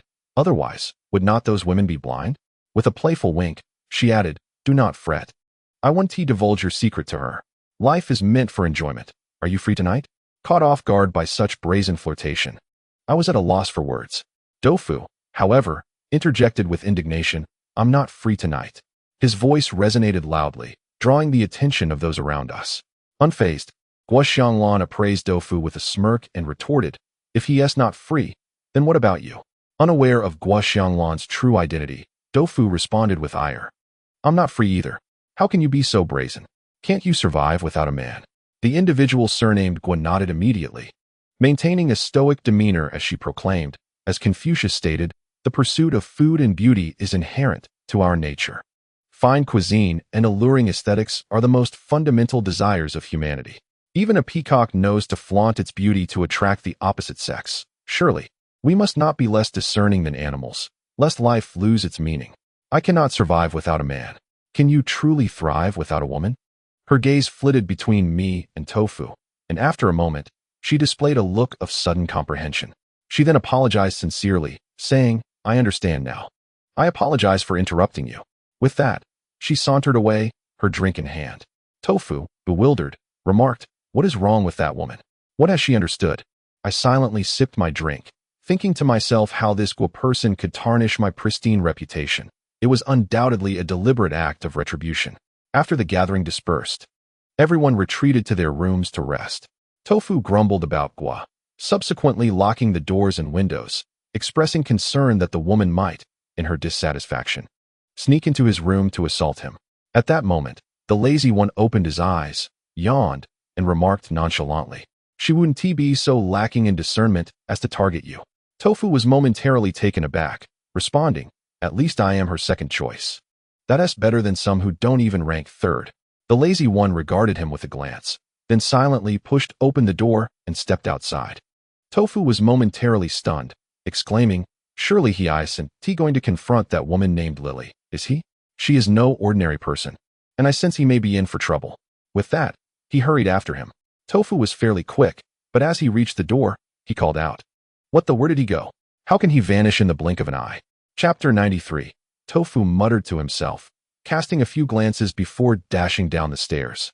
I certainly did not believe the lazy one was seeking to prove his charm to the Gua woman.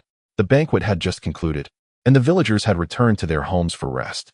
For the lazy one to suddenly appear animated in the dead of night was suspicious.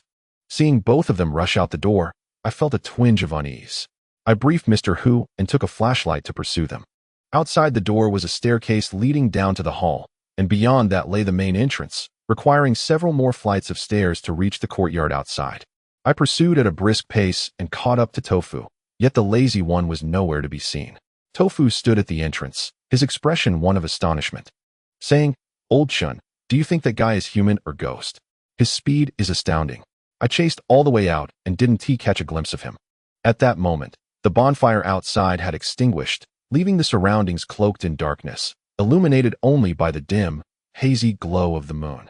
Tofu and I stood on the staircase outside the entrance, gazing into the night, where everything appeared shadowy and indistinct. Only my flashlight illuminated a modest area around us. Just then, I faintly heard a sound, seemingly emanating from the left front. I recalled that direction was towards the village gate. The sound was soft yet rhythmic. Crunch, crunch, crunch. Tofu also heard it and instinctively looked in that direction, muttering, "What could that noise be at this hour?" I suggested we take a look to ascertain the situation and, without hesitation, descended the wooden stairs, flashlight in hand, making my way towards the origin of the sound. With each step forward, the noise grew increasingly distinct. In a moment, I beheld a figure, its back turned to us, honing something under the dim light of the moon. This figure was none other than the lazy one who had vanished in the blink of an eye.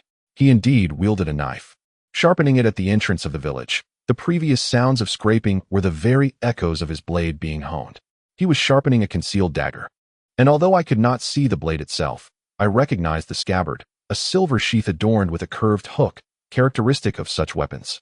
Tofu and I exchanged perplexed glances, utterly bewildered as to why this idle figure was sharpening a knife in the dead of night. He was clearly aware of our presence.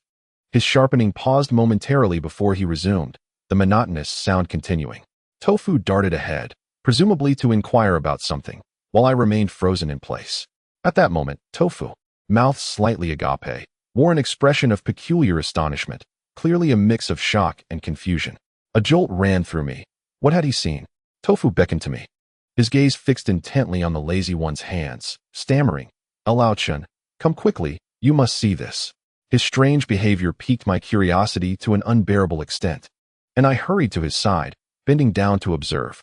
In that instant, I felt as though I had been struck, my mind buzzed with disbelief. The knife in the lazy one's hand was a black, curved blade, one I recognized all too well, identical to the two blades carried by the mute before. How could this be?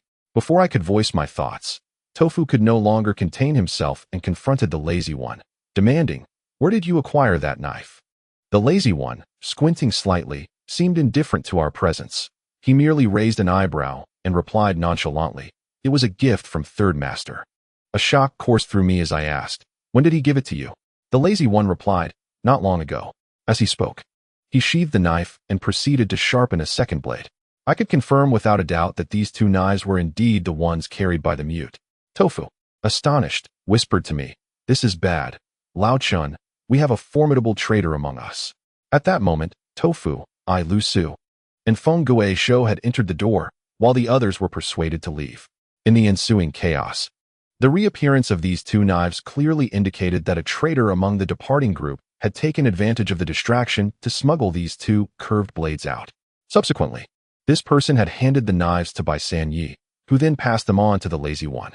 Of the 6 who left, Zhuan Rui was unconscious, and Zhong Gong was hindered by a leg injury, with Shun Hao carrying him, leaving no opportunity for covert actions. Thus, the only suspects remaining were Zhong Gong, Haricha Gu, and Wen Min. I found it hard to believe that Wen Min would betray me, nor could I imagine Zhong Gong betraying Zhuan Rui. Hence, the most likely suspect was Haricha Gu. The origins of this individual remained shrouded in mystery. Inexplicably, he followed us to Shenzhen and ultimately aligned himself with Zhuan Rui. The more I pondered, the more I found myself engulfed in suspicion. However, upon further reflection, I recalled how Hariza had saved us on numerous occasions during our journey, leading me to believe he had no need to collaborate with the notorious Bai San Yi. Hariza is not one to engage in trifles. Associating with someone like Bai San Yi would yield him no tangible benefits. Yet, if he were not the spy, it could only be one of two individuals, Zhong Gong or Wen Min. A chill crept down my spine, and the words impossible echoed in my mind. Dofu seemed to have grasped the intricacies of the situation as well, for I heard him gulp audibly, inquiring of the lazy one, "Why did the old man give you these two knives? Do you know how to wield a blade?" The lazy one replied nonchalantly, "I am a Tibetan, and it is fitting for me to possess Tibetan knives." This reasoning appeared flawless at first, but it soon became evident to me that Bai San Yi had ulterior motives for bestowing the knives upon the lazy one. Given that the lazy one had been traveling with us, Bai San Yi must have anticipated that we would eventually discover the knives. This indicated that Bai was not at all averse to admitting that he had infiltrated our ranks with a spy. In fact, he might even have intended to subtly remind me of this fact. A heavy weight settled in my heart, but Dofu interjected, "Old Chun, it seems Bai is deliberately provoking us. If we wish to uncover the spy, we must confront him directly. Damn it, among that group, each person is a brother forged in the fires of life and death. Who among them could possibly be a traitor?" We exchanged glances, rendered speechless. The human heart is indeed a terrifying entity. At times, those whom you trust completely may swiftly transform into the very ones who stab you in the back. The lazy one continued to sharpen his knife, the rhythmic sound of scrape, scrape, scrape resonating in the air as he maintained a half-lidded gaze, seemingly indifferent to our plight. I stood frozen, watching his hands at work, feeling as though I had been doused with cold water. Dofu, unlike my calm demeanor, was beside himself with agitation, unleashing a torrent of curses upon Bai San Yi's ancestors. At that moment, the lazy one, apparently dissatisfied with Dofu's words, suddenly opened his eyes. The once drowsy gaze transformed into a piercing glare in an instant. I had completely overlooked his unremarkable face, but at that moment, all I could discern were his eyes, sharp, brimming with lethal intent. I was taken aback, unable to intervene in time. The knife he had been sharpening was suddenly hurled like a dart towards Dofu's direction. In the dim light, I saw a flash of black, followed immediately by Dofu's startled cry. I held my breath in shock, fearing Dofu had been struck. But then I realized that the blade had not aimed for him at all. Instead, it embedded itself a short distance from his feet. From the underbrush, a spurt of blood erupted, and upon closer inspection, I discovered a vividly patterned ringed snake concealed amidst the grass at Dofu's feet. The lazy one's throw had cleanly severed the creature in two. Based on the serpentine shape observed, it was evident that the creature was slithering towards the tofu, and it was clearly a venomous snake. Had it not been for the quick reflexes of the lazy fellow, the tofu's abrupt cry would have ceased instantly upon discerning the source of the blood. He cautiously retrieved the knife from the ground and handed it back to the lazy one. The lazy one produced a black cloth for cleaning the knife. Meticulously wiping away the blood and dirt, sheathed the blade, yawned, and declared, "Let us head back." He then began to walk back first, leaving us with only his retreating silhouette. Tofu swallowed hard and remarked, "Now I truly understand the phrase a real expert does not show off. This lazy chap is surprisingly impressive." Lao Chun, I suddenly find myself somewhat admiring him.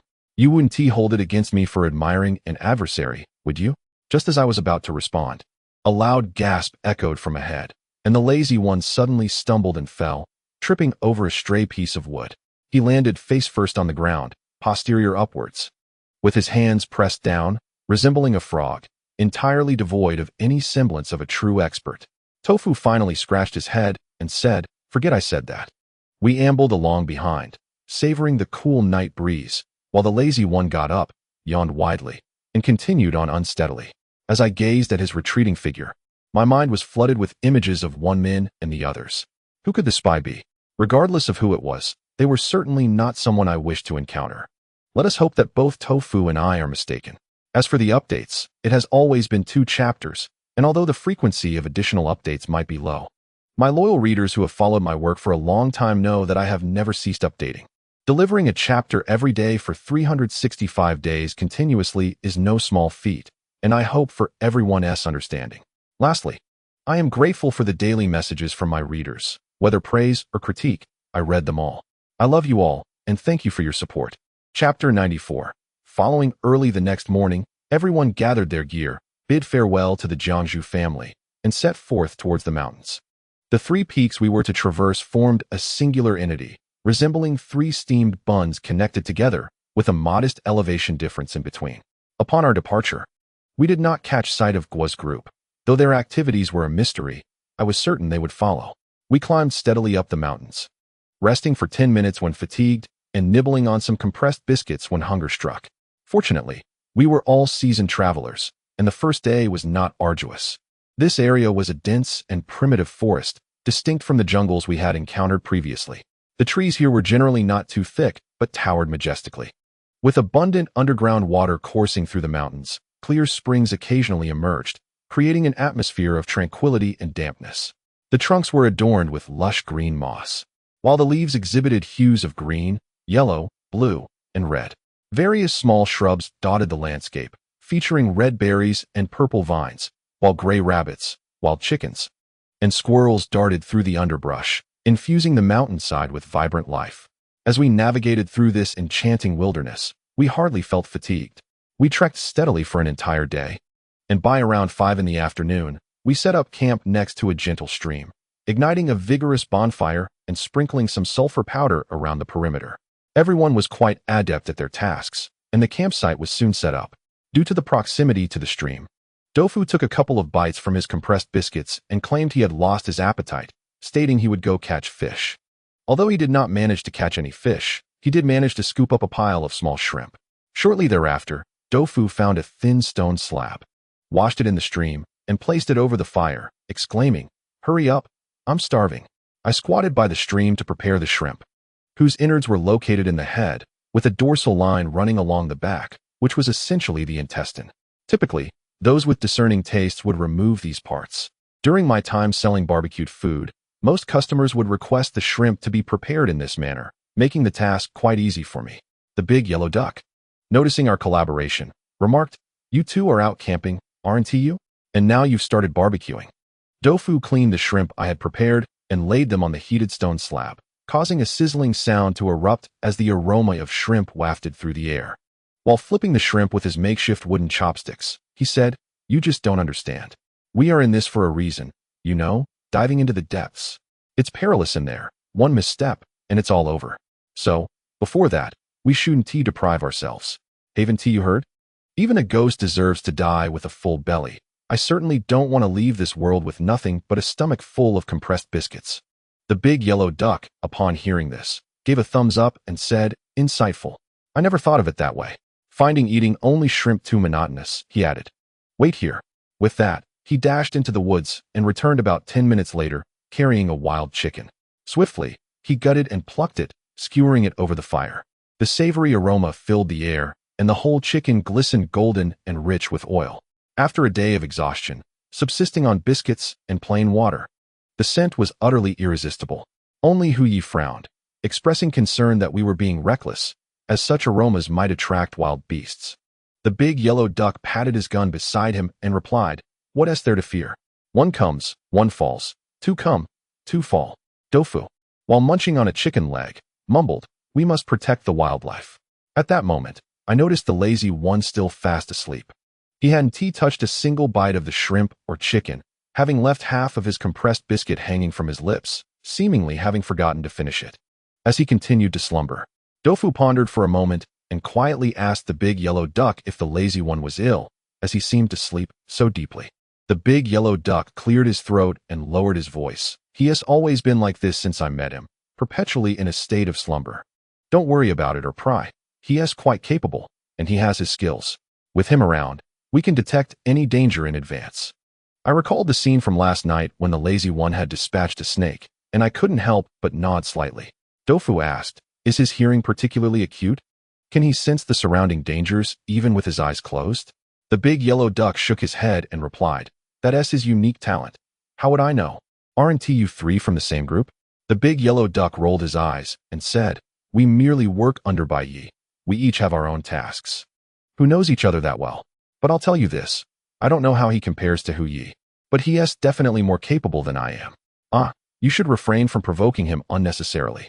As long as he is not disturbed during his slumber, he is quite amiable." As we spoke, everyone had eaten their fill and washed up by the creek, soaking their weary feet that had traversed the mountain trails all day. The water from the mountains was rather chilly, yet the bottom was teeming with small shrimp. When we dipped our feet in, they would bump against us, akin to a delightful massage, which was incredibly soothing. We arranged for each of us to take a turn at keeping watch. I felt uneasy about leaving Tofu alone for the night. Based on past records, he had proven to be unreliable. Thus, I decided that the first watch would be shared between Tofu and myself for a longer duration of 3 hours. While everyone retreated into their tents to sleep, Tofu and I sat by the campfire, engaged in aimless banter. After a while, I noticed Tofu's head bobbing as he dozed off. I was momentarily at a loss for words. My earlier decision seemed sound. He could not be trusted to keep watch alone. It would be more prudent to bring along a large yellow dog for the night watch instead. With that thought, I made no effort to wake him and instead pulled out the map that Old White had given me. Although he was the leader of our group, he could not decipher this map, which was a complex geomantic chart. Thus it had come to me. The place names on the map were so antiquated that they were nearly indecipherable. The Well Circle Mountain was merely one of many possible destinations. What secret did Pujin guard? What was the truth behind his efforts to scatter related items far and wide? If there were remnants left by Pujin in the Well Circle Mountain, how many more remained, and where were they hidden? These thoughts swirled in my mind, devoid of any clues. I glanced at the peacefully sleeping Tofu. Perhaps, as Old White had suggested, time had washed away all traces, leaving no hints to uncover the truth. Even the most powerful among us could not restore every truth. The only one who might possess the truth was perhaps Tofu himself. I wondered how Bai Shuang was faring. If there was indeed hope of removing the entity within Tofu, everything could be resolved. As for Lu Su and the others, their affairs were their own. The trail of the curse had already gone cold, and I had no desire to pursue it further, risking those around me. I could only hope that Bai Shuang would bring us good news. Lost in thought, I was startled by the sound of footsteps approaching from behind. I turned quickly. It turned out to be the lazy fellow, squinting at me before heading into the shadows. Given his demeanor, he was likely off to relieve himself, so I paid him little mind. However, after a good 10 minutes had passed without his return, I began to worry. Had something gone awry?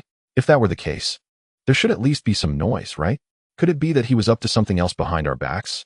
With this thought, I roused Tofu, saying, "You stay here and keep watch. I'll go check on him." Tofu perked up at my words, replying, "He felt something was off about him for a while. Be careful and see what trick he is up to." I nodded, took my flashlight and firearm, and made my way toward the location of the lazy fellow. With the illumination of the flashlight, I discerned the traces left by the slothful individual, who evidently had not sought to conceal his presence. Following these signs for a considerable distance, I suddenly caught sight of flickering flames in the distance. It was unmistakably a bonfire lit by human hands. In that fleeting moment, I comprehended that the slothful one must have sensed some disturbance, prompting him to investigate. A sense of trepidation washed over me, and I was left pondering whether his actions were intentional or merely coincidental. If he could detect the presence of others from within his tent, such skill would indeed be terrifying. Contemplating this, I extinguished my light and cautiously made my way toward the distant fire. Just as I was nearing my destination, a sharp pain struck my head, akin to being struck by a small stone. The darkness rendered it impossible to ascertain the source of the blow, so I instinctively glanced upward. In the faint light, I discerned a shadow crouched among the branches above. Was it the slothful one? I remained silent. Yet the figure in the tree gestured towards me, clearly indicating for me to ascend. Recognizing him as the slothful one without a doubt, I refrained from speaking and climbed the tree, reaching his side in a mere moment. He paid little attention to me, instead fixating on the location of the fire. The saying goes that from a higher vantage point, one can see farther. Nestled in the tree, I promptly beheld the scene by the fire, revealing the presence of members of the Gua family. Due to the distance, they appeared merely as indistinct silhouettes, with several tents pitched nearby. 2 sentinels were engaged in what seemed to be a game of cards. I lowered my voice and inquired of the slothful one, "How did you know they were here?" His eyes, perpetually half closed, momentarily opened wide as he yawned and replied nonchalantly, "What brings you here?" I explained, "I thought you had stepped away to relieve yourself. After waiting for so long, I grew concerned that some beast had taken you. It appears my worries were unfounded." The slothful one replied coolly, "Follow me if you wish, but do not interfere with my affairs." His words left me somewhat astonished, prompting me to ask, "What do you intend to do?" He shook his neck, producing a couple of cracking sounds. In an instant, his previously drowsy eyes widened, his gaze sharp and fixated on the fire. Suddenly, he leaped forward, resembling a monkey, and silently bounded to a tree ahead of me. Chapter 95. The human heart. Witnessing this, I felt a wave of dizziness wash over me. The distance between the 2 trees was nearly 4 meters, with a height of over 10 meters. Such a leap required immense courage. Weighing my options, I realized I lacked the ability to follow suit, so I could only manage a wry smile and resign myself to observing the slothful one's subsequent actions from afar. His movements were silent and ethereal, akin to a specter. In this densely wooded area, his feet scarcely touched the ground as he traversed between the trees, advancing steadily onward. Without a light to guide him, his figure soon vanished into the darkness, leaving me only with the flickering bonfire of the campsite in view. I understood that he would ultimately arrive at that location. What might he be planning? To gather intelligence on the enemy's movements? As I pondered these uncertainties, a figure suddenly emerged from behind the 2 sentinels in the darkness. I recognized the lethargic figure. He had descended from the tree and stealthily circled behind one of the individuals. The man remained utterly oblivious, but the one seated across from him, engaged in a card game, glanced up and noticed. However, before he could utter a word, a black knife flew through the air, piercing directly into the man's throat. I witnessed the scene with clarity. He could not even emit a sound before a spurt of warm blood erupted, and he collapsed lifelessly. In that very instant the knife was thrown, the lethargic figure had swiftly seized another person's neck from behind, twisting it with a violent force. The man's neck contorted a full 180 degrees, and he too fell to the ground. I crouched in the tree, feeling as if I had been doused with a bucket of cold water.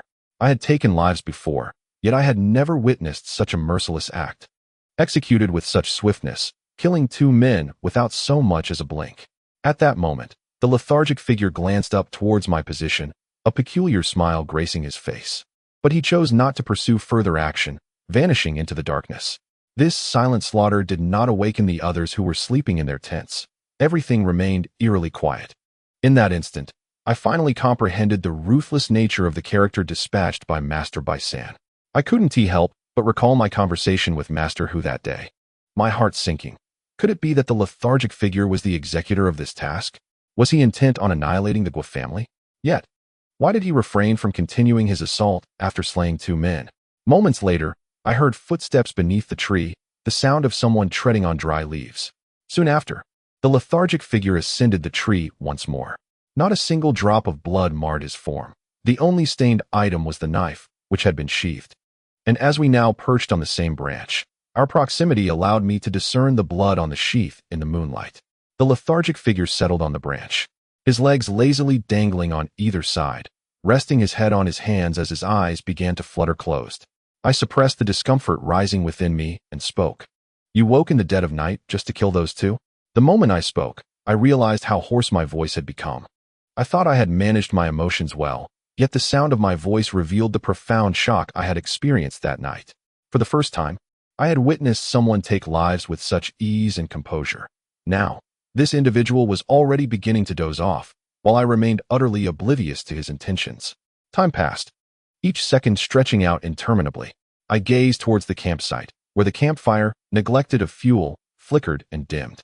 The two men, having met their silent demise, did not disturb the slumbering occupants of the tents. Everything continued to ebb away into the darkness. I understood that the lethargic figure preferred to remain perched in the tree rather than return to the camp for reasons of his own. What was he waiting for? After about half an hour, a distant howling suddenly echoed through the darkness, and I immediately recognized it as the call of wolves. The howls were alarmingly close, rising and falling in a chorus, seemingly converging towards one point. If I was not mistaken, the pack was headed towards the campsite. In an instant, I grasped the lethargic figure's intentions, a chill coursing through my limbs. The individual, in a silent and stealthy manner, first took the lives of two men, their bloodstains serving as a lure for ferocious beasts. Among the nocturnal predators, wolves were the most cunning. This young man deliberately employed this method to provoke the wolf pack into assaulting their encampment. Upon hearing the haunting howls of the wolves, the lazy man reclining in the tree abruptly sat upright, his gaze fixed intently on the distant camp, a significant smile gracing his otherwise ordinary face as he proclaimed, "The show is about to begin." As the howling intensified, the camp's inhabitants were naturally roused, hastily emerging from their tents. Their first sight was the two lifeless bodies sprawled on the ground, prompting them to gather around in alarm. Upon realizing the grim reality, they began cursing and scanning their surroundings, clearly believing the murderer was still lurking nearby. In that moment, the wolf pack had arrived. Though the wolves were wary of the flames and did not approach immediately, the defensive stance of the group, back to back with their guns drawn, indicated that they had indeed been encircled by the pack. At this juncture, the young lady from the Gua family must have issued some command, for one among them darted into a tent. Moments later, he emerged, adding fuel to the nearly extinguished bonfire, which blazed back to life in an instant. The firelight illuminated their faces, revealing their grim expressions. Their features became obscured in the flickering glow, as they seemed to have introduced some solid fuel to the flames. This was swiftly followed by a barrage of gunfire, echoing incessantly as it rang out toward the darkness. I took a moment to collect my thoughts and analyze the situation. Realizing that the lazy man's plan was destined for failure, I remarked, "Their supply of fuel is ample, and the wolves dare not approach. They are essentially being used as targets now. It won't be long before the wolves retreat in fear. If your intention is to have them eliminated by the wolves, you may be miscalculating." The lazy man yawned while observing the unfolding chaos, languidly responding, "Surely, you do not think so ill of me? I am in fact saving them." I was taken aback, incredulous that he could blithely declare his intentions after having coldly orchestrated the deaths of two men and incited a wolf pack to attack. Was he truly so naive as to think I would be fooled? A scornful smile crept across my face as I inquired, "Oh really? How do you propose to save them?" He replied nonchalantly, "Wolves are remarkably patient creatures, adhering to a strict monogamous bond, and they possess a profound sense of vengeance. If this standoff continues, their fuel and ammunition will be severely depleted, rendering them incapable of sustaining future endeavors." I instantly grasped the meaning behind his words and continued, "Even if the wolves retreat tonight, amidst such bloodshed, many of the wolves will lose their mates. Wolves are loyal and vengeful. Those bereft of partners are likely to form new revenge-seeking packs." With half-closed eyes, he fixated on the group's relentless slaughter of the wolves, stating coolly, "When their fuel runs low, their ammunition dwindles, and the wolves retaliate. What would you do if you were in their position?" I comprehended the lazy man's intentions, a heavy weight settling in my heart as I replied, "In such circumstances, for the safety of the team, it would be imperative to abandon this mission and cease any further pursuit." Lai Hua let out a yawn and remarked, "They have been trailing us all along. Who you will eventually eliminate them. If I compel them to halt now, am I not preserving their lives?" Momentarily at a loss for words, I listened to the continuing gunfire, accompanied by the anguished howls of wolves. The sounds transformed from ferocious to agonizing. Amidst those cries, I discerned a profound sense of solitude and lament. For this scheme, Lai Hua meticulously orchestrated the operation, manipulating the lives of both men and wolves as if they were mere pawns. Those wolves would never comprehend the reason behind the demise of their companions.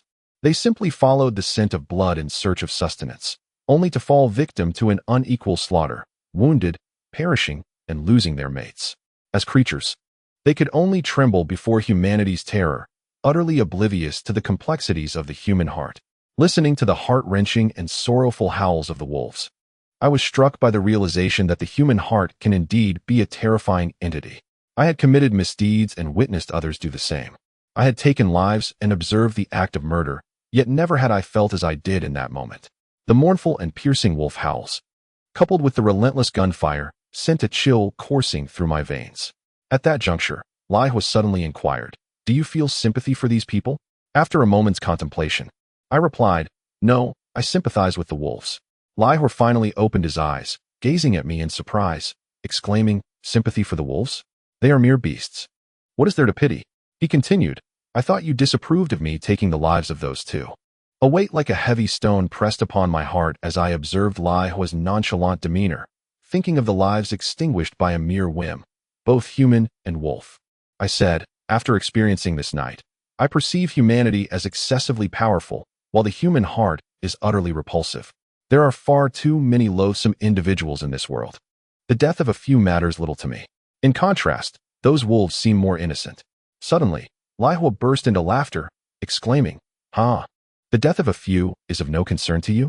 If you proclaim that on the street, everyone will point and scold you." I replied, "Why should I speak such truths in public? The truth is often kept within, while falsehoods are uttered aloud." Lai Hua replied nonchalantly, "Are you not human?" "Of course I am," I said, "which is why I find myself quite repulsive as well." I had lost the desire to witness this massacre any longer. The howls of the wolf pack grew increasingly faint, indicating a retreat. Even from a distance, I could still scent the pungent aroma of blood. These creatures may never grasp why a single meal necessitates the sacrifice of so many companions. Their minds would never comprehend that it was orchestrated by human hands. Humans lack claws, sharp fangs, or immense biting power, yet they possess wisdom. This wisdom, while capable of transforming the world, also facilitates slaughter. Chapter 96. Bitter cultivation. This farce came to an end as I descended from the tree and returned to the camp, with Lai Hua trailing slowly behind, yawning incessantly. Upon reaching the encampment, everyone was already outside their tents, evidently roused by the gunfire and the howls of wolves. Hui did not look at me, but instead furrowed his brow, staring intently at Lai Hua, and said in a low voice, "What have you done now?" The sluggard remarked that he had merely eliminated the pesky follower trailing behind us. With that, he entered the tent and promptly fell into a deep slumber, his gentle snoring soon filling the air. Upon Huye's inquiry, I recounted the events of the night, leaving Doufu in a state of astonishment. "You killed 2 people? And attracted a pack of wolves?" he exclaimed, furrowing his brow in disbelief. "How could one act so?" I felt utterly exhausted, choosing not to elaborate further, and returned to my resting place. Shortly after, Doufu entered the tent, seemingly ready to take over the watch. He lay beside me, tossing and turning, unable to find rest. Eventually, he sat up and posed a question, "Old Chun, how could he commit such acts of murder?" I replied, "It matters not, as long as we survive. He may kill whomever he pleases, as often as he likes. This world is rife with individuals who harm others for their own gain, so why burden yourself with concern?" Doufu gasped at my words, illuminating my face with a flashlight. "That's not right, Old Chun, you've never spoken like this before. While there is some truth in your words, people often harm others for their own interests. There are still many good souls in this world, like you." Surprised, I asked, "Am I considered a good person?" Doufu shrugged, responding, "Though you are somewhat twisted and your psyche increasingly warped, you are the kindest to me. And you are unwavering in your affection for the beautiful Gu. Just look how fond she is of you. True, to certain individuals, like those you have dispatched and the one named Lu, you may not be a good person, but not everyone can be pleased. I believe we must simply be true to those who treat us well." Doufu's sermon lightened the heavy weight in my heart. I said, "Enough, let us rest. The members of our team are not to be underestimated. We must exercise utmost caution. As for the sluggard, it would be wise for you to minimize your interactions with him." Doufu nodded in agreement, and we finally succumbed to sleep. The following morning, everyone rose early, packing their belongings and consuming some rations before setting off. The latter half of the night had been remarkably tranquil. If the Gu family harbored resentment and wished to retaliate, they would have made their presence known by now. Their absence suggested they had likely abandoned their plans, just as the sluggard had anticipated. In the aftermath of the previous night's emotional turmoil, I had initially overlooked certain details, but now found them troubling. If the sluggard truly possessed such a ruthless and callous nature, why not simply wait for Hu Yi to execute the original plan? Luring the enemy deeper before dealing with them? Why intervene prematurely and allow them to escape? From this perspective, it appeared as if the sluggard was safeguarding the Gu family. Once this thought surfaced, it became impossible to suppress. Throughout our journey, the sluggard lingered at the rear, moving sluggishly with half-closed eyes, occasionally stumbling as if on the verge of collapse. Dofu frequently turned back, likely bewildered at how such a person could be the same ruthless individual I had described. As I watched, Tofu shook his head and remarked, "Indeed, one must not judge by appearances. Were it not for your words, I would scarcely believe that this clumsy lad, prone to stumbling, could possess such ruthlessness." After the events of the previous night, a heavy silence enveloped us. Master Hu led the way. While the great yellow duck remained taciturn, the remaining sluggish individuals trailed behind, nearly in a stupor. Only Tofu, unable to contain himself, uttered a few words, though soon he too felt the dullness of the moment. Before long, the terrain began to descend, indicating that we had crossed the first ravine. Looking down, I noticed the steep incline of the gorge, and since no one had traversed this path before, the slope was devoid of any trail. We had no choice but to draw our machetes and carve a path forward. The soil here was rich and heavy, cloaked in moisture, leading to the stones being slick with moss. The sluggish one swayed unsteadily, and as we descended, he lost his footing, suddenly yelping as he tumbled downward. Sliding past both Tofu and me, Tofu instinctively exclaimed, "Good grief," he fell again. This time, he rolled down, the rocky terrain beneath him posing a grave danger. A fall here could lead to dire consequences. Yet Master Hu remained unfazed, stating, "Life and death are fated. If he falls, he deserves it." Fortunately, the hapless one seemed to possess a strong constitution. He was halted by a protruding rock, preventing him from rolling further. However, he emerged from the tumble covered in moss, looking decidedly disheveled, a far cry from his previously grim demeanor. He furrowed his brow and stood up, finally invigorated. His half-closed eyes now wide open as he focused on the descent, taking the lead. With his newfound alertness, his gait steadied, no longer swaying, and as he forged ahead, he cleared the way for us, sparing us from getting entangled in the underbrush. In the blink of an eye, the sun began to set, the twilight approaching. The keen-eyed great yellow duck suddenly pointed toward a distant rise, exclaiming, "Look over there. It seems there is a wooden cabin." I squinted into the distance and indeed saw it. The cabin nestled among the trees, easily overlooked unless closely observed. Tofu, puzzled, inquired, "Isn't this place supposed to be deserted? How could there be a wooden cabin?" The great yellow duck pondered for a moment and suggested, "Could it be a ranger's cabin? Let's go take a look." Despite their playful banter over the past few days, the great yellow duck and Tofu exhibited a commendable level of vigilance. He slung a bag over his shoulder, concealing a dagger at his waist with his clothing, much like any typical explorer, and armed himself with a sturdy walking stick as we made our way toward the cabin. Naturally, we were all curious, albeit apprehensive that the occupant might discover our presence, compelling us to follow suit in our quest for answers. As we approached, we noticed the cabin was enveloped by vines and thorny bushes, the wooden door firmly shut, yet unlatched. The great yellow duck pushed the door, which creaked open without a cloud of dust falling, suggesting it had been opened frequently. It appeared that someone had indeed been living here recently. A glance inside revealed what could very well be a ranger's abode, furnished with a wooden bed, blankets, and a rudimentary stove at one end. The walls even bore a hunting rifle, typically used for tranquilizing animals to fend off attacks from wild beasts.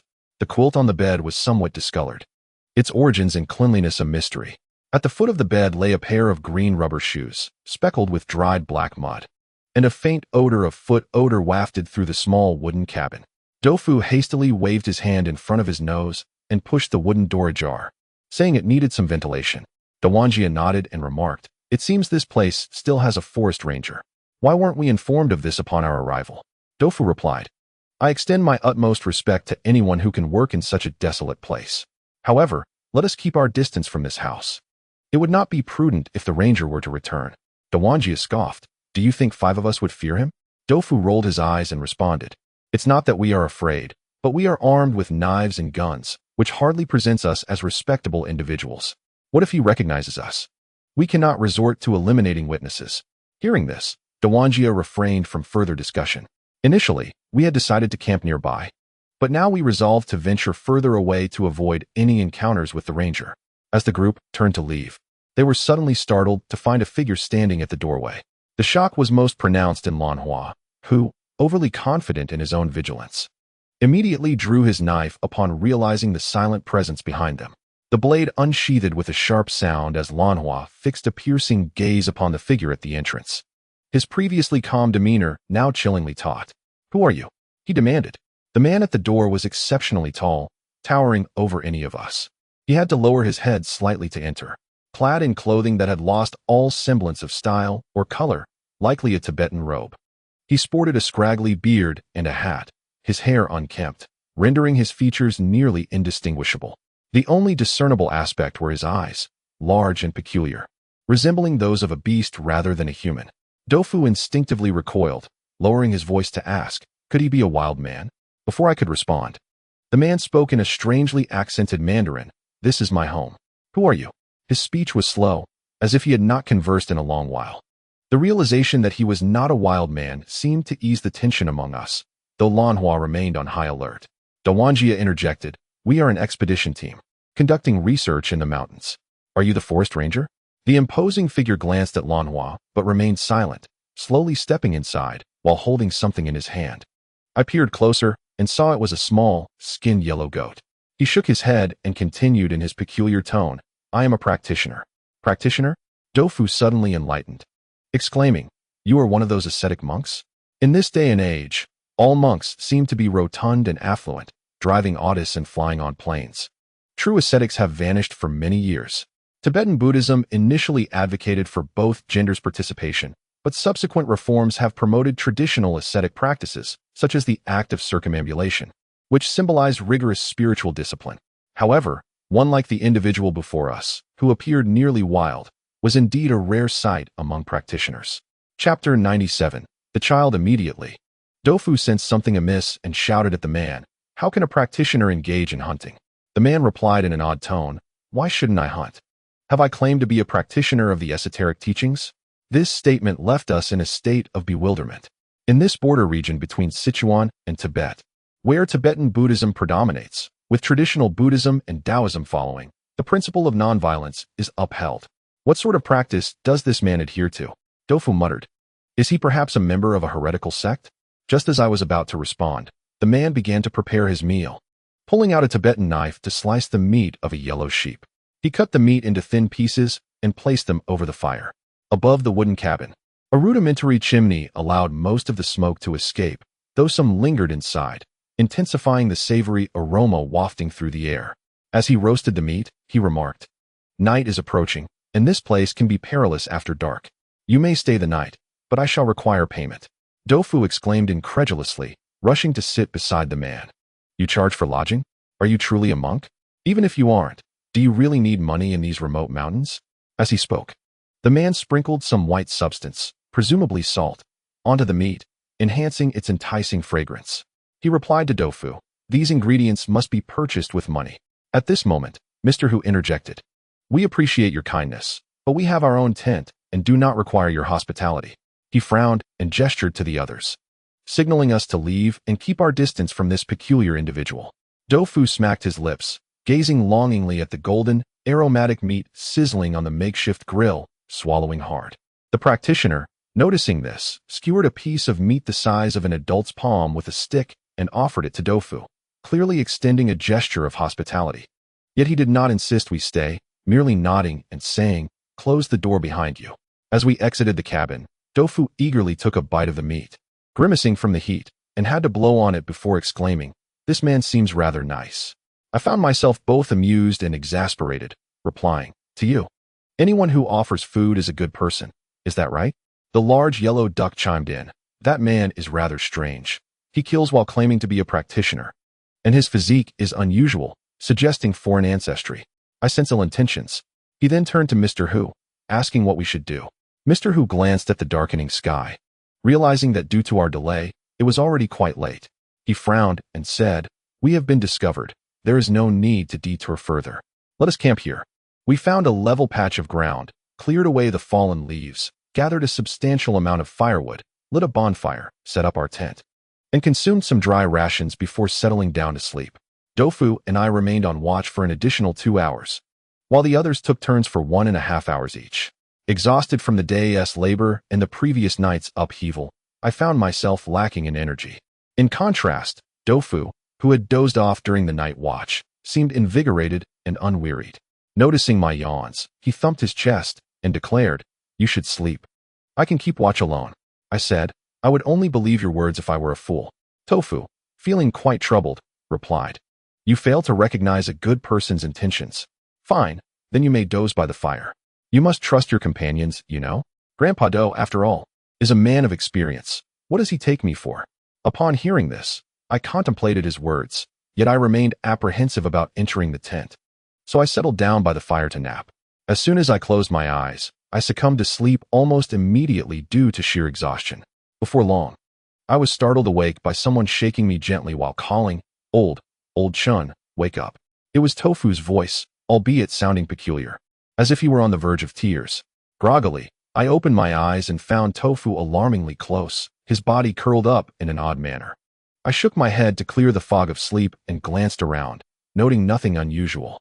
However, Tofu's fearful expression elicited a chuckle from me as I remarked, "Aren't you a man? Why are you cowering? What's the matter?" Tofu swallowed hard and said, "Listen, do you hear any strange sounds?"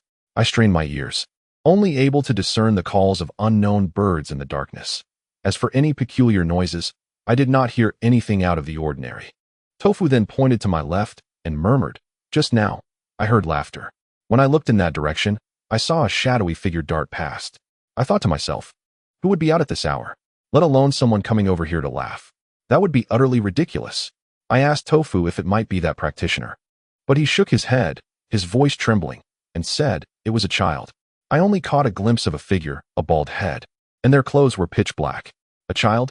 How could there be a child in this place? I doubted Tofu's sight, but seeing his terrified demeanor made me reconsider. Although Tofu was timid, he was not cowardly to this extent. At that moment, Tofu whispered cautiously, "Do you think it could be a malevolent spirit?" I replied, "In this area, even if there were spirits, a child should not be among them. Though this place may be remote, the spiritual beliefs are intact, and the incidence of abandoned infants is minimal. Even if a child were to become a spirit, they should not appear here." Tofu, visibly anxious, asked, "What should we do?" I stood up, suggesting we observe a while longer. As I spoke, I glanced at my wristwatch. Astonishingly, 2 hours had passed without me realizing it. And in half an hour, it would be time to change shifts. I stoked the fire a bit, listening to the crackling of the wood in the darkness. Aside from that, there was nothing else. For a moment, even Tofu began to doubt his own vision. As the shift change approached, I instructed Tofu to summon the incoming shift, Dahuangya. Just then, as Tofu turned, my peripheral vision caught a sudden movement from the direction he had indicated. An entity, roughly the height of a 4 or 5-year-old child, with a bald head, turned away from us. Simultaneously, I heard a burst of giggling, reminiscent of children laughing. It had emerged. It appears that Dofu was not mistaken. Without hesitation, I immediately pursued, swiftly gripping a flying dagger. Given the proximity, there was scarcely any need for aim as I released it. The reason I dared to strike so decisively was my certainty that this elusive entity was no mere child, but rather something sinister. Upon throwing the dagger, the creature suddenly crouched low, vanishing from my sight. My forceful throw lodged the dagger firmly into a tree. Just then, a voice emerged from behind me. "What are you doing?" I turned to find the lazy man. He glanced at me, then at the gleaming dagger embedded in the tree, clearly awaiting my response. Dofu quickly interjected, "There was a child, likely something unclean, and Lao Chun is dealing with it." The lazy man furrowed his brow, gesturing towards the dagger, and remarked coolly, "I only heard its voice. I did not detect any other sounds." Suddenly recalling the lazy man's heightened alertness, I realized, of course, if there had been any commotion, how could he have only just noticed? Was it possible that the laughter was audible only to Dofu and me? At that moment, Dofu seemed to have an epiphany and whispered, "That thing has been running with its back to us, as if trying to lead us somewhere." Our hushed murmurs roused Hu Yi and the big yellow duck from their slumber. The big yellow duck yawned and inquired, "What is going on in the middle of the night? Is there trouble?" Dofu replied, "It seems there is something unclean." The big yellow duck paused, casting a peculiar glance at Dofu, and said, "Impossible. Do you know what Hu Yi used to do?" This statement left both Dofu and me momentarily stunned. Was there a connection between the two? The big yellow duck appeared to want to elaborate, yet Hu Yi waved his hand, looking in the direction where the dagger had been thrown. He then declared, "It's in the direction of that wooden house." At that moment, the night was exceedingly dark. The wooden house, devoid of a bonfire, was swallowed by shadows. Hu Ye's reminder jogged my memory that indeed, its location corresponded with that of the wooden house. Dofu immediately remarked, "That person previously warned us that this place is dangerous at night. Could this be what they meant?" Without further ado, Hu Yi stated, "Let us go and have a look." It seemed he intended to enter the wooden house.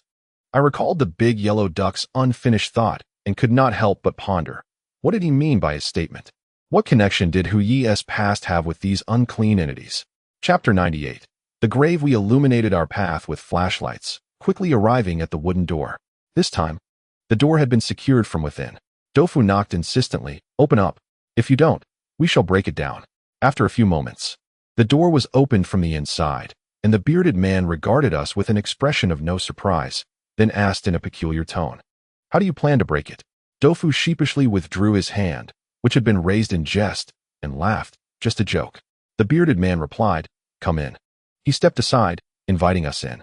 To my astonishment, having previously harbored suspicions about his identity, our group had never been particularly courteous towards this man. Logically, he must harbor no fondness for us now and is likely to seize the opportunity to provoke us. However, to my astonishment, he did not utter a word and simply allowed us to enter the room. He promptly secured the door again, gestured towards a vacant space nearby, and stated, "You may rest there. Within this abode, those entities will not dare to disturb you. Sleep well." With that, he lay down on the bed, pulled the dark, heavy blanket over himself, showing no intention of engaging in further conversation. For a moment, we exchanged bewildered glances, all feeling utterly perplexed. It was evident that he was aware of the entity that both Tofu and I had encountered earlier. At this juncture, the ever-vigilant slacker relaxed, yawned, and remarked, "We shall not linger here. It matters not what transpires. Let us retire early, for tomorrow we must continue our journey."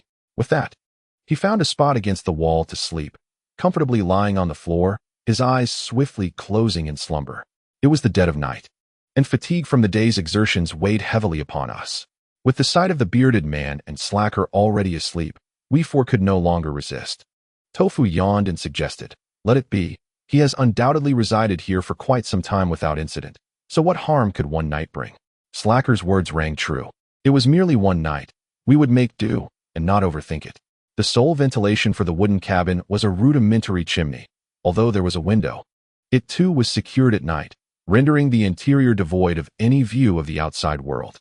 Except for the fact that the bearded man seemed unable to let go of his unease, the rest of us, Big Yellow Duck and Tofu, sought out places to sleep. Eventually succumbing to drowsiness, the bearded man also drifted off.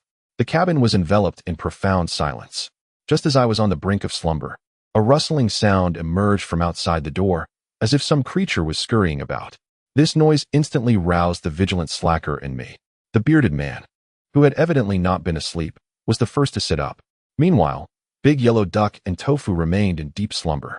In the darkness, the bearded man activated his flashlight, and the three of us exchanged glances, saying little, our gazes simultaneously directed towards the doorway.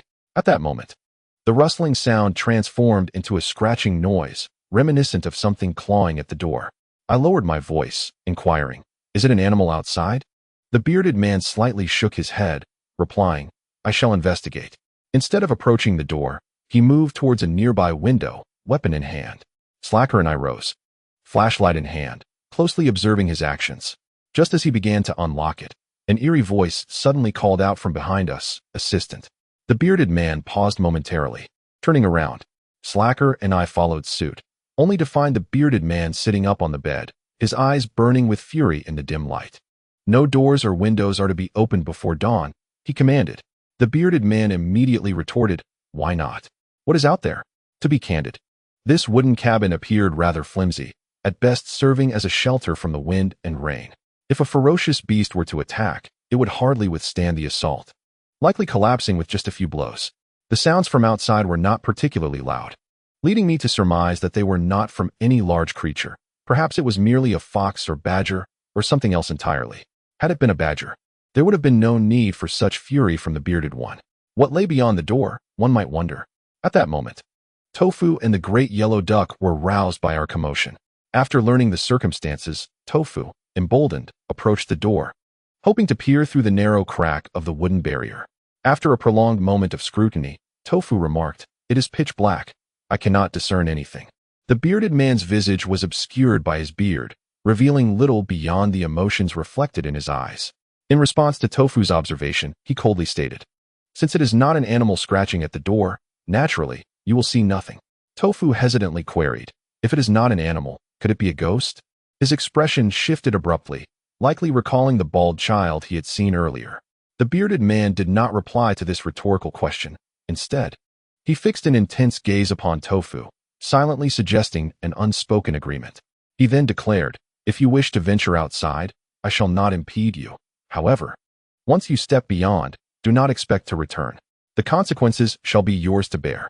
His accent remained peculiar as he spoke, and after his pronouncement, he turned away, lying back down as if indifferent to our plight. Tofu, feeling timid, murmured, "What if it truly is a ghost? We are merely staying for one night. It is better to avoid trouble and continue sleeping." The great yellow duck, unimpressed, scoffed, "How can you sleep through such a racket? Do you not find it strange? The sound does not resemble that of claws on wood. It is more akin to something scraping against porcelain." This detail had eluded my notice, but upon his prompting, I listened intently, and indeed, there was a discernible difference. Tofu glanced at his watch and said, "It is 3 o'clock. Dawn is only a couple of hours away. I suggest we avoid stirring up trouble." The great yellow duck clicked his tongue, remarking on Tofu's cowardice, questioning his manliness. Provoked by such taunts, Tofu, as if invigorated by a surge of adrenaline, retorted, "I am as manly as they come. Damn it, today you shall witness what that means." He strode towards the door, and before I could intervene, he swiftly unlatched and flung the door wide open. The great yellow duck gaped, evidently taken aback by Tofu's sudden boldness, momentarily speechless. As the door swung open, a gust of mountain wind swept in, and the scratching sound ceased abruptly. I instinctively pulled Tofu back, fearing some perilous entity might rush in. Yet, upon shining my flashlight outside, I found nothing amiss. Just then, the bearded man's voice echoed ominously, commanding, "Go outside." His tone was far from polite. Seeing no immediate danger, Tofu shrugged and declared, "Very well, I shall go." With that, he dashed outside. My heart sank. I knew Tofu, despite his reckless nature, understood the gravity of situations. Why was he acting so irrationally under these eerie circumstances? Was there an unforeseen twist awaiting us? Watching Tofu's retreating figure, anxiety gripped me, and I hastened to follow. Naturally, the others, witnessing the unfolding scene, did not remain in the house, but quickly pursued as well. Tofu ran swiftly, yet without a flashlight, and after covering a distance of about 100 meters, he stumbled and fell, letting out a cry of distress. I immediately apprehended the individual, twisting him up from the ground, and admonished, "What mischief are you up to now?" Tofu, panting heavily, glanced at the 3 companions who had caught up behind me, and heaved a sigh of relief, exclaiming, "Thank heavens, we've finally escaped." His choice of the word escape left me momentarily perplexed. However, it soon became clear that Tofu's actions must have a purpose. I inquired, "What transpired?" Just as Tofu was about to speak, the 3 lazy companions gathered around, calm and composed, though only Huyi furrowed his brow, evidently displeased with Tofu's unruly behavior. Under Huyi's scrutinizing gaze, Tofu chuckled awkwardly, "Don't glare at me. If I hadn't made a run for it, you would likely still be lingering in that grave." "Grave?" The lazy one uttered the word with a nonchalant tone, his expression suddenly shifting as he turned sharply to glance back down the path we had come. Tofu nodded and explained, "Indeed, there was no wooden house. That area was a cemetery, and we were entertained by a spirit. If we hadn't exited that place before dawn, we would have likely been left to keep it company." The great yellow duck exclaimed in astonishment, "Is that true? But we discovered that wooden house yesterday afternoon, before the sun had set. I know of the saying that ghosts obscure the eyes, but that can only happen after dark. Surely you jest." The term ghost obscuring the eyes refers to a phenomenon where spirits blind humans, leading them to perceive many illusions, such as mistaking a grave for a house or skeletal remains for a person. Folklore is rife with tales of scholars traveling at night, seeking refuge in farmhouses, only to awaken the next day in a graveyard. This is precisely what ghost obscuring the eyes means. Dofu rolled his eyes and retorted, "Who says there are no ghosts during the day? When the sun set yesterday, it was the moment when yin and yang converged, a time when the living and the spirits coexist within a single day. Thus, that wooden house was nothing but an illusion." The great yellow duck, visibly surprised, remarked, "Wow, brother, I never anticipated you would know so much beyond mere jokes. How did you discern that we were in a graveyard?" I understood that Dofu couldn't possibly possess such knowledge. It was likely the memories of a corpse spirit at play, merging with Dofu's consciousness and imparting knowledge that was not inherently his. Dofu, caught off guard by the great yellow duck's inquiry, momentarily fell silent. Recognizing his reluctance to speak the truth, I interjected to ease the tension, saying, "Never mind. That wooden house was peculiar, regardless of whether it was a grave or not. I have no desire to return. Let us head back to the camp." Not allowing anyone further opportunity to speak, I exchanged a knowing glance with Dofu, and we made our way back to the spot where we had previously set up camp. Chapter 99. The possession of a little ghost. As we departed, the lazy companions found it inappropriate to linger, and soon we arrived at the campsite. The campfire had long extinguished, but the tents remained. We rekindled the fire, and with everything in order, there was less than an hour until dawn. Apart from the lazy companions who were still drowsy, the rest of us were wide awake. Though Hui remained silent, his gaze remained fixed on Dofu, clearly probing for an explanation. Dofu, once again employing his art of feigned ignorance, looked up at the sky and remarked, "The starry sky tonight is simply magnificent." The serious expression on the great yellow duck's face momentarily flickered as he remarked, "We are here to risk our lives, not to shoot a romance drama. All I see above are trees. Where is the starry sky?" Dofu coughed slightly, chuckling. "Don't take it so seriously. Let your imagination run wild." Mr. Hu frowned and said, "Stop with the irrelevant banter. What is truly going on?" Dofu, sensing that he could not evade the impending interrogation, rubbed his nose and began to fabricate a tale. "Each of you harbors hidden talents, secrets that remain undisclosed.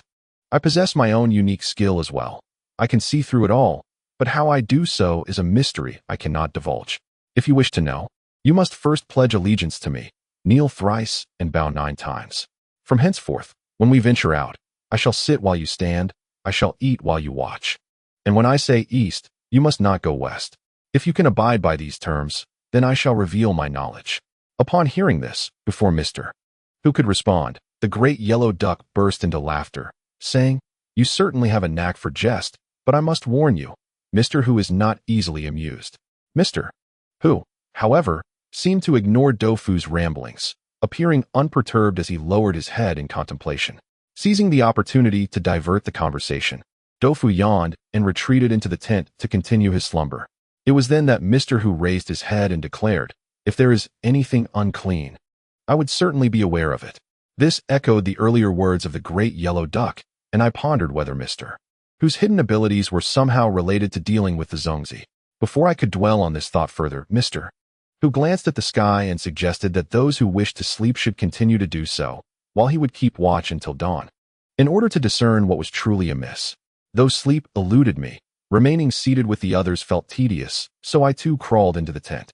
We shared one tent, and the great yellow duck joined us, sprawling across the mat. Through the fabric, I observed the shadows cast upon it. Amidst the figures, Mr. Hu stood tall and motionless, resembling a statue. At that moment, the great yellow duck, with his legs crossed, remarked, "You may not know this, but Mr. Hu possesses a pair of innate yin-yang eyes. He is impervious to tricks like ghostly veils or spirit walls.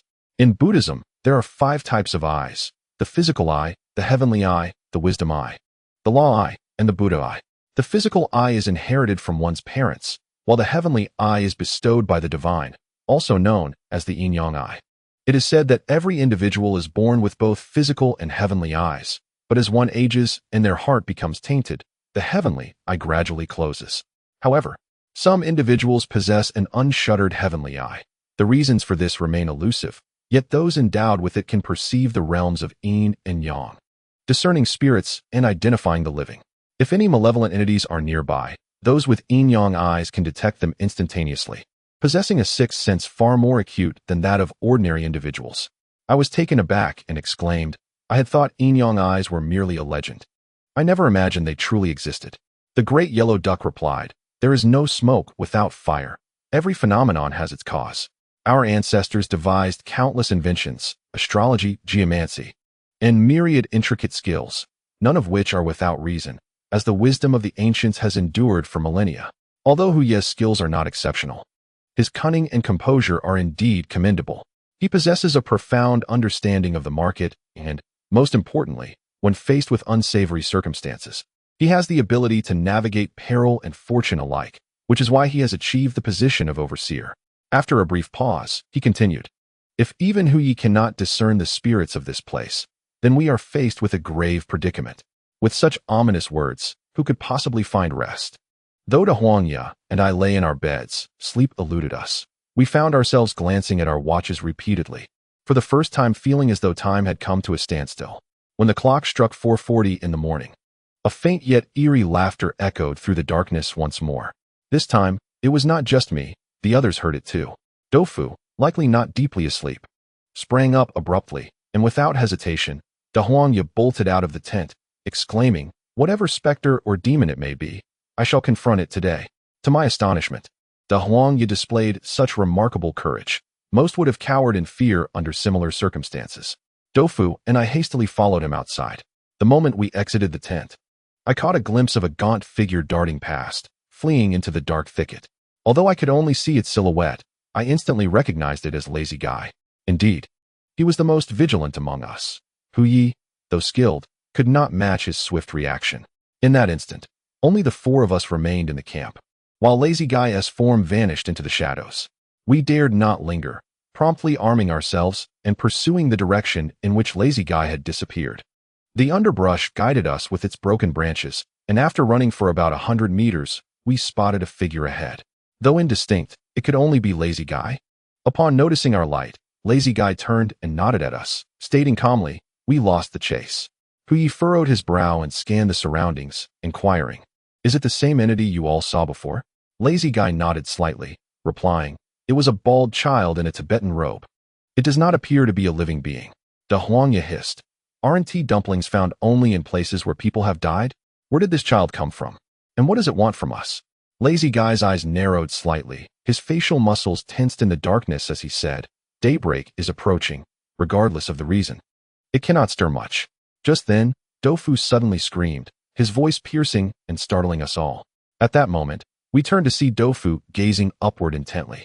Instinctively, I followed his gaze and, in an instant, beheld a bald head staring back at us from above. It was the head of a child, its skin a ghastly shade of blue-purple, with abnormally large black eyes, and engorged veins clearly visible under the light. Goodness! This appearance sent a jolt of terror through me. How did this creature end up in the tree? Almost as soon as we looked up, the entity let out a series of peculiar laughs and suddenly lunged toward us. With a sudden lunge, it did not target the tofu, nor did it aim for Hu Yi or the slothful individual. Instead, as if driven by a purpose, it charged towards the giant yellow duck. The duck emitted a peculiar squawk and instinctively raised a hand to shield itself. However, in the fleeting moment that the soft projectile seemed to leap towards it, it vanished. My heart sank, and I swiftly pulled the tofu back, distancing ourselves from the duck. At that moment, the entire figure of the giant yellow duck remained in a frozen stance, as if time itself had halted. Yet, I sensed that an unforeseen turn of events was imminent. Indeed, the next instant, the yellow duck gradually lowered its hand, its expression shifting from indifference to one of eerie scrutiny, eyebrows arched in a semblance of anger, and the corners of its mouth twisted upwards, resembling a smile. Tofu gasped in shock and asked, has it passed on? I retorted, even a blind person could discern that. Tofu stammered, then, what should we do? I heard that when you saved the stunning Gu, you used your blood to seal her mouth. Perhaps you could repeat that? I cursed under my breath. One was my girlfriend, while the other was a man who hadn't brushed his teeth in days. How could they be compared? Were it not for the social obligations, I would have gladly kicked him to make him understand the gravity of the situation. At that moment, it was the slothful one who reacted the quickest. Standing behind the yellow duck, he suddenly leaped forward, drawing forth a black, curved dagger. I was startled, fearing he intended to strike the duck, but in the next heartbeat, I realized he was instead wielding the hilt to deliver a forceful blow to the back of the duck's neck. Chapter 100. Saving the ghost with that leap. I felt as if my heart had been seized, and inexplicably, thoughts of Wu Shui flooded my mind, especially when the sloth held that dark weapon. I was reminded of the mute's final moments, envisioning the rapid decay of his body into white bones. Now, as someone mimicked his actions with a weapon in hand, I could not help but recall the departed. Yet, the sloth was not the mute. The mute was a figure marked by pride and aloofness, disdainful of interactions with others, yet equally averse to indiscriminate slaughter, for those who fell by his hand were seldom innocent. In contrast, beneath the sloth's seemingly mundane and lethargic visage lay a heart thirsting for blood and cruelty. When the sloth struck with the hilt rather than the blade, the giant yellow duck collapsed, lying motionless on the ground, as if rendered unconscious. I found this peculiar. Typically, one who has passed would not be so easily subdued. How could the sloth manage to bring it down with a single move? Tofu, sensing the oddity, crouched down to examine the duck's side profile, remarking, "It really is unconscious." "What about the little ghost?" The sloth replied coolly, "The little ghost is sealed within him." Sealed? Tofu's face illuminated with realization as he pointed at the mute, exclaiming, "Could it be that you are a Taoist?" No, you are of Tibetan descent.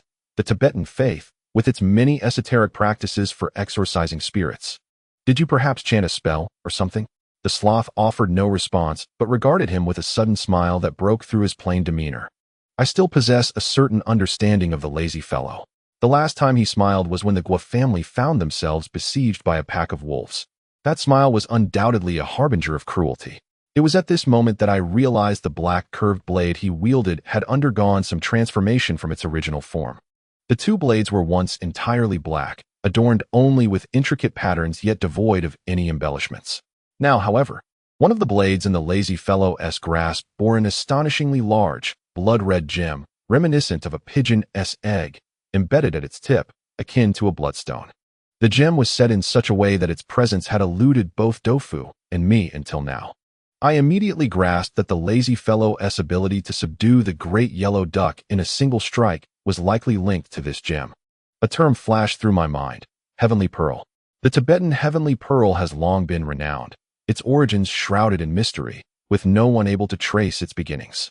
The Tibetan people believe that the heavenly pearl is an eye buried by deities beneath the earth, and that by excavating it, polishing it into a bead, and having it blessed by a high lama, one can attain peace, auspiciousness, and wealth, while warding off evil spirits and repelling malevolent entities.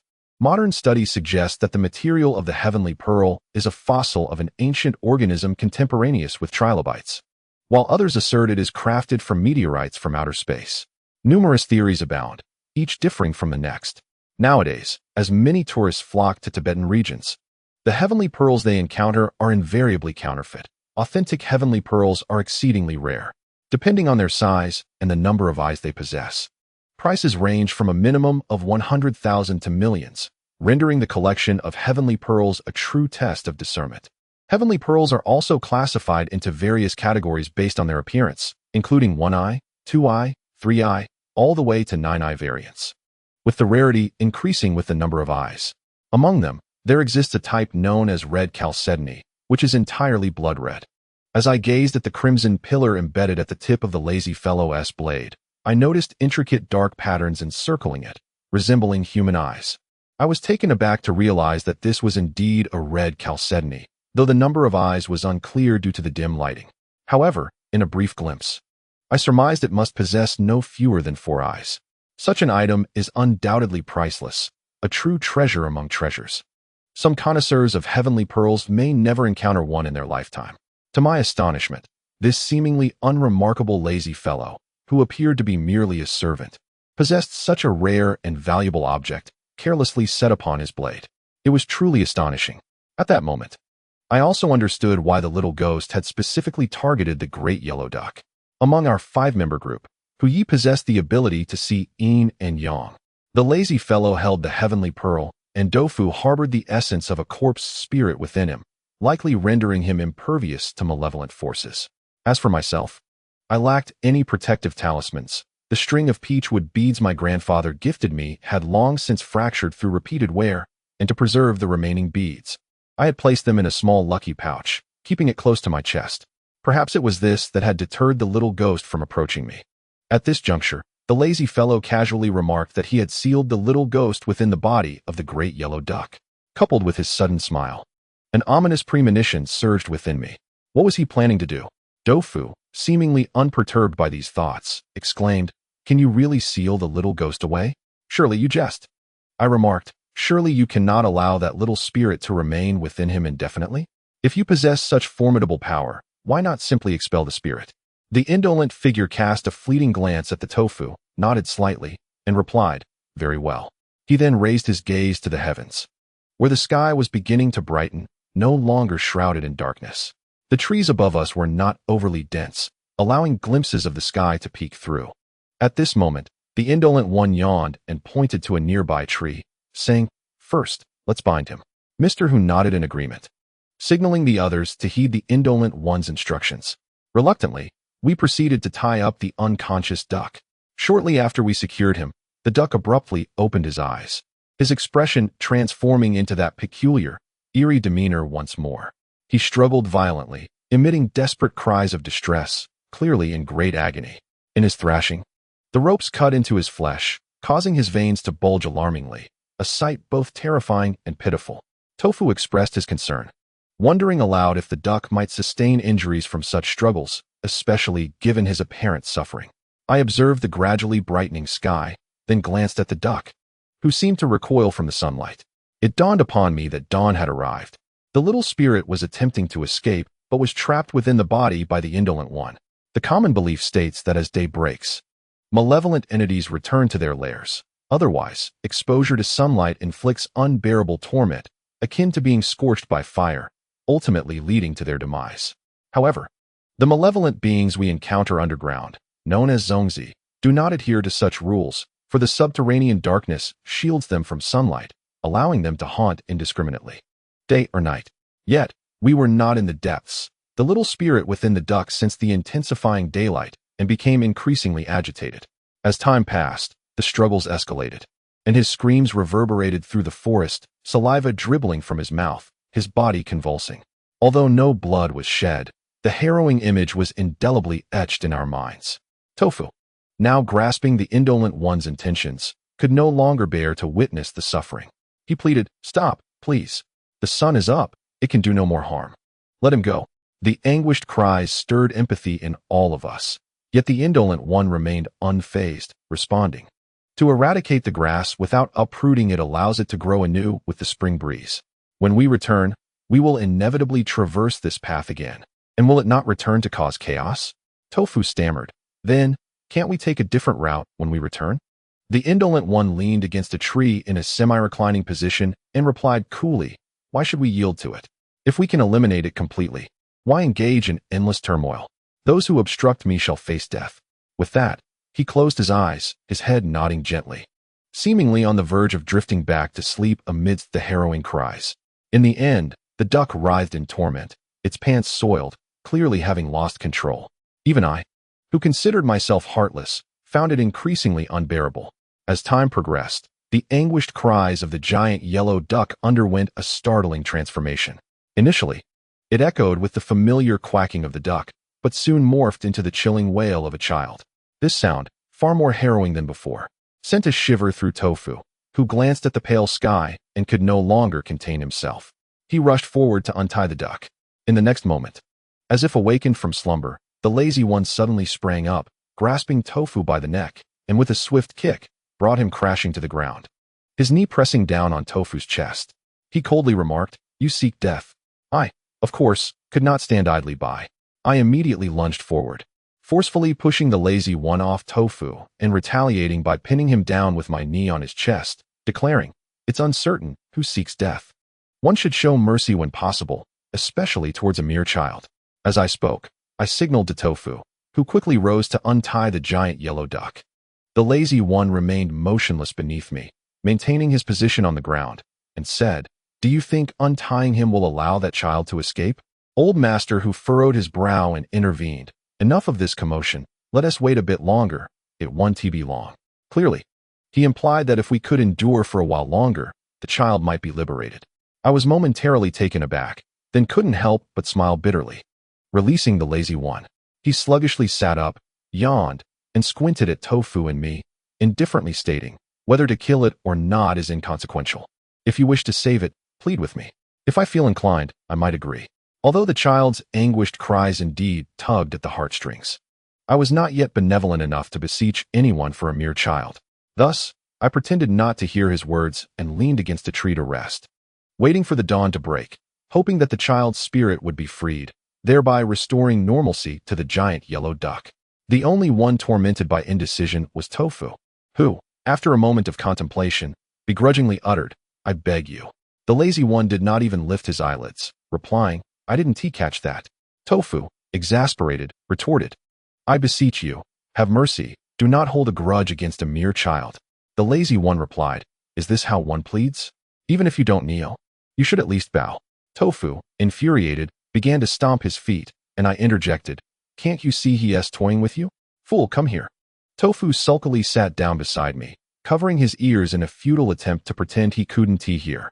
Chapter 101, The Stone Tower. At this moment, dawn broke, and the child's voice resonated as if it were emanating from the depths of hell, a sound akin to enduring 1,000 torturous cuts. Though the noise was uncomfortable to my ears, I was not foolish enough to succumb to the trickery like Tofu. I understood that the lazy one was resolute in his intention to eliminate the child. Even if we were to untie the ropes, what difference would it make? The lazy one seemed to be employing some esoteric techniques from Tibetan Buddhism. We could free the body, yet it would not release the child from the giant yellow duck. Untying the ropes would be futile unless the lazy one relinquished his control. However, given his current nonchalant demeanor, it was evident he did not regard the situation with any seriousness. Truly, he was a terrifying individual.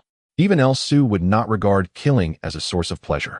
If not absolutely necessary, he would refrain from taking lives. Yet, I have discerned the nature of this lazy fellow. Beneath his seemingly mundane and lethargic exterior lies a heart steeped in sadistic brutality. The anguished screams that are unbearable to our ears serve as lullabies to him. Tofu, covering his ears and gritting his teeth, muttered something under his breath. As I leaned in to listen, I realized he was engaging in self-deception, repeating, "I can't hear it. I can't hear it. It will pass soon." I couldn't help but smile bitterly, shaking my head as I awaited the sunlight to pour down. In the next moment, Tofu could no longer contain himself. He abruptly stood up and seized the collar of the drowsy, lazy fellow. I was taken aback and exclaimed, "Tofu, don't act impulsively." At that moment, the lazy fellow opened his eyes, raising an eyebrow in feigned surprise, and asked, "What do you intend to do? Are you really going to strike your own teammate over a mere child?" Tofu pressed his lips together and retorted, "I don't care about teammates. I simply find you intolerable and want to punch you." With that, he swung his fist towards the lazy fellow's face. However, in the next instant, a peculiar smile crept onto the lazy fellow's lips as he caught Tofu's fist with one hand and said, "I could let him go, but you must bear the consequences of whatever follows." Before I could fathom the meaning of his words, the lazy fellow suddenly pushed Tofu aside, drew forth a black knife embedded with celestial beads, and swiftly severed the ropes binding the giant yellow duck. In the next moment, he reached behind the duck, performing some unknown maneuver, and a blurred shadow suddenly sprang forth from the duck's body. To be honest, I had encountered many soft dumplings before, but witnessing one during the day was a first for me. It appeared feeble, a mere wisp of gray mist compared to its earlier horrific form, and it darted away into the distance. I instantly recalled that the location it fled to was precisely where the wooden cabin had been. The giant yellow duck, now awakened, clearly remembered the torment it had endured, and with a hoarse voice, it bellowed, "Lazy fellow, I will never forgive you." With that, it hurriedly hid behind a tree to change its damp trousers. Tofu was still in shock, while the lazy fellow had already set off in pursuit of the fleeing child. Tofu stammered, What does he intend to do?" Master Hu, with a calm demeanor, glanced at Tofu and said, "He never intended to kill that child. He merely seeks to weaken its power. Now, he is likely aiming to eradicate it completely." Tofu suddenly shouted, "Damn it, I've been played again." I felt an unsettling realization wash over me. The lazy fellow's cunning was indeed profound and twisted. though Dofu often labeled me as perverse. The current situation revealed a harsh truth. There is no limit to depravity. It can always become more grotesque, and in this regard, I found myself outdone. At that moment, Dofu exclaimed in alarm, "We cannot allow him to eradicate it. We must hurry to check." Just then, the giant yellow duck emerged from behind the tree. Having changed its trousers, its face a mask of fury, and without a word, it joined us in the chase. The dawn light had brightened, and as we drew nearer to the site of the wooden cabin from the previous night, we looked to where it had stood. Yet, now there was no cabin in sight, only a tangle of wild underbrush and climbing vines, dense and shadowy. Thus, it seems that Dofu's judgment was indeed correct. The wooden cabin where we stayed last night simply did not exist. As Dofu sprinted, he suddenly came to a halt, clutching his stomach and exclaiming, "It is evident that what I consumed yesterday was certainly not mutton. My goodness, my stomach is in agony. I must relieve myself." I replied, "Go ahead. I will take a look over there." Dofu initially nodded but then, gritting his teeth, declared, "No, that scoundrel is treating me like a fool. I must put a stop to him." I asked, "So you are not going to relieve yourself? Can you hold it?" Dofu, running in a peculiar posture, begrudgingly responded, "My rear is tight. I can hold it." It appeared that the lazy one had indeed provoked Dofu this time, so I refrained from further persuasion, merely advising him to stop if he could no longer hold it, cautioning him not to soil his pants. Although he had a change of clothes, there was no water in this place, and it would be quite troublesome if it got stuck to his backside. In the midst of our conversation, the lazy one suddenly darted behind the thicket. Since we were at a distance, by the time we caught up, the lazy one's figure had already vanished from sight. The great yellow duck, who had previously been humiliated by the lazy one in front of everyone, now bore an expression of deep resentment, joining forces with Dofu, and they both hastily plunged into the thicket. Naturally, Hu Yi and I followed closely behind. The thicket was incredibly dense, with branches and leaves scraping against us. Had we not been dressed in outdoor long sleeves and trousers, we would have suffered greatly. Soon, the great yellow duck and Dofu emerged from the thicket, and I could see they were both in a state of shock, standing frozen in place. I quickly pushed through to see what had captured their attention, and I was momentarily speechless. Behind the thicket lay a barren expanse, the ground dry and hard, as if it had undergone some peculiar treatment, surrounded by lush vegetation.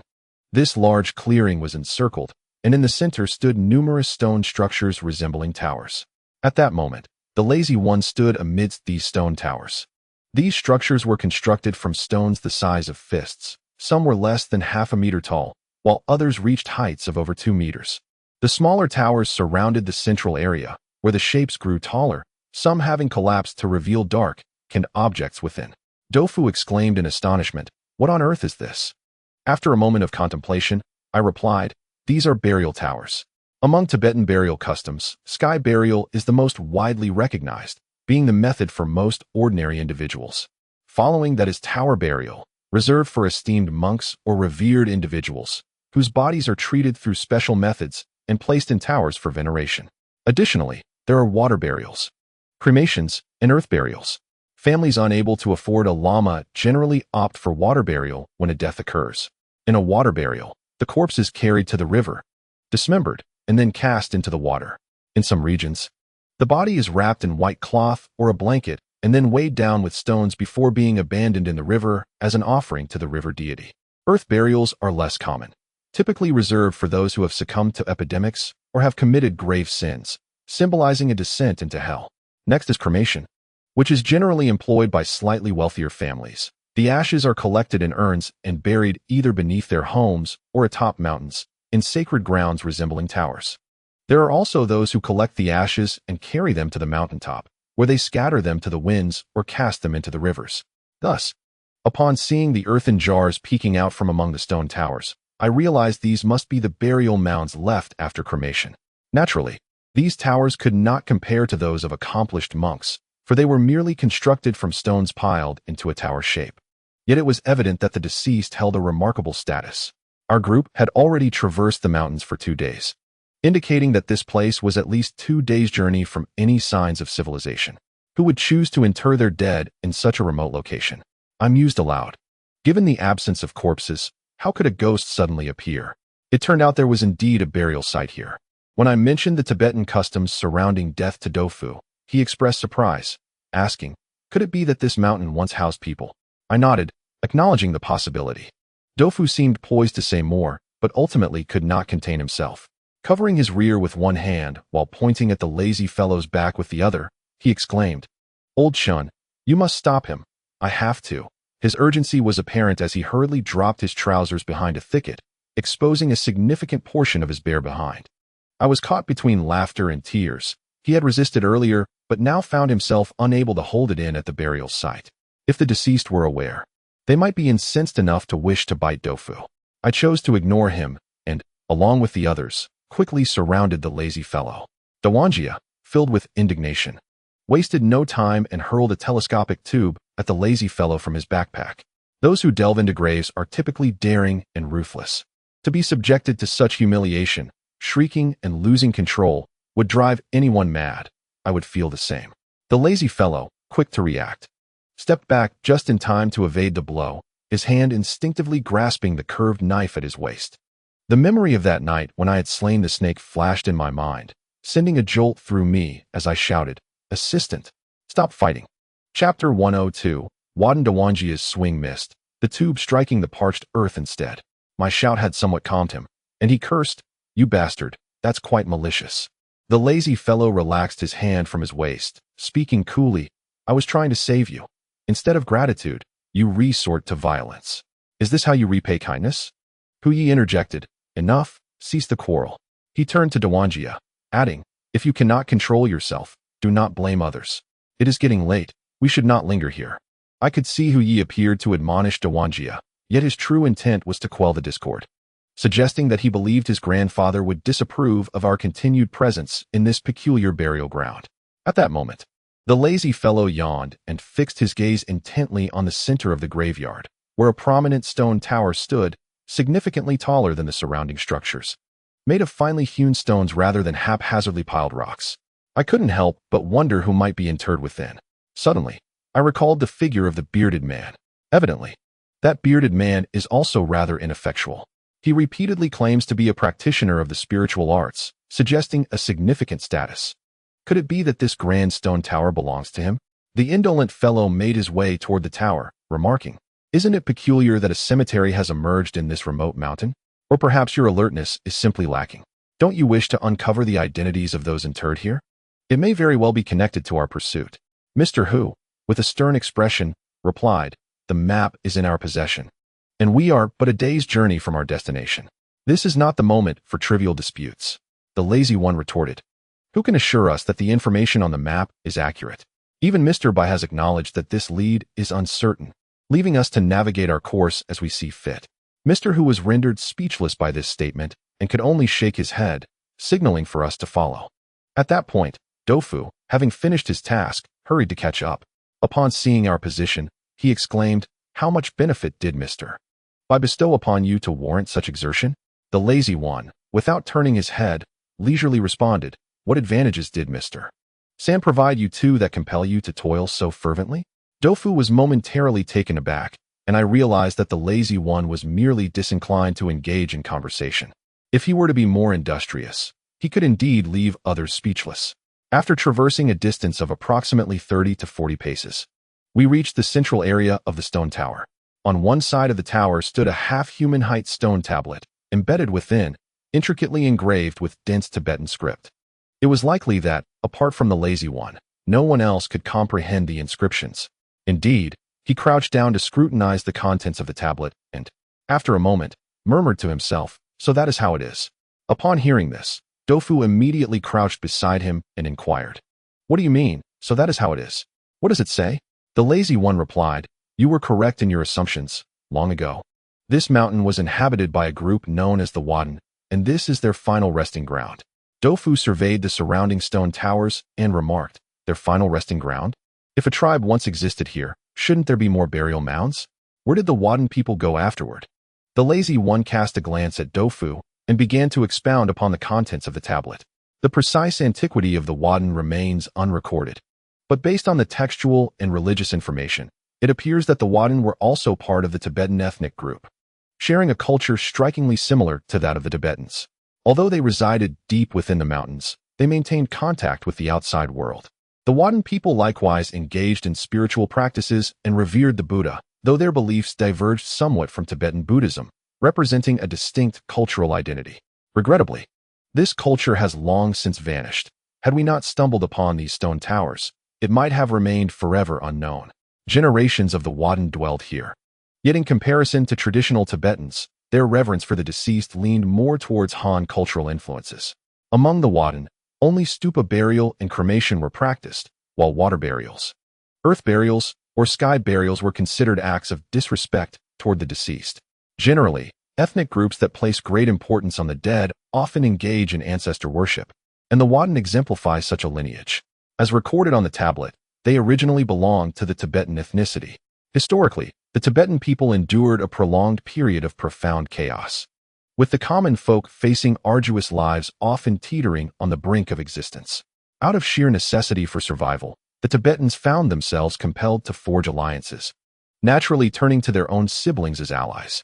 This led to the emergence of polyandry, a practice that, although diminished in contemporary times, still persists. Often, several brothers would unite to marry the same woman, safeguarding their possessions and territory. In ancient times, the absence of paternity testing meant the parentage of children was uncertain. Nonetheless, they were treated with care, as they could potentially be one's own. This ambiguous relationship paradoxically became a bond, knitting families together and enabling them to endure the harsh realities of life in the sparsely populated high-altitude terrains. Otherwise, under the conditions of ancient Tibetan regions, individual households would have faced insurmountable difficulties.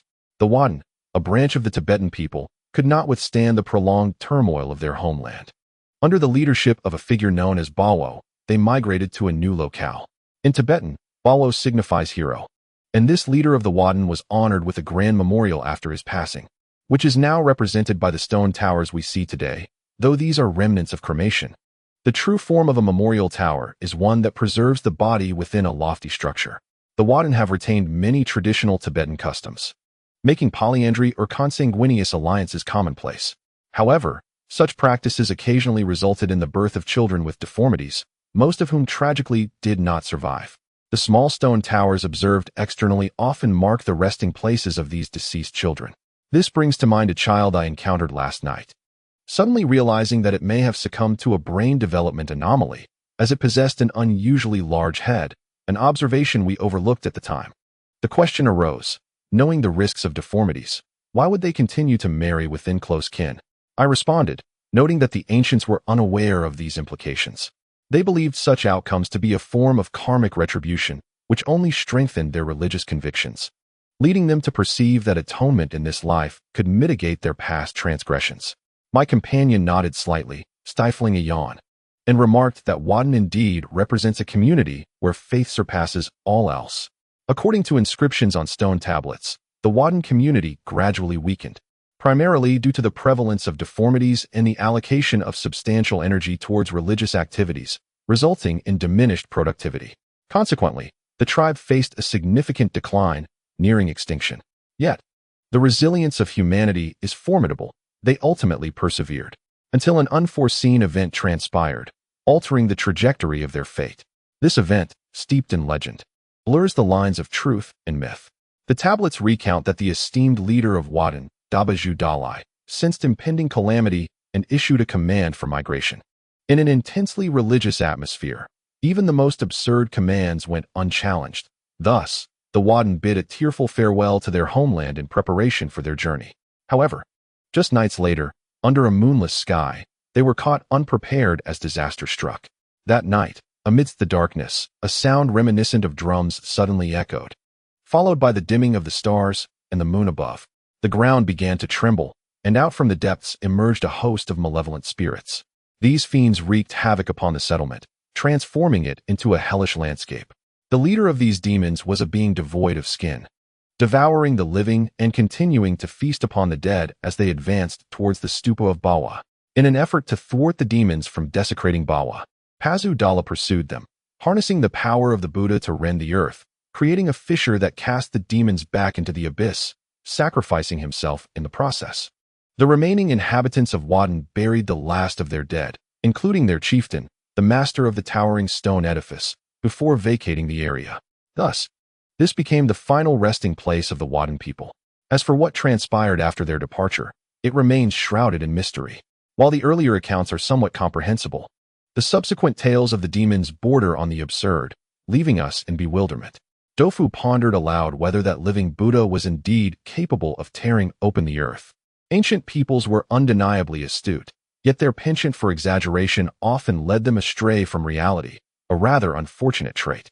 I remarked that the practitioner we encountered last night was likely the last chieftain of Wadden, and that child might have been a stillborn deformity.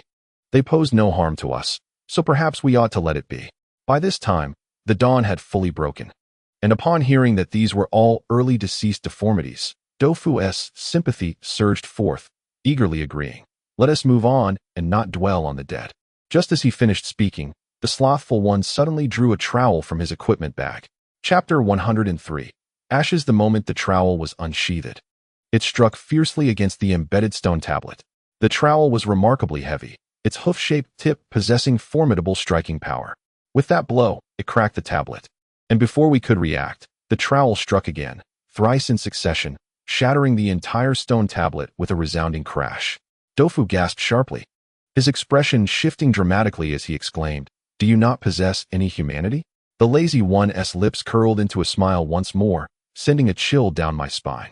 The first time he smiled, he had summoned a pack of wolves, resulting in 2 fatalities. The second time, he had imprisoned that little demon within the body of a giant rubber duck. What was his intention this time? In response to Dofu's question, the lazy one replied with an air of nonchalance, "What is humanity?" Upon witnessing the tomb being breached, I exchanged a glance with Dofu, signaling him to remain calm. At that moment, however, the lazy one pointed at Dofu and said, "You, go inside." His gesture indicated the opening revealed by the shattered tablet, clearly urging Dofu to venture into the stone tower, which stood about 5 or 6 meters high. Naturally, Dofu was reluctant, retorting, "If you're so capable, you should handle your own mess." The lazy one replied, "The opening is too small. If you don't go, who will?" Dofu paused, then realized that the lazy one was alluding to his lack of height, instantly darkening in countenance. Upon closer inspection, the square opening stood at merely half a meter in height, undeniably narrow. Among us, the slimmest individual was actually the inflatable duck, yet despite its lean appearance, its skeletal structure was substantial, making it quite challenging to squeeze through. Although Tofu did not belong to the category of a frail chick, he certainly appeared more diminutive among our group, thus reluctantly bearing this heavy responsibility. Seeing that the situation was set in stone, Mr. who did not impede the proceedings and permitted Tofu to venture inside, as he was, after all, the keen observer of the team, and a semblance of respect was due. Tofu, albeit begrudgingly, acquiesced, wielding a flashlight as he crawled halfway through the opening, leaving only his legs protruding. After a prolonged silence, I inquired about the conditions within, to which Tofu's voice resonated from the stone pagoda, declaring, "There is nothing here, just a pottery jar that seems to contain ashes." After a brief pause, he added, "Beside the jar, there is a string of beads, and the jar is adorned with paintings. Nothing else remains." Before I could respond, the lazy one issued a command for Tofu to extract both the jar and the beads. Tofu protested, "Taking the beads is one thing, but you won't let the urn escape either?" The lazy one replied nonchalantly, "Hurry and comply, or you will be the next to face my wrath." Although his tone remained unchanged, the implication was unmistakable. Most individuals might be deceived by his unremarkable exterior, yet through our experiences over the past few days, we had come to understand that he was a complete sadist and a pervert. Thus, it was prudent not to foster enmity with such a person, prompting me to instruct Tofu to obey. Tofu, ever obedient, muttered curses under his breath while retreating, and by the time he emerged, he was cradling a large urn and adorned with a string of sky-blue beads around his wrist. Before he had the chance to rise, the lazy one crouched down to examine the beads, and without further ado, he wound several loops around his own wrist, the new sky-blue beads contrasting strikingly with his original string of blood-red ones. I confess, my knowledge of Tibetan artifacts is limited. The Tibetan people adhere to Buddhism, and I recall that Tibetan Buddhism was introduced to the region around the 5th century. Later, Princess Wenqing's arrival in Tibet brought with it Han Buddhism, which subsequently led to the flourishing of Tibetan Tantric Buddhism. This stele bore no record of its age, but judging by the pagodas, It must have been during a period of Tibetan Buddhism's prominence. The string of sky blue beads was likely a treasure of the esoteric tradition, which would explain its placement in the burial context of this pagoda. After adorning himself with the beads, the lazy one turned his attention to the pottery jar. At that moment, I finally discerned the painting Tofu had described. It depicted a golden Buddha, majestic and fierce, wielding a demon-slaying vajra, with a fearsome beast beneath him, accompanied by inscriptions in Tibetan that we could not comprehend. Moments later, however, the lazy one broke the seal of the urn, and upon tipping it, the ashes cascaded forth, only to be swept away by a sudden gust of mountain wind. I was taken aback, realizing that even among seasoned tomb raiders, such a blatant act of disrespect towards the deceased would be unthinkable. The lazy one's actions compelled a frown. Yet, accompanying the ashes was something else entirely. The object fell to the ground with a resounding thud. Upon inspection, we discovered a dark plaque, seemingly crafted from silver, adorned with several embossed Tibetan characters. We begrudgingly accepted the actions of the slothful one, for it was inconceivable to confront someone over the ashes of a long-deceased individual. Though discomfort lingered in our hearts, we chose to endure it. Only Tofu remained incensed, noticing that the slothful one was fixated on the plaque that had tumbled from the urn, and inquired, "What is this thing?" The slothful one shifted his gaze and replied, "It is a nameplate, akin to a miniature Thanka. This artifact last appeared in the Tibetan region prior to the Tang dynasty, and these stone towers seem to be of considerable antiquity, likely products from the Han to the Tang periods." It appeared that the slothful one possessed a profound understanding of Tibetan civilization, allowing him to draw such conclusions from a plaque that I could not decipher. He continued, "The object that Sanyas tasked us to find is rumored to be a treasure hidden in the mountains during the Han era. Do you not find a certain coincidence between the two?" Upon hearing this, I grasped the implications of his words. According to the information revealed by the nameplate, the existence of this widened could be traced to the period following the rise of Tibetan Buddhism and preceding the Tang dynasty. The burial of treasures by Pujan occurred during the demise of the Xiao-Ilao kingdom, which was also in the late Han period, thus separating the two events by merely 200 years. Might the malevolent spirit inscribed on the monument be a person, a group of ill-intentioned individuals? If this theory holds, our sole task would be to ascertain the timeline. Did the Wadden migrate to the mountains after Pujan's treasure was buried, or had it existed prior? If the latter is true, then the subsequent malevolent spirits likely originated from Pujan himself. Pujan was known for his adeptness in mystical arts, and historical records of the Xiao-Ilao kingdom mention the queen of the treasure elephant summoning malevolent spirits from the underworld, likely orchestrated by Pujan, to conceal his treasure. He may have utilized these mystical arts to nearly annihilate the entire Wadden populace, while the survivors, unaware of the truth, fell prey to superstitions about malevolent spirits, leading to later events. Conversely, if the reality were the opposite, and the Wadden migrated only after Pujan's treasure was buried, how then to explain the subsequent malevolent spirits? Were they mere exaggerations of the ancients, or was there some truth to them? If those malevolent spirits were exaggerated foes, what could have prompted them to invade this place? Though the Wadden people were sociable, their lives were simple, devoid of wealth, and their kin were often deformed. What could possibly entice someone to encroach upon them?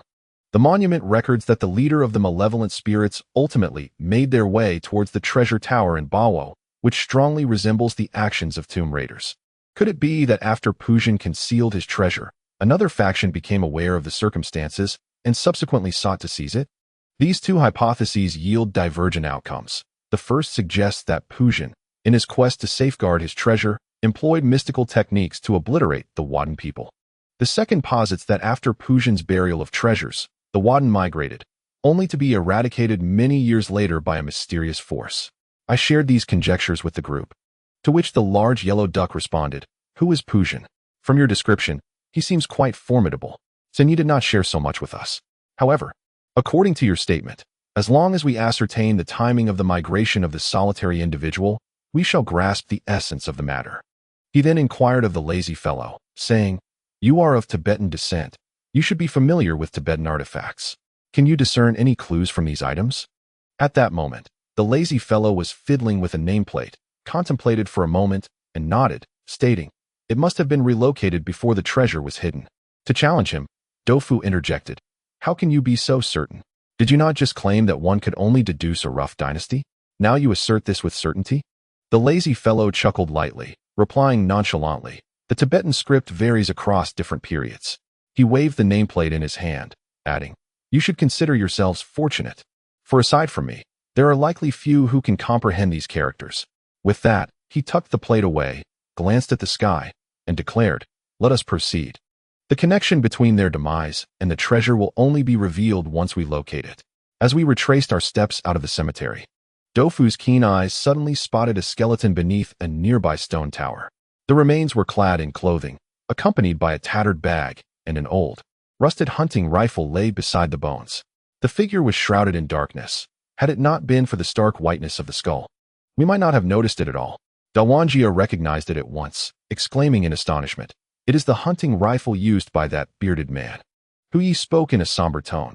He was likely a poacher, ensnared by malevolent spirits, and met his end here. Had it not been for the Doe brothers last night, at dawn, we too might have perished, awakening to find a wooden cabin transformed into a stone tower. We would have been trapped inside. Without tools for escape, we would have surely suffocated. In retrospect, that little ghost inadvertently saved our lives. Had it not drawn our attention, we might now be eternally at rest among those graves. Dofu, perhaps contemplating this, shot a fierce glare at the lazy fellow, who, unfazed, yawned and continued to lag behind, appearing as though he might topple at any moment. We paid no heed to the remains. It was one thing for a person to die alone, but to wish for our company in death was utterly undeserving of sympathy. Chapter 104. The group emerged from the ancient cemetery and continued along the previously charted path. Dawanjia and Dofu, two unlikely comrades, joined forces to jointly insult the lazy fellow's ancestors. As we ambled along, the environment began to shift at dusk.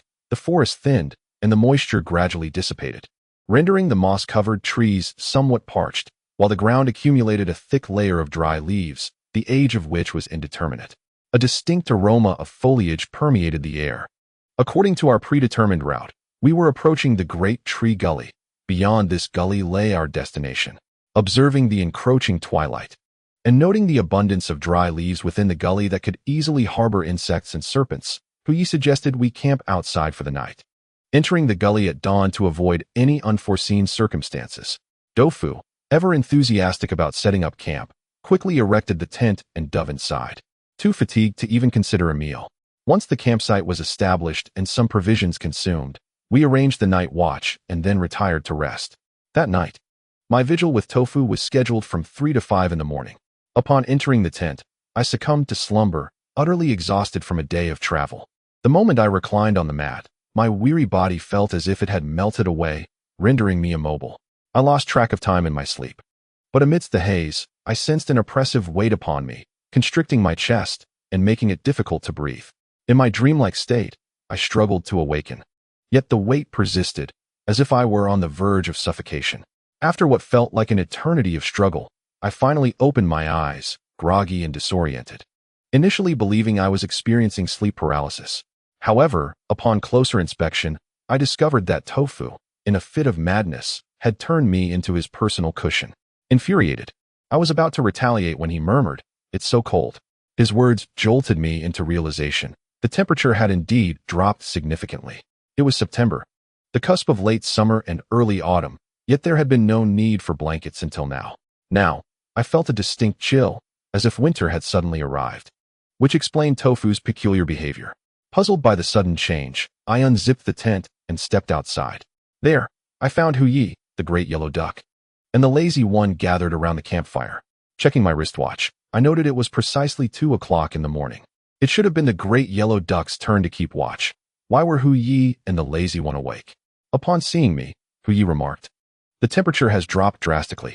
As he spoke, a plume of white mist escaped his lips, and I paused, sensing something was amiss. How could it have fallen so quickly? I inquired. The great yellow duck rubbed his hands together, warming them by the fire, and replied, "Who knows? None of us brought winter gear." He gestured for me to rouse Tofu, emphasizing that sleeping like this could lead to illness, which in these remote woods would be far from trivial. I returned to the tent and prodded the curled-up Tofu awake, and we all gathered around the fire for warmth. In just over 10 minutes, the temperature continued to plummet, and the chilling wind caused goosebumps to rise uncontrollably on my skin. I couldn't suppress a sneeze. Our equipment was indeed adequate and well prepared. But no one had anticipated needing winter clothing in the sweltering heat of summer. Sitting by the fire was decidedly warmer than in the tent. Hui suggested we try to sleep, noting that this sudden temperature drop might be related to the terrain and was likely not serious. As we huddled by the fire, preparing to doze off, we were suddenly startled by the lazy one on watch, who let out a sharp hiss as if something was amiss. I felt the temperature drop further and found it impossible to sleep. At his exclamation, I immediately felt a sense of unease and opened my eyes, only to be taken aback by the sight illuminated by the firelight. A flurry of delicate flakes was descending from the sky. Rising to catch a few, I found them icy to the touch, swiftly melting into droplets. It was unmistakably snow. The others quickly roused, exchanging bewildered glances. How could it possibly snow in this weather? Was I merely dreaming? At this moment, Mr. Hu furrowed his brows as he gazed at the pitch-black sky, remarking, "Snowfall in September is rather unusual." In contrast, Dofu did not find it strange. Rubbing his hands together, he stated, "It seems we are likely encountering severe convective weather.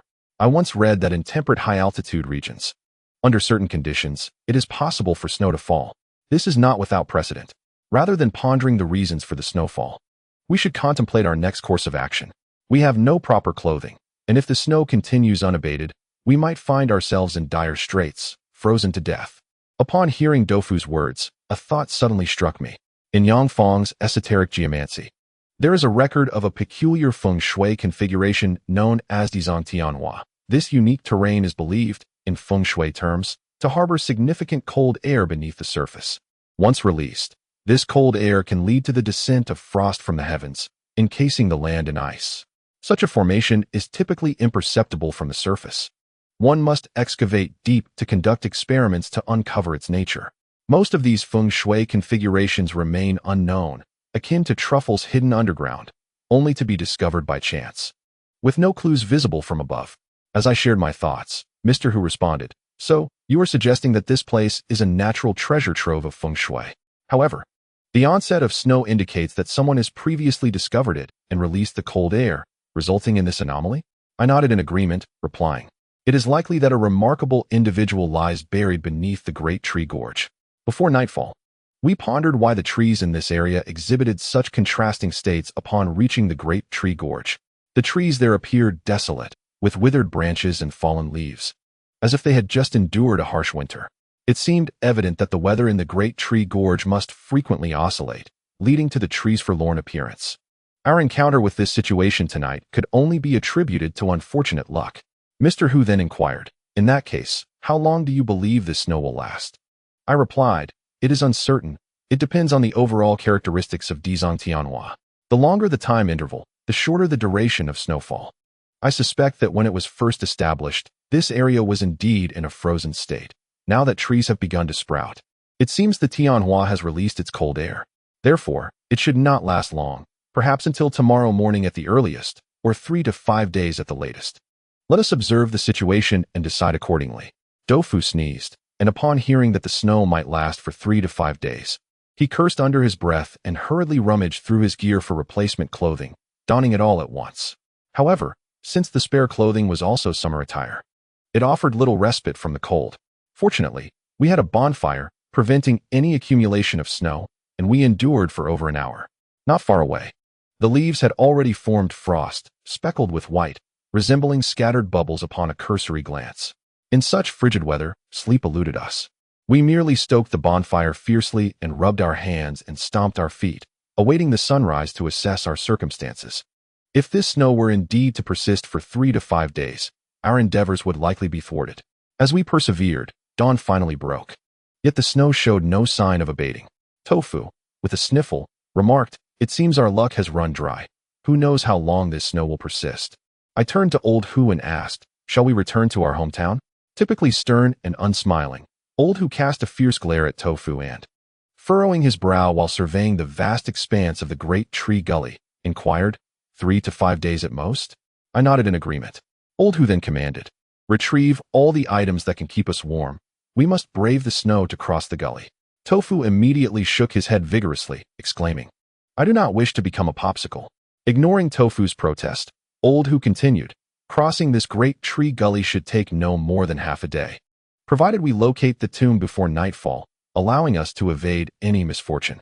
Generally, upon descending into the tomb, due to the earth's natural warmth, we can shield ourselves from the cold. Old Hu's intention was to take a calculated risk, contingent on avoiding unforeseen circumstances.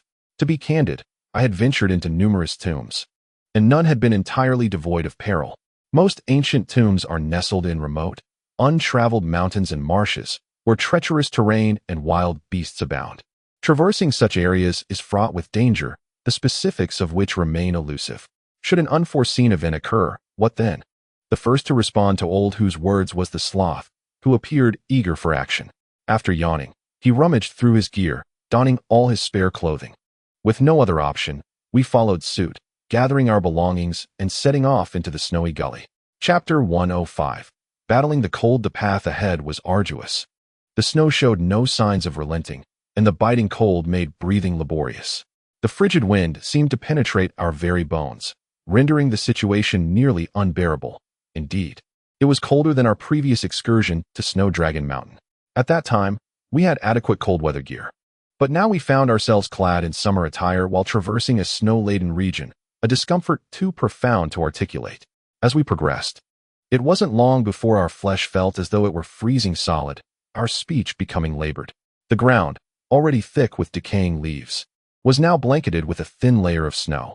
Each step caused a crunching sound as our feet sank deep, half submerged in snow and the other half in rotting foliage. When we pulled our feet free, the combination of mud and snow only added to our burdens. And after trudging for over an hour, weariness began to take its toll. As we continued, Tofu began to shiver uncontrollably, crouching down and hugging his arms, his teeth chattering. No, I can't go on, my feet are numb. I can't walk. Truthfully, my own legs were nearly devoid of sensation. Wearing my clothes felt like being unclothed, as the cold seeped directly through the fabric. However, having come this far, we could not simply halt our advance. I glanced at Old Hu, who remained steadfastly at the front, showing no signs of surrender. I had no choice but to pull Tofu to his feet. We huddled together for warmth, supporting one another as we pressed forward. The sloth, still trailing behind, was unable to succumb to sleep, his face turning a shade of pale blue from the cold. Finally, the big yellow duck could no longer contain his frustration, exclaiming, "Damn it all! Just for this suffering, I swear I will empty that tomb, and if I cannot, I will set it ablaze to vent my pent-up wrath." Without turning back, Mr. Hu remarked, with this energy spent on idle chatter, "It would be wiser to conserve our strength for the journey ahead." I inquired about the width of this great tree gorge and how much longer it would take to traverse. He responded that, according to the previous satellite map, it should not take more than an hour. However, the terrain proved unexpectedly arduous. The ground, laden with years of decayed branches and leaves, caused our legs to sink with each step, turning our movements into a painstaking endeavor. Given our burdens and the frigid, numbing weather, our pace had slowed considerably, extending our estimated travel time to at least 4 or 5 hours. Upon hearing Mr. Hu's assessment, I felt a sense of urgency. Our group consisted of seasoned veterans, well acquainted with harsh environments, far more resilient than the average person. While we could endure the cold mentally, our physical limits were being tested. My body had grown stiff, and Tofu was visibly unwell, his complexion turning pale, while another companion appeared equally affected. If we continued in this manner, an accident was inevitable. Just as I was about to suggest a rest, Mr. Hu raised his voice slightly, stating, "The elevation here is considerable, and the leaf cover is not thick. Let us gather around the fire for warmth before proceeding." I sighed with relief, responding, "I thought you intended to press on without pause." Mr. Hu rarely smiled but did so now, saying, "Given the previous circumstances, we could not afford to stop. The ground is littered with rotting leaves, making it impossible to light a fire. Now let us act." The group quickly cleared a space, gathering dry leaves and branches to kindle a fire, adding some solid fuel. We huddled around the flames, rubbing our hands and stamping our feet, and after a good 10 minutes, we began to feel warmth coursing through our bodies. Once warmed, no one was eager to move. Tofu feigned sleep. Mr. Hu announced it was time to extinguish the fire and resume our journey, though he continued to pretend to slumber. I felt both exasperated and amused, and I happened to notice numerous vines climbing the surrounding trees, half yellowed and withered, yet dense with leaves. An idea sparked in my mind, and I said to Mr. Hu, Wait, the fire can last for another half hour or so, with the added fuel. It would be a waste not to enjoy it. Mr. Hu, knowing I was neither lazy nor afraid of hardship, looked at me in surprise, puzzled by my suggestion. Without further ado, I drew my dagger and approached a tree, gathering the vines. Soon after, I began to intertwine them, and moments later, I fashioned a leafy cloak. I tossed it to Tofu, feeling quite pleased with myself, exclaiming, "Give this a try." At that moment, the others grasped my intention and exclaimed in delight. Quickly mimicking my actions, Tofu wrapped the makeshift cloak around his chest, although the lower half hung down to his knees and did not cling closely. The multitude of leaves effectively shielded him from the biting wind and swirling snow, significantly enhancing his warmth. Before long, each of us had crafted our own primitive garments. And as the fire dwindled, we shouldered our packs and resumed our trek. In our newfound attire, the journey ahead felt less daunting. The 5 of us pressed on, gritting our teeth and supporting one another, moving forward without pause. After approximately 3 exhausting hours, we finally emerged from the Great Tree Gorge. Standing at the edge of this gorge, we were able to discern the landscape beyond. It revealed a steep downward slope, forming a character shape alongside a towering mountain on the opposite side. Gazing from our vantage point, the mountain loomed like an iron pestle, with a waterfall cascading down from a great height, evoking the famous lines. The waterfall flows straight down 3,000 feet. It seems like the Milky Way is descending from the heavens. Flanking the majestic mountain were 2 rounded peaks resembling steamed buns, creating a most peculiar formation.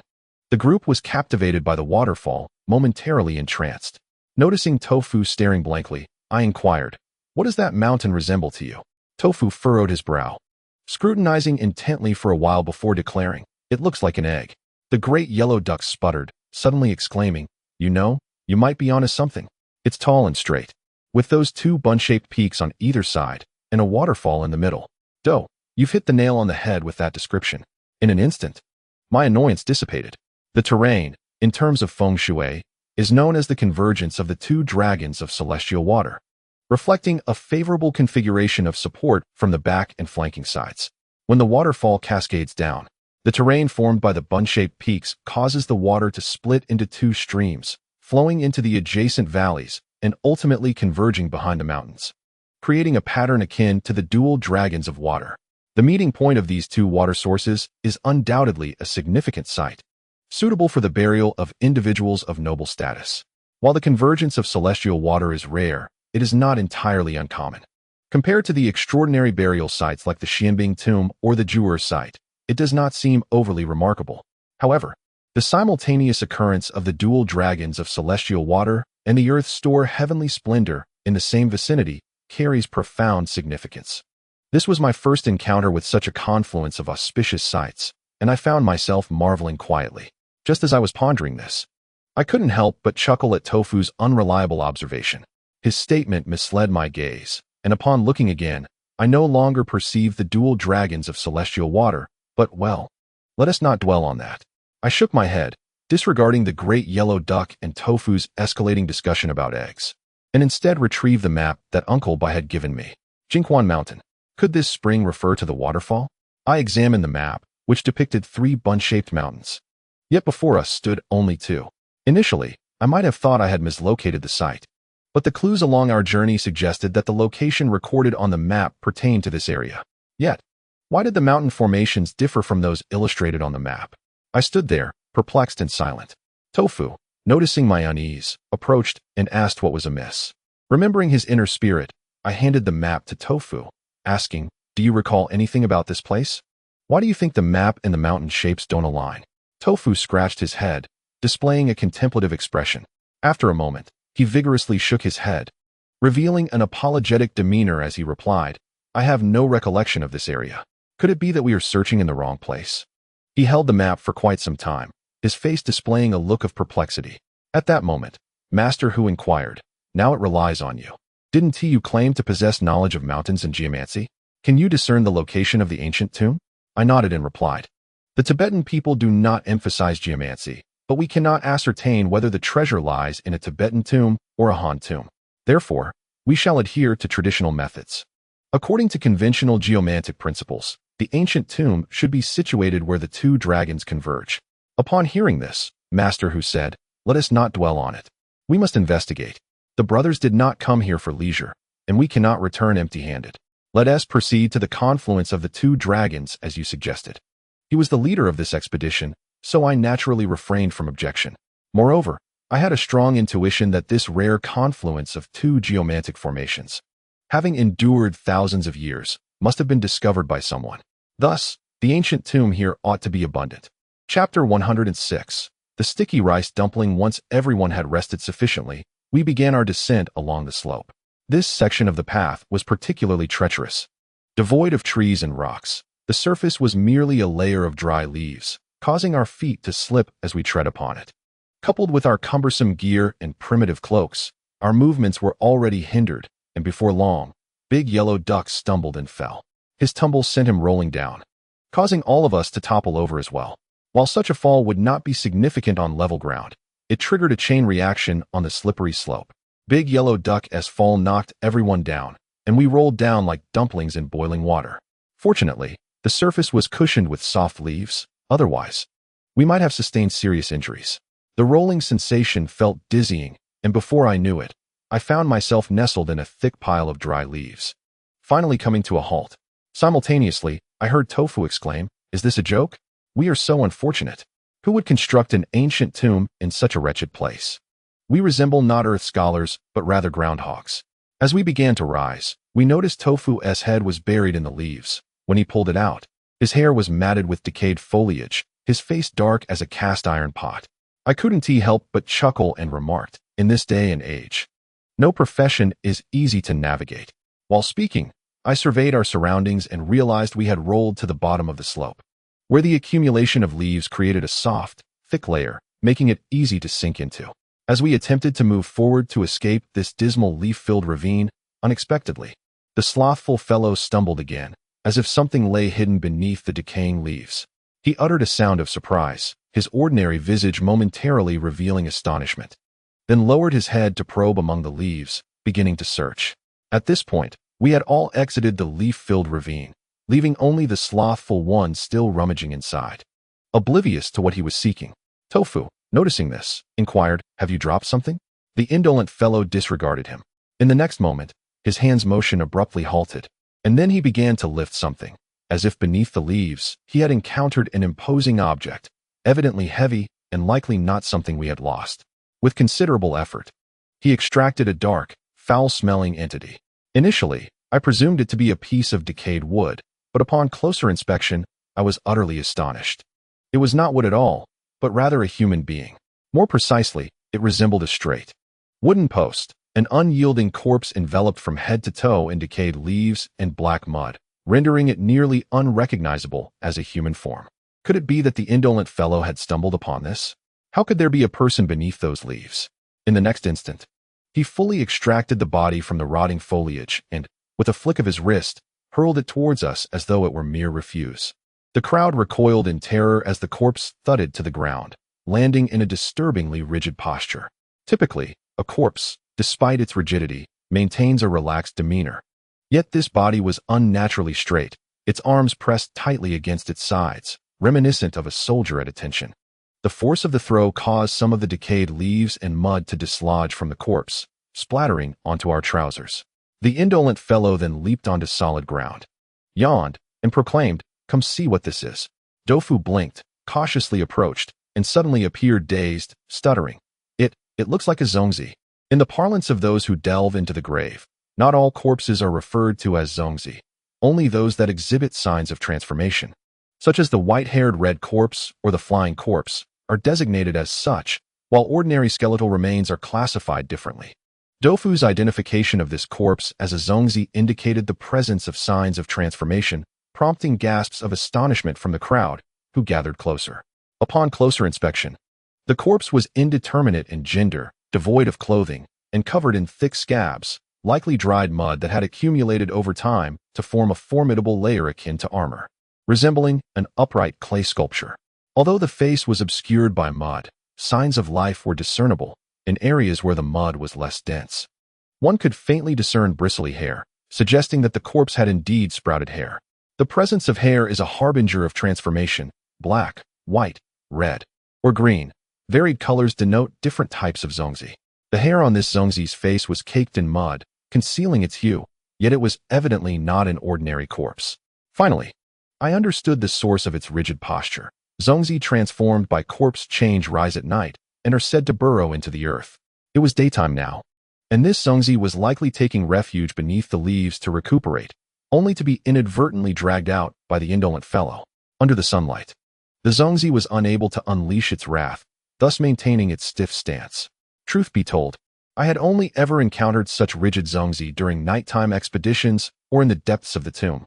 Witnessing one in broad daylight was indeed a first. Tofu, both astonished and curious, remarked, "Aren't zongzi typically found in tombs? How is it that this one is outside?" As he spoke, he slapped his forehead and pointed towards the ditch filled with decaying leaves, suggesting, "Could it be that there is an entrance to an ancient tomb beneath? Is this zongzi merely out for a stroll?" This suspicion, though not entirely implausible, left one questioning how this zongzi had emerged. Firstly, the transformation of a corpse is a process. If it had been exposed to the sun for an extended period prior to its transformation, what I colloquially refer to as a corpse left to the wilderness, or had met an unfortunate demise in the wild, such a body, having endured the sun's rays, would not undergo transformation. The fact that this corpse had already transformed indicates that it must have been buried underground for quite some time. Given that it was a buried corpse, it undoubtedly did not meet an accidental death. Upon hearing Tofu's speculation, I couldn't help but glance towards the ditch, pondering whether there might indeed be an ancient tomb beneath. What purpose did this zongzi serve? While I was lost in thought, Master Hu furrowed his brow and suggested we use a probe to investigate whether there were any tomb structures below. Everyone present, being seasoned professionals, did not linger on words, but promptly removed their gear and began probing the ground. In the end, they found nothing to ensure thoroughness. They even conducted a series of exploratory holes, examining the soil for color, yet no signs of an ancient tomb emerged. Thus, Tofu's hypothesis was debunked. This zongzi was likely an old corpse that had sought refuge in the muck to avoid the sun, with its true origin certainly not lying here. Tofu scratched his nose and awkwardly inquired, "So what do we do now? Is this corpse just going to remain here?"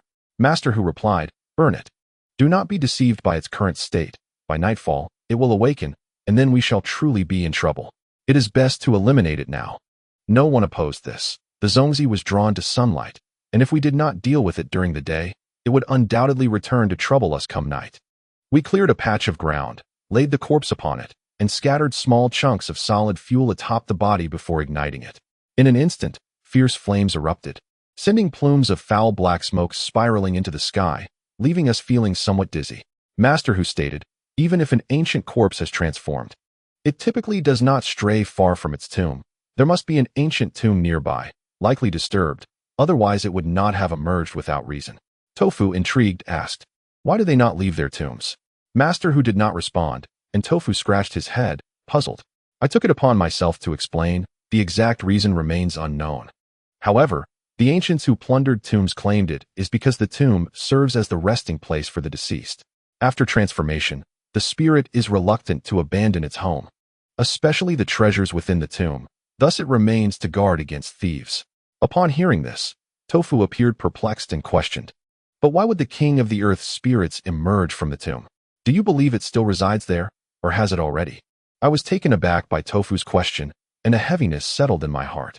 According to later clues, the earthly ghost king can no longer be classified as merely a zongzi. Rather, it is a creation of the enchanted lamp. Whether it remains trapped or has already departed from that place remains a mystery. However, I surmise that the earthly ghost king is unlikely to emerge. If it were to do so, it would surely incite a bloody tempest, and it would be implausible for us to remain utterly unaware of such commotion. At this moment, the corpse emitted an increasingly dense smoke. Amidst the distorted flames, the body seemed to stir, yet it was difficult to ascertain its movement. This place, being a forest, posed a risk of igniting a wildfire. Thus we dared not leave hastily and chose instead to wait nearby until the blaze had extinguished. Chapter 107. Annihilation. We distanced ourselves, evading the noxious smoke, while observing the development of the flames. After approximately half an hour, the fire gradually subsided. Upon our return, we found that the original site had been reduced to a heap of charred remnants. The combination of solid fuel had amalgamated the ashes and debris into an indistinguishable mass. Upon closer inspection, I noticed something unusual. Embedded within the blackened substance was a striking red object, the nature of which was uncertain. It appeared to be an item left behind by the corpse. Intrigued, I retrieved a branch to prod at it, eventually extracting a red iron nail, roughly the length of a finger. The sight of this object startled both me and Tofu, as it bore a striking resemblance to the square nails we had previously extracted from the celestial soldiers.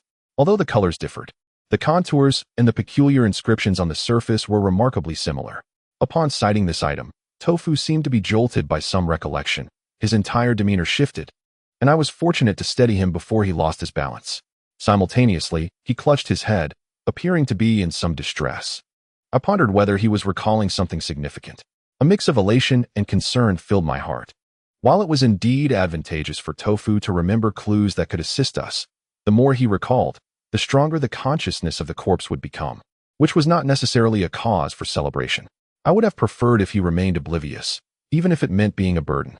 Moments later, Tofu suddenly opened his eyes wide, his voice taking on an odd timbre as he uttered a single word: kill. My heart raced, and I instinctively tightened my grip on his hand. Tofu's strange behavior drew the attention of both Old Hu and the duck, who regarded him with curiosity. The only one unfazed was the sloth, who had crouched down, gloved hands clasping the peculiar red square nail, examining it intently. Under the scrutiny of Old Hu and the others, I felt a pang of alarm and abruptly exclaimed, "What nonsense are you spouting? Are you feeling unwell?" I surmised that Old Hu was likely unaware of Tofu's situation. This matter was confidential, and it would be unlikely for Bai San to have divulged anything to them. If Tofu's behavior became too peculiar, it might draw unwanted attention. As I took a sip, the fierce and piercing gaze of Tofu suddenly became unfocused. In the next moment, he likely realized his faade had crumbled and shamelessly exclaimed, "I feel unwell, from head to toe. Oh dear, I'm dizzy, my legs are weak. And I have a pain in my groin. Let me rest for a bit." With that, he ambled to the side, leaning against a tree and slightly bowing his head. Observing that this idle fellow seemed to remain motionless for a while, I pointed to Tofu and said to the duo, "The great yellow duck, he is unwell. I shall check on him." The great yellow duck muttered, "And now he feels unwell? Is he even a man? I say, Brother Chun, with all your concern, is this lad your illegitimate son?" I was momentarily taken aback, a mixture of laughter and tears welling up within me. Damn it! Do I appear so old that I could have a son of such an age? Shaking my head, I approached Tofu, noticing that the attention of the great yellow duck and his companion was gradually drawn to the item in the idle fellow's hand. I lowered my voice and asked Tofu, "Have you recalled something?" Tofu hesitated for a moment before nodding. "I remember some things, but please, let me gather my thoughts." It seemed he had some doubts. So I remained silent and nodded in agreement. After a brief pause, Tofu continued, "Wood had been here years ago and brought a batch of non-human entities." He gestured towards the spot where the corpses had been burned, adding, "This must be a lone survivor, perhaps one that would fail to take with him." Tofu's recollection immediately confirmed one of my earlier hypotheses, leading me to exclaim, "So, what the people of Wadden witnessed as the malevolent spirits underground were actually the corpse army led by the corpse immortal, who annihilated the Wadden clan to conceal his treasure." Tofu nodded gravely, murmuring, "How could I have committed such an act? No, it was Wood. How could he do such a thing?" I comfortingly patted Tofu on the shoulder, saying, "These matters do not concern you. Do not allow the consciousness of the corpse immortal to consume you. Do not dwell on it too much. Endure a little longer. And perhaps there will still be hope." Tofu looked at me in confusion. I refrained from mentioning the matter of Bai Shuang for now, as its outcome remained uncertain, and I wished to spare him the disappointment of false hope. Seeing my silence, Tofu scratched his head and said, "I hadn't recalled much earlier. I only remember the horrifying scenes of those corpses biting people. However, it appears that Wood indeed hid something here. I have a thought. Wood must have acted covertly later on, without any support, making it improbable for him to construct a mausoleum like the tomb of the Great Ear King or the Ice Tomb. Our previous conjecture that he concealed his belongings within existing ancient tombs seems quite plausible. It is uncertain how many ancient graves exist in this area. But if that Ba Buddha tower truly exists, do you think it's possible the items might be within the tower?" Upon hearing Tofu's analysis, I nodded in agreement. "Indeed, it is quite possible. We must remain vigilant." Suddenly, I was struck by a thought. After the corpse immortal completed this task, how were the corpse army dealt with? Why was there such a remnant left behind? Was it an oversight, or were they intentionally left here? This speculation sent a shiver down my spine. And just as I was about to inquire if Tofu had recalled this detail, I held back the question. If Tofu were to recall this matter, it would be impossible for him to remain silent. Now, urging him to reflect upon it would be akin to pushing a person to the precipice of a cliff. At that moment, the three indolent fellows had already risen again. Master Hu addressed us, asking if we were aware of the origins of this object. It appeared that none of the three had deduced its significance. After all, not everyone possesses the insight of Chun or El Su. The art of corpse refining is indeed rare, and it is hardly surprising that they were unaware of the existence of Pujun. I feigned ignorance, shaking my head, and remarked, "Who knows? After all, this is an artifact from ancient times, and not every item can trace its lineage. Let us not dwell on this. We should focus on locating the ancient tomb." Without further contemplation, Master Hu nodded in agreement, indicating that we should resume our journey. Only the indolent fellows cast a thoughtful glance at Tofu and me, their eyes reflecting a deeper meaning. Suddenly, I recalled the tale recounted by the great yellow duck, which mentioned that the indolent fellows had noticed someone arriving in the pit. This individual likely possessed keen hearing. Could it be that he overheard Tofu and me conversing? As this thought flickered through my mind, the indolent fellow yawned widely, his eyes still heavy with sleep, and began to amble forward, seemingly dismissing the earlier gaze as merely a figment of my imagination. Tofu, oblivious to the nuances, walked beside me, his demeanor somewhat despondent. We advanced, using the waterfall as our point of reference. Given my suspicion that other dangers might lurk in this area, we proceeded with caution. The cold climate only compounded our fatigue. After approximately an hour of travel, the thundering sound of water reached our ears. Even from a distance, its deafening presence was palpable. Upon hearing the noise, Tofu perked up slightly, rubbing his frostbitten hands, and remarked, "I wonder if we can reach the pit before nightfall." I glanced at the sky. It was just past 2 in the afternoon, and the snowfall had not ceased but rather intensified. Although we had donned primitive cloaks that offered some warmth, the chill remained oppressive. My feet, encased in mountaineering boots, had grown numb and swollen, and my hands were painfully stiff, making it difficult to wield a probing shovel. Coupled with the asymmetry of the map, I surmised we would likely fail to locate the pit today. Master Hu appeared to grasp the situation as well. Without waiting for me to speak, he proactively responded to Tofu, saying, "It seems rather bleak today. Let us proceed forward. If we find it, splendid. If not, we shall seek a sheltered spot to warm ourselves." Tofu nodded, mumbling something under his breath, coincidentally as a gust of frigid wind swept past. I barely caught the faint words, which seemed to suggest that prolonged nights breed many dreams. A sense of unease settled within me, as I wondered whether this lad was concealing something from me.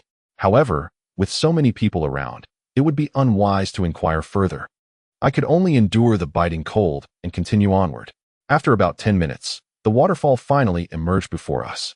From our vantage point, the waterfall cascaded into a vast, oval-shaped pool, extending outward into the mountain ravines on either side. The central pool churned with turbulent waves, white foam swirling amidst the spray, creating an awe-inspiring spectacle. Viewed from a distance, the scene was truly formidable. At that moment, I realized that I had misjudged the situation. What I had perceived as 2 celestial water dragons was, in fact, merely 2 serpents. The dragon symbolizes the spirit of water, while the narrow valley into which the waters flowed appeared, from a distance, more like 2 water snakes than majestic dragons. This is of great significance in the realm of feng shui. The distinction between a dragon and a serpent is profound. The dragon embodies the ethereal, whereas the serpent represents the uncanny. The water, influenced by the constricted terrain of the surrounding valleys, exhibited a slender waist, entirely disrupting the auspicious formation of what I had thought was the celestial convergence of 2 dragons. Consequently, a once promising feng shui site transformed into a veritable haunt of malevolence.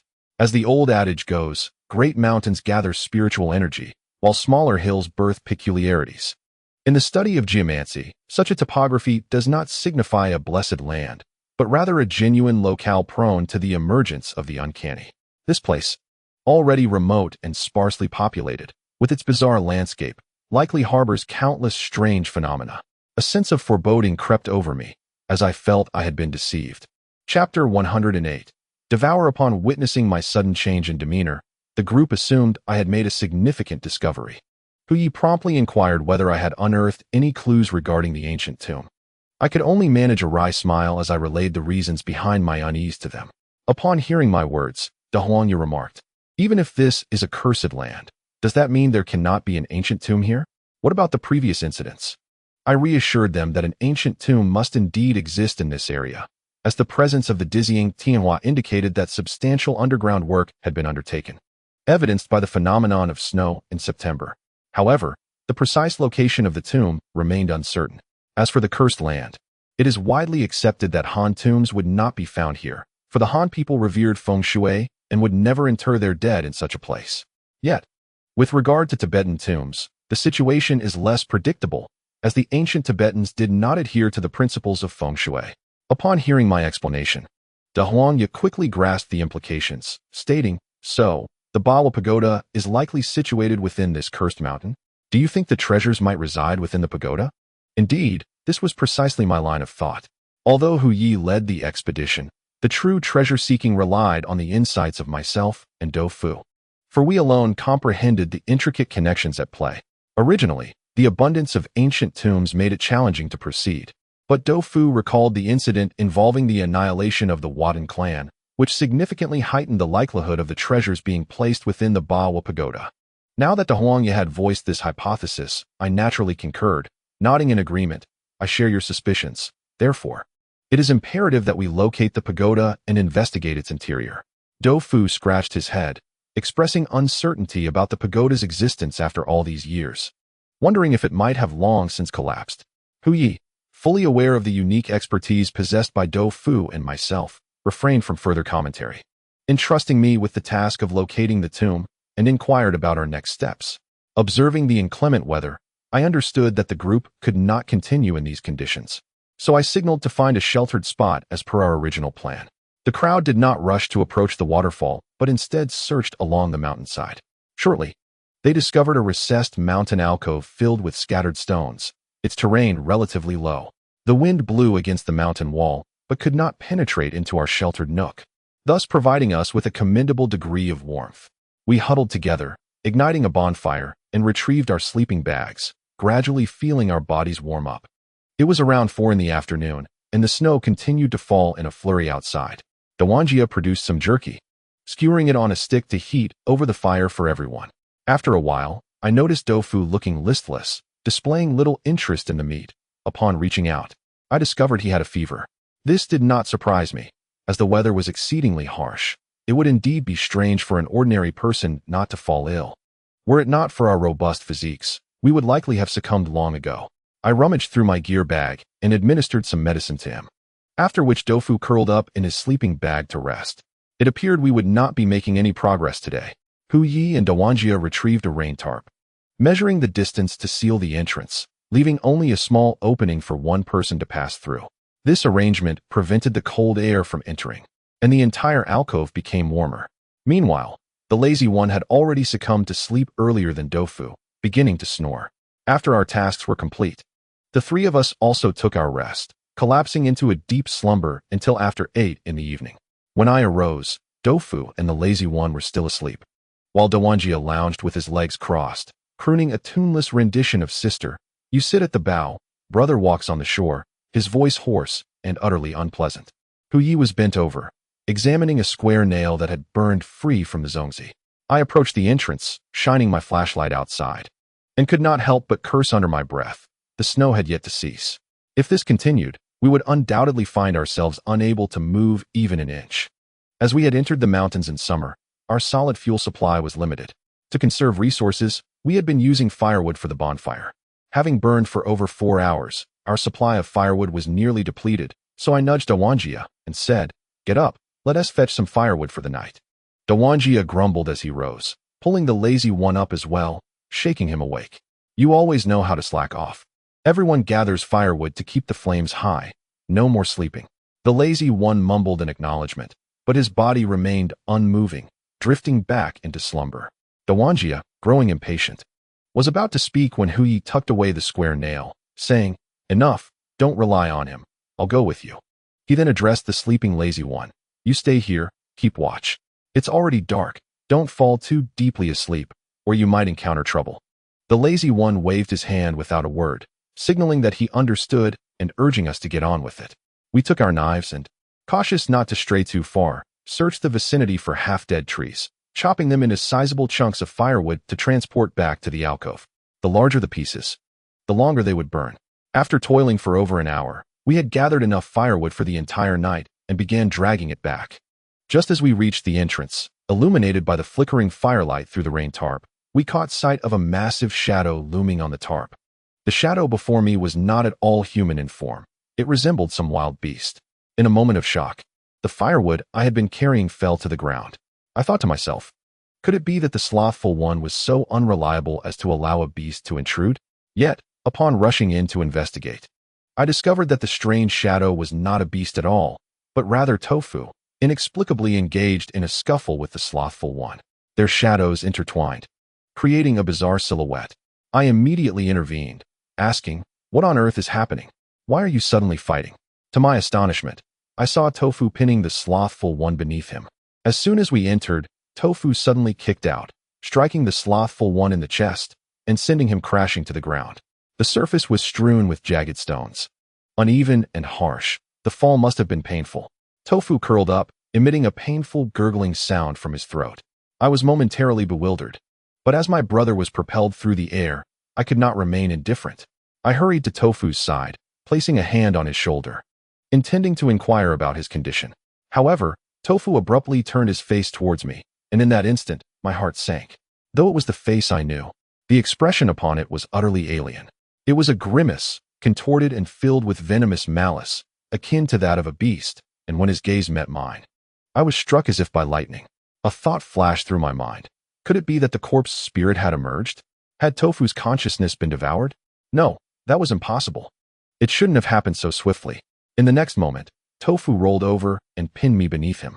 At that instant, his strength had magnified immensely, and I finally understood why the slothful one had been powerless against him moments before. Tofu then opened his mouth and lunged for my neck. Recalling his earlier description of the corpse spirit's thirst for sunlight and flesh, my legs turned to jelly as I instinctively shrank my neck and shook my head. Though he failed to bite my neck, he clamped down on my face, sending a sharp pain coursing through me. Damn it, I felt as though I might be disfigured. I certainly lacked such monstrous regenerative abilities. Fortunately, before he could inflict a deeper bite, the slothful one charged at Tofu. Armed with a knife, though it remained sheathed, he swung the curved blade towards Tofu's back. Tofu reacted swiftly, releasing his grip and flipping over me. In that same motion, he pulled at my clothing, causing our positions to invert, with me now atop him. The entire exchange transpired in the blink of an eye, but the slothful one, unable to halt his momentum, struck me squarely in the back with his blade, and pain surged through my muscles. The slothful one let out a sharp gasp, and before he could retract his blade, Tofu mimicked his earlier maneuver, retracting his leg and delivering a powerful kick. The force sent me flying backward, crashing into the slothful one, and we tumbled to the ground together. Meanwhile, Master Hu and the duck had already discerned something was amiss. True to their experience, they swiftly produced a binding rope for corpses. This object serves as a formidable tool against the Zhongzi, exhibiting remarkable flexibility and resilience, making it nearly impossible to sever. The more the Zhongzi struggles, the tighter it becomes ensnared. Typically, during the process of opening a coffin, one would start from the feet, simultaneously feeling and securing the ropes to prevent the corpse from transforming. Unfortunately, the Zhongzi I encountered previously were far too formidable. Even when bound, they proved futile. Just then, as the Tofu propelled me through the air, the great yellow duck and Master Hu swiftly cast the corpse-binding rope, ensnaring the Tofu perfectly. The two of them then retreated abruptly, tautening the ropes, while the Tofu writhed in the middle, gurgling in distress, reminiscent of profound agony. I hastily rose, fixating on the contorted visage of the Tofu, and shouted furiously, "Pujin!" Upon hearing this name, the Tofu abruptly turned its gaze towards me, its throat gurgling as if attempting to speak, though regrettably, it was not in human tongue. Chapter 109, Memory. Its strength was immense, causing great yellow duck and Master Hu to struggle intensely, beads of sweat forming on their foreheads. Great yellow duck, in a state of anxiety, queried whether it had been possessed by something unclean. I knew deep down that the tofu was not possessed. Within it resided the primordial spirit of a corpse deity. Ordinary soft zongzi would not dare to influence it. The tofu's current frenzy likely stemmed from the corpse deity consuming its consciousness, presenting before me the body of the tofu. Yet the consciousness of the corpse deity. I had never encountered such a phenomenon and was perplexed as to its origin. Could it be that the tofu's illness and muddled consciousness provided an opportunity for the corpse deity to exploit? As the struggle continued, Great Yellow Duck and Master, who found themselves being pulled along by the tofu, gradually inching closer to the fire. If this persisted, I feared the tofu might hurl Great Yellow Duck into the flames. In a moment of desperation, I urged Lazy to incapacitate it, akin to how he subdued that little ghost previously. In truth, I had no certainty that this would prove effective, but it was a course of action I felt compelled to attempt. Lazy, when undertaking serious matters, proved reliable. He leapt forth, brandishing a curved blade infused with celestial essence, striking the tofu at the nape of its neck. The tofu's entire body jolted, and in the following instant, it suddenly lifted its head and let out a ghastly scream. The sound was exceedingly hoarse, ultimately straining its vocal cords, resulting in a series of fragmented, discordant noises. In the next moment, however, it began to thrash even more violently. The sudden intensity caught everyone off guard, causing the corpse-binding rope to loosen. Great Yellow Duck was propelled directly into the flames by this force, letting out a horrific cry as the fire ignited upon him. Fortunately, he reacted swiftly, rolling on the ground to avert disaster. As the binding rope slackened, the tofu seemed to comprehend fear and immediately charged outward. I understood that this dash could lead it to an unknown destination, making retrieval exceedingly challenging. Without regard for the disparity in strength, I lunged forward, encircling my elbow around its neck in an attempt to drag it back. Yet, the tofu exhibited immense strength, remaining utterly unmoved. Instead, it slowly turned its head. Its eyes ablaze with resentment and rage, fixated upon me, drool cascading from its lips, resembling a famished entity eager to bite. However, at that moment, Lazy suddenly thrust an object forcefully into the tofu's mouth, and instantaneously, the tofu's expression became rigid and unyielding. Upon closer inspection, I discovered that the lazy fellow had a string of blood-red beads, which he had now twisted into a ball and stuffed into Tofu's mouth. He then shook his head and remarked with a hint of disdain, "The demon-vanquishing heavenly beads are truly wasted on you." As his words fell, Tofu collapsed unconscious onto the ground. Following this fierce confrontation, everyone appeared thoroughly disheveled. I bore a bite mark on my face, while the clothing of the yellow duck was ragged from burns, and my skin bore blisters in several places, causing me to hiss in discomfort. Yet, the most pitiable one was indeed the lazy fellow, who, caught off guard by Tofu, had been bitten on the neck, leaving a bloody wound that stained a large portion of his skin crimson. The only one who fared better was old who, upon witnessing the chaos, quickly retrieved some medical supplies, signaling us to tend to our wounds first. He then picked up the rope used for binding corpses and secured Tofu thoroughly, wrapping him tightly. My facial bite was not too deep, thanks to the lazy fellow's timely intervention. Otherwise, I might have been left with a scar. While a man bearing a scar might not be a major concern, if it were to be a bite mark, I would find it exceedingly embarrassing to face others. After treating our injuries, I glanced at Tofu, now bound like a dumpling, and a chill crept into my heart. What was his current state? Had he already succumbed to the consciousness of the corpse immortal? Would I not be able to see Bai Shuang again? My brother, though foolish, had always been steadfastly loyal to me. Was he truly gone? At that moment, the lazy fellow, having finished tending to his wounds, suddenly spoke, asking me in a detached tone, "What happened?" His gaze was fixed on me, but I felt weak and my mind was in disarray. I momentarily failed to comprehend his inquiry. After a brief pause, I grasped his intent and replied, "I do not know." I certainly could not divulge the truth, that Tofu housed a primordial spirit, and he had just been overwhelmed by it. The three individuals present clearly did not believe me, yet they did not press further, for the core secrets of this affair resided with Tofu and me, while they were merely assisting Bai Sanyi. As for the yellow duck and old Hu, I had already come to understand them somewhat.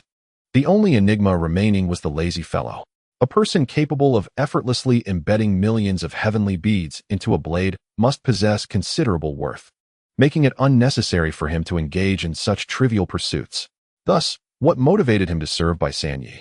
It seemed that the depth of Bai Sanyi's power was far beyond what I had initially perceived. Otherwise, he would not have been able to command someone like the lazy fellow. After administering the medicine, Old Hu rekindled the campfire and glanced at the beads stuffed in Tofu's mouth, commenting, "This thing should not be left in there." The lazy fellow, having finished bandaging his wound, wore a dark expression as he approached Tofu and slowly extracted the string of beads with evident distaste, twisting them with his fingers and rinsing them with water from his flask before reluctantly placing them back on his wrist. Throughout this ordeal, Tofu remained unconscious, and I was unaware of his condition. Sleep eluded me as I sat by the fire, waiting. Regrettably, as the night wore on, no one stirred, and exhaustion overtook me until, at some point, I fell into a deep slumber. Upon awakening the following day, I pulled back the rain tarp and beheld a landscape blanketed in snow, a vast expanse of white under the relentless howl of the cold wind. Beyond this mountain pass, the chill was biting. Perhaps due to the tumult of the previous night, my head felt somewhat hazy, prompting me to scoop up a handful of snow and rub it against my face, which invigorated my senses somewhat. As I was engaged in this, I heard a groan and turned to see that Dofu had awakened. Everyone's attention was fixed upon him, and Lazy, in particular, tightened his grip on his waist knife. I scrutinized Dofu's expression, eager to ascertain his current state. The ferocity and distortion from last night had vanished, leaving only a look of bewilderment. He then fixed his gaze upon us and, in a hoarse and intermittent voice, asked, Who are you?" I was momentarily taken aback. What was happening? Dofu then uttered a statement that left us all in shock. He glanced at us and then at the ropes binding him, and suddenly burst into tears, genuine tears that flowed freely. It was a scene that would likely unsettle most, witnessing a 27-year-old man weeping uncontrollably. Amidst his sobs, he lamented, "Am I being kidnapped? My family is very wealthy. Please do not demand a ransom." "Ransom?" De Huangya choked on his words and inquired, "Is this guy mentally unstable?" I was momentarily at a loss for words, realizing that Dofu seemed to have no recollection of us. Could it be that, suddenly, I recalled Dofu's earlier remarks? Due to the corpse immortal's consumption of consciousness, many memories begin to fade. Could it be that Dofu's memories had been largely devoured? My heart raced, and I immediately asked, "How old are you now?" Dofu looked at me and replied, "I am 12 years old this year. Uncle, please do not kill me." "Who the hell is your uncle?" I felt as though I might lose my mind. Reflecting carefully, I recalled that when I first met Dofu, he was in the 3rd year of junior high. I was 15, and he was 13. This meant that after the events of last night, Dofu had forgotten everything, his memory reverting to the age of 12, before we had even met. De Huangya gasped in disbelief and remarked, "Goodness, this kid has truly lost his wits." "Lazy, did you hit him too hard and knock him senseless?" Lazy, with his hands in his pockets, replied nonchalantly, "Do not place blame on me. I never struck his head." At this, the group's gaze turned toward me, and though no words were spoken, it was evident they were silently questioning, "Is this person mentally ill?" I managed a bitter smile and, after a long pause, spoke with great difficulty, "He may have some issues with his mind. Please do not take offense." De Huangya shrugged and patted Dofu's shoulder, saying, "Brother, considering your mental state, I shall overlook what transpired last night." Dofu, shrinking into himself, finally said to De Huangya, "Uncle, I need to urinate." I untied Dofu's ropes, and the moment they were loosened, he bolted outside, startling us. However, this time he did not exude the same terror as the previous night, and after just a few steps, Lazy apprehended him. "Let me go, you bunch of villains. The police will come to arrest you." Lazy replied coolly, "What are the police to us?" As he spoke, he released his grip, allowing Tofu to dash outside. The moment this little fellow exited the mountain pass, he let out a startled cry. Fearing something had gone awry, I hurried after him, only to find Tofu's face pale and trembling as he gazed at the towering mountains around him. In a quivering voice, he exclaimed, "Are you planning to sell me to someone in the mountains as their son?" Seeing his foolish demeanor filled me with both exasperation and pity. I retorted, "Sell you? Not a soul would buy you even for free." Tofu, eyes wide with fear, looked at us, and after a moment, he seemed to realize something was amiss. He began inspecting his hands and touching his face, evidently curious as to how he had grown to the same height as an adult. The more he touched, the more frightened he became, culminating in the question of whether we had given him some potion to transform him into an adult. I dismissed his claim, asserting that no such potion existed, to which he replied, "But in Detective Conan, it's possible." I suddenly remembered that Tofu was 12 years old. which would place us in 1999 when the show had indeed begun to gain popularity in the big cities. I felt momentarily speechless. Chapter 110, The True Identity. At this moment, Tofu remained lost in his delusion of being sold into the mountains, while my mind was a chaotic tangle, quickly sorting through the inconsistencies. If Tofu's amnesia was due to a portion of his consciousness being consumed by the corpse immortal, where had the corpse immortal's consciousness gone? Although Tofu had transformed into a 12-year-old child, his own consciousness remained intact, devoid of the corpse immortal's thoughts. What had transpired? Was it a twist of fate? Or had the corpse immortal merely disguised itself? The biting cold was unbearable for Tofu, who began to stamp his feet in discomfort. I glanced around and suggested we return to the cave. Tofu vehemently refused, intent on fleeing, but we managed to catch him once more. Uncle Hu inquired, "What shall we do now? Are we really going to take him down the pit?" He gestured toward the 12-year-old Tofu. Observing Tofu's persistent attempts to escape, I couldn't help but sigh and replied, "This isn't merely about going down the pit." De Huangya, ever the instigator, was treating Tofu like a fool, coaxing him with a playful, "Be good and call me uncle. I'll give you some jerky," rather than concerning myself with the prospect of descending into the pit. I was more apprehensive about the corpse immortal's consciousness. When would it surface again? Was Tofu in danger of vanishing at any moment? If I were to withdraw from this operation now, I would still face the watchful eyes of El Su outside, and Bai San Yi would undoubtedly not let the matter rest. Moreover, if this place truly harbored treasures left by Pu Zhan, obtaining them would equate to wielding a powerful tool, one that would protect me from El Su and his ilk. After much contemplation, I realized that this mission could not be halted. However, bringing Tofu, in his current state, into the pit seemed fraught with complications. My thoughts were a tumultuous mess when I noticed Tofu, in a daze, calling De Huangya uncle, receiving a piece of meat for each utterance. It appeared he was on the verge of calling him grandpa. I kicked De Huangya lightly and warned, "Stop toying with my brother." De Huangya chuckled heartily, remarking, "I never imagined this little rascal would be so obedient as a child." I replied, "While you treat him like a brother, he currently perceives you as a bandit." I shook my head, already formulating a plan in my mind. I adjusted Tofu's gaze, which was fixed on the jerky, and said, "It is now the year 2014. You are Do Buoji, 27 years old, and I am your good brother, Qin Xian. The three others are our companions. Together, we form a treasure-hunting team that has come into this vast mountain in search of riches. However, you took a tumble and seem to have sustained a head injury, resulting in memory loss. Therefore, we are not kidnappers. If you doubt my words, you may check the inner pocket of your clothing. Your identification is within." Tofu stared at me in a daze, then hesitantly reached for his chest, producing a wallet and scrutinizing the information contained within. After a brief moment, he looked at me in shock and asked, "Then, what about my girlfriend?" I was momentarily taken aback, perplexed by his sudden train of thought. "What does that have to do with a girlfriend?" I inquired with confusion. With a hint of timidity, Tofu replied, "In television dramas, the male lead always has a girlfriend by his side after losing his memory." At his words, I felt the muscles in my face twitch uncontrollably. What kind of nonsensical dramas had this boy been watching at the age of 12? I retorted angrily, "This isn't a romantic drama. It's an adventure story, and thus, there are no girlfriends." Tofu flinched at my outburst, shrinking his neck as he said, "Uncle, shouldn't we hurry to the hospital now?" Dewanjia laughed heartily, saying, "Well, now you're calling him uncle." I explained, "Currently, the heavy snow has blocked the mountains, and our treasure hunting mission remains incomplete. You might as well abandon the thought of going to the hospital." Tofu touched his head, his eyes lighting up as he swiftly changed the subject, eagerly asking, "What treasure are we searching for? Gold coins? Aladdin's lamp?" Dewanjia smiled mysteriously and replied, "You'll find out soon enough." Due to Tofu's unexpected condition, our journey was slightly delayed. Now that he had accepted his new identity, I felt a bit more at ease. The group decided to begin searching the Bawo Pagoda, while also keeping an eye out for any suspicious tombs. We gathered our equipment, donned our leaf cloaks, and ventured into the biting cold of the snowy landscape. To my dismay, Tofu was no longer my shadow but had become Dewanjia's, who adeptly handled the child with a few strands of meat. Before long, Tofu was calling Dewanjia big brother and referring to me as uncle. "Uncle, uncle, oh uncle." I felt as if I had raised a son only to have him taken away by another.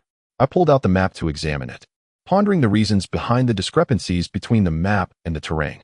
At that moment, the lazy one, who had been walking with his eyes closed, silently approached my side and said, from one angle, a ridge appears, from another, a peak. Dofu immediately recited, near and far, high and low, all different. I cannot recognize the true face of Mount Lu, for I am within this mountain. This poem had been taught to us by our teacher, and I could recite it as well. I disregarded Dofu's enthusiastic display, quickly grasping the meaning behind the lazy one's words. The creator of this map must have stood at a different vantage point, which accounted for the discrepancies in the terrain. So, if we currently only saw two Manta mountains, where was the third? From the perspective of this map, I momentarily assessed the current topography and swiftly identified the most probable point, which is the left hill resembling a steamed bun. Behind this hill, there likely lies another connected mound, and the cartographer must have originally stood at that location. The hill on the right, however, cannot be the case, as it is obscured by the towering peak in the middle, making it impossible to see all three hills from the right side. I was somewhat astonished and asked the lazy fellow, "Did you discover this earlier?" He yawned and replied, "Just thought of it." The lad's demeanor was lethargic, and from his expression, it was difficult to discern whether he spoke the truth or fabricated a tale. I promptly recalibrated our route, signaling the others to detour towards the left ravine. After approximately half an hour, we approached the gorge, where a slender river flowed gently beneath, its surface already coated with a thin layer of ice in the frigid winter. Tofu's intellect had regressed to that of a 12-year-old.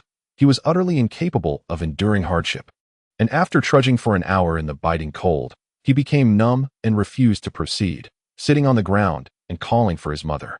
I thought to myself, "Your mother has been gone for many years. Where am I supposed to find her?" By this time, everyone else had become frostbitten, and Tofu plopped down, wailing for his mother one moment and his father the next, then lamenting his desire for crayfish.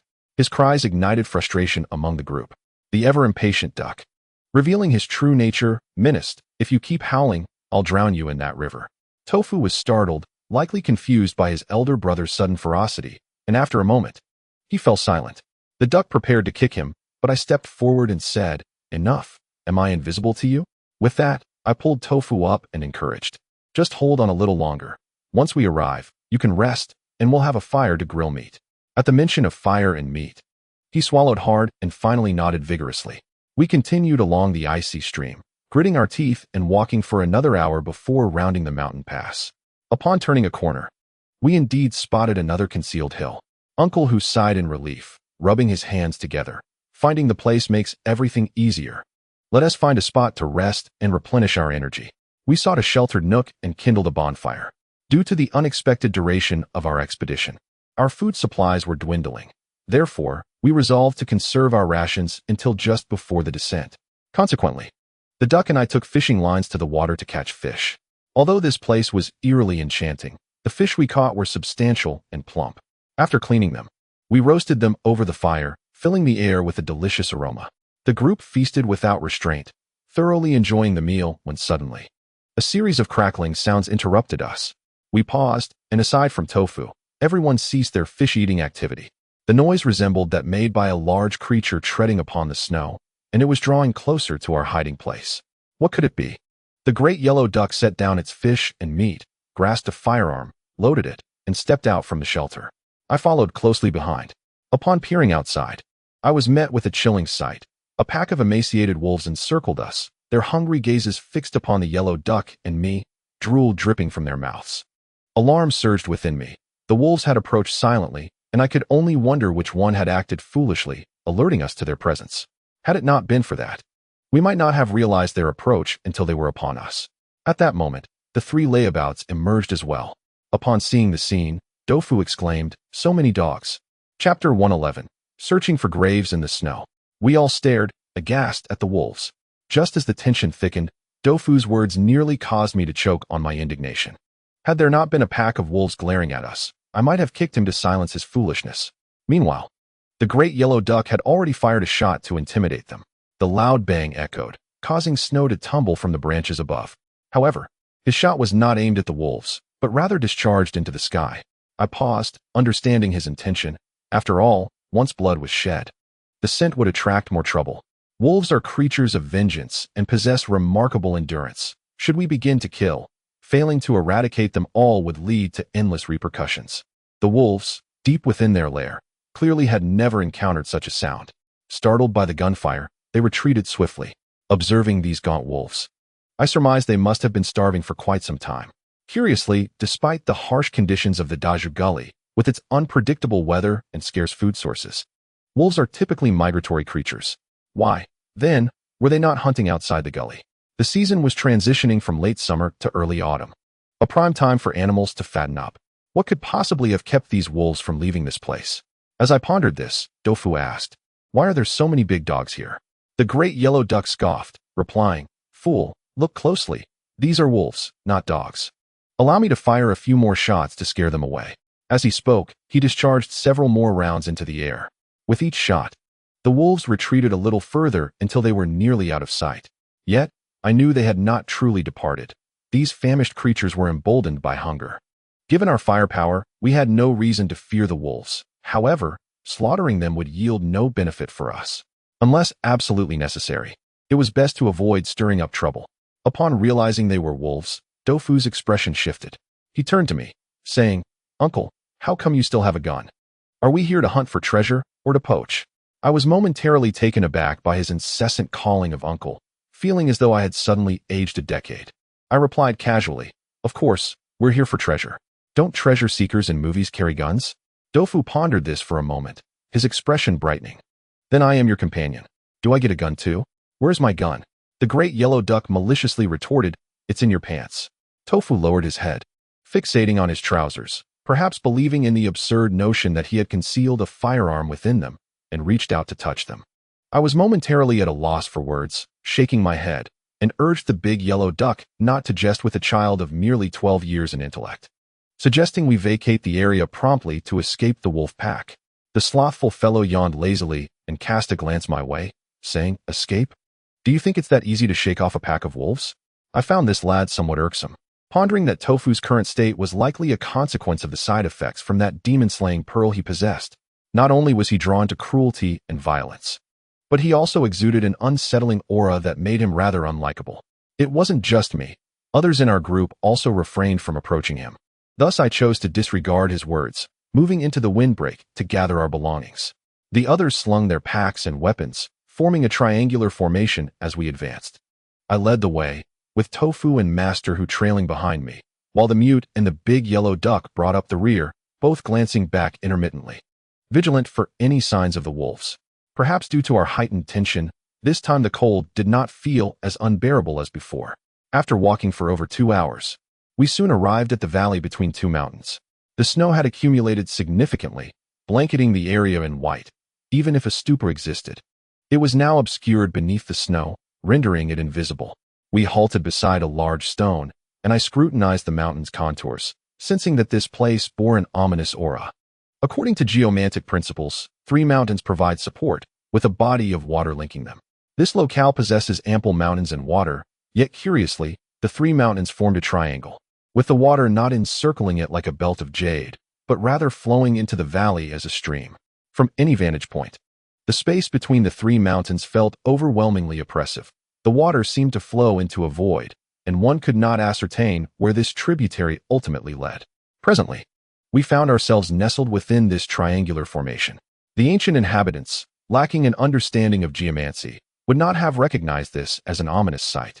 Setting aside geomantic theories, it was indeed a highly concealed area, making it an ideal hiding place for treasures, if any existed. However, in the current white expanse, what else could be discerned? Master Hu inquired whether I could pinpoint a burial site.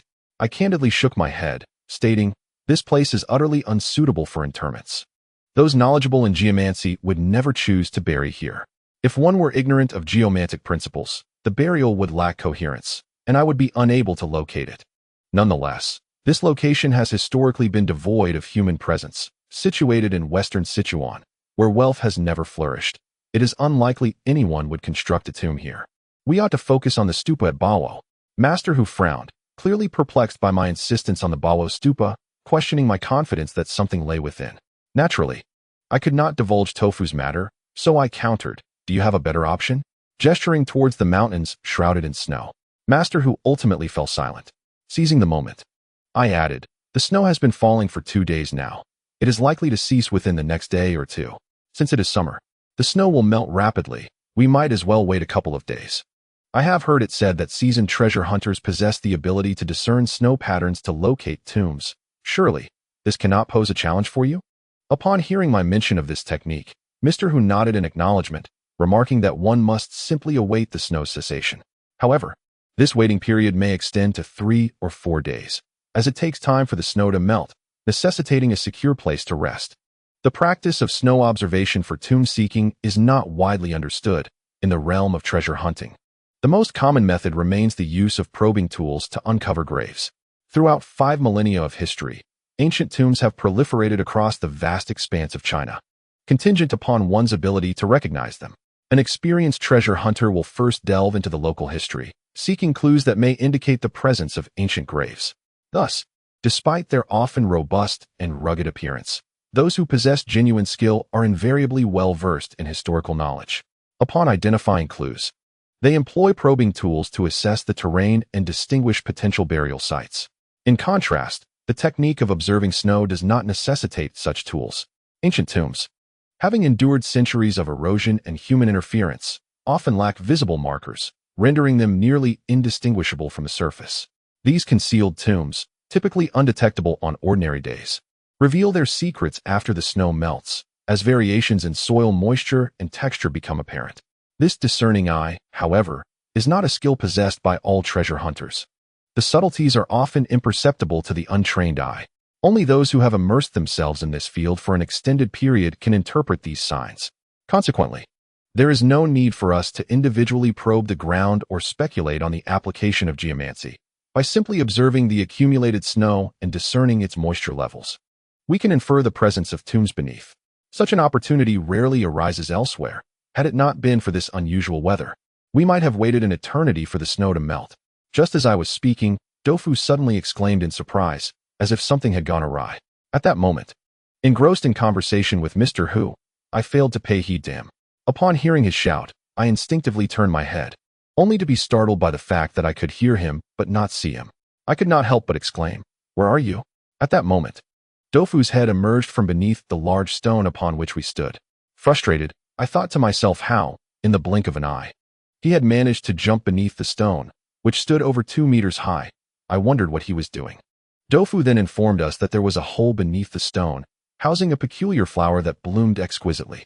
I mused, given that it had been snowing for 2 days. What kind of flower could possibly remain unwithering? Intrigued, I followed him and leaped down, peering in the direction he indicated.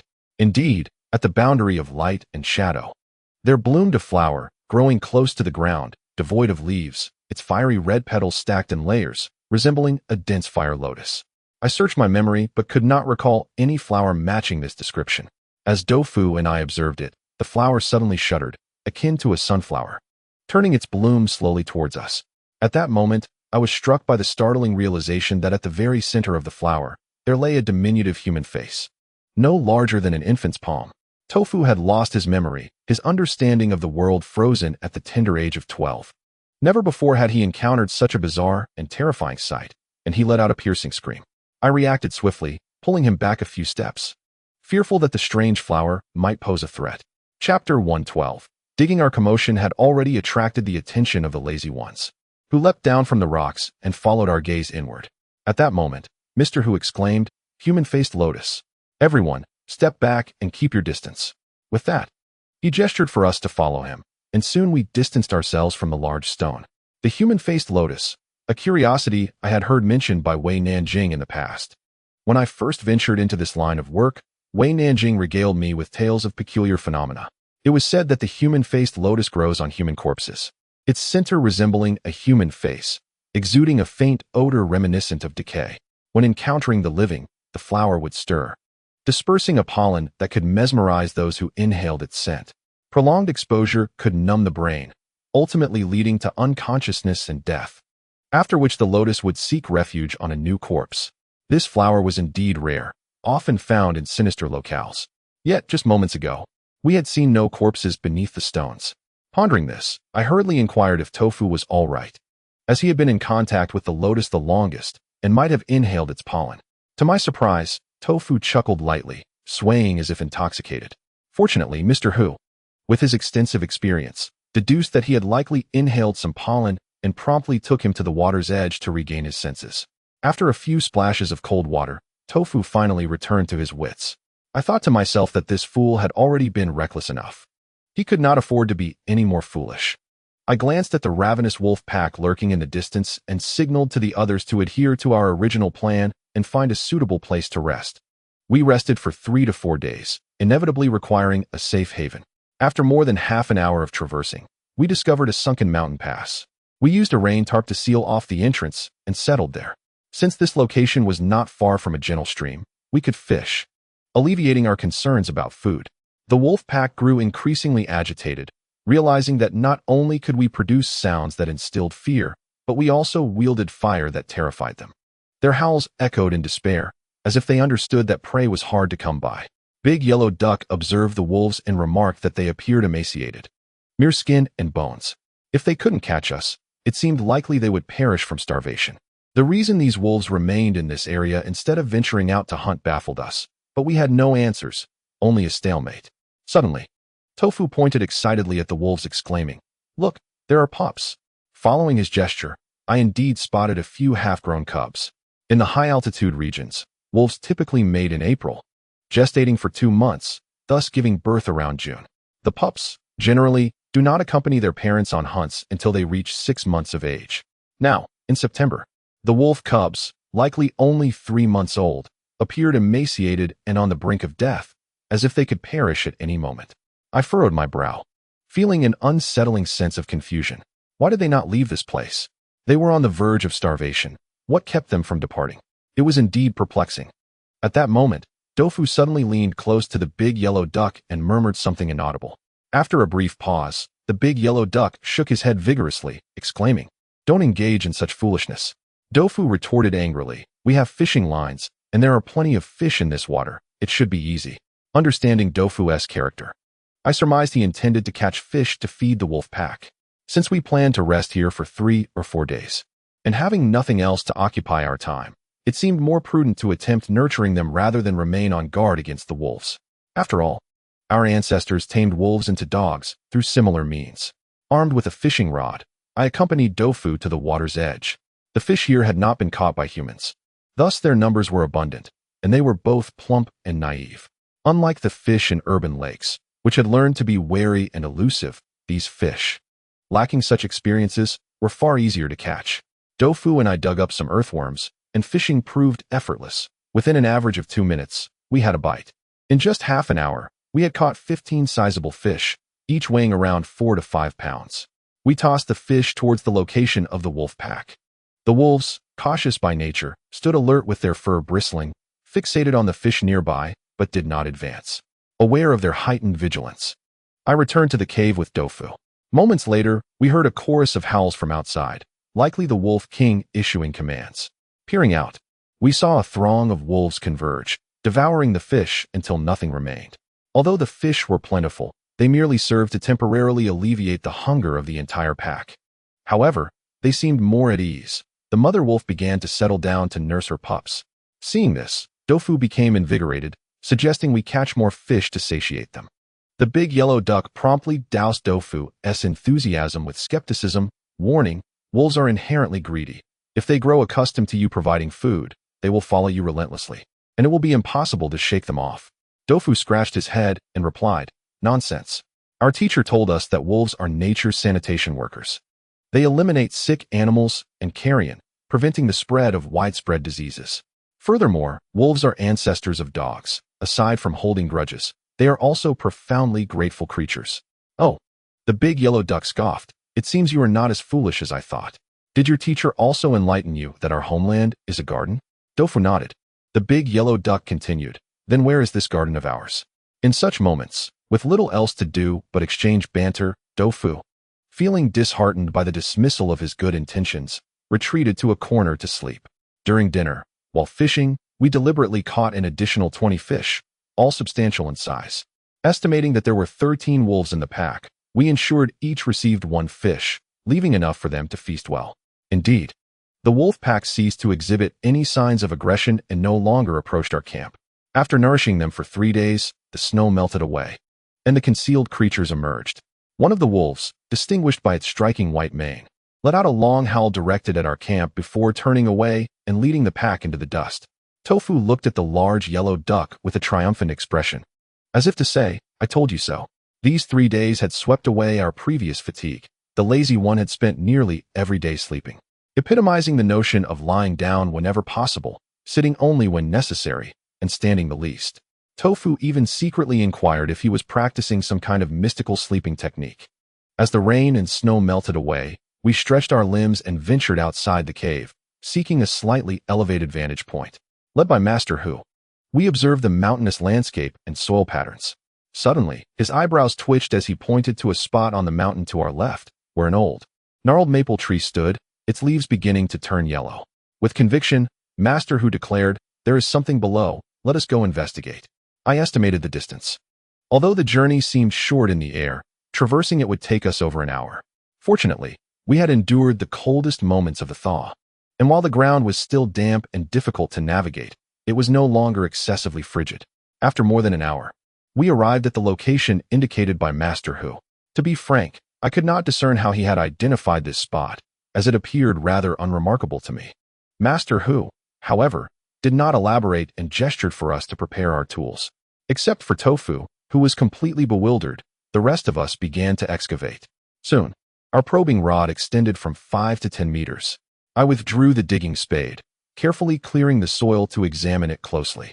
There were no signs of compacted earth, but the soil appeared darker and contained fragments of wood, emitting not only the scent of earth, but also a metallic aroma reminiscent of copper.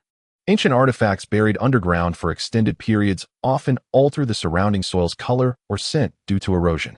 After careful consideration, I informed the group that there was indeed something beneath, yet its specific structure required further exploration. Encouraged by this revelation, our enthusiasm surged, and we quickly utilized the digging spade to thoroughly investigate the buried object. It reached a depth of 13 meters and occupied a modest area, vaguely resembling a tower, which astonished us. Could this be the Bawa pagoda we sought? Yet, how could a pagoda be buried so deeply? After all, that was a depth of 13 meters. Unless a significant geological disaster had occurred, it was implausible for the tower to be so deeply entombed. Furthermore, while it exhibited a tower-like shape, our earlier excavations suggested that the upper portion had vanished. Perhaps it had shattered, eroded, or decayed. What we had encountered was the lower half of the tower, and when the digging spade struck it, we felt a sensation akin to hitting stone. Hence, we made a preliminary deduction. Half of the tower was damaged, while the base, primarily composed of stone materials, remained structurally intact. Therefore, we could create a vertical tunnel to delve deeper and examine it more closely. This posed no challenge for us. After having some food and drinking water, we wielded our digging tools to create a hole. We were seasoned veterans, and our work was executed with precision. Before long, we were all covered in mud, resembling dirt-smeared moles. Tofu, standing aside, was visibly anxious. He could not comprehend our words and had no understanding of our task. He simply gazed at the straight hole we were digging with admiration. After more than 2 hours, the lazy fellow's tool made a thud sound. Wiping the mud from his face, he casually remarked, "It's done." Chapter 113. Entering the tower given the considerable depth of the tunnel. It was impossible for 2 people to descend at once. Thus, only the lazy fellow remained inside. He looked up at us and uttered a phrase before climbing up the tunnel, shaking off the dirt from his body. He mentioned that the air below was stale and suggested we wait for a while to change the air. By this time, it was already noon, and the size of the space below was uncertain. If it were too expansive, the air exchange could take several hours, and we feared it might become dark by then. Treasure hunters preferred to work at night, but when encountering a tomb with favorable feng shui, they often opted for daytime if the area was secluded. This was primarily due to the strong yang energy during the day and the better preservation of corpses in such places, which could lead to unforeseen events. Thus, working during daylight was deemed safer. However, we estimated we would have to wait until sunset. Everyone brushed off the dirt and stones from their clothes, neglecting to wash their hands. We resembled laborers just finishing a day's work, dirty and fatigued from hours of strenuous labor, and our stomachs grumbled with hunger. So we sat down to eat and drink. During the days spent waiting for snow, I had inquired about many matters with Tofu, primarily to discern whether he retained any lingering memories. Ultimately, Tofu was entirely oblivious. He had indeed forgotten everything, reverting to a state akin to that of a 12-year-old. and he had come to believe our explanation regarding his amnesia. I was uncertain whether there remained any possibility of restoring his memories. Setting aside whether Bai Shuang would yield any results, even if that primordial spirit were truly extracted, could Tofu's devoured memories ever be retrieved? At that moment, he was busy molding clay, and I sighed, unsure whether I should take him down the tunnel. If I brought him along, there was a risk of calamity. Should any dangers lurk within, he possessed no means of self-defense in his current state. Yet, leaving him alone outside was equally perilous, as the mountain beasts had awakened. With a 12-year-old's mind, Tofu would not dare to pull a trigger, making him an easy target in the face of danger. These thoughts swirled in my mind until sunset arrived. The lazy fellow descended first to assess the air, shortly signaling us that it was safe. Ultimately, I decided to bring Tofu down with me. I had no choice, as he was too timid to remain alone outside, even with daylight still present. Now he was merely a minor, and what wisdom could I impart? I could only allow him to accompany me. Upon reaching the bottom of the tunnel, we beheld a pitch-black opening, just large enough for a person to enter. We first tossed our equipment bags down the hole before following suit. I illuminated the surroundings with my flashlight, noting that the pagoda often rises higher as one descends. I was uncertain of which level this was, but it must have been more than 3 meters high. This posed no challenge for us. Everyone jumped down, except for Tofu, who vigorously shook his head, expressing fear that he might fall to his demise. I extended my hands, deceiving him with reassurances, "Fear not, I shall catch you. Look, we are all fine, aren't we?" Tofu hesitated, worried that we might abandon him, but ultimately leaped down. Amusingly, despite being a grown man, he was too heavy for me to catch. As he landed, I withdrew my hands and stepped back, resulting in Tofu tumbling awkwardly to the ground, howling, "You liars, you are all liars." At that moment, I reflected on the innocence of children. They curse with but a single word, unlike Tofu, who would have otherwise unleashed a torrent of insults upon my ancestors. I chose to disregard him. As long as he remained unharmed, my patience for caring for children was rather limited. Thus, I turned my attention to the surrounding environment. Mr. Hu and the others had already dispersed, their flashlight beams dancing in the dim light. Thanks to the faint illumination, I could discern the internal condition of this place. The space was roughly equivalent to what we estimated while probing above, constructed from stone, albeit with rather crude workmanship. As pagoda-like structures were scarce at that time, and the craftsman's skills were relatively primitive. Nevertheless, this simplicity lent the stone tower a certain robustness, even buried beneath the earth. It remained steadfast and unwavering. I marveled quietly, pondering the shape of the tower. It appeared unlikely to have been built solely to be buried in the ground. Could it be, as we speculated, that it was concealed due to a geological disaster? But would such a coincidence be too fortuitous? My thoughts drifted to Pujin, giving rise to a rather audacious hypothesis. Could it be that Pujin hid treasures here, subsequently burying the pagoda? He possessed the ability to command an army of corpses. I had witnessed Mr. Zhao controlling the Corpse King, dictating its actions with remarkable prowess. It was entirely plausible that Pujin was equally capable, using his undead army to bury the tower. After surveying the area, I noted remnants of tattered fabric whose colors had faded beyond recognition, and around them, there were carved niches likely meant for oil lamps, exceedingly simple in design. Beyond that, the space was starkly empty. At that moment, Mr. Hu discovered the staircase of the stone tower. Originally crafted from wood, it had long since decayed, leaving only the entrance visible. To proceed to the next level, we would have to leap down ourselves. However, the staircase's spiral structure meant that from our current entry point, the next level was obscured from view. Upon jumping down, we would need to navigate a turn along the stone wall to reach the subsequent floor. I was uncertain how many levels the Bawo Pagoda contained, as in Buddhism, pagodas, also known as stupas, are typically constructed with an odd number of tiers, 3, 5, 7, 9, 11, or 13. There is a saying that saving a life is more meritorious than constructing a 7-tiered stupa, which essentially refers to a 7-layered pagoda. I wondered what sort of posthumous honors the hero of Bawo might have received. As I surveyed the desolate layer before me, devoid of any value, we promptly prepared to descend further. However, the depth only increased, and I estimated we were now about 5 meters down. The descent posed a certain degree of danger. Yet we had a rope at our disposal, so we did not hesitate to utilize it. As we ventured down, we found ourselves wedged between 2 coarse stone walls, barely a meter wide, suggesting that the original steps of the stupa were rather narrow. I inquired of the lazy fellow. On which level is the golden statue of Buddha placed? My unfamiliarity with Tibetan matters compelled me to seek his insight. He replied nonchalantly, the first layer. Tofu, intrigued, asked, is the golden statue made of gold? How can such a place exist beneath the earth? It looks quite eerie. The duck, with a sardonic tone, retorted, of course it's made of gold. Would you like some? Tofu eagerly nodded, expressing that selling the gold would enable him to purchase numerous transformers. The duck chuckled, all right. Once we discover the statue, I shall entrust it to you, and you can carry it out. It will be yours. Tofu, not entirely foolish, wore a skeptical expression and remarked, if there were gold, would you share it with just me? You surely intend for me to do more work. I no longer trust you. As we conversed, we rounded the corner. The structure of this level resembled that of the one above, rough yet sturdy, but there was an altar, the wooden offerings of which had decayed, resulting in the statues tumbling to the ground. Being clay sculptures, they had shattered into a multitude of fragments, rendering the identity of the once-honored Buddha indiscernible. The ignorant remained unperturbed. Tofu was blissfully unaware that we were actually within a stupa dedicated to the remains of the deceased. Essentially a mortuary stupa. Upon seeing the broken clay figures with vaguely discernible limbs, he curiously picked one up to examine it.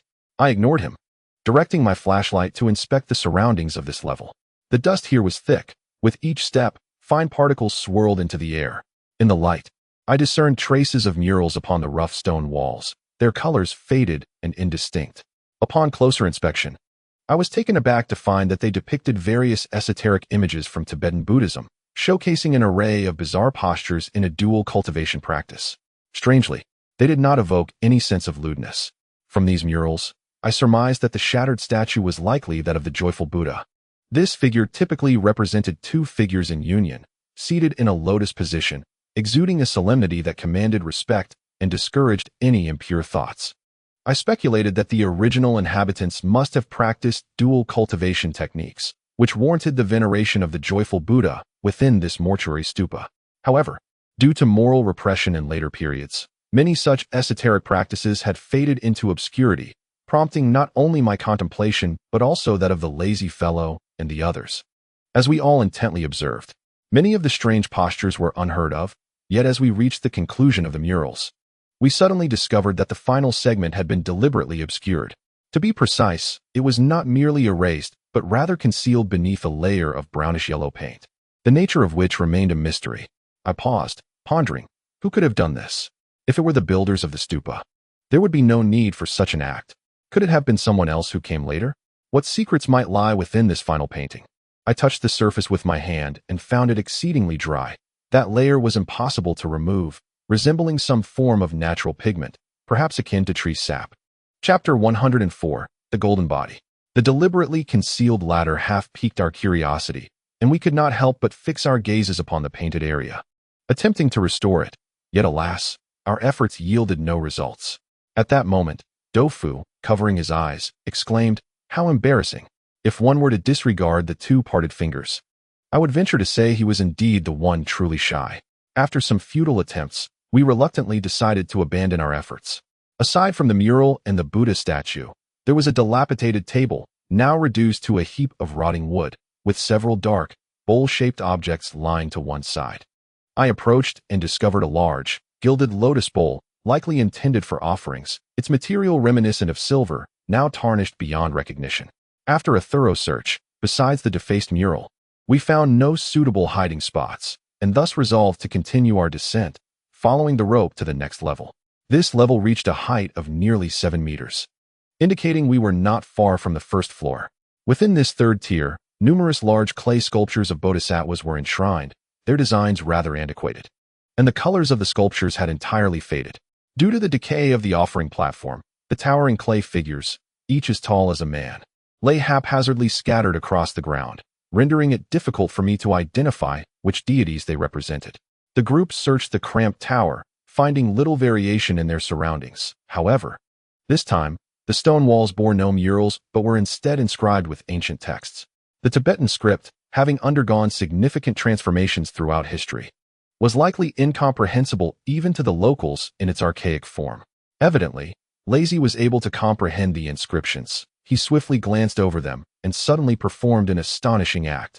Lazy began to kneel, his previously languid demeanor vanishing, replaced by an expression of utmost reverence as he prostrated himself on the ground.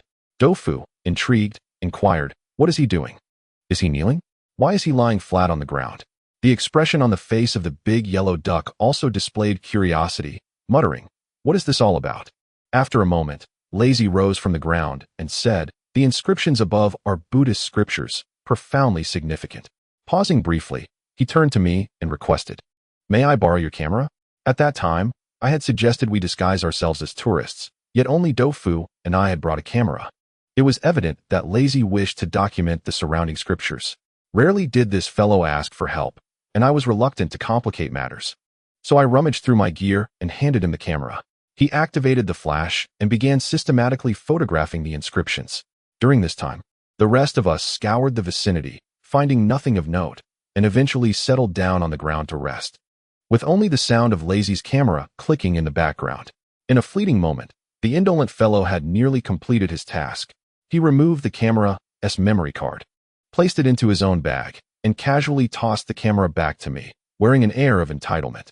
I couldn't help but chuckle at his audacity, thinking to myself that it was quite generous of me not to demand a rental fee. Yet here he was, returning the card.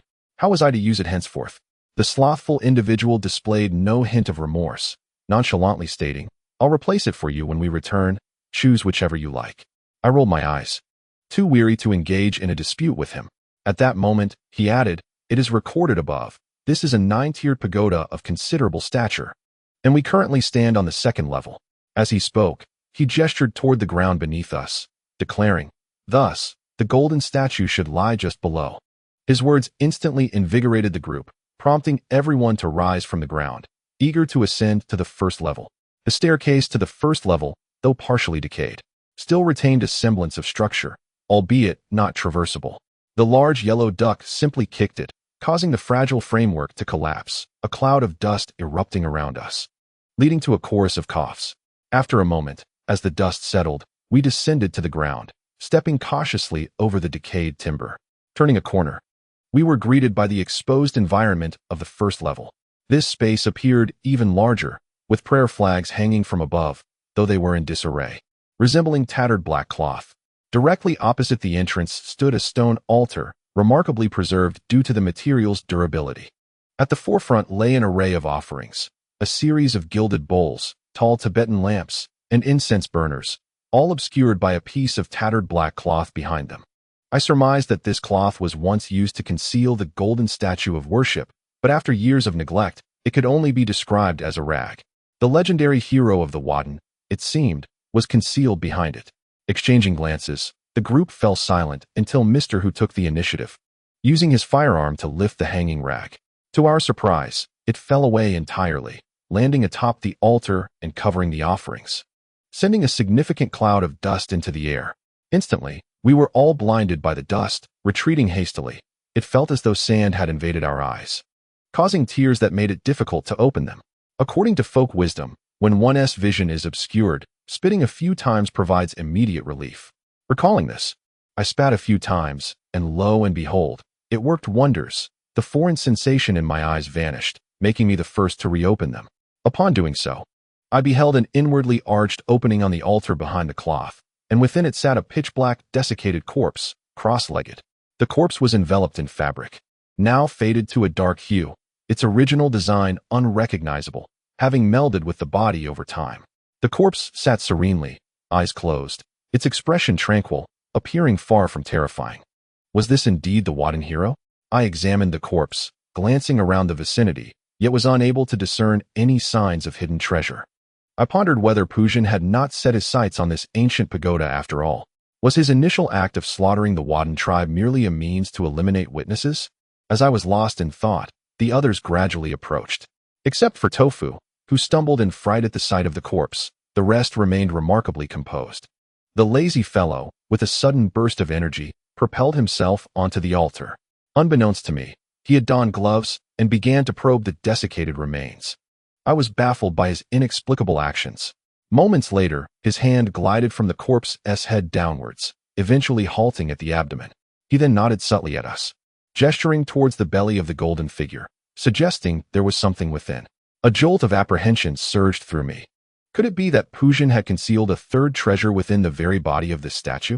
Initially, the stone known as the 8 carp battling the flood dragon was discovered within the tomb of Princess Gij. Given that Pujin was of the Han dynasty, it was improbable for him to hide anything in a Ming dynasty tomb. This implied that the stone must have later found its way into Princess Gij-er's possession. Therefore, throughout the centuries, our group was likely not the first to seek Pujin's treasures. Yet, clearly, due to the clues provided by those who came before us, our current findings should be the most substantial. What could possibly reside within the belly of this desiccated body? As I contemplated this, the lazy fellow unsheathed a black, curved dagger, seemingly intent on disemboweling the corpse. However, moments later, he beckoned to the duck, suggesting there might be a mechanism involved, and urged him to investigate first. Without hesitation, the duck ascended to the altar, donned gloves, and began to examine the corpse. After a brief interval, he declared, "There are living organisms within the body." Living organisms? I inquired. What kind? It resembles some sort of insect, though I cannot specify further. The duck replied. Tofu, rendered speechless by fear, stood aside, dazed at our actions. I cast a glance at him, and suddenly recalled a crucial matter. The spirit of the corpse was currently residing within Tofu, having taken up a considerable portion. Did it possess awareness of our current endeavors? Surely, it would not wish for us to uncover the treasure. Could it seize control of Tofu at a critical moment? Reflecting on our previous encounters, I resolved to keep a watchful eye on Tofu to prevent any unforeseen complications. Meanwhile, Pu and the others were deliberating on how to contend with the insects. Pu provided a thorough analysis, stating, these insects could not have survived within the corpse for so long. Even if they were consuming the golden figure, the body would have been entirely devoured by now. Therefore, I surmised they must have been fed with something else, likely introduced by human hands. Since we are unaware of the type of insects present, it would be unwise to proceed with an autopsy hastily. The giant yellow duck remained silent, cautiously moving to examine the corpse in its entirety. As it progressed downward, its expression grew increasingly peculiar. Something is amiss, it remarked. This golden body is hollow. It merely contains a layer of skin, with an unknown substance inside, resembling a pool of water. Oddly enough, it did not neglect even the lower regions of the corpse, meticulously feeling from head to toe. Except for the head, which was obscured by the skull, almost every other part of the body exhibited anomalies. Fortunately, the lazy individual did not recklessly dissect the corpse earlier, or else we would have been oblivious to what might have been revealed. Chapter 115. Retrieval. A pool of liquid within the corpse? And insects as well. If it were the Wadden people, they could not possibly commit such an act against their heroic figure.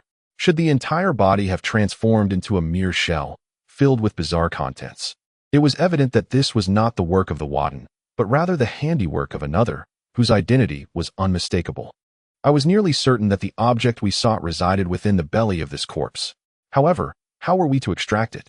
What were the substances and insects lurking within? The group exchanged glances, gathering to deliberate. Tofu, having gleaned something from our conversation, timidly inquired, "Are you going to cut open this dead man?" The giant yellow duck retorted impatiently, "Yes. This is none of your concern, so stay out of it." I understood that the more I explained to a 12-year-old, the more questions would arise, thus I refrained from responding to Tofu's naive query. After a brief discussion, we resolved to proceed with the dissection. There are some truths you can only uncover by daring to confront the unknown. As the old adage goes, you cannot catch tiger cubs without entering the tiger's den. Once our discussion concluded, we donned all necessary protective gear. Our pant legs were tucked tightly into high-top hiking boots, the laces secured firmly. Next, our jackets were tucked into our trousers, cinched tightly with multifunctional leather belts. We also tightened our collars and cuffs. Finally, we adorned ourselves with gloves and rudimentary gas masks. Once fully equipped, the lazy individual tossed a black dagger to the giant yellow duck. Dissecting a body, especially one as peculiar as this, was best left to the dexterous precision of a mechanical hand. Given the corpse's fragile state, we dared not pull it down but began the dissection in its current position. To avoid any mishaps, the giant yellow duck struck directly at the core, commencing the incision at the abdomen. Tofu, covering the glass shield of his gas mask, could not bear to look, his cowardice leading me to question whether my earlier concerns were unfounded. I ignored him, my gaze fixed intently on the movements of the giant yellow duck. As the knife sliced into the flesh, a dark liquid oozed from the incision. Wearing the gas mask, I was unable to discern the odor of that substance. The liquid flowed rapidly, and its toxicity remained uncertain. Fortunately, it could not make contact with human skin. The great yellow duck exercised caution, ensuring that those liquids did not splatter onto itself, thus leaving us in the dark regarding the nature of the black liquid that had escaped. At the moment the liquid began to pour forth, the great yellow duck's hand paused briefly before gradually deepening the incision, enlarging the opening.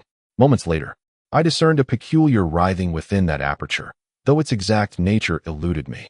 Shortly thereafter, the great yellow duck proclaimed, "It's done."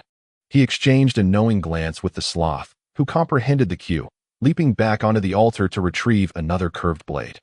He then proceeded to insert it slowly into the gash on the golden corpse's abdomen. The great yellow duck relinquished control of the blade, allowing the sloth to wield both knives, which were now embedded within the cadaver. Their silence belied a profound understanding between them. The sloth began to pull the knives apart with deliberate strength. As he did so, the incision widened, revealing a dark abyss within. I immediately directed the beam of my flashlight toward that void and, in an instant, discerned a leather-wrapped object nestled within, mottled in shades of black and yellow. Its identity unknown. The great yellow duck extended his right hand, clad in corpse-handling gloves, with his index and middle fingers slightly bent, indicating his intent to extract the object from within the body. In a moment of urgency, he swiftly grasped the item and then began to withdraw it slowly. As he did so, a slender object, approximately 5 centimeters wide, was gradually pulled forth, its surface seemingly encased in a material akin to sheepskin, resembling anything but stone. With each motion of extraction, the black liquid surged forth more violently, accompanied by the emergence of some flesh-colored entities. Upon closer inspection, I realized they were wriggling, rice-sized worms, cascading downwards and crawling amidst the black liquid, their appearance repulsive yet seemingly harmless. In mere moments, the object was entirely extracted by the great yellow duck. It resembled an elongated wallet, its surface slick with mucus. Concurrently, the sloth withdrew his own blade. However, as the knife was released, the wound did not close, and an increasing number of rice-sized worms began to emerge from the gash, causing the golden body to visibly wither at an alarming rate. The onlookers were overtaken by disgust, prompting the great yellow duck and the sloth to hastily descend from the altar. Through the filter of his gas mask, Master whose voice resonated. Uncertain of the utility of these worms, we must secure the item and retreat swiftly. We had no time to examine its contents further and immediately turned to retrace our steps, preparing to ascend the rope back to safety. But just a few strides later, Tofu suddenly exclaimed, "Ah, they're flying. They've taken flight." We turned to see that the rice-sized red worms had sprouted wings, transparent wings that had previously gone unnoticed, adhering to their bodies. The insects, their bodies tainted with a dark liquid, took to the air, resembling a swarm of massive black flies. As they ascended, they immediately darted towards us, their numbers dense and overwhelming, leaving us little room to evade. Fortunately, we were well clad, though our necks remained exposed. In an instant, several insects alighted upon our necks, and their mere presence sent a sharp sting coursing through us, as if they were gnawing at our flesh. I hastily swiped at them, but their fragility turned them into a mushy mess that clung to my skin. What began as a mere prick transformed into a searing agony, akin to having acid smeared upon my neck. "Damn it, these creatures are corrosive. Protect your necks and avoid contact," I exclaimed, while frantically clearing the carcasses from my skin, then shielding my neck with my hands as we hurried towards the ropes. A cacophony akin to rain ensued, the sound of the meaty insects striking our clothes and masks. Thankfully, our prior preparations had been thorough, and we suffered minimal harm as we reached the ropes. One among us, Lazy, swiftly retrieved a towel from his gear and wrapped it around his neck, concealing the exposed skin. I cursed myself for not having placed my towel within easy reach, leaving me to continue shielding my neck with my hands. After attending to his own needs, Lazy was the first to ascend the rope. I, too impatient to linger, noticed Tofu floundering like a headless fly and shouted, "Stop dawdling, you go first." Tofu, startled by my outburst, grasped the rope but was immediately attacked, forcing him to cover his neck again. My frustration mounted as I watched. Suddenly, Ducky seized the opportunity, climbing upward while clutching the rope, only pausing to address the insects on his neck once he reached the top. Tofu finally gathered his wits and began to follow suit. Moments later, all 5 of us emerged, yet the flesh-eating insects continued to swarm upward through the exit. Realizing the urgency of our situation, I quickly retrieved solid fuel, igniting it on a probe to fashion a torch, which I waved at the entrance. The advancing insects were instantly charred, emitting a crackling sound. Seeing the effectiveness of this tactic, the others followed suit, lighting several more pieces, and soon, flames engulfed the entire exit. We pressed our feet against the other end of the probe to keep the flames suspended, freeing our hands to deal with the insects on our necks. However, as I touched my neck, I was taken aback. There were no insects to be found. Instead, I felt a series of small, raised bumps, as if my skin had sprouted numerous beans. It dawned on me in a chilling realization that these wretched insects had burrowed into our flesh. I immediately turned to observe the others, particularly the one closest to me, whom I referred to as Tofu. To my horror, his once delicate and fair neck was now covered with a multitude of raised bumps, each adorned with a bloodied red spot, likely the entry points of those insidious creatures. The sight was nothing short of terrifying. As we exchanged glances filled with trepidation, the image of that gold-plated figure, reduced to mere skin, loomed in our minds. Even through the protective gas masks, I could discern the shock in the eyes of my companions. The giant rubber duck began to breathe heavily, cursing under its breath, exclaiming, "What in the world is this?" At that moment, aside from the lethargic individual with the bandaged neck, all 4 of us had fallen victim to this affliction, each sporting grotesque lumps on our necks that resembled deformities. The mere thought of what lay within sent chills coursing through our bodies, raising the hairs on our skin.